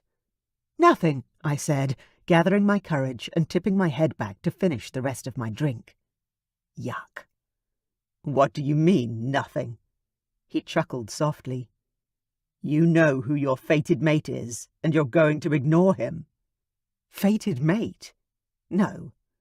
There was no way Ian was the man I was meant to marry. Anthony had to be wrong, but I wasn't about to tell the newly married sorcerer that his vision was dodgy. Instead, I changed the subject. There was no point arguing with him. "I've taken a job in the human world," I confessed quietly. "I'm leaving next week." Anthony's jaw dropped. "Are you kidding me?" "Nope. I'm going to look after some kids for a family I met online. Maybe travel Europe for a while."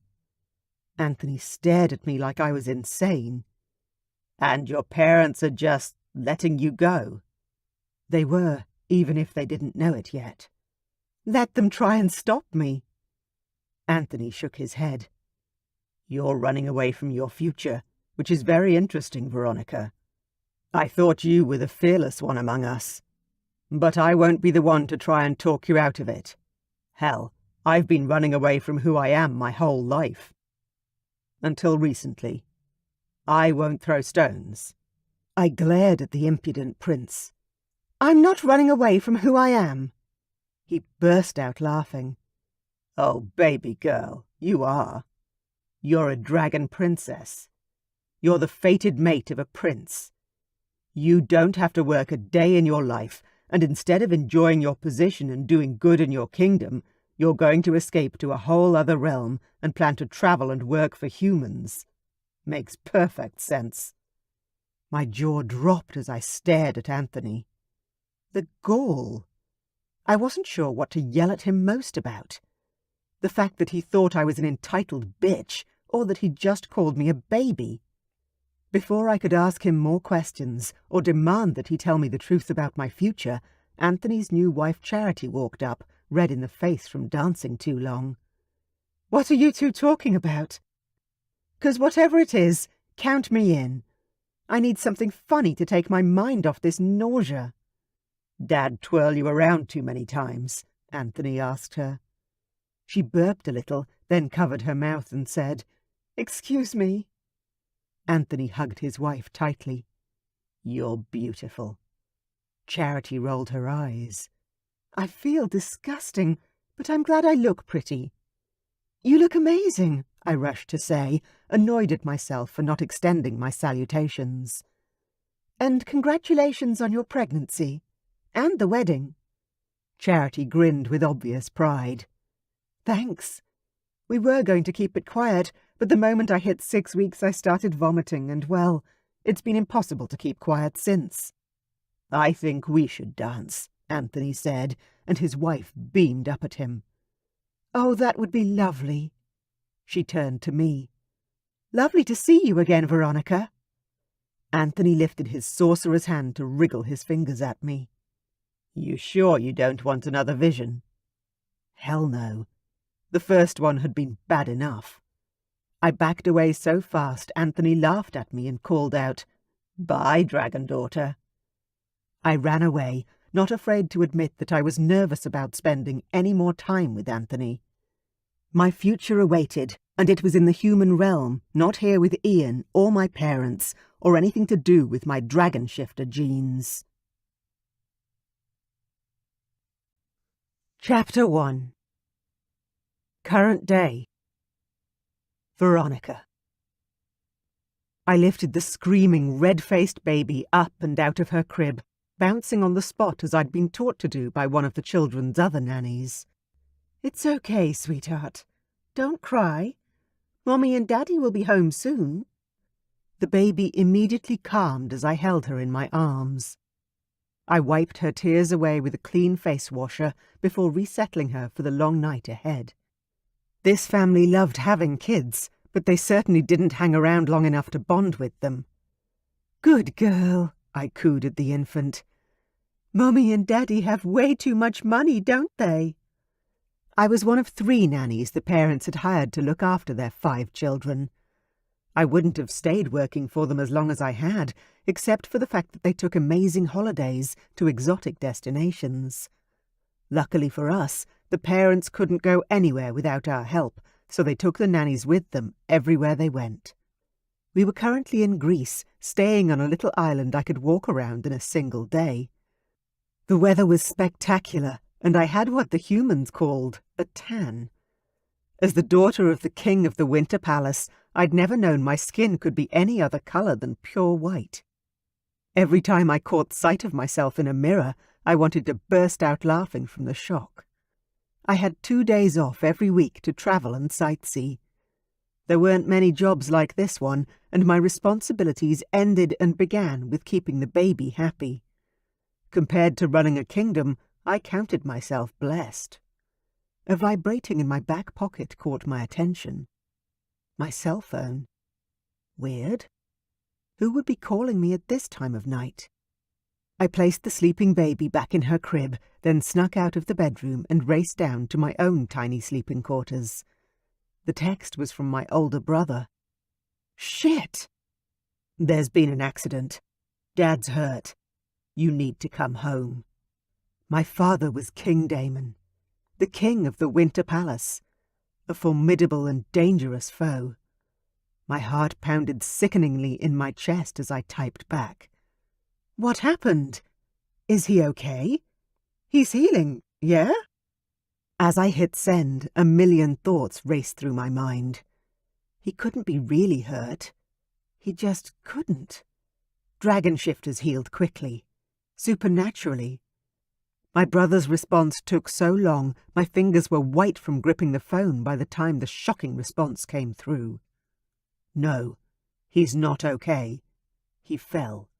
Shards of glass got in his lungs. Marianne's coming, but you should come home. A sob rose to my lips as I texted back. I will. Is everyone else okay?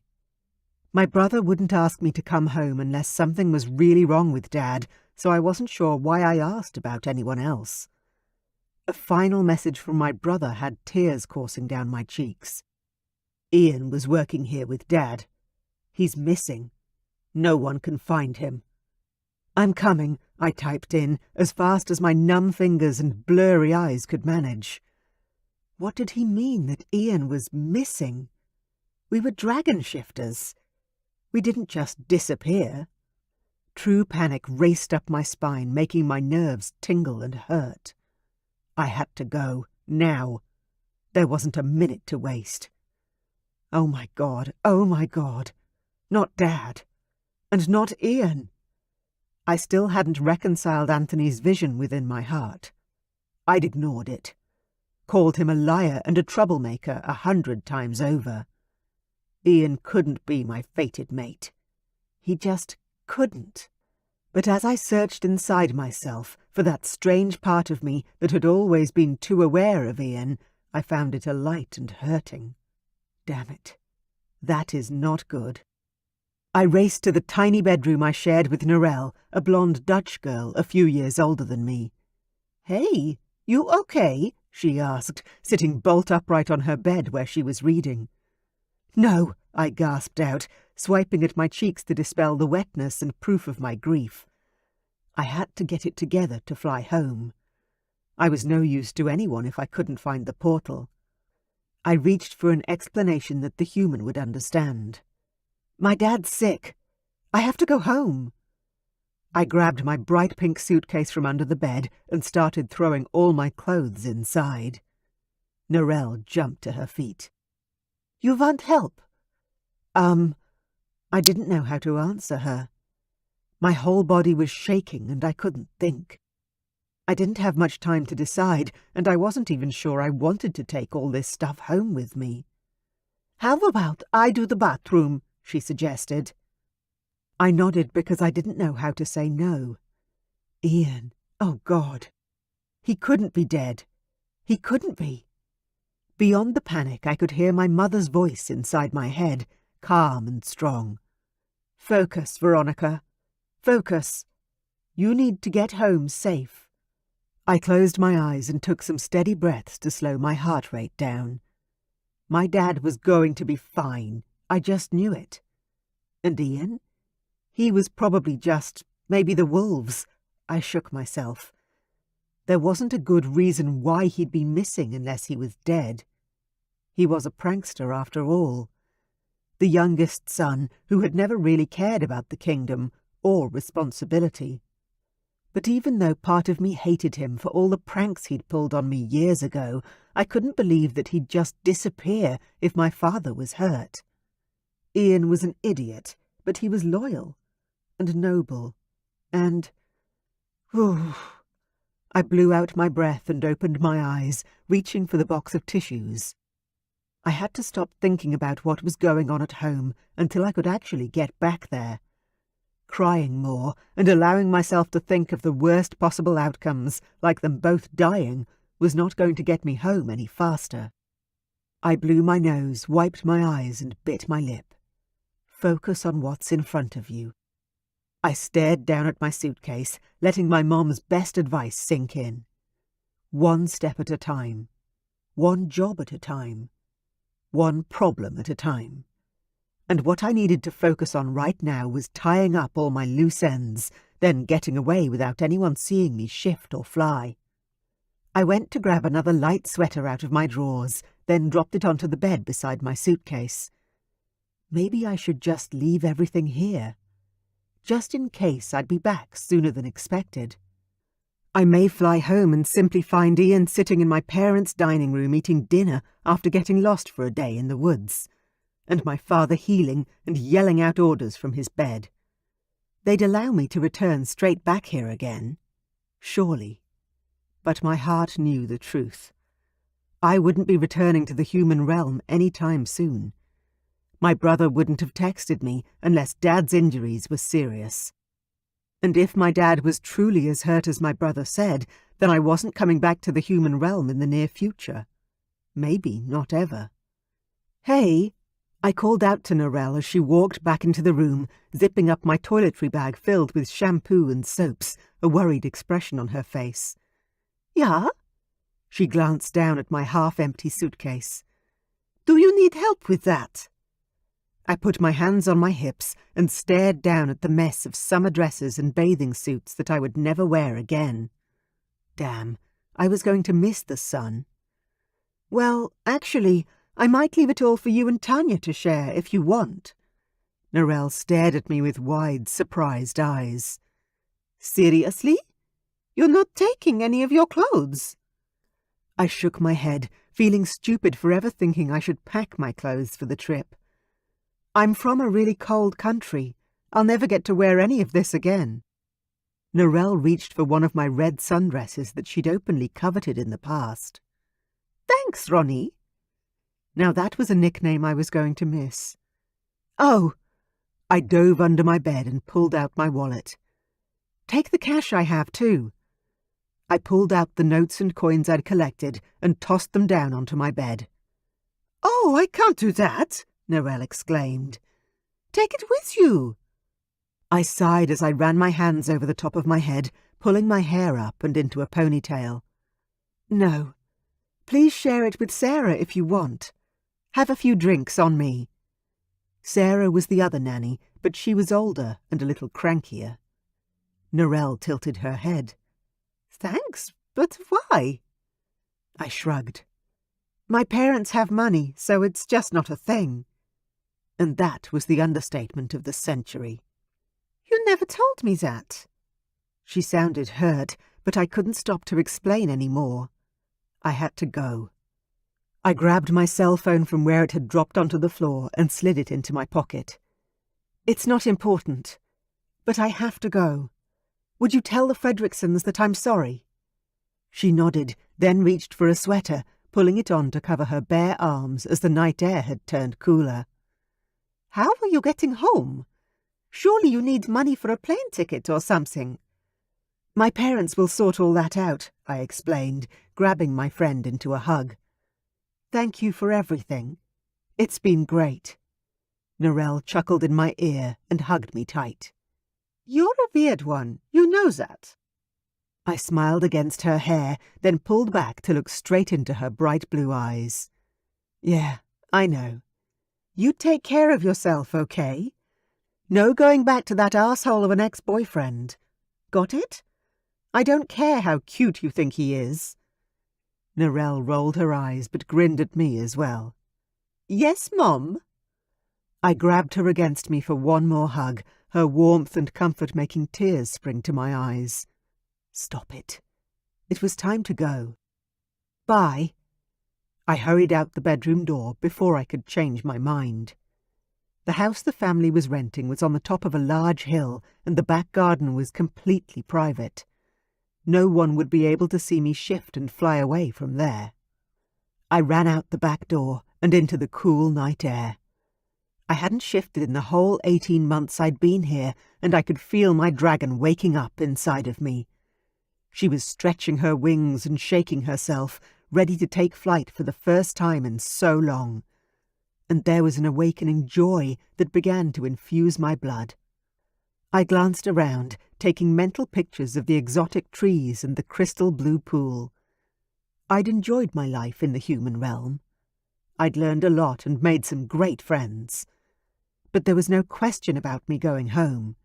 Not in these circumstances. If Dad was hurt, or, God forbid, dying, I had to go home. Now. Mom would need me. My heart began to pound faster as my shifter rose up and took over my body. My skin changed to scales, and I grew taller, bigger, larger. I blinked, and my eyes shifted as I transformed into my dragon, with keen night vision taking over from my human side. Like any other predator. I tried not to think of Ian as I launched up and into the air, flapping my wings to get higher. I flew toward the portal that marked the crossover point between realms, and even though I tried to keep the thoughts at bay, my dragon cried into the night. I'm coming. Please. Don't die before I get there, Dad. Chapter 2. Veronica.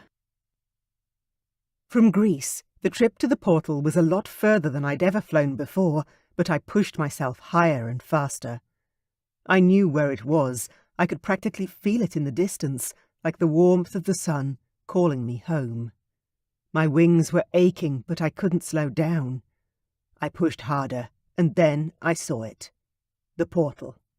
I flapped my wings higher and higher, then I relaxed and let myself soar. The release of pain was almost too good, but I focused my trajectory and passed through the portal.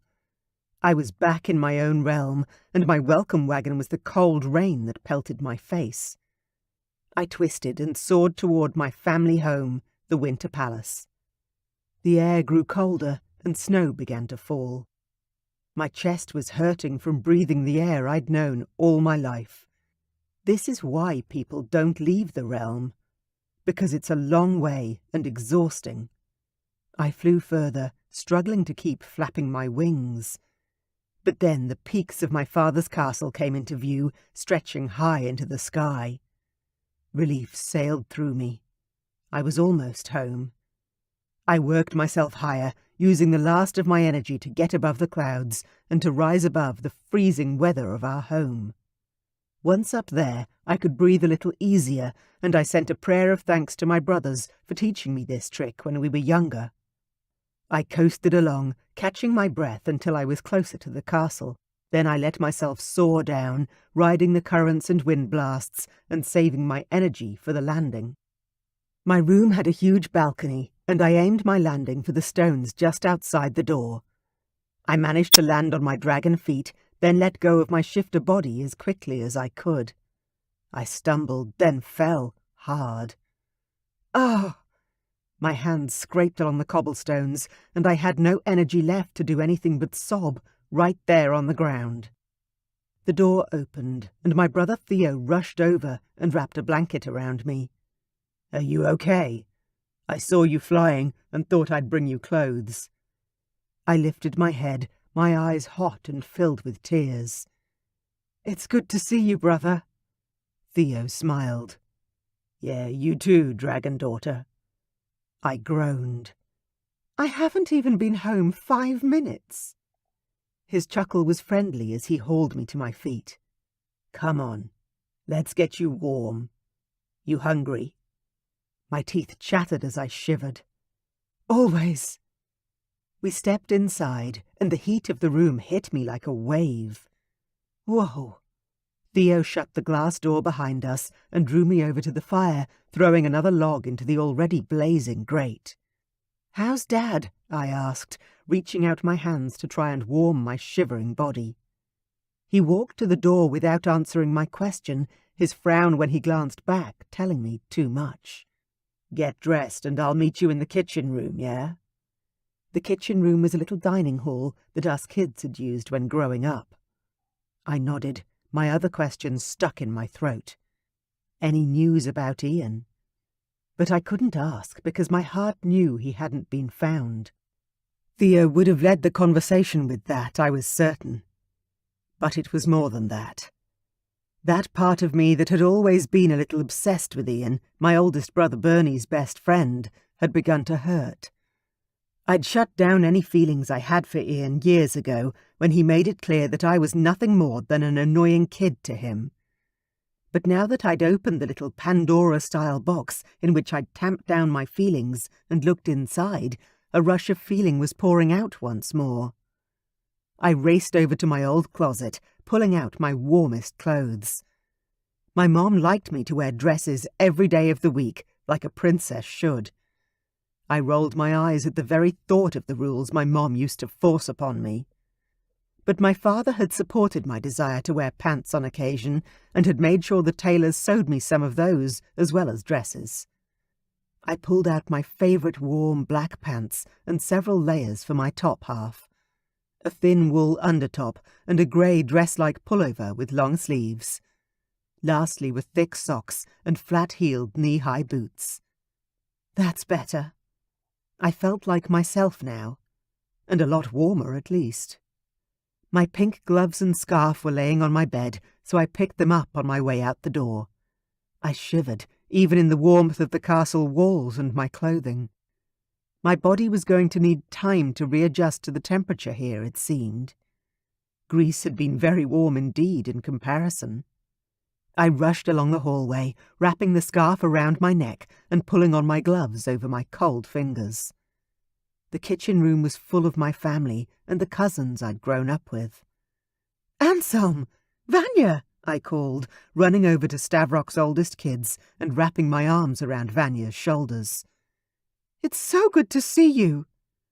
Vanya squeezed me so tight I squeaked with pain. "Oh, sorry."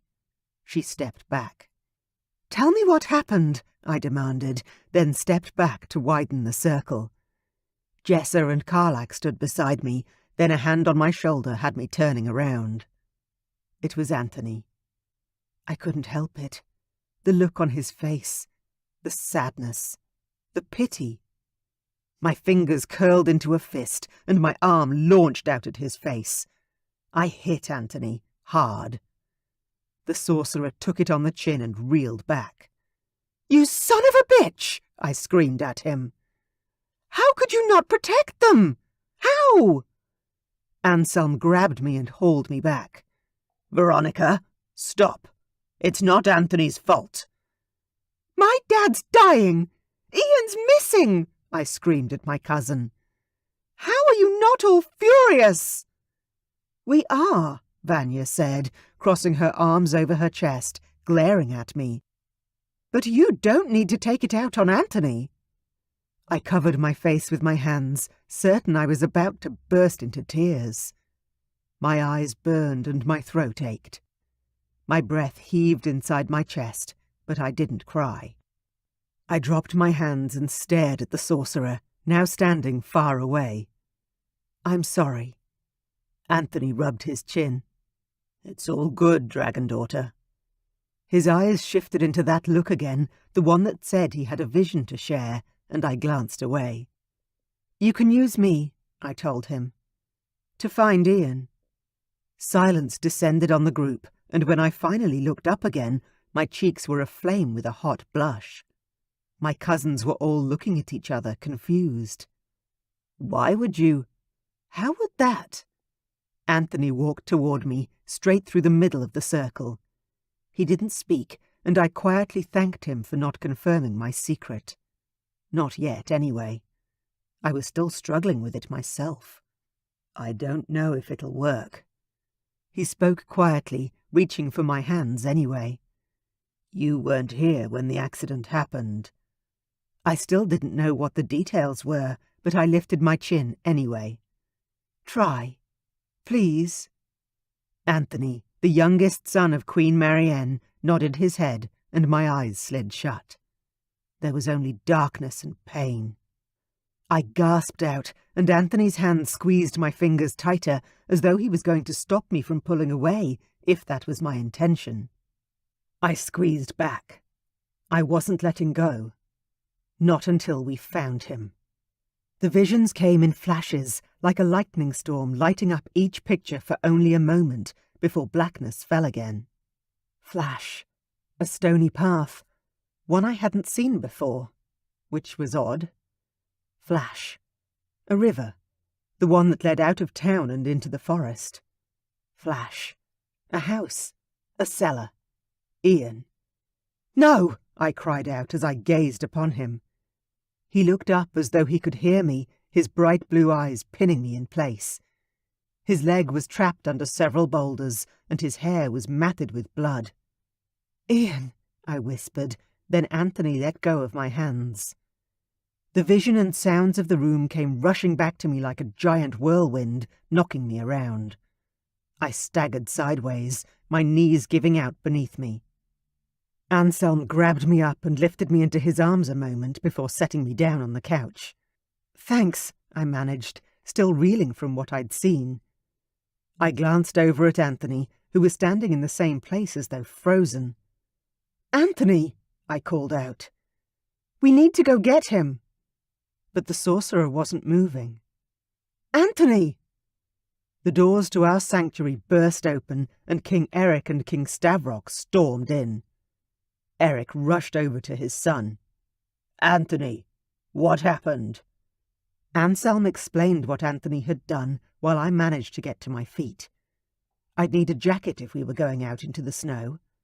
I wasn't sure how long Ian would be able to hold out in these temperatures. "How long's he been gone?" I demanded to the closest person to me. It happened to be my brother, Theo. "Who?" he asked. "Idiot." "Ian! How long's he been missing? When did the accident happen?" "Just this morning," Theo answered, going pale. "Dad and Ian went flying. They went over the forest and disappeared. Dad came back a few hours later, bleeding, his arm and leg broken. He collapsed on arrival and hasn't woken up yet." "So he's the only one who knows where Ian is," I whispered. Dad wouldn't have left Ian if he'd had any other choice. He'd used all his energy to fly back for help, then couldn't speak once he got here. Marianne, the sorceress, burst into the room. "Anthony!" She hurried over to him, and I met her gaze as she reached out to touch her son. "Anthony was helping to find Ian, but I think he's in shock or something." Marianne laid her hands on Anthony's face. "He's used too much of his magic. I'll care for him. You all need to go." "You know where my son is?" Stavrock demanded, staring at Marianne. The sorceress turned her violet eyes on me, her purple magic swirling in their depths. "No, but Veronica does." I gulped as all eyes turned on me. "He's trapped, in a cellar, under an old house." Stavrock reached out for my arm, squeezing painfully. "Where?" I tugged my arm away from him, and although I couldn't move far, he got the message and let go. "I don't know. There was a stony path I've never seen before. The creek leading out of the castle. We have to go." I stumbled toward the door. "He won't last the night." The party of family and friends followed me as we raced for the front door. "Do we fly?" Stavrock asked me. I wasn't sure. I didn't even know which way we were going. "I don't know. Dad and Ian flew, so perhaps it would be faster." Stavrock began to undress, throwing his clothes to the floor.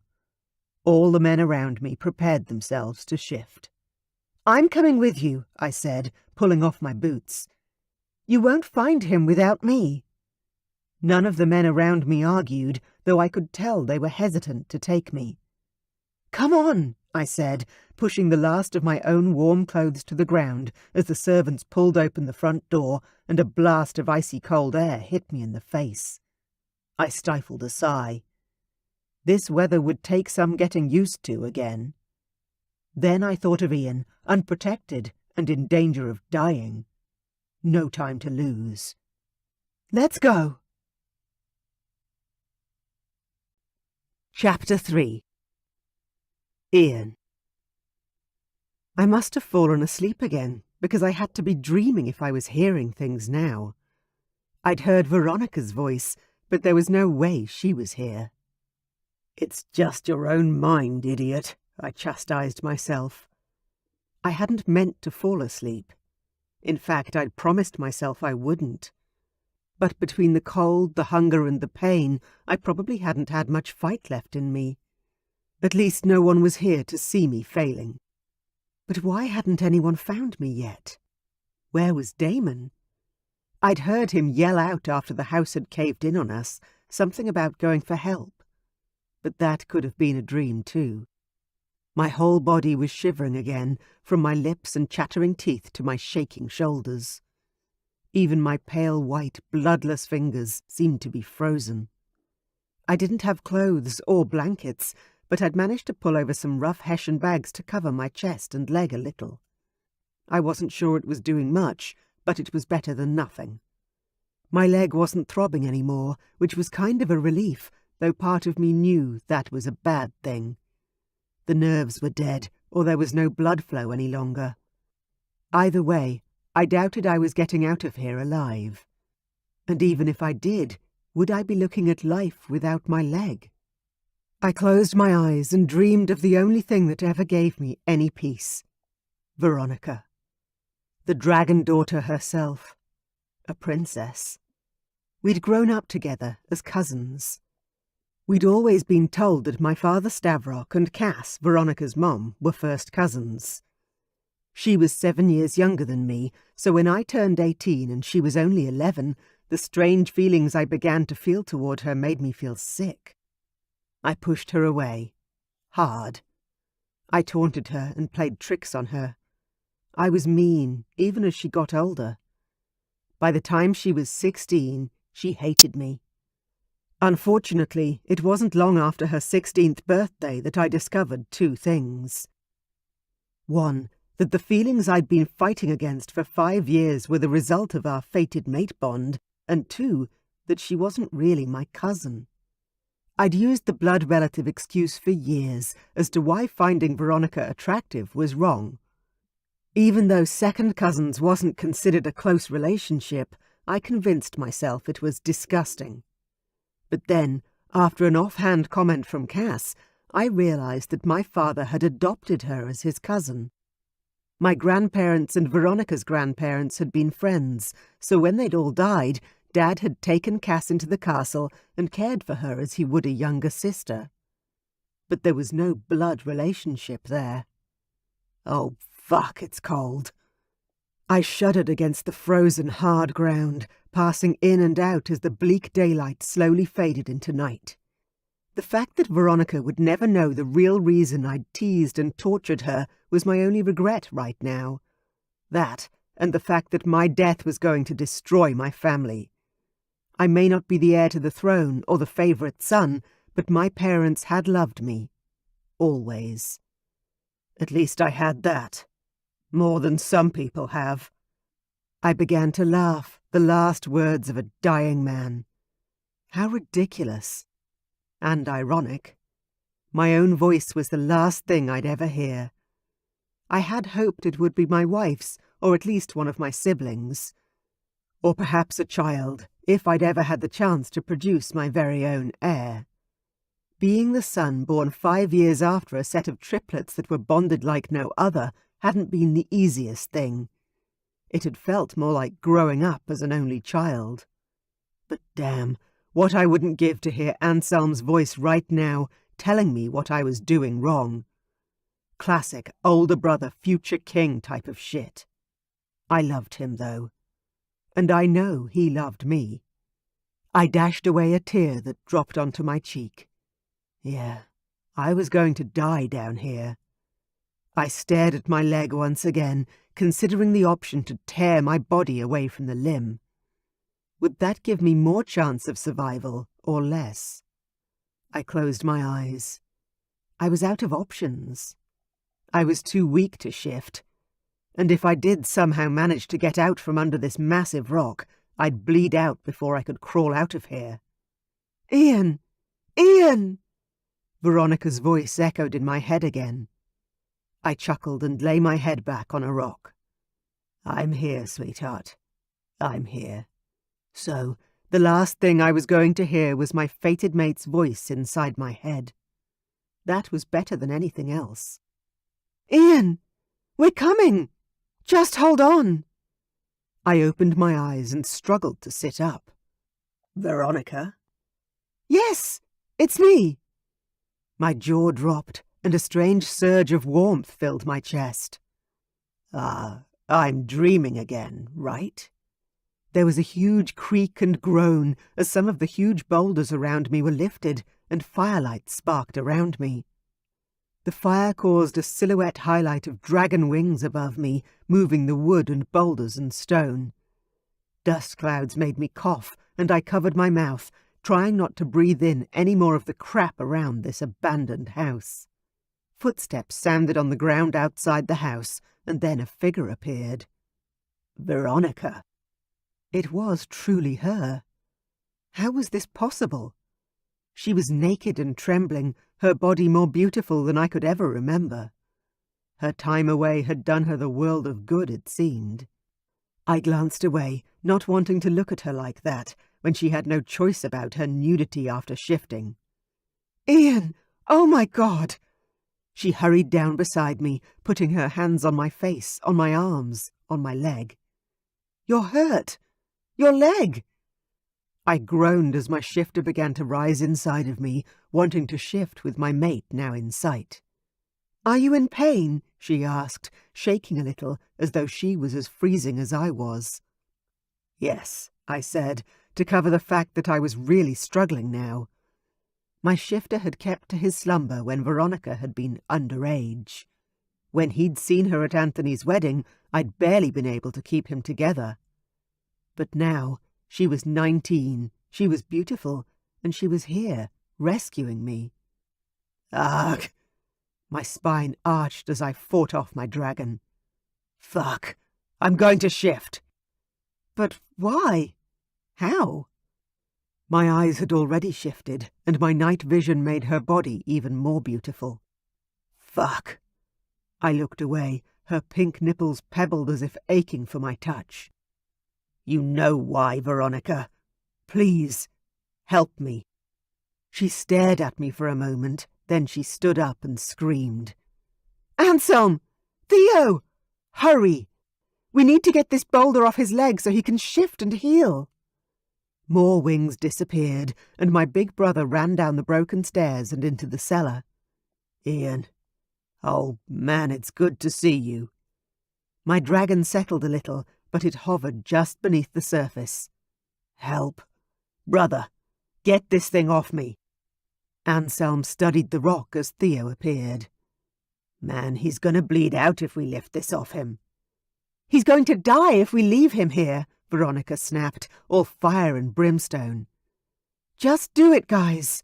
Lift that fucking stone. I'll pull him out, and he can shift before he bleeds too much. Anselm looked at me. Are you sure you can do it? You've lost a lot of blood. I clenched my jaw tight and nodded. I can, but I've only got a minute or two before I pass out. Lift the rock and run, guys. Please. More help appeared as loud wings flapped. Then my father appeared. Son. Stupid tears clogged my throat. Dad. King Stavrock, a beast of a man, and my father, the king, dropped to his knees beside me. Oh, son, I thought we'd lost you forever. He cupped my face in the most affectionate touch I'd received in years. I couldn't speak, but Veronica was there, taking charge. She put a hand on Dad's shoulder and tugged him back. Uncle, we need to hurry. Help Anselm get this rock off him. His dragon's ready to shift, and if we don't do it now, we'll lose him. Dad stood up. He can't shift, not like this. Veronica growled, her shifter as close to the surface as mine was. He's not dying down here. You got that? Lift the rock and get clear. I'll get him out and he'll shift. Dad's growl was louder and more menacing, and yet Veronica didn't budge. My shifter couldn't help but be proud of the strength of my mate. He'll kill you when he shifts, Veronica, and that's if he can. I'm not letting you do this. She put her hands on her hips and faced my father. Uncle, you have to trust me. I found him. He's still alive because of me. Just listen and do as I say. One more time. I could see my father hesitating. He believed in magic and premonitions, and although I had no idea what Veronica had done or said to get them here, Obviously, she believed she had the right to throw her weight around. I added fuel to the fire. "Dad, please, just do what she says." I could tell he wanted to ask why, but he didn't. He just turned toward the wreckage that had fallen on my leg. "Okay, boys. On 3, we lift. Once he's clear, we run and shift, get to the sky." Anselm and Theo nodded and grabbed sections of the boulder that lay pressed on my leg. Dad called out, "1, 2, 3, lift!" Veronica grabbed under my arms, and the moment the rock shifted, she pulled hard, using her dragon strength to move me. I half blacked out. The pain. Oh my God, the pain. A throbbing, sharp, let me die please type of pain coursed through my body. Veronica shook my shoulders hard, and I managed to open my eyes. I was bleeding out. I could feel it. The blood gushing from my wound, draining my life force. I was so cold, my leg throbbing with agony. "Ian!" She screamed in my face, then she slapped me, hard. The pain was horrible, but woke up my shifter. She was mad at me. My mate was angry. "Get up!" she screamed. "Shift! Now!" Then she grabbed my face and kissed me, hard. Her lips on mine were from a dream, but then she was gone, and the coldness of her loss blasted me in the face. "You will not die on me. You got that?"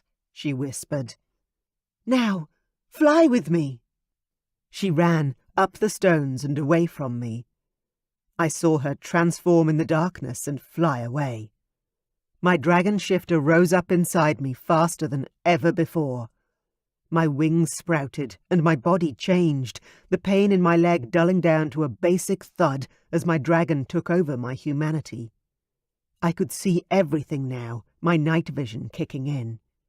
I roared, pain beginning to build inside my body as my shifter fought the injuries. "Fly!" I heard Veronica's voice in my head. "Fly!" I staggered up the steps, up the hole my family had made for me to get out of. My claws gripped the cold dirt as I panted for breath. I was seeing stars, but not the ones in the night. I was going to pass out again. A roar above my head made me look up. It was Veronica, her wings flapping hard, keeping her in place. She roared again, icy fire blasting through the night sky. God, she's magnificent. She was calling to me, and my dragon needed her more than his next breath. I jumped off the rock I stood on, launching into the sky, and followed my fated mate home. Chapter 4. Veronica. My heart pounded in my chest as though it was racing to its last beat.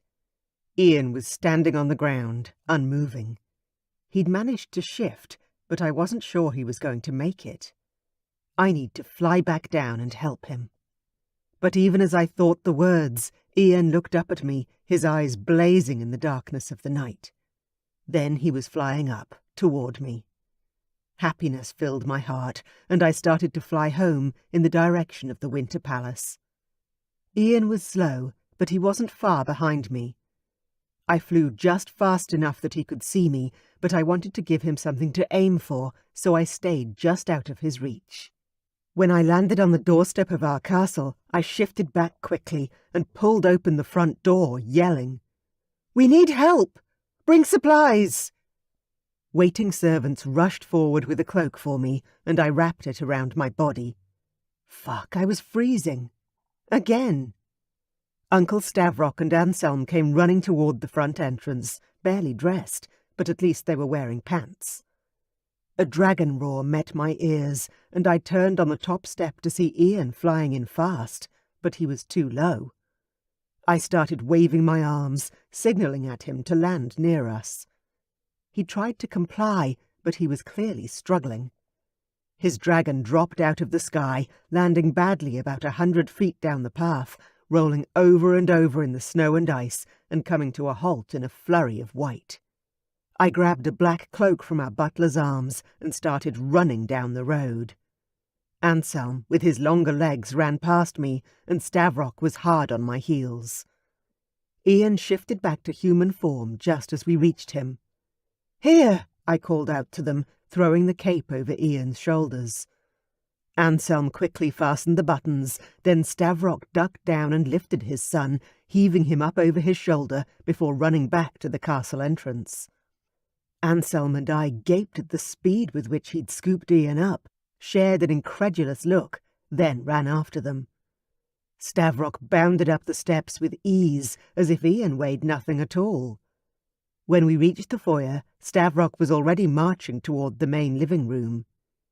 Inside, the fire was roaring, and I rushed over to the fireplace to warm my chilled bones, while Stavrock lay Ian on a nearby couch. Ian was shaking, and his teeth were chattering. I didn't think about how it would look. I ran over to the couch, jumped on top of Ian's half-naked body, and lay down beside him, spreading my warm, thick cloak over the both of us to cocoon in whatever body warmth we could. "What are you?" "Shut up," I whispered, stealing my arm around his middle and pressing my flesh to his. I lay my head on his shoulder and closed my eyes, embarrassed on a level I had never experienced before. But I refused to move. He needed to warm up, and fast. Everyone was going to know about our bond now, and my cheeks flushed with heat. "Everyone, give Ian some space," Stavrock called. "Go get the healer. Everyone else out. I'll stay." There were some soft murmurings, but I didn't open my eyes until the noises faded away. I clung to Ian's shivering body until he began to quieten and his limbs soften beneath me. Then I opened my eyes, slowly. Stavrock was sitting in the large armchair next to the fireplace, staring at us, but everyone else was gone. I lifted my chin until I could see Ian's face. He had his eyes closed, and his breathing was even, as though he was sleeping. But something told me he wasn't. I moved my arm, lower, toward his belly. His hand came up to grab my arm, stopping the movement.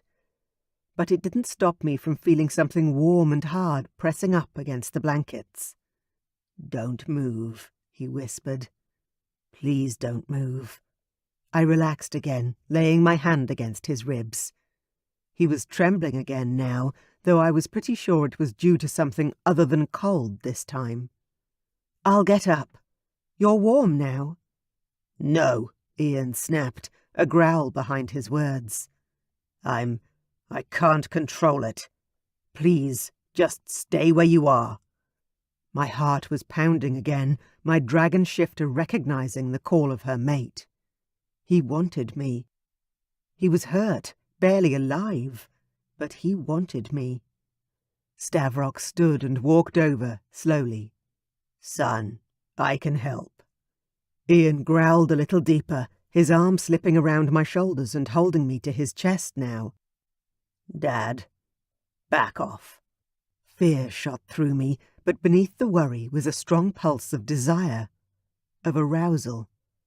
It was something I'd never felt before. Not to this level. I swallowed the moan that would have followed my next words. "It's okay, Uncle." "It's not okay," Stavrock whispered, still a few feet away. "Ian, why didn't you tell anyone that Veronica was your mate?" I glanced at the prince, whose jaw was set in the most determined angle I'd ever seen. "She was 11 when I first knew. She was a child. I was disgusted with myself." Stavrock made a tutting noise. "Hey, it's okay. None of this is your fault. We're both so glad, so grateful you're alive." I nodded against his neck, barely able to breathe now. My belly was quivering. His smell was just so good. "Ian, I know your dragon wants to claim her, but please let her go. Give her to me. I'll take her to have a shower, to eat. You trust me, don't you?" Stavrok's voice was soothing, but it annoyed me just the same. "It's okay," I managed to choke out. "You can go. He can keep me." I couldn't believe I was saying the words, but I was. I wanted him, and he wanted me. Surely that wasn't a terrible thing. "Veronica," Stavrok asked quietly, "Ian isn't in control, and though he doesn't want to hurt you, you're a virgin, are you not?" I buried my face in Ian's shoulder once more. "Yes? Why?" Ian's arms loosened on me, then he said in a growling tone, "Quickly, go with my dad. I need to get my dragon back under control." I lifted my head and stared at him. "You don't want me anymore?"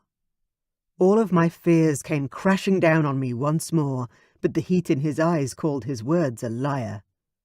"Go." He spoke louder this time. "Dad, quick. Take her before I shift." Stavrok's arms came around me and lifted me off Ian's body. "No!" I screamed, my arms out and grasping for my mate.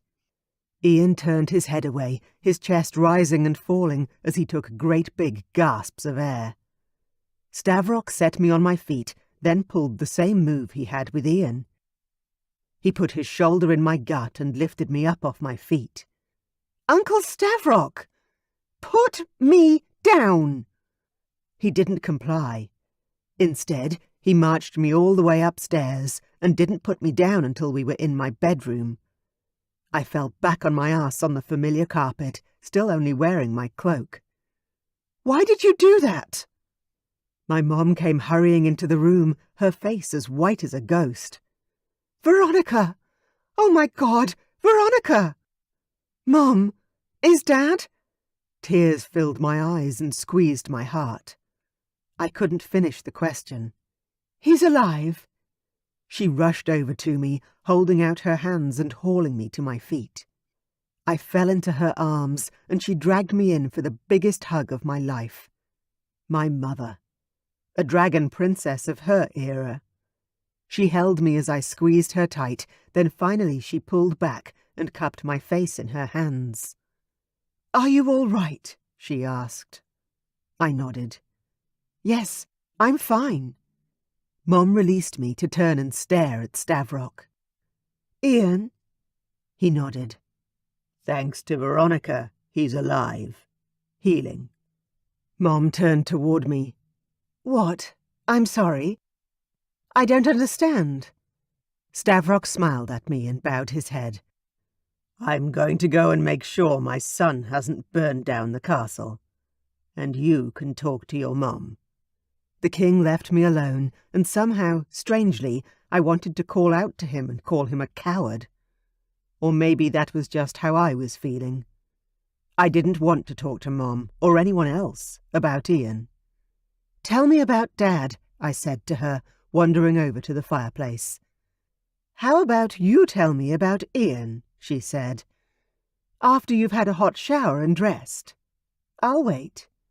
Then we'll talk about Dad." I nodded and ran into my adjoining bathroom. She was giving me room to breathe and think. Something Mom rarely did, because she knew that I'd somehow try to get out of the conversation. But there was no getting out of this one. Ian's dragon was ready to grab me the first time he next saw me, and I wasn't sure I could stop my own dragon from wanting the same thing. I was still throbbing in areas that were vastly embarrassing to admit to. My bathroom was bigger than I remembered. There had been nothing like it in any of the places I'd visited in the human realm. The huge claw-footed bathtub called to me, but I didn't have hours to run the thing and soak.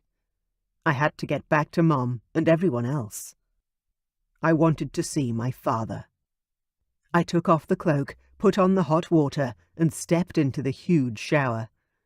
The pressure was fantastic, and I stood there for too long, letting the heat soak into my bones.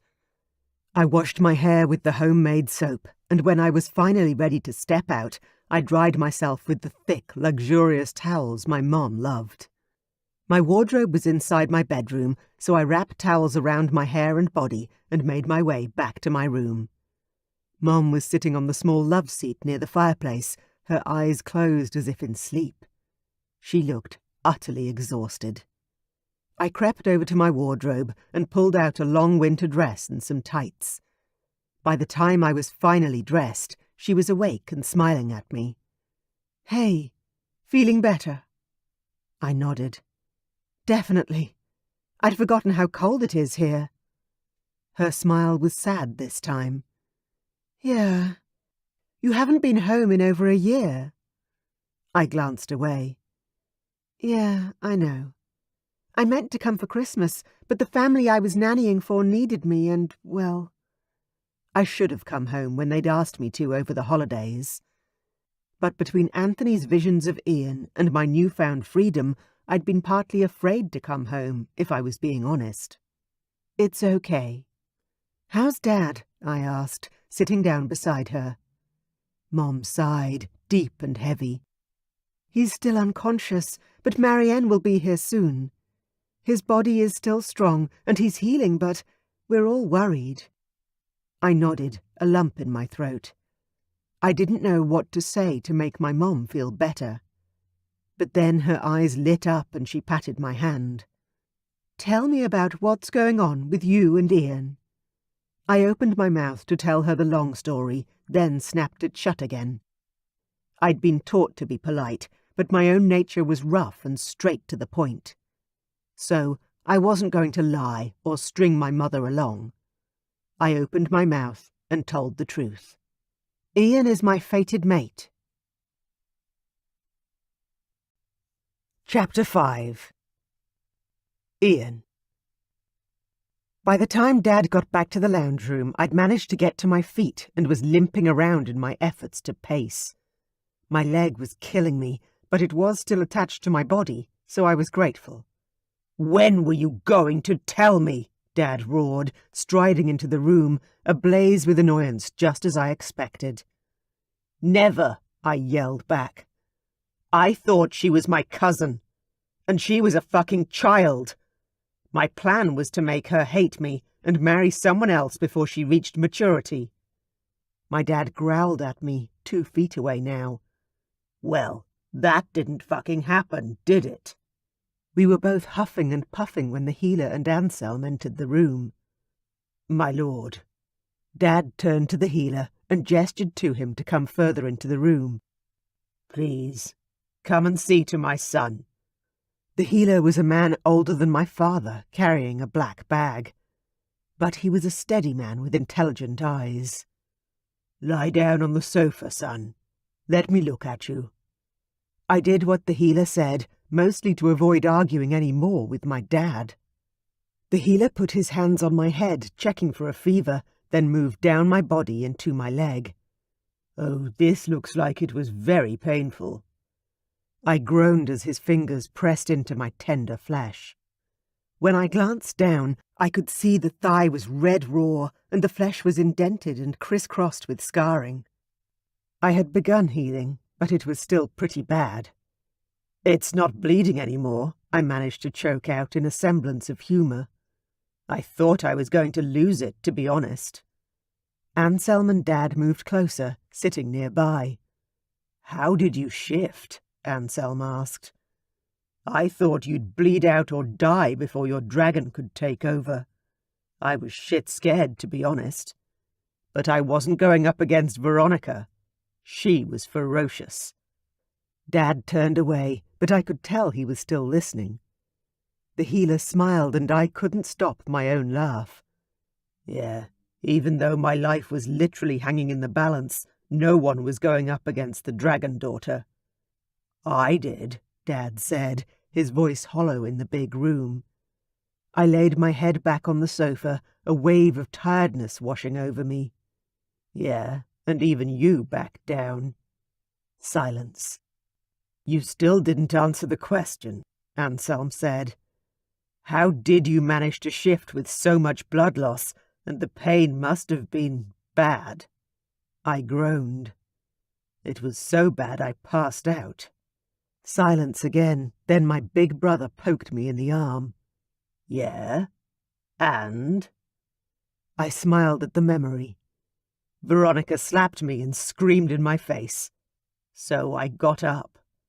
Dad's laugh was loud, unmistakable in its meaning, but he didn't say anything. It was Anselm who had the guts to ask the question. What's with you and the dragon daughter? I thought you hated each other. I sighed heavily, then gasped as the healer rubbed some ointment into my leg and said, Sit up and drink this tonic. It will help you to replace some of your lost blood. I sat up and took the vial he handed me, tossing the contents back, even though it smelt like a pond. Ick, that's vile, I said, gagging after it slid down my throat. Dad walked away, then came back a moment later with a glass of whiskey. Here. I grabbed it and took a large swig into my mouth, swallowing the drink down with relish. Thanks. I lay back against the pillows, and the healer walked over to my dad. King Stavrock, I'm going to retire for the night, but if you need me at all, I'll be in the servants' quarters. The man bowed and left. I shifted on the sofa, my leg still aching like it had taken a beating. How's Uncle Damon? No one said anything about him, but I assume he made it back. Told you where I was.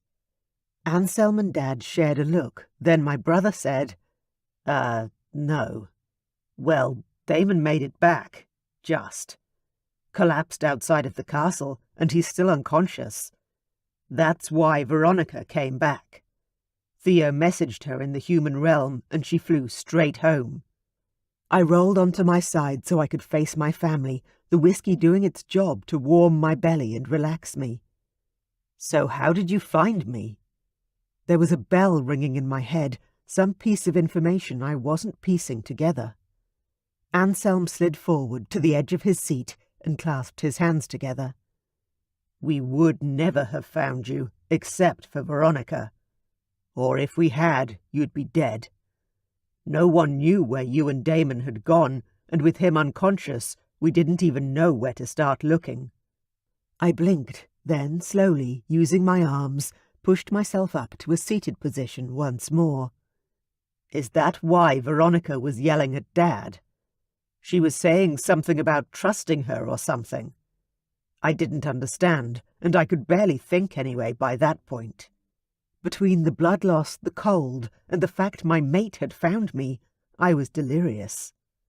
2 servants opened the door carrying silver platters of food and drinks. They moved things around with the tables so they could place the food within arm's reach, then bowed and left. Thank you, I called out to them as they walked away, reaching for a steaming hot bowl of soup. I was starving, but shoving thick bread and heavy meat into my gut wasn't smart. I'd start with the creamy pumpkin soup and work up from there. The first spoonful was pure bliss, as was the buttered roll my brother pushed my way. I ate as much as I could, Dad and Anselm taking a thing or two, but they were obviously leaving most of it for me. Please, eat, I said, gesturing to the platters. There's enough for 10 men here. Dad smiled and grabbed a roll, while Anselm poured himself some wine. The fire crackled in the grate, and my belly was finally sated. I sat back with a groan and a sigh. To think, only a few hours ago, I'd truly believed my time on this planet was done. How quickly things changed. Thanks mostly to Veronica. I really thought we'd lost you, Anselm said, looking down on the food and not meeting my gaze. You weren't far away from losing me, I can tell you, I said. Then I glanced at Dad. You still haven't explained what happened with Veronica. She got Anthony to hold her hands and search for you. We didn't know how or why she would help at the time. Now, of course, we do. Anselm lifted his head, his eyes wide as realization hit him. What? You mean Veronica? I nodded and gulped down another swig of whiskey. Yep. The dragon daughter is my mate. I've known for 8 years. And you didn't tell me, Tell us, Anselm demanded. What was I going to say? I fired back. That my fated mate was a fucking child. And at the time I thought she was our cousin. She is, Anselm said, his eyebrows furrowing. Our second cousin. I glanced at Dad, who said simply, Cass isn't my blood relative cousin. She was a family friend of the family, who I took in as my sister when her parents died. It never seemed like a title I needed to correct. I shrugged. It's fine. But it hadn't been for a long time. But you always seemed to hate her, Anselm went on, sounding incredulous. You... I know, I groaned, running a hand through my hair. I was mean to her, taunted her, pushed her away as much as I could. But why? Because I was disgusted with myself, I yelled at them both. Not that I was attracted to her like that. I wasn't. I was more protective, wanting to help her, shield her. But I knew what it was, the beginning of the bond. And I couldn't do it. I didn't want to feel like that. I'd never lusted after Veronica as a child. Never. But the happiness my dragon felt when she was nearby was a sure sign she was meant to be mine. So I'd run away, figuratively, putting as much space between her and me as I could. Your love for her isn't disgusting, Dad said. You never touched her, barely spoke to her when she was young. I made a strange, choking noise. No, I pushed her away. Hard.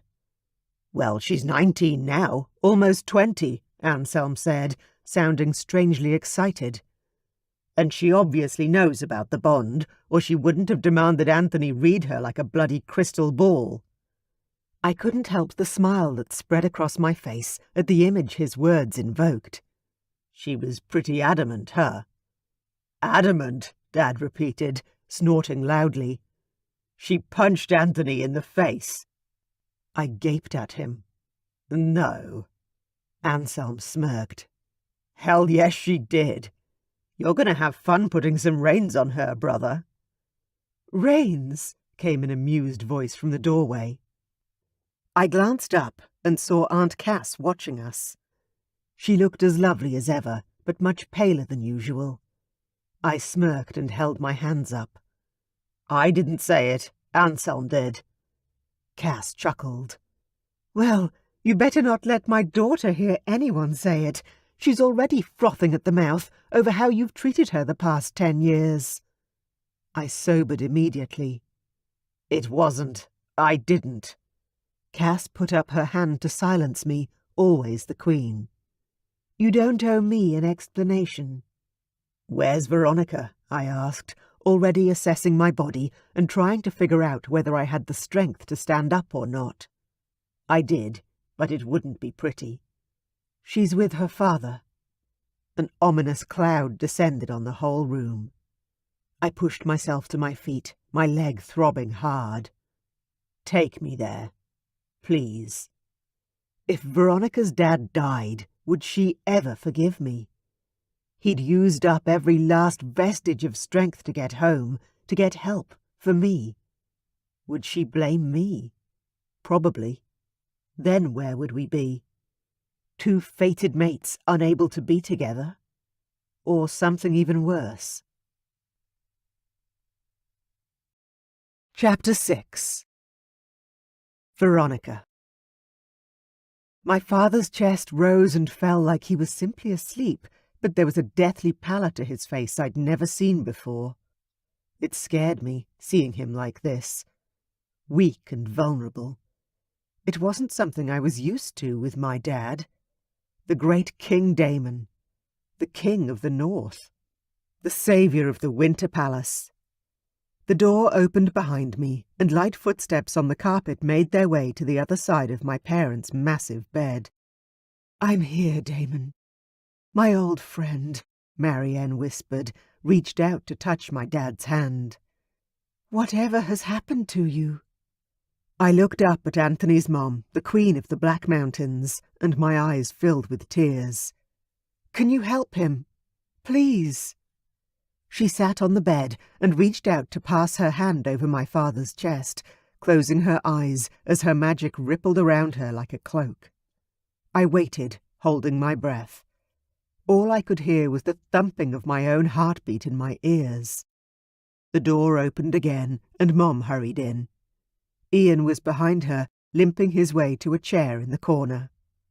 My gaze was drawn to him, even though I was still furious with him. For everything. For being so mean to me in my teenage years. For not telling me the truth. For almost dying before I could wring his neck for the other 2 offences. Yet, inside my chest, my dragon settled with him in the room. Almost happy. As much as I could be in the circumstances. Fucking traitor. Marianne turned toward Mom and me. "He's tired. I don't know how else to put it. His body is healing, but I can only feel how exhausted his soul is. His mind doesn't want to wake up." Mom's sob sounded moments before she swallowed it down. I stood up and wrapped my arms around her. "It's okay, Mom. You don't have to be strong for us. Not now." My mother didn't cry in front of us. She never had. But it wasn't for lack of emotions. Her heart beat hard and strong. The strength of her love for my father had never been in question. Even when they fought, screamed the castle down some days, in their passion for a brighter, better future, we knew they loved each other. Mom nodded, and tears slid down her pale cheeks. But she didn't make another sound. Ian limped over to the bed, sitting near Dad's feet. He cleared his throat roughly, the cough sounding in the room. "Uncle Damon, I'm so sorry. It was my idea to check out the abandoned house. I had no idea it was going to collapse. It was my fault. All of this." I stared at him, my anger and pain mixing together to become a single arrow of focused fury directed straight at Ian's heart. My mate had dragged my dad into a situation that may have killed him. "Are you fucking kidding me?" I hissed at Ian, my hands tightening into fists. Ian turned bloodshot eyes toward me. "I'm sorry." I shook my head and took a step back, away from the bed. "If my dad dies, I'll never forgive you." My father was the sun and the moon for my family, for my kingdom, and, more importantly, for my mother. Ian stood up, his voice imploring. "Veronica, please." I ran from the room. I couldn't even look at him, and my dragon was so fucking angry I could shift this very minute. In fact, I turned down a hallway, running in the direction of my room, stripping off my clothes as I ran. I couldn't believe this. Theo had called me back here just in time to save my pain-in-the-ass, supposedly fated mate, only to expect me to watch my father die. No. I couldn't accept that outcome.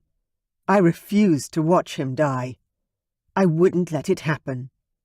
I ran through my room to the balcony, and for the second, or was it third time that day, I shifted and took to the sky. My dragon blasted fiery ice as I flapped my wings, ascending higher into the heavens. I'd thought the year away from Ian would have calmed me, given me perspective. But it hadn't. Quite the opposite, in fact. I was as angry and confused as ever when it came to him and our connection.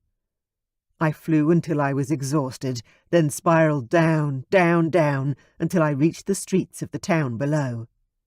I landed near my uncle and aunt's house and shifted back to human before hurrying up to their door. I knocked once, and Uncle Dmitri answered. "Veronica! Oh, God, come in before you freeze." I strode inside, and he handed me one of the long, thick cloaks that hung by the door. Everyone in our kingdom had such clothing to hand. "Who is it, Dmitri?" Aunt Sarah's voice sounded moments before she saw me. "Oh, come in. You must be freezing." She hurried me into their cosy little lounge room where the fire blazed hot. "It's beautiful in here," I said, rushing up to the fireplace to defrost. Sarah laughed. "Yeah, I'm still human. That fire burns all year round." I smiled at her, having a greater understanding now of what sort of temperatures a human was used to. "I can't believe you chose to live here. Why didn't you drag Dmitri back to your hometown?" Sarah stared at her husband with a disgusting amount of devotion. "He loves it here.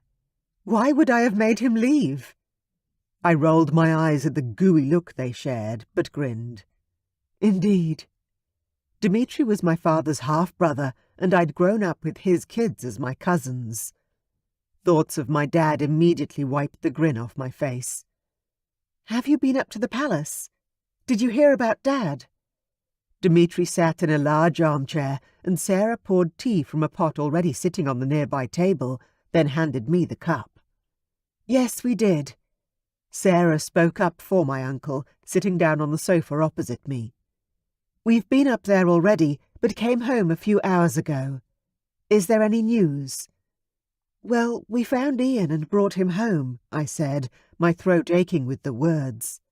Bastard. "But Dad's still asleep." "Ian, nice young man," Dmitri said. "He's been here for months on and off, helping your dad with renovations and plans." I gulped. I hadn't known that. "Really? That's nice of him." Dmitri chuckled. "It certainly is. His castle and lands are much milder than ours. I would have thought he'd prefer to stay home." I nodded, not totally sure what to say to that. "Come, sit."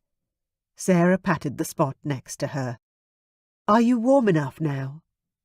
I was, actually. The heat from the crackling fire in the grate had thawed me out nicely.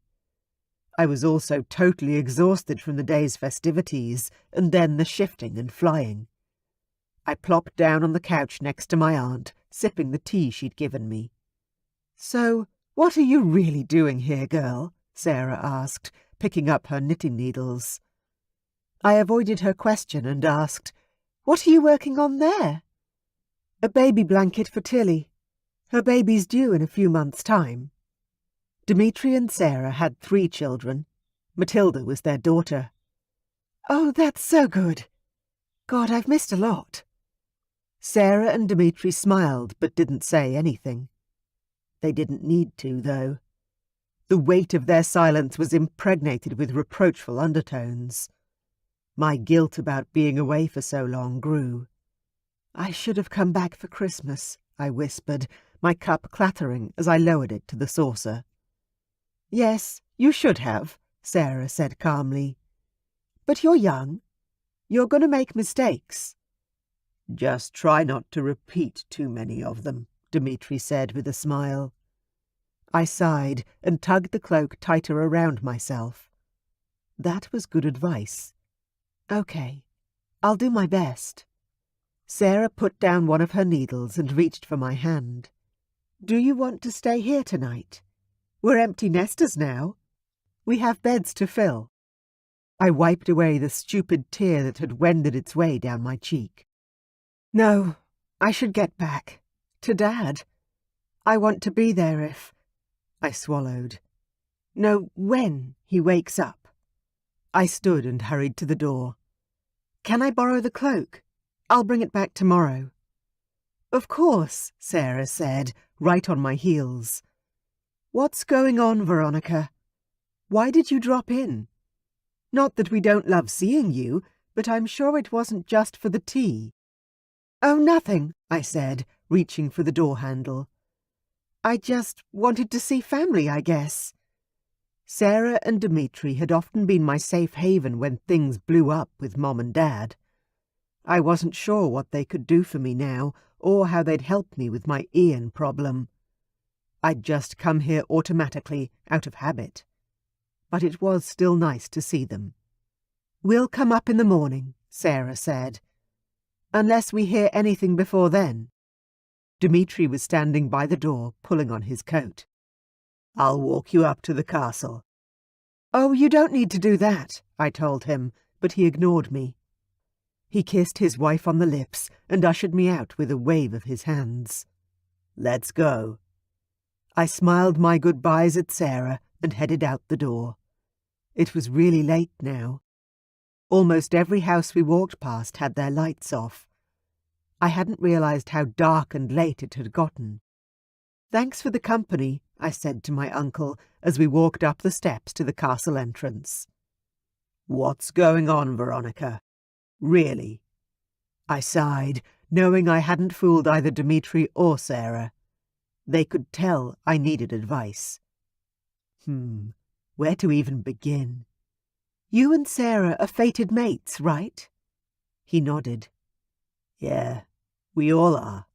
Your mum and dad, me and Sarah, Lucian and Katerina." "So that's expected and normal in our family?" I asked, teasing out the discussion as long as I could. Dmitri buttoned up his coat as we continued the walk up to the castle. It really was cold out tonight. I shivered, waiting for my uncle to answer. The more we walked, the more I realized how grateful I was for my uncle. I wouldn't have loved walking this whole way by myself. "Have you found your fated mate, Veronica?" Dmitri asked suddenly. "Is that what this is about? Is he human?" "What?" I asked. "Did you find him while you were away on holidays? Because you know." "Oh, no." I put out a hand and grabbed his arm to stop whatever he was about to say. "Nothing like that." "Ah, okay." We were almost home. My time was running out to get an external opinion. "Dad said that you and Sarah didn't have the easiest road. With your relationship."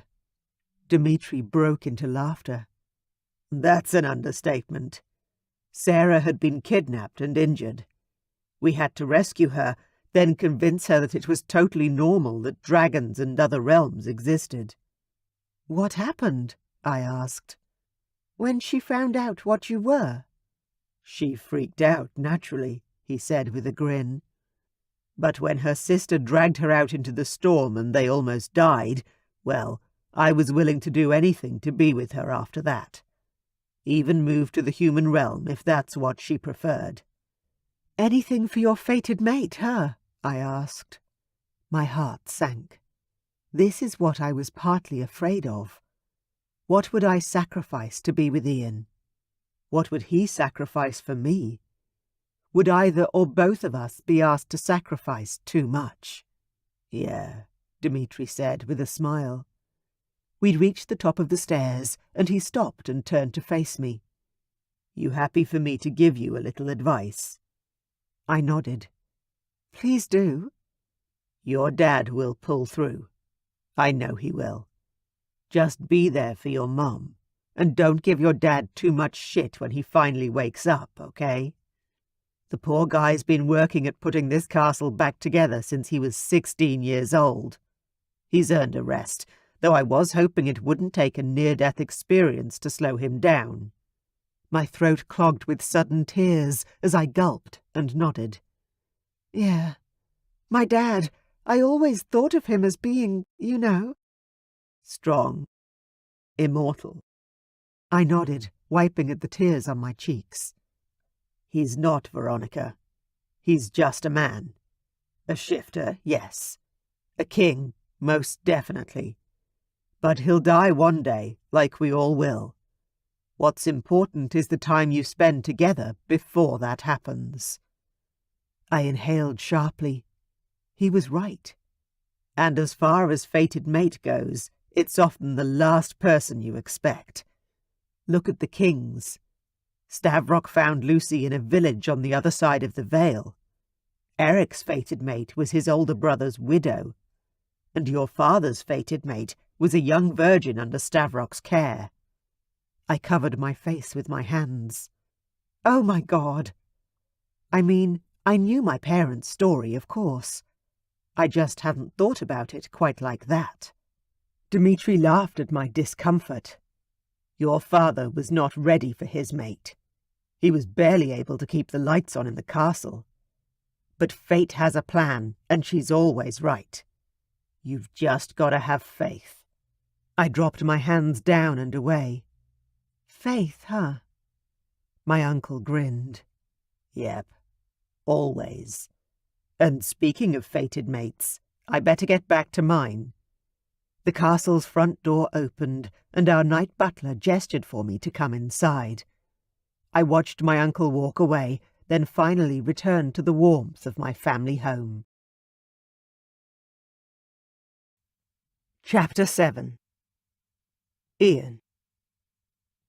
Auntie Cass had put everyone up, either in the guest quarters or sharing the family rooms. I was lying in a bed a few feet away from Anselm, who was snoring like a chimney.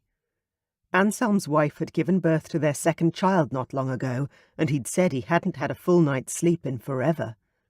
A foreign concept to me and every prince, everywhere. He'd passed out and was currently snoring his head off. I'd been trying to sleep, but between Anselm's snores, the pain in my leg, and Veronica's final words echoing in my mind, I was wide awake. I climbed out of bed, hit the bathroom for a long hot shower, then quietly dressed and headed out into the dark halls. Night-time in the castle was so quiet, but a skeleton staff always remained on duty. There were a few single candles lit in the hallway sconces, making it just light enough to walk easily, and I could hear footsteps that told me there were people still moving around in other parts of the castle. As I rounded a pillar on my way to the kitchen, I ran into Veronica. Literally. Oof! We bounced off each other, and she grabbed for her cloak, pulling it tightly around her body. But not before I'd caught a glimpse of what lay beneath. "What the hell, Ian?" she growled at me. I stood frozen, not wanting to upset her or rouse my dragon.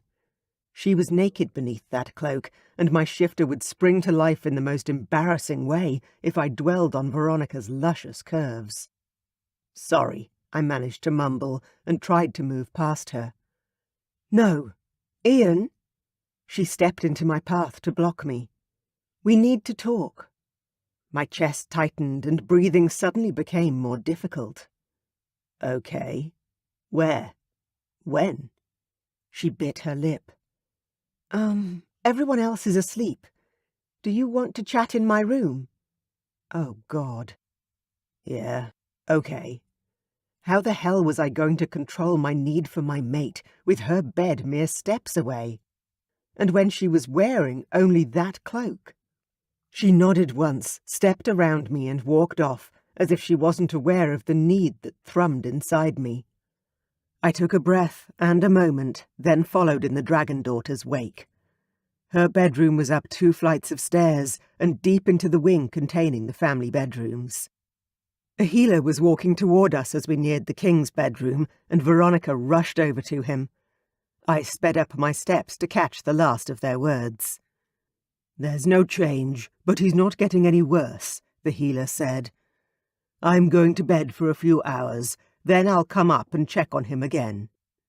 "Thank you," I managed to choke out. Veronica turned right, grabbed the handle on an ornately decorated door, and opened it. I followed her, closing the door behind me, knowing I was now in her bedroom suite. My heart rate sped up a touch, so to distract myself, I stared around at the room. The space was beautiful, with a magnificent 4-poster bed in the centre and a roaring hot fire in the huge grate off to one side. She hurried over to the fireplace, stretching out her hands to warm herself. I wandered over to a large ruby-red seat in the corner furthest away from the Dragon Princess and sat on the cushion. "Are you all right? Where did you fly to?" Veronica stared at me, her blue eyes sparkling in the light of the room. "Nowhere, really. I just flew until I couldn't fly anymore. Then I ended up at Sarah and Dimitri's house, and my uncle walked me home." I shifted on my chair. "Dimitri is a great man. I've worked with him a lot over the years." She turned away, toward the fire, so I was shown her back. "What's wrong?" I asked, standing up to walk closer. If she wanted to talk, then I was here for her.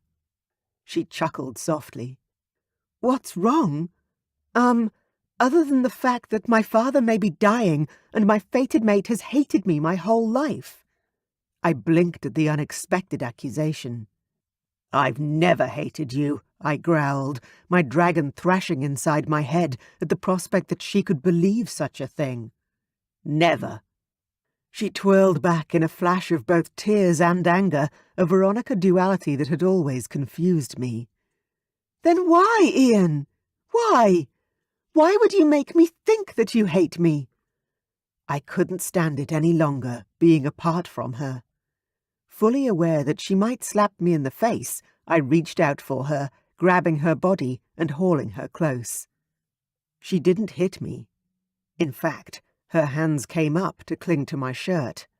She stared up at me, her blue eyes wide and open, perfect for me to stare down into their gorgeous depths. I hated myself, not you, I whispered. I hated believing that one day you'd think I'd groomed you for this day. That I'd be nice only because you were my mate, and that, when you were old enough, I'd take you to my bed. I needed you to be free to make a choice, Veronica. To want me. Not because fate told you to, or because you felt like I influenced you in any way. I wanted you to have the right to choose for yourself. She gulped, her throat working as she absorbed my words. The reasons why I'd pushed Veronica away for so long were vast and numerous. But what? I asked. You have to see it from my angle. A grown man who worked out that a beautiful child would one day be his wife. It didn't feel right, and the only thing I could think to do was push you away. I shook my head. That had been a bad day. But what about now? She asked, tears glistening in her eyes. Does my presence still make you feel like it's all wrong? Like you still hate yourself? Is that why you pushed me away when I wanted to stay close to you? On the couch? Oh, my beautiful. I crushed her to me, holding her head to my chest and hugging her tight. God, no. How could you even think that? She didn't say anything, but she nuzzled into my chest as though creating a home. I let my father drag you away because otherwise I would have shifted and hurt you, maybe myself or my dad too. I could barely control my dragon around you. He wants you so bad. I rested my chin on the top of her head, then dropped a kiss on her long blonde hair. God, I don't hate you. I adore you. She lifted her head and stared up at me. Then she whispered, No, you don't. You're just saying that. Oh, so that was the crux of her issue. She believed I was only saying these things because fate decreed that I should want her. Not because I actually did, but because fate was forcing me to feel it. I lifted my hands and cupped her precious face. I had dreamt of it every night since she went away. Princess Veronica, I have adored you for years. But I didn't want my feelings to force your hand. I needed you to feel as though you had a choice in our union, even though I didn't feel like I had a choice. Wanting Veronica was as natural to me as breathing. I'd never wanted any woman the way I wanted the Dragon Princess. She bit her lip, looking fragile for the first time in her whole life. I do, I think. I kissed her forehead, then the tip of her nose. Her eyes closed as I tilted her head to the side and pressed my lips to her left cheek, then her right. Her skin was as warm as sunshine. I stared down at her, my heart in my throat. This was it. The moment I'd been fixated on for years. The moment when I had the opportunity to finally tell my mate the truth. And it was more heart-wrenching, more nerve-wracking than I'd ever prepared for. I took a deep breath, and the words rushed out of me. I love everything about you. I love how stubborn you are. I love how you fight for what you think is right. I love how much you love your family, and your loyalty knows no bounds." Her lips parted as she took a breath. I wanted to kiss her, but I needed to say more. "I love that you are fierce and protective. And I love that, despite how afraid you were, you punched Anthony in the face and made him read you to find where I was. You saved my life, Veronica." What other woman would fight for her man in such a way? She smiled, the edge of her luscious lips curling up in an enchanting way. Then she shrugged, like the whole life-saving thing was no big deal. I tilted her chin up with my fingertips and lowered my head, slowly moving in and kissing my mate on the lips for the very first time. The first touch was a mere butterfly kiss, testing the waters and seeing if she was going to allow more. The next kiss was led entirely by the dragon daughter and her unexpected hunger. She grabbed my hair with 2 hands and hauled me down to crash upon her shores in a far stronger way than I'd started. I wrapped my arms around her and breathed her in. Her lips opened, and I swept my tongue in to taste her. I could have stopped at our first heated kiss if we'd simply left it there. But then she did something that pushed past the thin veil of control and choice I was trying to hang on to.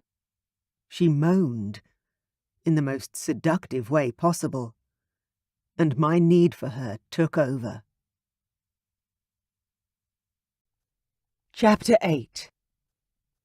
Veronica. My first kiss ever had been while I was on holidays with my nannying family. It had been awkward and horrible in lots of ways. My second had been over Christmas, when I'd met a boy and thought he was lovely. Again, I'd felt like a fish on dry land, totally out of my depth. My third kiss was happening now, with Ian, and it was nothing like either of the others. His lips were beautiful, somehow soft and strong at the same time. His smell was amazing. I inhaled deeply, wanting to fill my senses with his scent that rose around us. When I opened my mouth to get closer and he swept his tongue between my lips, he didn't suffocate me. He tasted me, teased me, and made me want to reciprocate. And I did. I grabbed his head and hauled him closer, thrusting my tongue into his mouth and moaning as his delicious flavour shot through me. This was right. This was how it was meant to feel, how it was meant to be. I moaned again, and Ian stilled for a moment, freezing, as though he was about to pull away. No, he wasn't doing that. He wasn't leaving me. He wasn't pulling away again. Never again. I pressed closer, fitting my body's soft curves against his hardness, my nipples tightening beneath the cloak where I was still naked. His hold around me tightened like a serpent, constricting until I could barely breathe, but I was damned if I'd ask him to let go. When I broke off our kiss to gasp, his hold loosened a touch, and he ducked his head and kissed my neck, sucking on the skin lightly while moving his hands down to my arse. He grabbed me and hauled me against his hard body. My knees gave out and I threw my head back, allowing him to hold me up as I explored his arms and back with my fingers. My cloak was uncomfortable. The thick fabric was making me hot and creating a barrier between us that I didn't want. I reached for the buttons at the throat, undid them, and pushed the material from my shoulders, allowing it to drop. Ian caught the cloak and held it to my partially clad body. Both of us were breathing hard. When he lifted his head, his gaze met mine, and his dragon shifter was right there at the surface. His irises were molten silver, making him look wild and sexy as hell. "Are you sure?" Ian bit out. "Because I'm aware you're naked apart from this scrap of material, and I'm not sure I can hold myself back any longer." "Thank God for that!" I bit out, stepping out of the circle of his arms and shoving the cloak off my body to let it drop to the floor and pool at my feet. "You've pushed me away long enough." He sucked in a breath. Chapter 9. Ian. Fucking hell. My mate was hotter than I'd ever dreamed she would be, and I'd dreamed of her too often to count in recent times. Her innocent gasps and moans made my desire soar, and the way she grabbed me like she was ready for the ride of her life made my soul sing. "Oh my, that was amazing!" She sounded excited while I was ready to pass out. I was exhausted, but in the best possible way. "Is it always like that?" she asked, stroking her nails over my chest. "No." I shook my head. "You. Damn, girl, I can barely think straight. You're amazing." I kissed the top of her hair, exulting in the feeling of happiness inside my heart. Only 6 hours ago, I had been lying in the frozen wreckage of a house, truly believing I was breathing my last. And now, I was in my mate's bed. The mate I'd waited so long for. And I was sated and happy. Veronica lifted her head and twisted to lay on top of me, staring straight into my eyes. "I feel really great. Like, really, I can't even tell you." I chuckled, running my hands up and down the smooth skin of her arms. "I think I have an idea how you feel, beautiful girl."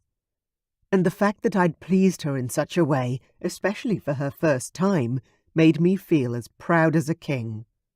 She sighed happily, and I couldn't stop staring at her. She was too wonderful to believe. I lifted my hand and cupped the back of her head, running my fingers through her hair. "I've dreamt about this moment for so many years. It's hard to believe this is reality." Her gaze dropped away, but not before I saw the light go out of her eyes. "What's wrong?" I asked, then wanted to bite my tongue. As far as she was concerned, everything. "Sorry, let me rephrase that. How am I going to get you to forgive me for everything I've done in the past, dragon daughter?" She dragged her gaze back up and whispered, "Please don't ruin this." Her words punctured my heart, making my ribs hurt. "Ruin it? How am I?" Veronica rolled away from me, making me reach out to her in a panic. She wasn't leaving me. Surely. But she didn't leave. She simply shuffled back, putting herself into a cuddling position. "Let's try and get some sleep." I followed her and rolled over, curling my body around hers and listening to her breathing begin to slow. She wasn't going to easily forgive me for being mean to her for so many years. That was obvious. But I had to look at the bright side of this. I was in Veronica's bed, wrapped around her, and she'd made love to me in a way that made my heart hurt with happiness. Surely this wasn't the end, but only the beginning of our lives together. I stayed awake long enough to hear her fall asleep, making cute little snuffling noises while she dreamed. And although I didn't want to miss another moment of my new life, even if it wasn't how I'd pictured it, my exhausted body finally sunk into rest. The next morning I woke up alone, but still in Veronica's bed. I would have loved to lie there and play over our night together in my mind, but my leg was absolutely killing me. I managed to get up and stagger to her bathroom. Then it was time for breakfast and some more of the healer's medicine. Or my father's whiskey. I wasn't fussy, as long as it helped. I pulled on my clothes from last night and limped into the hallway, running straight into Queen Cassandra. "Good morning, Ian." She spoke with one eyebrow raised. I froze, caught. Even at my age, I was embarrassed to be found sneaking out of a girl's room, and heat flooded my face. "Good morning, Aunt Cass." Her smirk wasn't exactly regal, but she looked just like my mom when she found something humorous. "Veronica is with her father. Breakfast is still being served in the main hall, and my husband is awake." Happiness pushed away any embarrassment I was still feeling. "Damon's awake." Cass actually grinned, then tipped her head in a regal nod. "Yes. But if you think that's going to fix everything, you're dumber than you look." Then she turned and walked away. I ran after her. Help me, Aunt Cass. Maybe stop calling me Aunt Cass, then, she said while we walked. I coughed to clear my throat. Cass, then? Or Mom, she said with a cheeky grin. Or shall we wait for the wedding first? I stumbled over the hall carpet runner, and Cass had to stop to wait for me to recover my footing. I couldn't help but say, "My mom always said you had Dad's spirit, which is probably why I thought you were our blood relative." Cass laughed, a sound I hadn't heard in a long while. "Because your father and I say exactly what's on our minds. Yes, well, being raised by a king and becoming a queen do have their advantages."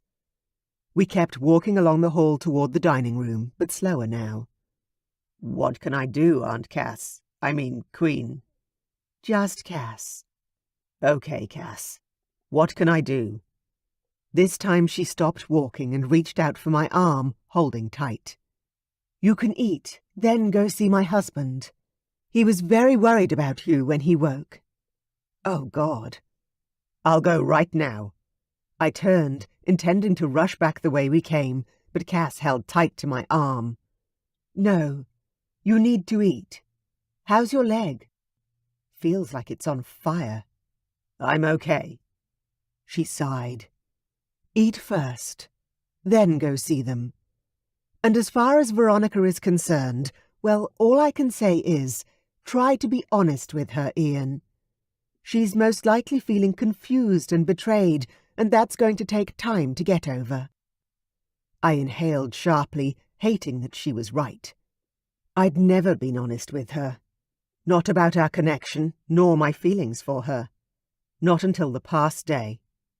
"Thank you. I will."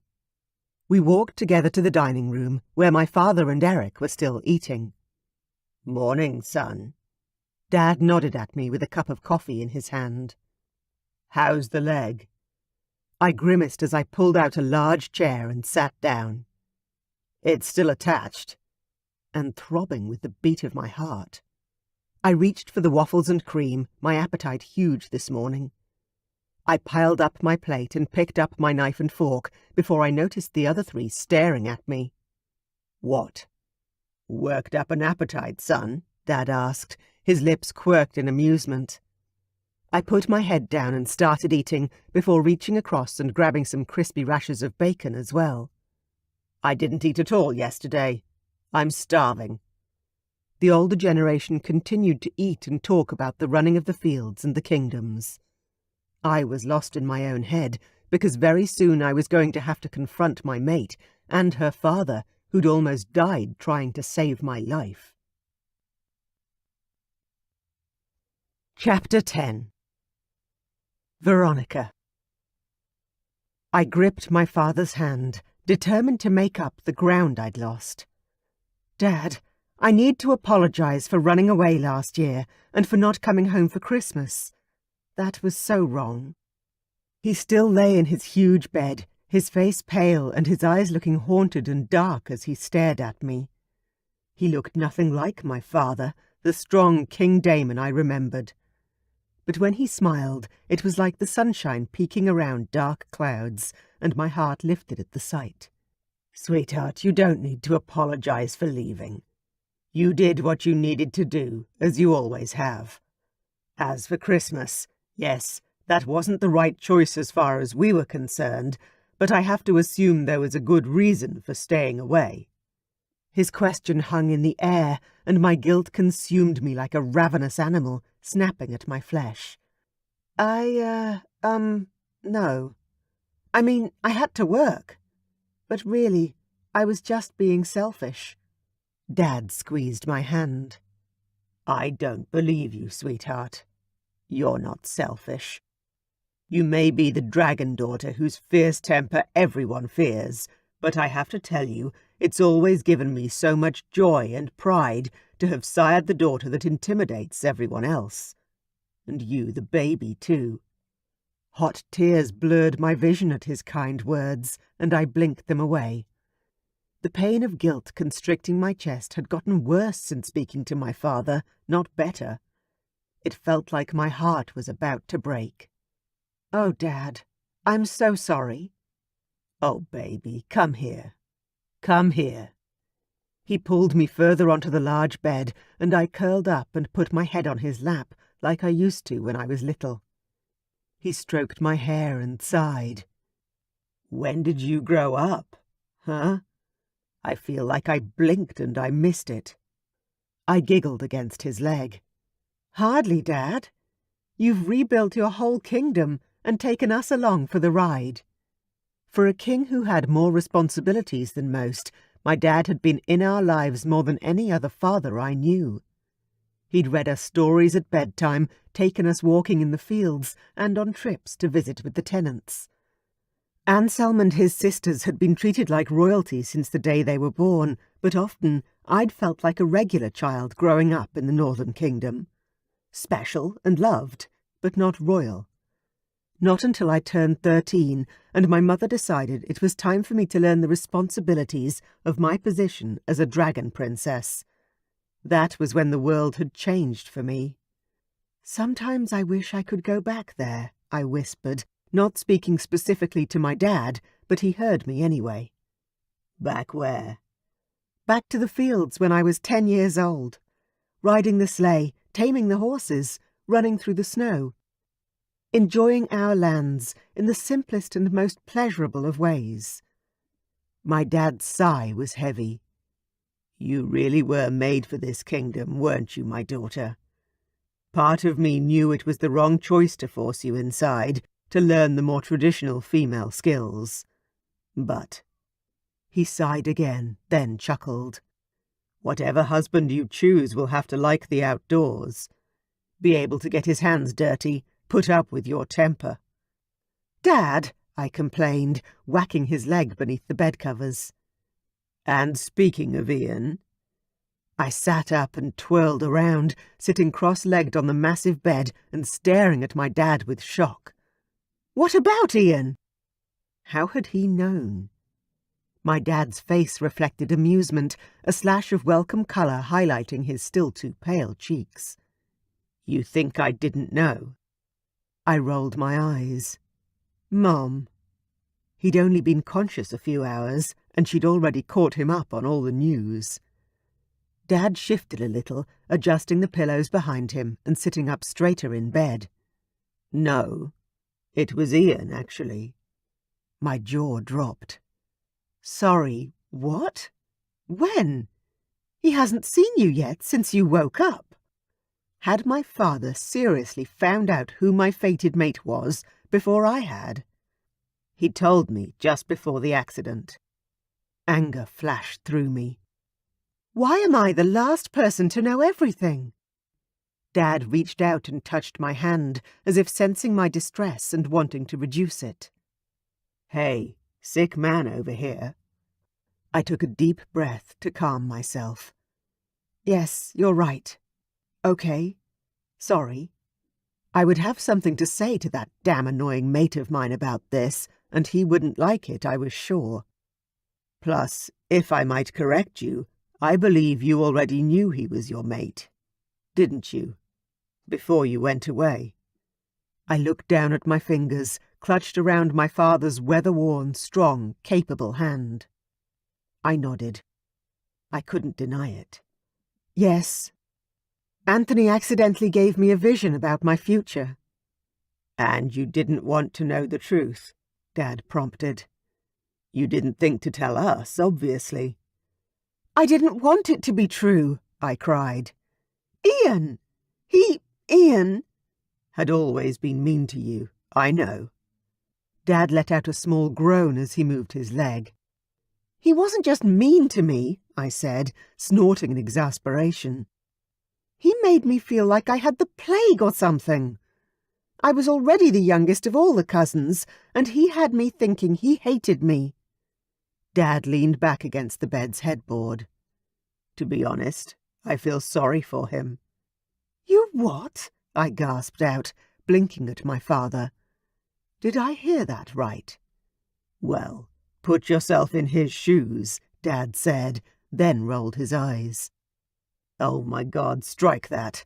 For a second I forgot who I was talking to. Hey! I put my hands on my hips and glared at my sick father, not an easy feat while still sitting cross-legged on his bed. Dad chuckled, then coughed hard. I quickly leaned across to grab his glass of water from beside the bed and handed it to him. "You okay?" He took a sip, then nodded. "Yes." I waited, then asked, "Are you going to repeat that insult?" Dad laughed and this time managed it without coughing. "Oh, sweetheart, you've never been good at putting yourself in the shoes of anyone else. You're too hot-headed. And right now, all you're focusing on is how hard Ian was on you for all those years. But did he ever hurt you? Really? Or was it more about a bruised ego?" I crossed my arms over my chest and pouted. A bruised ego? I wasn't sure I wanted to answer that question. "Okay then, Veronica. Prove to me that I'm wrong. Put yourself in Ian's shoes. You're almost 10 years older than your mate, and once you reach maturity, you turn around one day and gaze upon an 11-year-old child, a boy in your case, and realize he's your mate. How do you feel?" I opened my mouth to snap out a response, only to realize that I really had no idea how I'd feel in that situation. I could only guess. Shock, and maybe disbelief. Probably frustration at the stupidity of fate making such a choice for me. But would I push the kid away by being constantly mean to him and making him feel like I hated him? I simply wasn't sure. I was the youngest of 3 siblings and the youngest of all the cousins. I'd spent my life racing to catch up. I couldn't imagine what it would be like to have to wait for such a thing. I realized my dad was studying me intently, and I shrugged, uncomfortable with his questions. "I want you to think about it, baby girl, okay? Because Ian is a good man, a son to be proud of. He suits you well." I didn't know what to say. In fact, my throat was clogged up and frozen in a most annoying way. "Ian," my dad said, but in a greeting type of way. I frowned and turned my head, following his gaze to the door. Ian leaned against the doorframe, watching us. "Come in," Dad said, gesturing him over. "It is so good to see you alive and well. I apologize, Ian. I've failed you." What? My dad had failed Ian? How? I frowned at my father, then turned towards my mate. My beautiful man. God, he was divine to look at. Even confused and angry and hurt as I was right now, my heart soared upon seeing him. "No, Uncle Damon. No, you didn't." Ian limped over to the bed, his face contorting. He was obviously still in pain. I watched him move gingerly, and a pang of guilt assailed me. Yesterday, he'd almost died. And I'd dragged him to bed last night to find out if the bond between us was as strong as I feared. It was, and it looked like Ian was paying the price today. "You would have died," Dad said, choking out the words. "Because of me." "I was the one who wanted to see that house," Ian said, glancing at me as if to gauge my reaction to his words. Dad was silent for a moment, then shook his head. "You two. No, Ian. You don't need to cover for me. We both know I was the one who wanted to check out that wreck. It was my fault we were there, and that you went down to the cellar and got hurt. And if my daughter hadn't come home and used whatever mating magic you two have to find you, you'd be dead." Ian's surprise at my dad's admission was obvious in his widening eyes. No doubt I sported the same shocked expression. It was Dad's fault. I managed a small smile at Ian. "You told me it was your fault. But it wasn't." He shrugged, seeming slightly embarrassed. "It was no one's fault. It was simply an accident. But if King Damon had died because he tried to fly home to save me, that would have been my fault. Tears threatened my composure again at the thought that I could have lost both of them. I slid off the bed and wandered over to the blazing fireplace to stare down into the flames. So Ian was a man of secrets, and he'd been covering for my dad. Clearly, he loved my father, and from what he'd said, he loved me too. "I don't remember getting home," Dad said, interrupting my musings about Ian. "How close did I get before passing out?" "Close enough," Ian answered, a diplomatic answer. "Your people set off the alarm, and everything after that was a chain reaction. Theo sending for Veronica.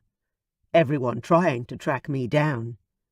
I turned to face them, my throat hurting from the effort to hold back my tears. "You're both alive and home, which is all that matters. I'll leave you both if you don't mind. I have to go and speak to someone."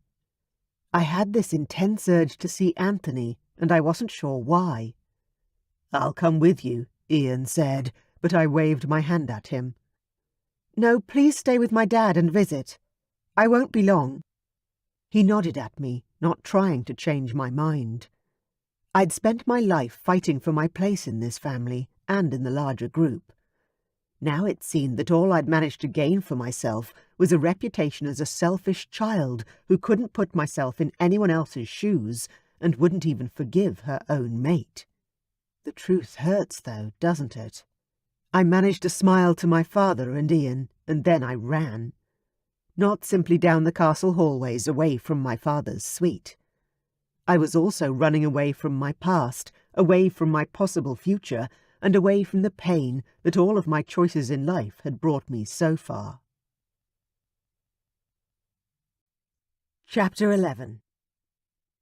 Veronica. While Ian stayed to chat with my father, I searched the castle to find my magical friends.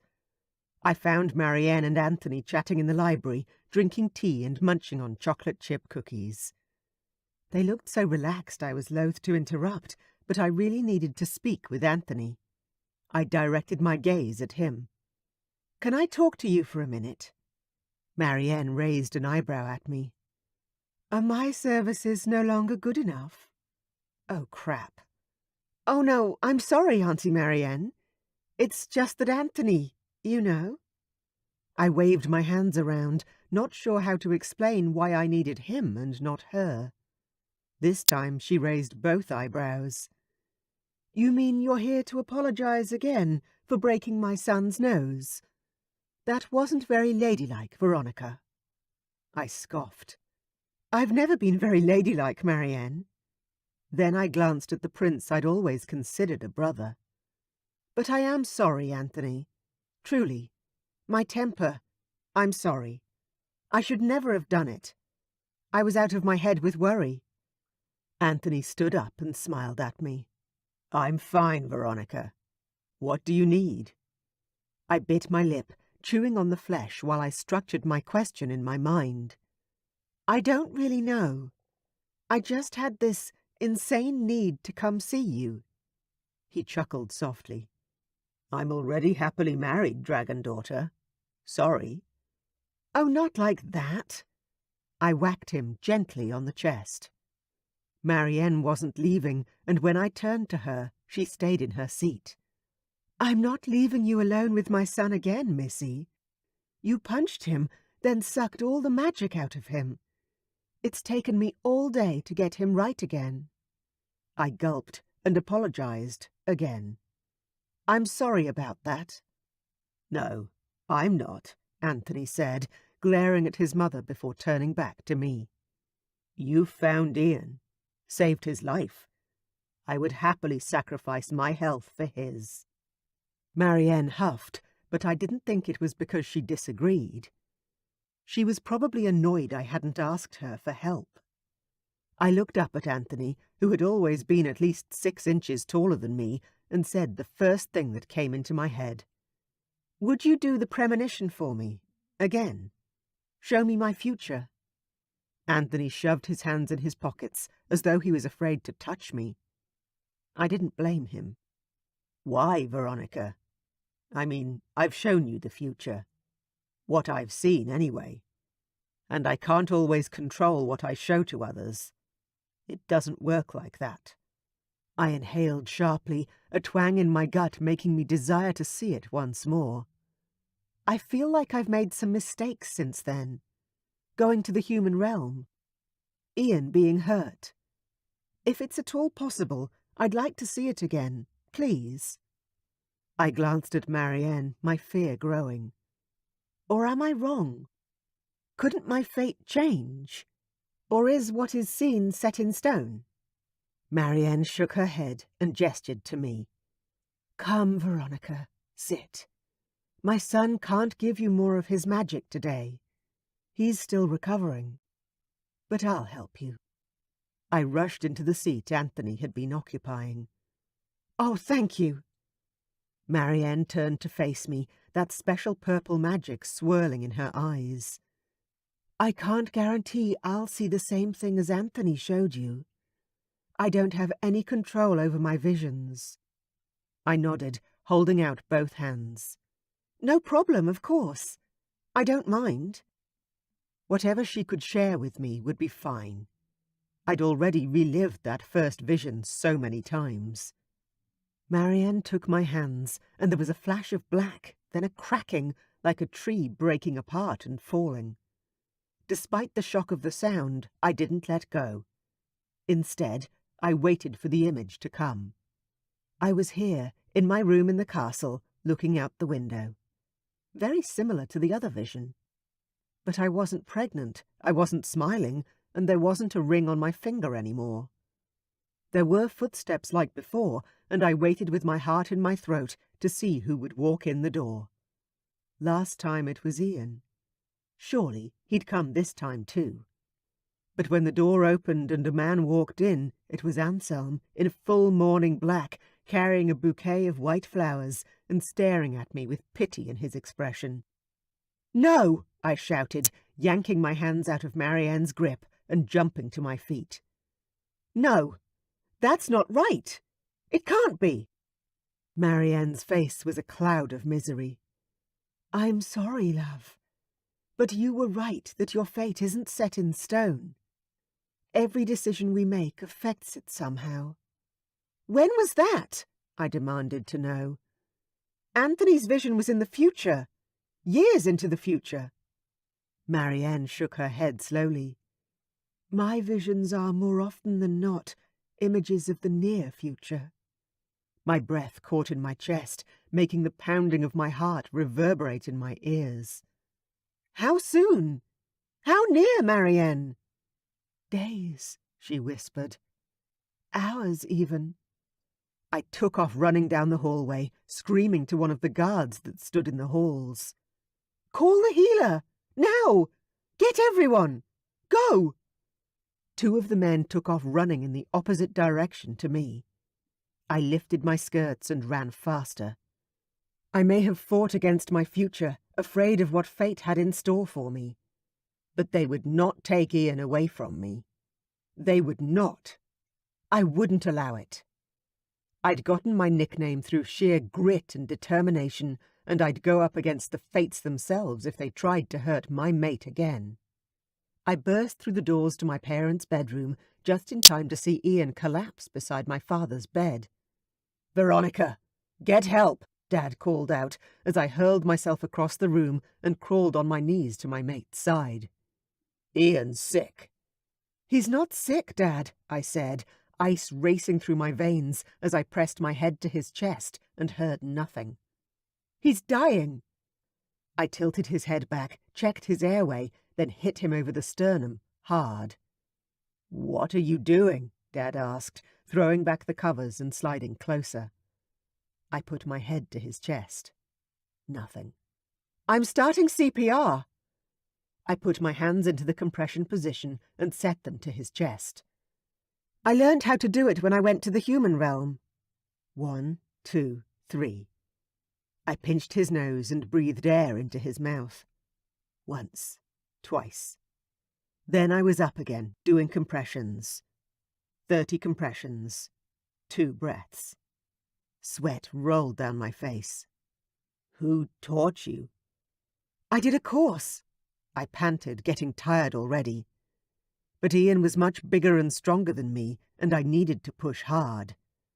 The family had kids. They swam. They wanted me to know how to revive them if they drowned. Veronica. I could hear the awe in his voice. Dad, stop, please. I can teach everyone else too, but later. No one in my realm knew any type of CPR.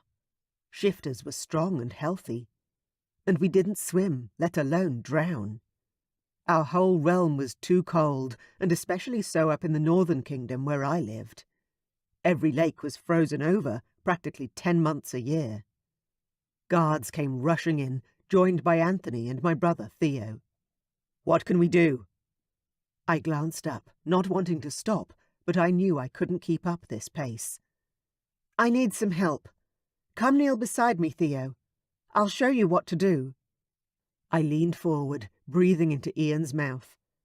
My mind was so clear I could hardly believe how calm I was, my body fueled by panic and adrenaline. Put your hands like this, I said, showing Theo the posture. Then I want you to push down 30 times, and I'll breathe into him. I counted as Theo pumped. 29, 30.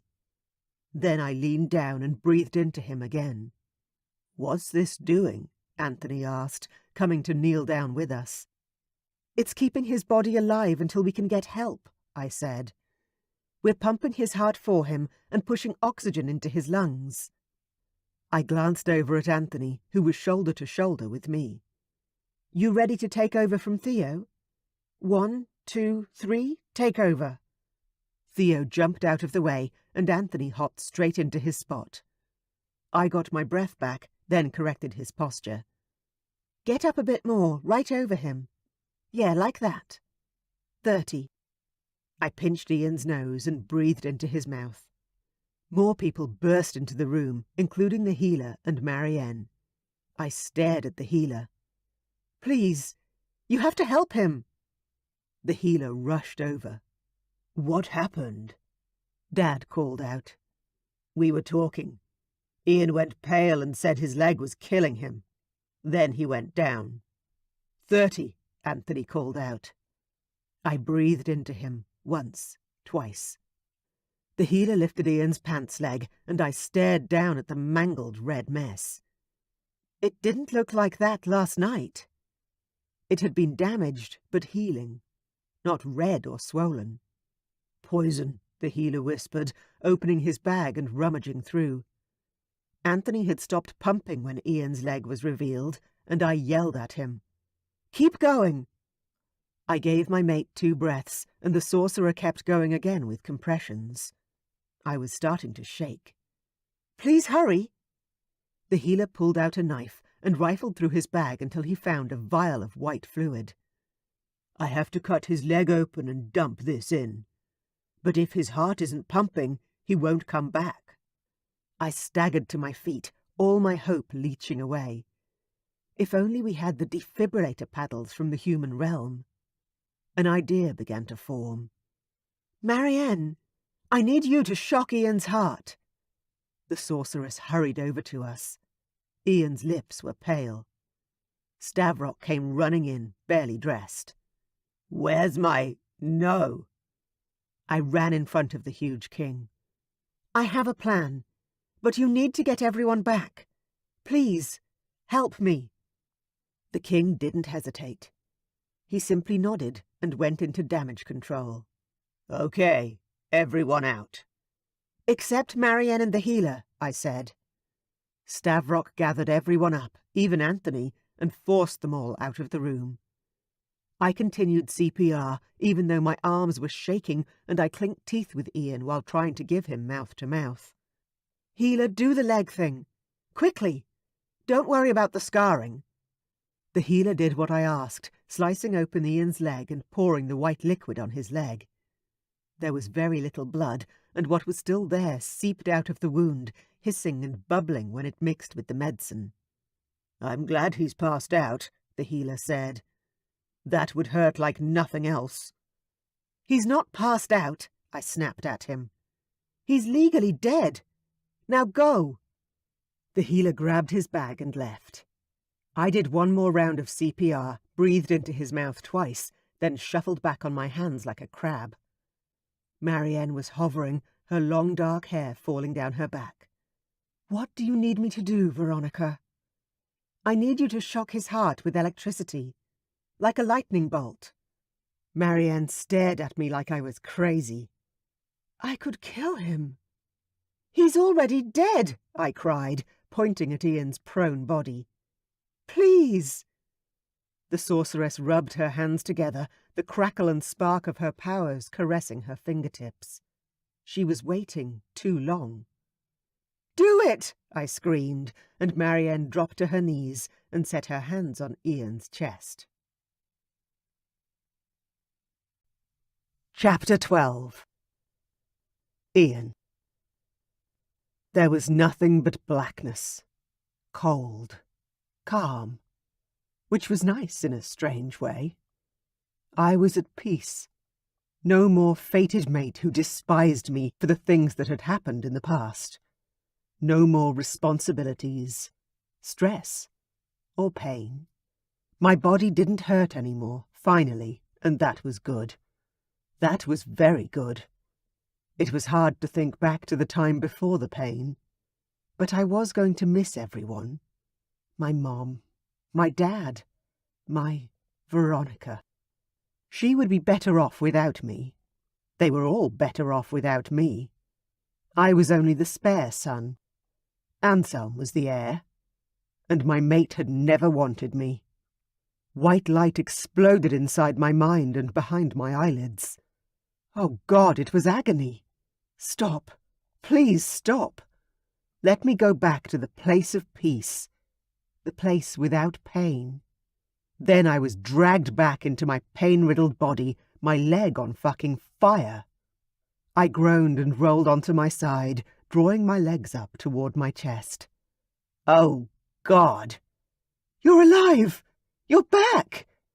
Veronica was practically on top of me, leaning over me, then pressing her body to my side and gripping me in a tight embrace. Oh my God, I thought I'd lost you! Her presence settled the strange angst inside my chest, but the pain was still there, hurting deep inside me. I moaned, unable to hold it in. What happened? You died, she yelled, whacking me in the side. She was angry with me, again. I didn't know why, and there was an answering anger building inside me now. Even my dragon was furious.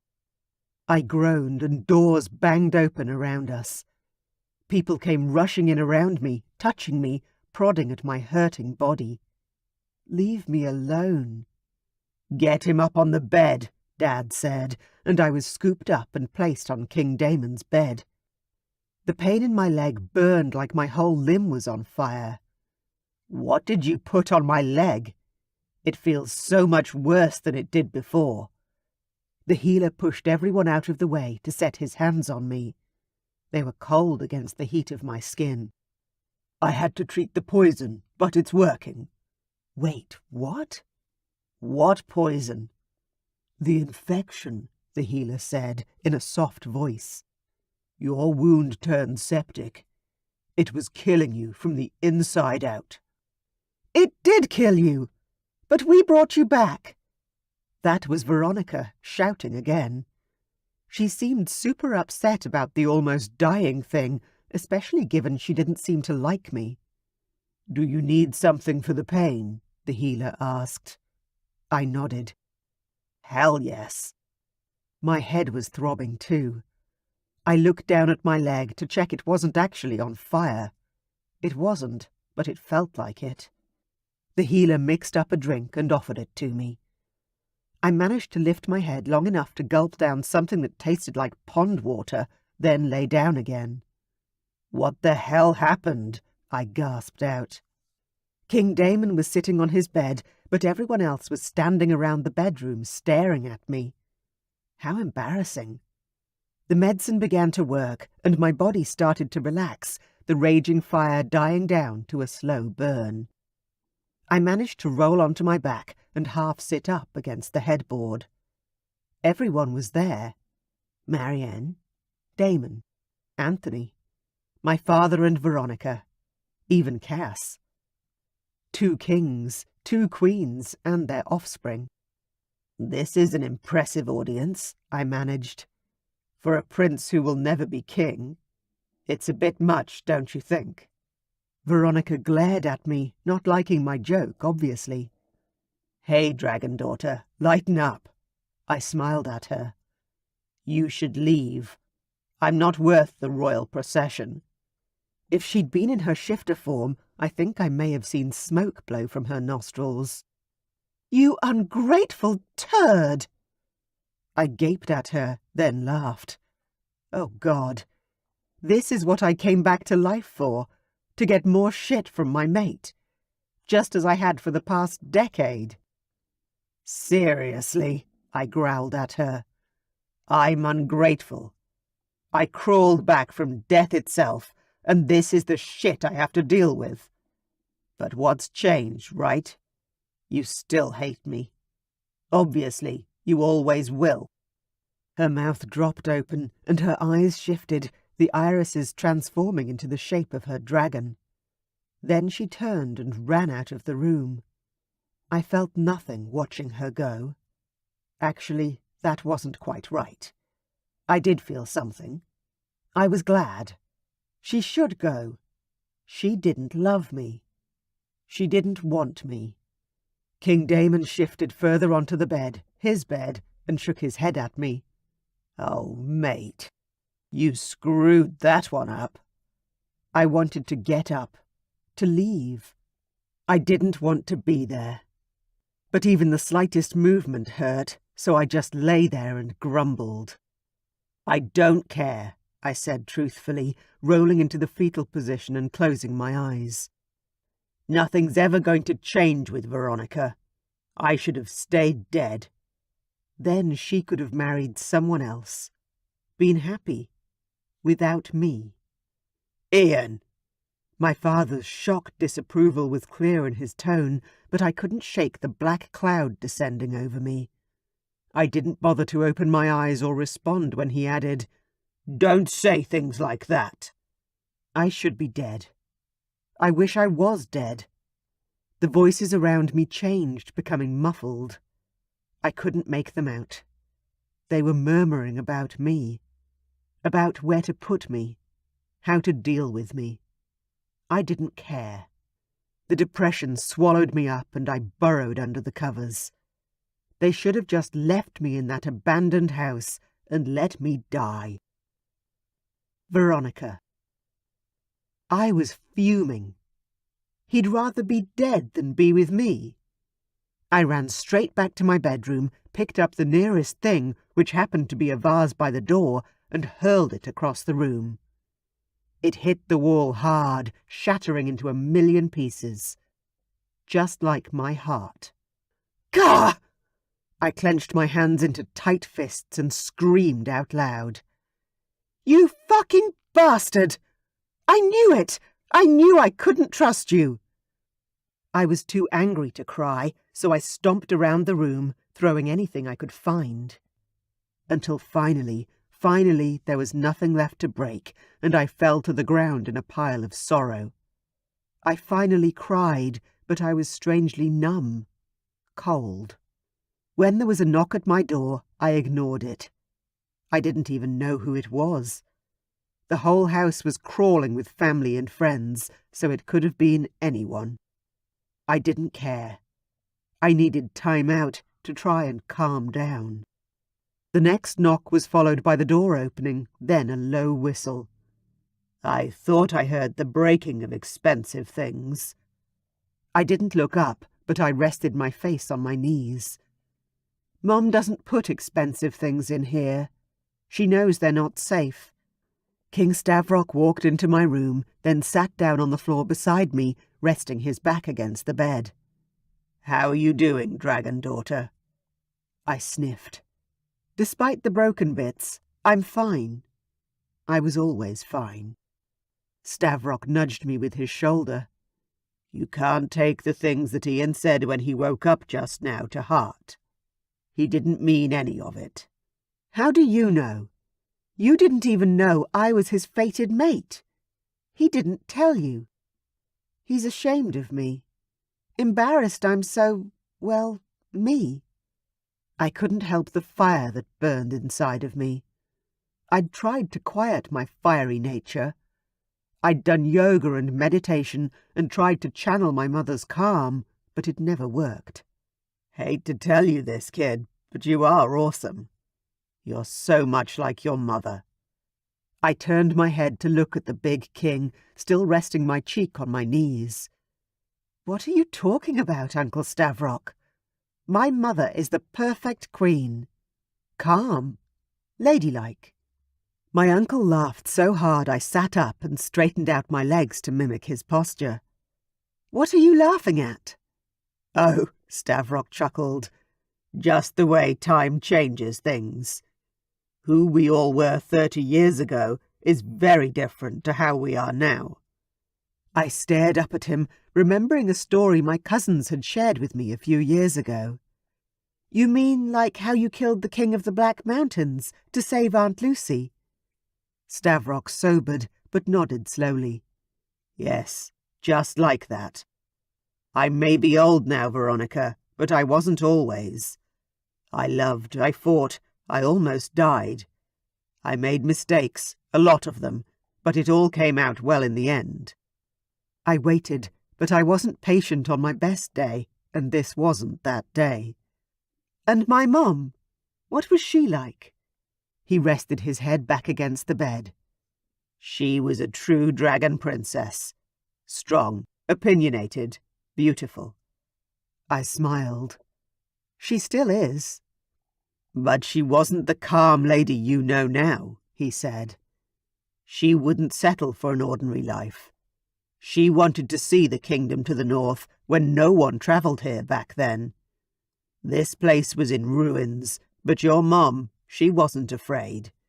She fought the wolves to keep the children safe.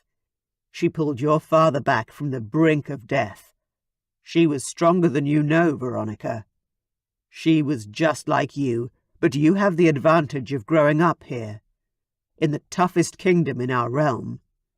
You're your father's daughter, but trust me, Queen Cass was a rebel in her day too. Very feisty. I could barely keep her in line. I chuckled. Mom, feisty? And needing to be kept in line? That didn't sound like her. Exactly. He nudged me again. Stop being so hard on yourself. You're young, and yes, you're a hothead. But that's the dragon royal blood. My children have a human mother. Eric and Marianne are a mix as well. But you're a dragon princess through and through. I gulped. But Mom isn't actually your cousin. He smiled. Her parents were my mom's best friends and full-blooded dragons, so trust me. They had the strength of our ancestors in their bones, and they passed it on to Cass. And through her, to you. I sighed and rested my head on my knees again. So, I'll be this out of control with my emotions forever, huh? Hey, are you forgetting the first part of this conversation? I'm old and tired. Your mum is calm and queenly, and your poor dad, well, he barely managed the flight home after an injury. That's not making me feel better. Stavrock chuckled again. Dragon daughter, you are in your physical prime. You're young and healthy. Enjoy the fire that flows through your blood instead of fighting it, and please, give my son a second chance. I pressed my lips together in a flat line. Stavrock shook his head before hauling himself to his feet. Are you leaving? I asked. He nodded. Yes, I need to fly home for a few days and update Lucy. She doesn't like to be left out of the loop for long. I jumped to my feet far more quickly than he had. The difference in our physical ability is obvious in that one movement. Why should I give Ian a second chance, Uncle Stavrock? After everything he's said and done. I don't want to be with someone who doesn't like me or want me around. He shrugged. Because ignoring the fated mate bond is fatal to all that are involved, Veronica. You won't find another who will love you the way Ian does and can. And I promise you, my son loves you dearly. I crossed my arms over my chest, still finding it hard to believe him. The huge king walked to the door and opened it before turning back. Veronica, you don't have to forgive him. Hell, you can punish Ian for the rest of your lives if you choose to, but before you make a decision like that, one that will bring great sadness to both of you, I ask that you give him a second chance to prove himself. You won't be sorry. Then King Stavrock left the room, taking all my anger with him, and leaving me with nothing but my own sadness. Chapter 13. Ian. The pain in my head wouldn't stop, and the darkness of my thoughts were downright black as midnight. But I'd scared Veronica off, again, and I had no lifeline to drag me to safety. No rope. Nothing but darkness that felt soul-deep. "Ian, please, talk to me," King Damon said again, gently shaking my shoulder. I shrugged him off and turned away. The healer had come to check on me again, and I'd wanted to outright attack the man. "He's alive, my lord," the healer had told Damon.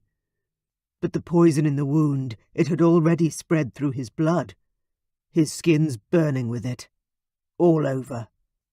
I groaned. They should have left me dead. A little niggle in the back of my mind said maybe that's why I was feeling so dark and hopeless. Maybe the poison had spread to my mind too. It was so tiring to think at all. "What's there to do?" Damon asked. "We have to fix this and help him, somehow." "I don't know what to suggest, my king. I'm sorry." The healer left, and I stayed curled up in my ball of hate and pain. "Ian, you have to fight this." "I want to go home," I managed to groan. My own bed. My father's kingdom. If I was going to die, I wanted to die in the same place I'd been born. "You can," Damon said. "When you're strong enough to travel. Could you shift? That might help detox the poison from your system." I searched inside for my dragon, but he was curled up, angry and half dead. I shook my head. No way. I wasn't sure my dragon would survive a shift. "Ian, you need to get up. Have a shower. Can you stand?" I lifted my head, a hint of humour lighting me up for just an instant. "Can you?" Damon swung his legs off the side of the bed and got up, swaying like a tree in a strong wind. I laughed, though there was slight bitterness in the sound. "Sit down before you fall down." Damon picked up a pillow and tossed it at my head. It hit me, and I batted the fluffy insult away. "Fuck off." "What the hell is wrong with you?" Damon yelled at me. "You're young. You're a prince. You've waited 10 years for your fated mate, and now that you finally have a chance with her, you're giving up." Finally, I uncurled and managed to push myself up enough so that my belly ached with the muscle strain. "I don't have a chance with Veronica. She hates me." Damon laughed, the noise a stark contrast to the voice in my head. "She doesn't hate you, Ian. Quite the opposite. You're a fool if you think that." "You're wrong," I spat back. "She won't forgive me for what I had to do to her when she was a kid to keep her at a distance. She thinks I'm an asshole." Damon's dragon flashed in his eyes, and my breath caught in my throat at the sudden ratcheting up of tension in the room. "My daughter is the best thing that ever happened to you, you sorry son of a bitch. She's dragged you back from the brink of death. Twice. And if, after that, you're not willing to even try to live, then damn you, Ian. Damn you to hell." Damon stalked out of the room as regally as his injured body would allow him. I fell back against the pillows, my exhaustion bone deep. A soft knock at the door made me turn my head, and there she was, My mate. Veronica stepped into the room, twisting her fingers around like she was nervous, but a tentative smile played on her lips. "And I thought I had a temper." I snorted. "We're all a product of our parents, I suppose." "You still hate me," she whispered. I shook my head, forcing myself to take slow, deep breaths. "I told you before. I've hated myself, Veronica, but never you." She took another step forward. "I spoke to the healer. He said the poison spread." I ran a hand through my hair, trying hard not to scream. "I can't. My thoughts. My God, Veronica, I can't. This lethargy, this deep depressive state where I can't seem to pull myself free. Hell, this isn't me." I finished more quietly. "I think it's the poison. It has too strong a hold. I can't seem to shake it off." She rushed the last few steps to the bed. "There's this place Mom and Dad took us as kids. There are hot springs, and Mom always said there were healing powers in the waters." "Hot springs?" I scoffed half-heartedly. "Here?" "In the north. The Winter Palace." She nodded, her eyes flashing with the wrath of her dragon being challenged. "You know, if you don't pull yourself together, I'll just fly back to the human realm for another couple of years. It was fun. Dancing and working and sunbathing on the beaches there. I have years before my unrequited mate instincts begin to drive me crazy." I narrowed my eyes at the dragon daughter, opened my mouth, then shut it again before I spat something nasty at her. She was right. I was the one fast approaching the age where I would start going crazy, needing my mate. She wasn't. She was young. She'd run from me before. She'd do it again. "You want to leave me?" She widened her eyes and gave me an annoyed look. "No. Are you going to come with me to the hot springs or not?" I rolled my eyes and groaned. "You don't give up, do you?" "Nope." She grabbed the bed covers and dragged them off me. "Now get up! Before you die! Again!" She stormed back to the door and then flicked her hair over her shoulder, glaring back at me. "Or would you rather that, Ian? Die? Then I can hook up with any man I want. No mate. Just humans. Maybe some dragon shifters too." I was on my feet before I'd made the decision to follow her. "Over my dead body," I growled out. No one else would touch my mate. Mine. I was her first. I'd be her only. "That's kinda the idea," she said. "You coming?" Then she left. I was breathing like an old man, but my dragon had woken at the thought of another man touching Veronica, and the shifter side of me lent enough strength to my limbs to follow her.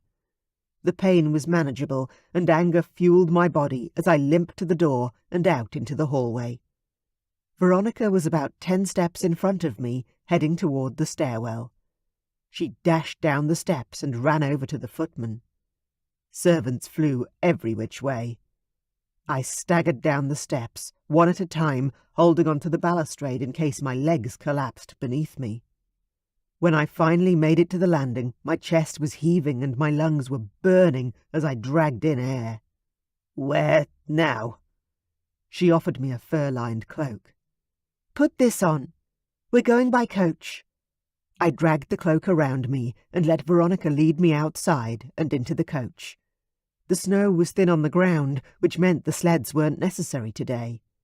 "Stay warm," Veronica said, tossing a fur blanket over me from where she sat on the opposite side. I did as she said, though my head was still filled with hateful thoughts, and my body shivered, unable to decide if I was too hot or too cold.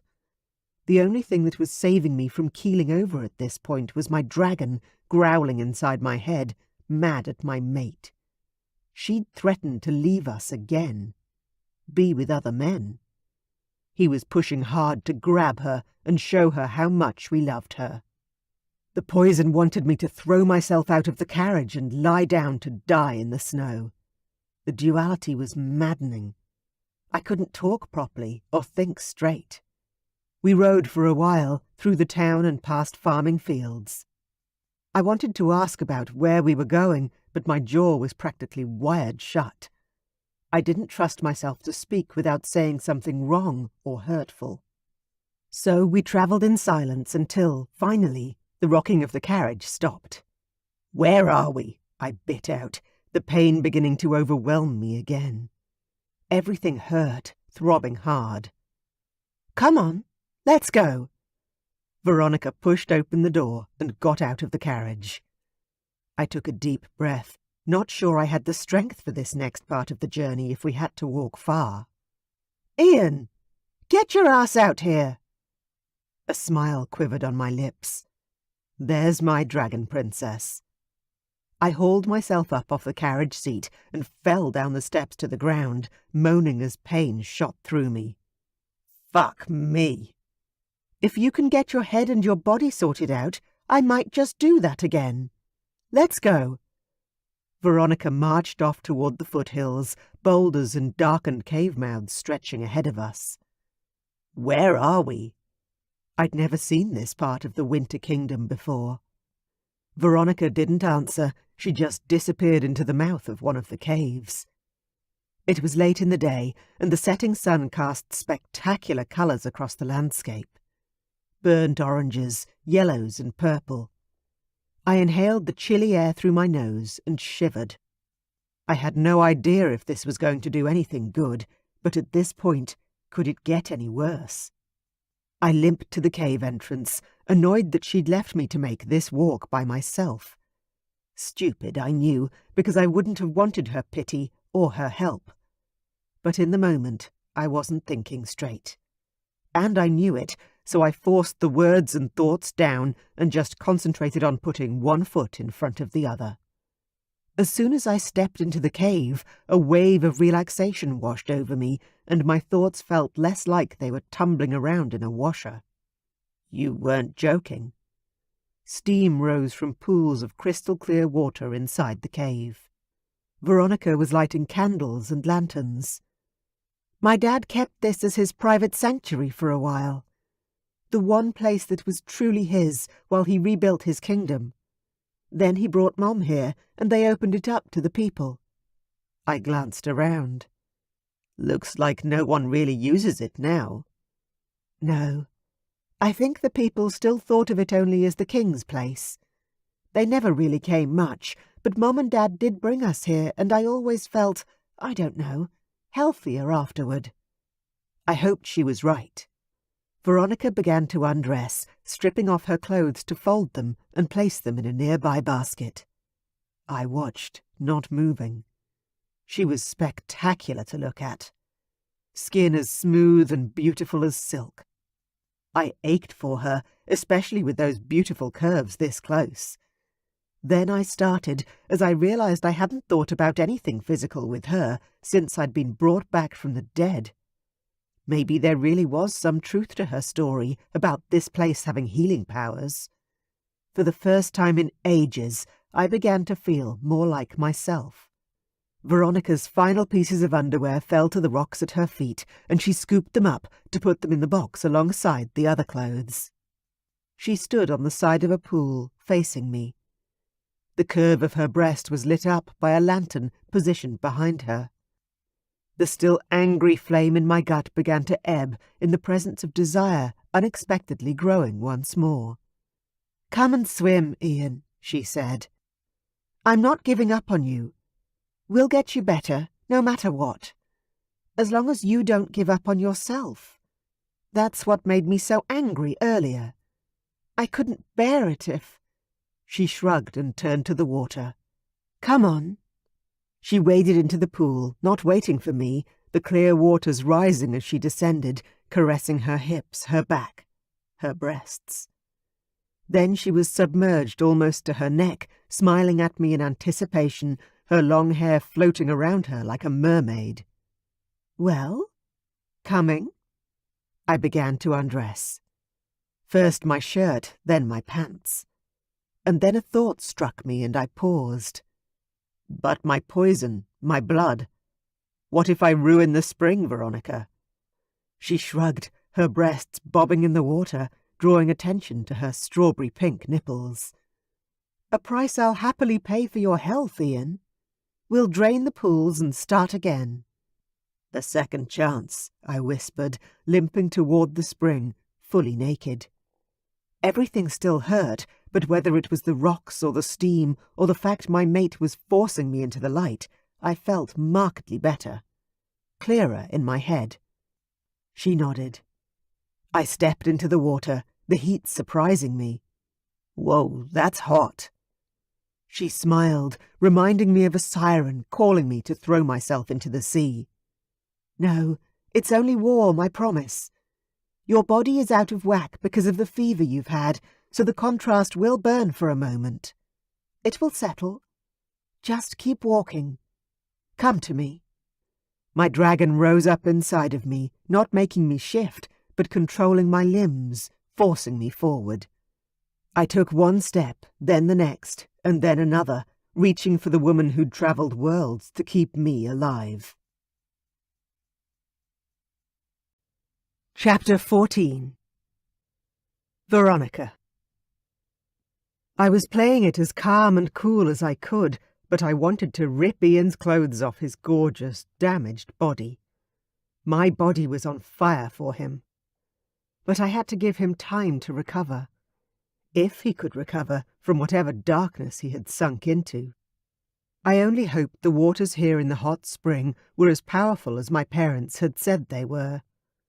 I'd lied to Ian, saying I could just go away and ignore my call to mate with him. Maybe I could have if I'd stayed away, but now that I'd come back and knew how it felt to be so drawn to him, so connected on a level I'd never felt before, there was no turning back.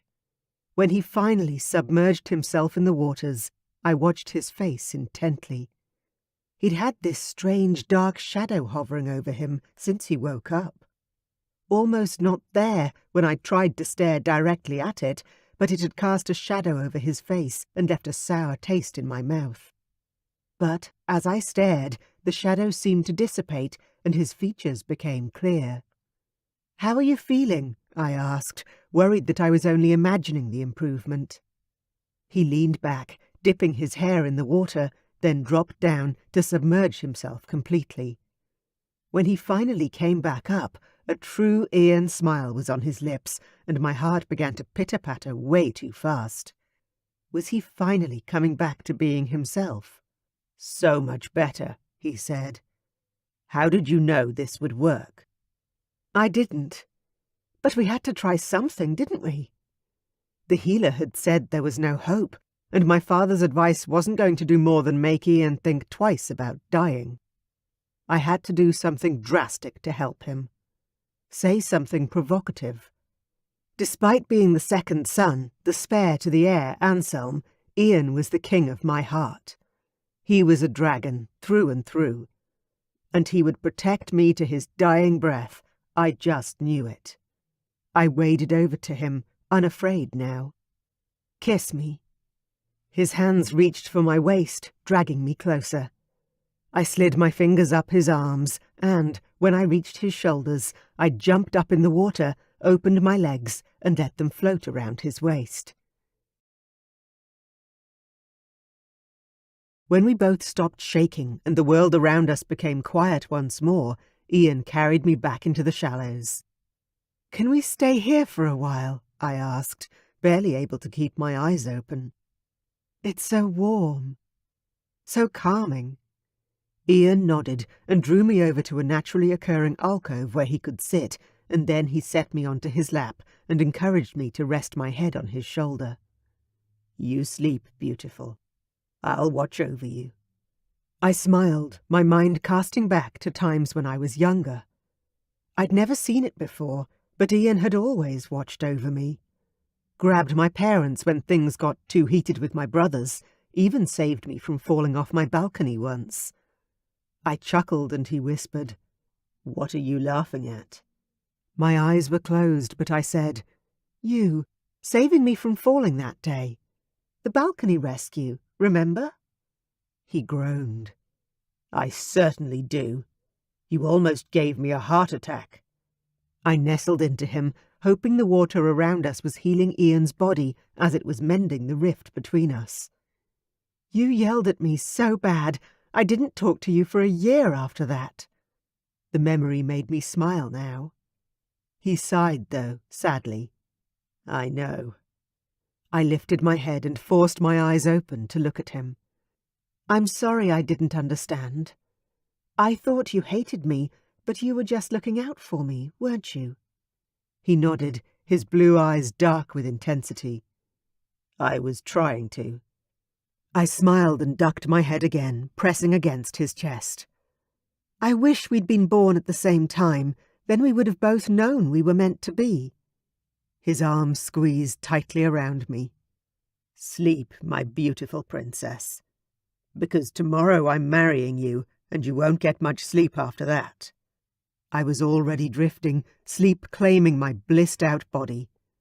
"Tomorrow, huh?" He chuckled and kissed the top of my head. "Sleep." Chapter 15. Ian. I wasn't kidding when I told Veronica we were getting married tomorrow. I wasn't giving her another day to start overthinking things and decide I hated her again. I could beg her to forgive me for being mean to her when she was a teenager for the rest of our days.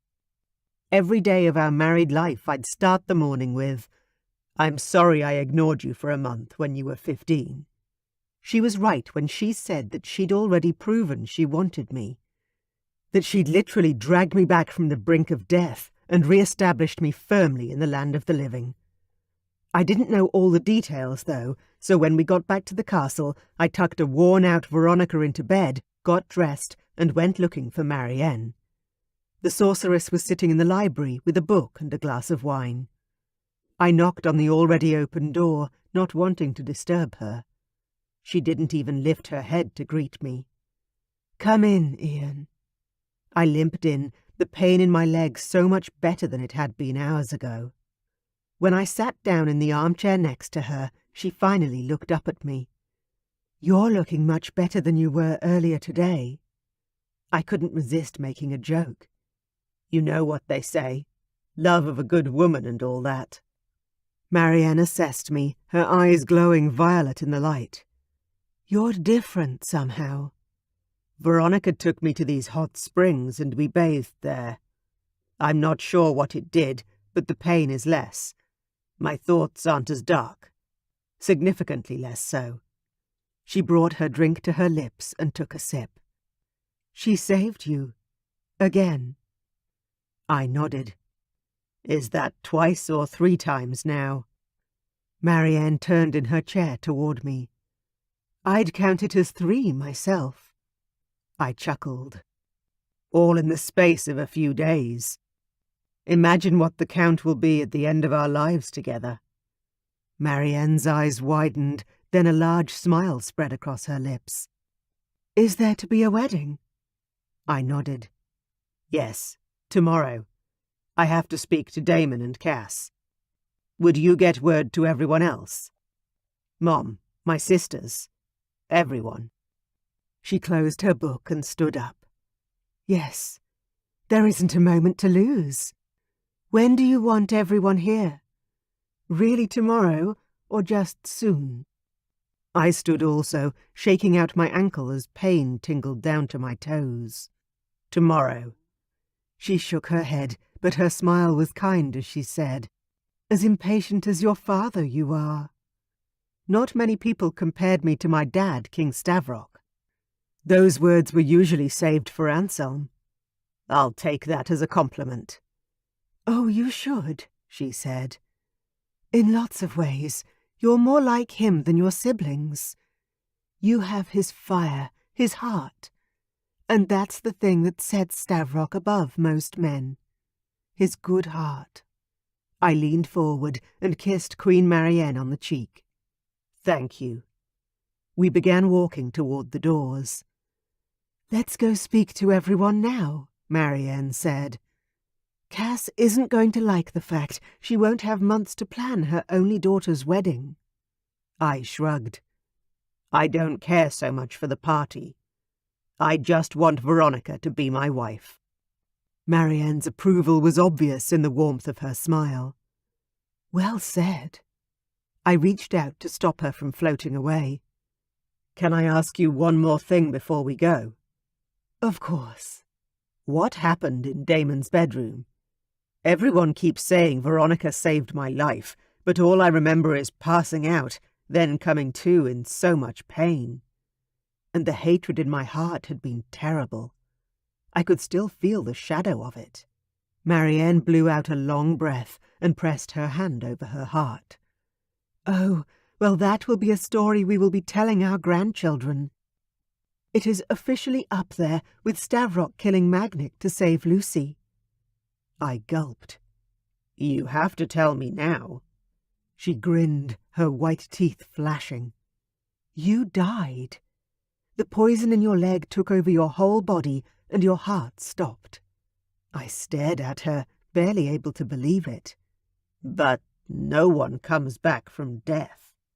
Marianne raised her eyebrows and gave me a knowing look. Veronica has been in the human world, learnt their tricks for saving people when their hearts stop. She managed to breathe life into you and keep your heart going while the healer flushed out your wound. My jaw dropped. I don't even know what to say. She laughed.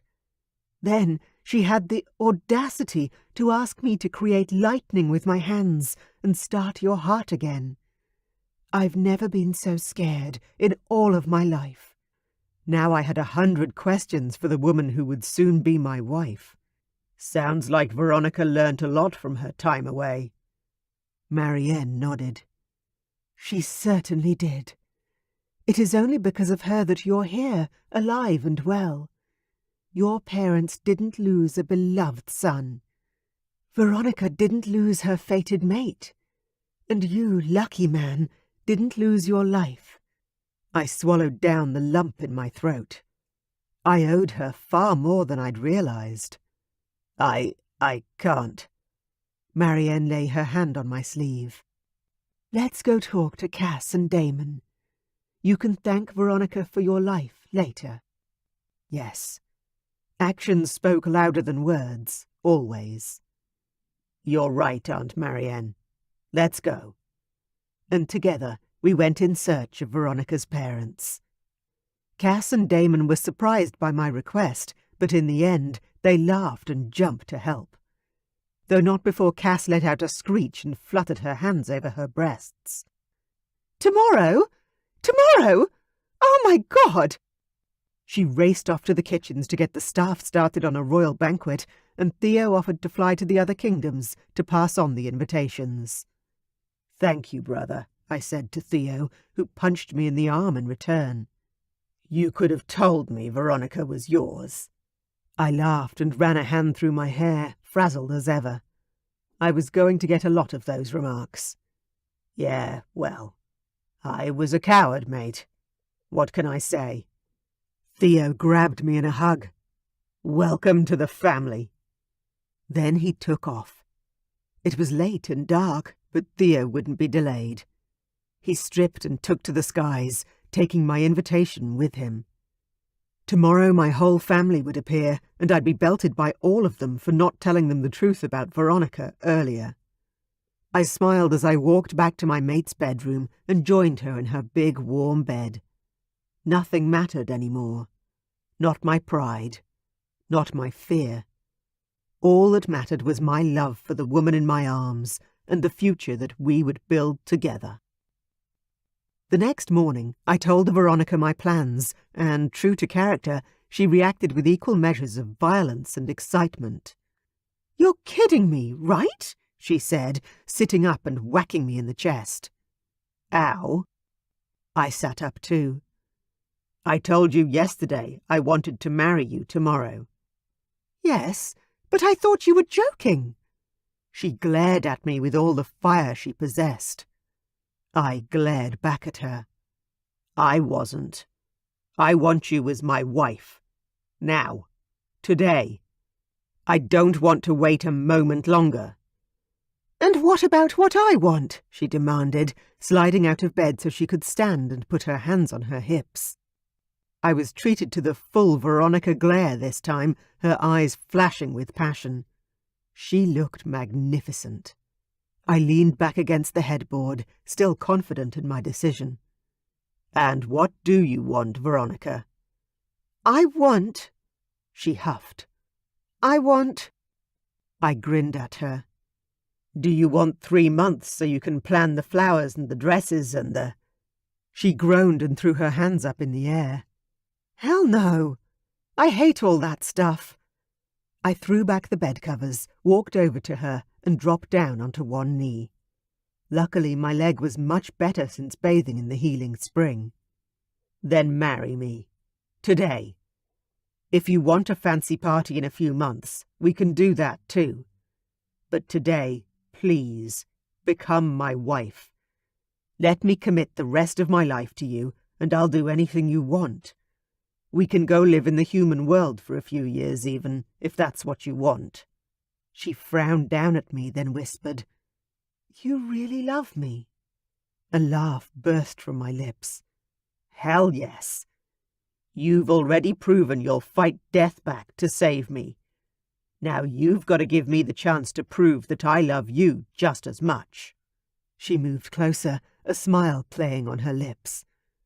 "What about your parents? And your sisters? Don't you want them here?" I nodded. "Yes. Theo flew off last night to tell them." She rolled her eyes. "Of course he did. Everyone's conspiring against me." Slowly, I rose up to my feet. "If you really don't want to marry me—" Her hands pressed into my chest, holding me in place. "No, no, no. I'm sorry. Ask me again." She took a step back and held her breath. I knew I shouldn't laugh, but I was close to it. My beautiful girl had to fight her temper at every turn.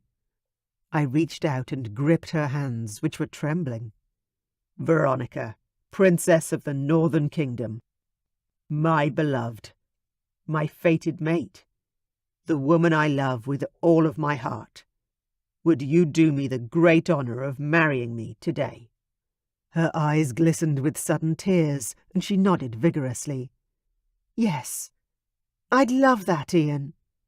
I swept her up into my arms, my heart soaring with joy. "Then let's get started." She hugged me tight, but as I put her down on the bed, she started pushing at me. "Don't start any of that stuff yet. You shouldn't even be seeing me today. So go, go, go." I gaped at her. I pointed at the door. "Quickly! It's bad luck for you to see me before the wedding, and I don't even know what my dress looks like yet. Go!" I shook my head, the blood taking its time to drain away from my groin. "Looks like we're waiting for tonight." I scooped up my clothes and quickly dressed before heading to the door. Veronica was already in the bathroom, and I heard the shower start. "Hey, dragon daughter. See you tonight." "Go!" she yelled back, and I left her room with a grin on my face. My life with Veronica would never be boring, that was for sure. Chapter 16. Veronica. An array of dresses my mom had assembled for me to choose from were laid out on her bed. "What do you think, sweetheart?" Her voice held excitement. Clearly I'd made her, and Dad too, no doubt, very happy. Hell, I was happy. I couldn't wait to marry my mate. I assessed the dresses and pointed. "Great choices, Mum. But I'm thinking this one. What do you think?" I picked up the long flowing gown embellished with embroidered flowers and beads. It wasn't my usual style, but it called to me somehow. Mom put her hand over her mouth like she was about to burst into tears. "You okay?" I asked. She nodded and took her hand away from her mouth. "Oh, yes. I just didn't think you'd like that one. I almost didn't put it out. But it's my favourite for you." I glanced over at the other plainer choices. Mum had been thoughtful in her selection, choosing dresses in a range of colours as well as white. I smiled at her. "No, this is the best. I love it." The seamstress rushed over and slipped it out of my hands, a big smile on her face. "This won't take long to adjust to your size, Princess. You're the same build as your mother when she wore it, and almost exactly the same age." My mouth dropped open, and I turned to Mom, stunned. It was my turn to almost burst into tears. "Is this your wedding dress, Mom? It's beautiful. Why haven't I seen it before?" She reached out an arm to me, and I grabbed her hand and squeezed it. "You were never interested in such things before," she said. "You wanted to be out in the farmlands with your father, while I—" Her eyes were swimming with tears, and I rushed into her arms to hug her tight. "I love you, Mum. Thank you for throwing this crazy wedding together for me." She laughed and squeezed me back. "Crazy is right. A day to prepare. Though I don't blame Ian for wanting to rush. He adores you and doesn't want to give you a chance to get away again." When I pulled back and looked up at her, there were tears on her cheeks. "Why are you so emotional today, Mum? Because of the wedding?" Her lower lip quivered a little as she inhaled deeply, obviously trying to get herself together. "Yes and no. This is the start of the rest of your life, baby girl. And I'm just so relieved." I laughed as the seamstress began to pull my clothes off to get me into my mother's dress. "Why? Were you worried that no one would ever have me?" I wouldn't have been surprised if she said yes. "Oh, no." Mum helped me pull up the sleeves and began doing up the tiny buttons at my back while the seamstress pulled out a tape measure and a little tub of pins. "It's not that. It was just, I knew that you would be uncompromising in love. That only a fated mate would do. Like your father and I." The last of the buttons were done up, and I shuffled over to the mirror, wanting to get a better look. The woman who stared back at me was someone I didn't recognize. Wow! I couldn't believe how beautiful the dress was. It transformed me into someone far more elegant than I usually felt. "Mom, I love it." She kissed my hair and smiled at my reflection. "And I love you."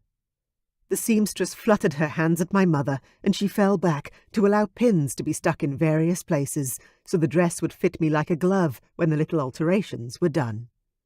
I took a deep breath to calm down and let the intensity of emotions caused by the beautiful dress dissipate. My mum hadn't always been super affectionate, but her love for me had always been there.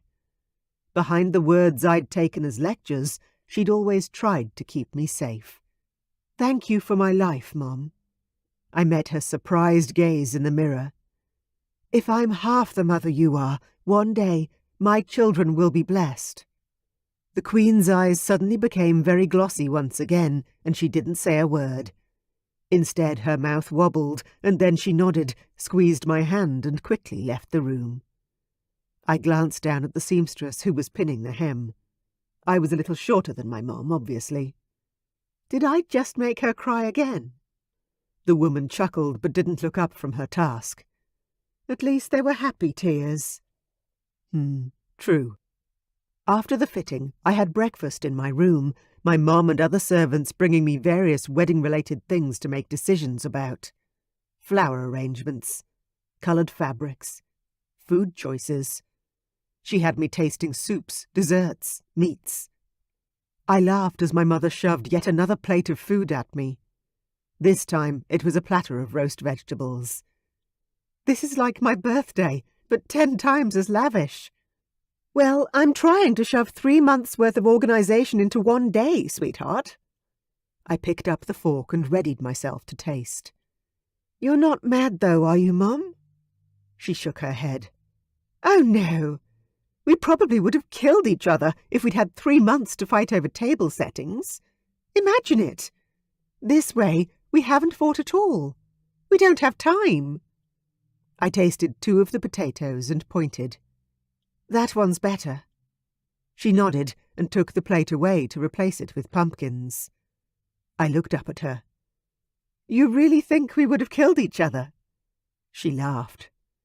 Probably not, sweetheart, but you got your forthright manner from me, and when there's a tight deadline, we both shine.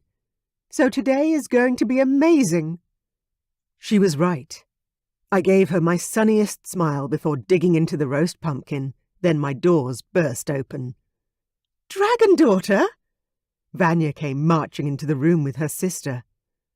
I can't believe you're Ian's mate. We all practically fell over when we heard. I jumped up and ran to the girls I'd always looked up to. I launched at them, hugging them tight. I doubt you were as shocked as me, but there is one amazing bonus to becoming Ian's wife. What's that? Vanya asked. I beamed at them. I finally get to have you both as sisters. Everyone squealed, and another tray was wheeled in, this time full of cocktails and wines. Mom walked over to the trays and grabbed a drink. Come and join the party, ladies. Time to get ready. The next few hours were bliss, surrounded by the powerful women in my life. My mom, Marianne and Lucy, my aunts and all their offspring. We laughed, told stories and had too many cocktails, including some I'd learned to mix while nannying in Greece. When the maids came to do my hair and makeup, my beautiful family left me alone to get ready themselves. The only one who stayed, other than the maids, was Marianne. She sat back and watched as one of the maids curled my hair and another applied makeup to my face.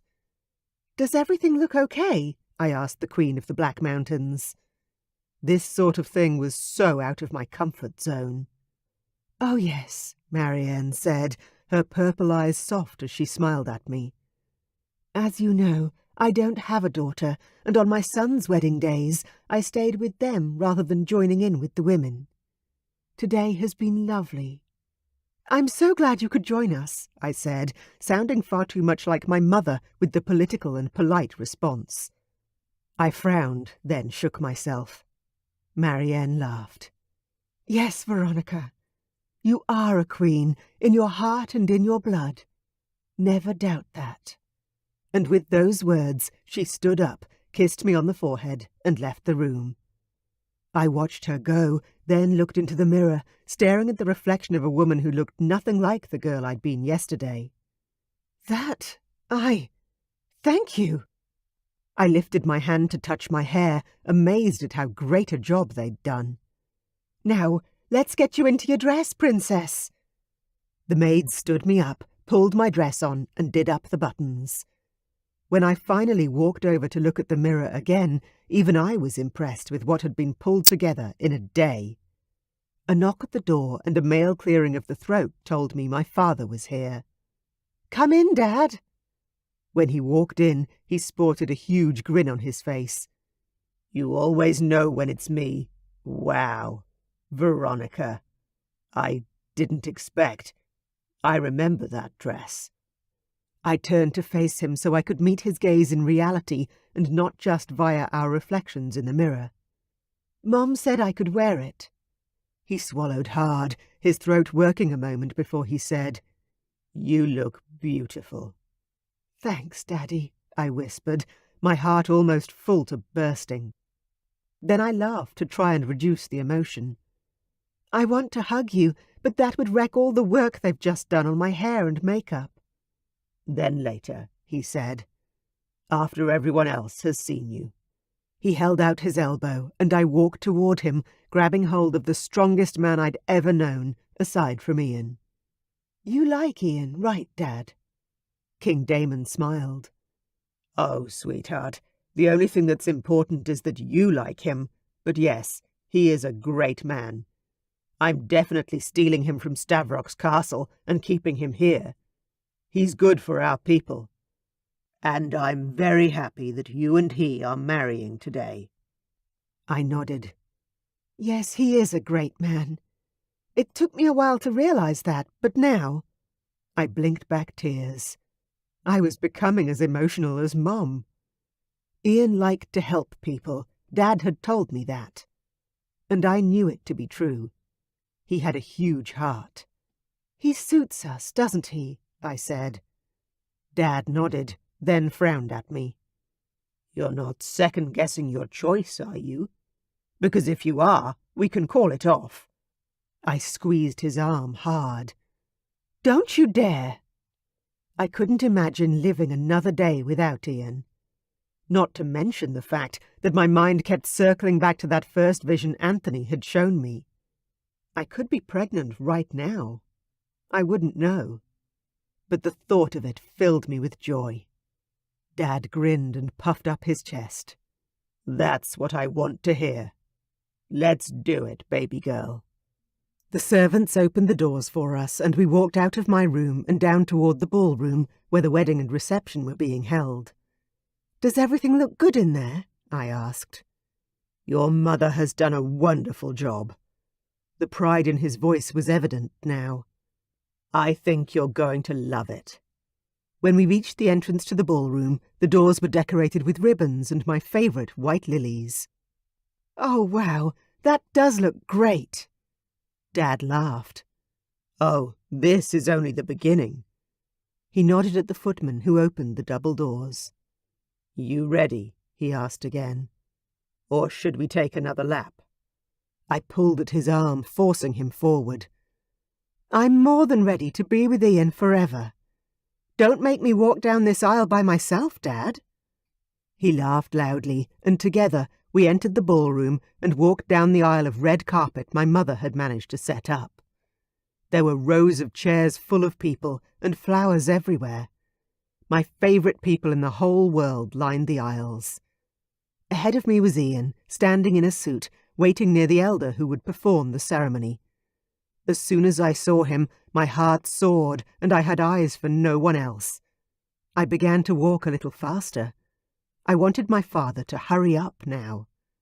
I needed to be with my mate. When we finally reached the end of the carpet, Ian reached out a hand.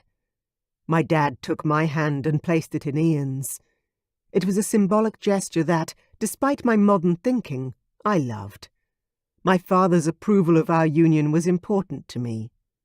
"Thank you," Ian said, gripping my fingers. Then he pulled me forward and kissed me. A titter of laughter went up around the room, and I pushed back, but not quite out of his arms. I enjoyed having him hold me in that way. I glared at him, but playfully.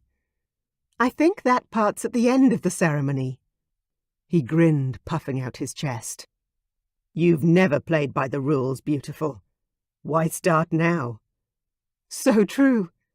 I grinned back at him and glanced around, feeling the love of my family and friends swell and meet me. When I looked back at my soon-to-be husband, I was overwhelmed with happiness. "I love you, Ian." His eyes heated, full of promise for the future. "And I love you, beautiful Veronica."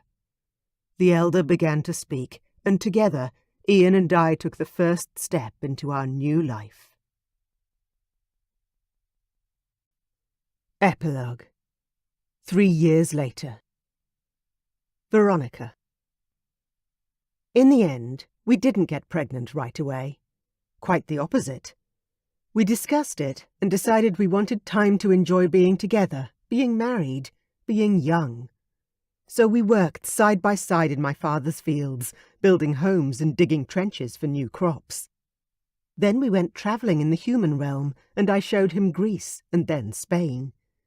He loved the warmth and the beauty of the human realm as much as I did. We went swimming in ice-cold oceans and drank cocktails beside swimming pools, and I had never been happier in my life. We did things that no other dragon shifters had done, or none that I knew of anyway. It was amazing. And I was so blessed to have Ian by my side for the adventure of life. When I found out I was pregnant, I had a strong hankering for my mom. I wanted to go home to my family. So we did. 3 years almost to the day since we'd been married. On our return, I stood in the upstairs library, my hand on my growing belly. I glanced out the window and couldn't stop the huge smile at the incredible happiness I felt. I was content with my life in a way I never thought I'd be. Footsteps made me turn, and I suddenly got an incredibly strong feeling of déjà vu, a memory of this exact moment flashing into my brain. Oh wow, I realized. This is the moment I saw all those years ago. Tears filled my eyes as I turned to face my husband and walked toward him. "What's wrong?" he asked, jogging to close the distance between us as soon as he noticed my tears.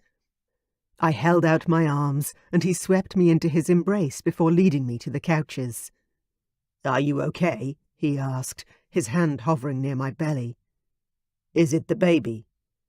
I shook my head and wiped away the bothersome tears. Bloody pregnancy hormones. "No, I'm fine. So is she."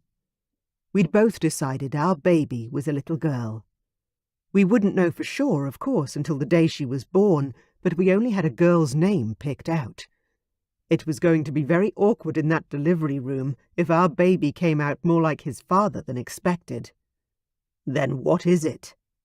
The baby shifted and rolled, so I pulled Ian's hand forward to the place on my belly where he'd be able to feel her hands and feet.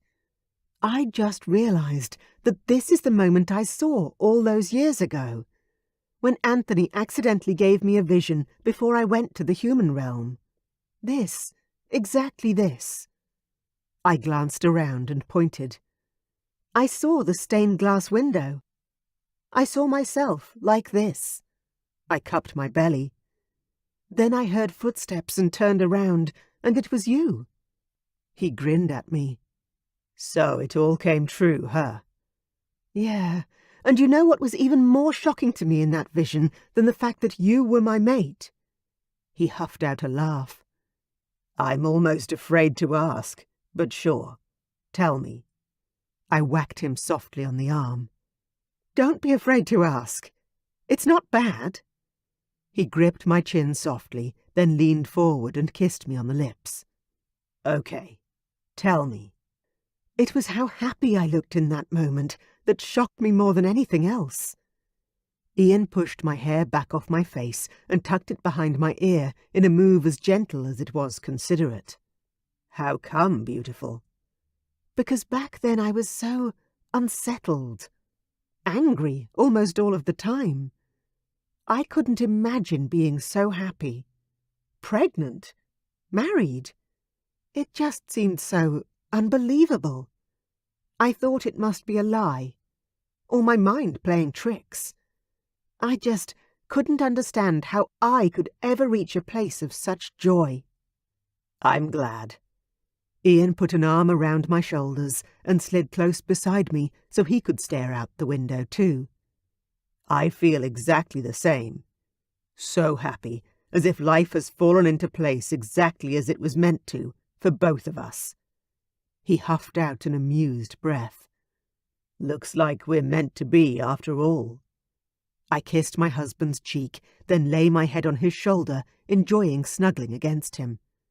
His gorgeous scent rose around me, and I drew it into my lungs. "Of course we are. I never doubted it." I giggled as he shook with laughter, but didn't raise my head again. My beautiful prince knew me better than anyone, but that didn't mean I couldn't still tease him a little. Life really could be as perfect as a dream, and it took our fated mate love to prove it.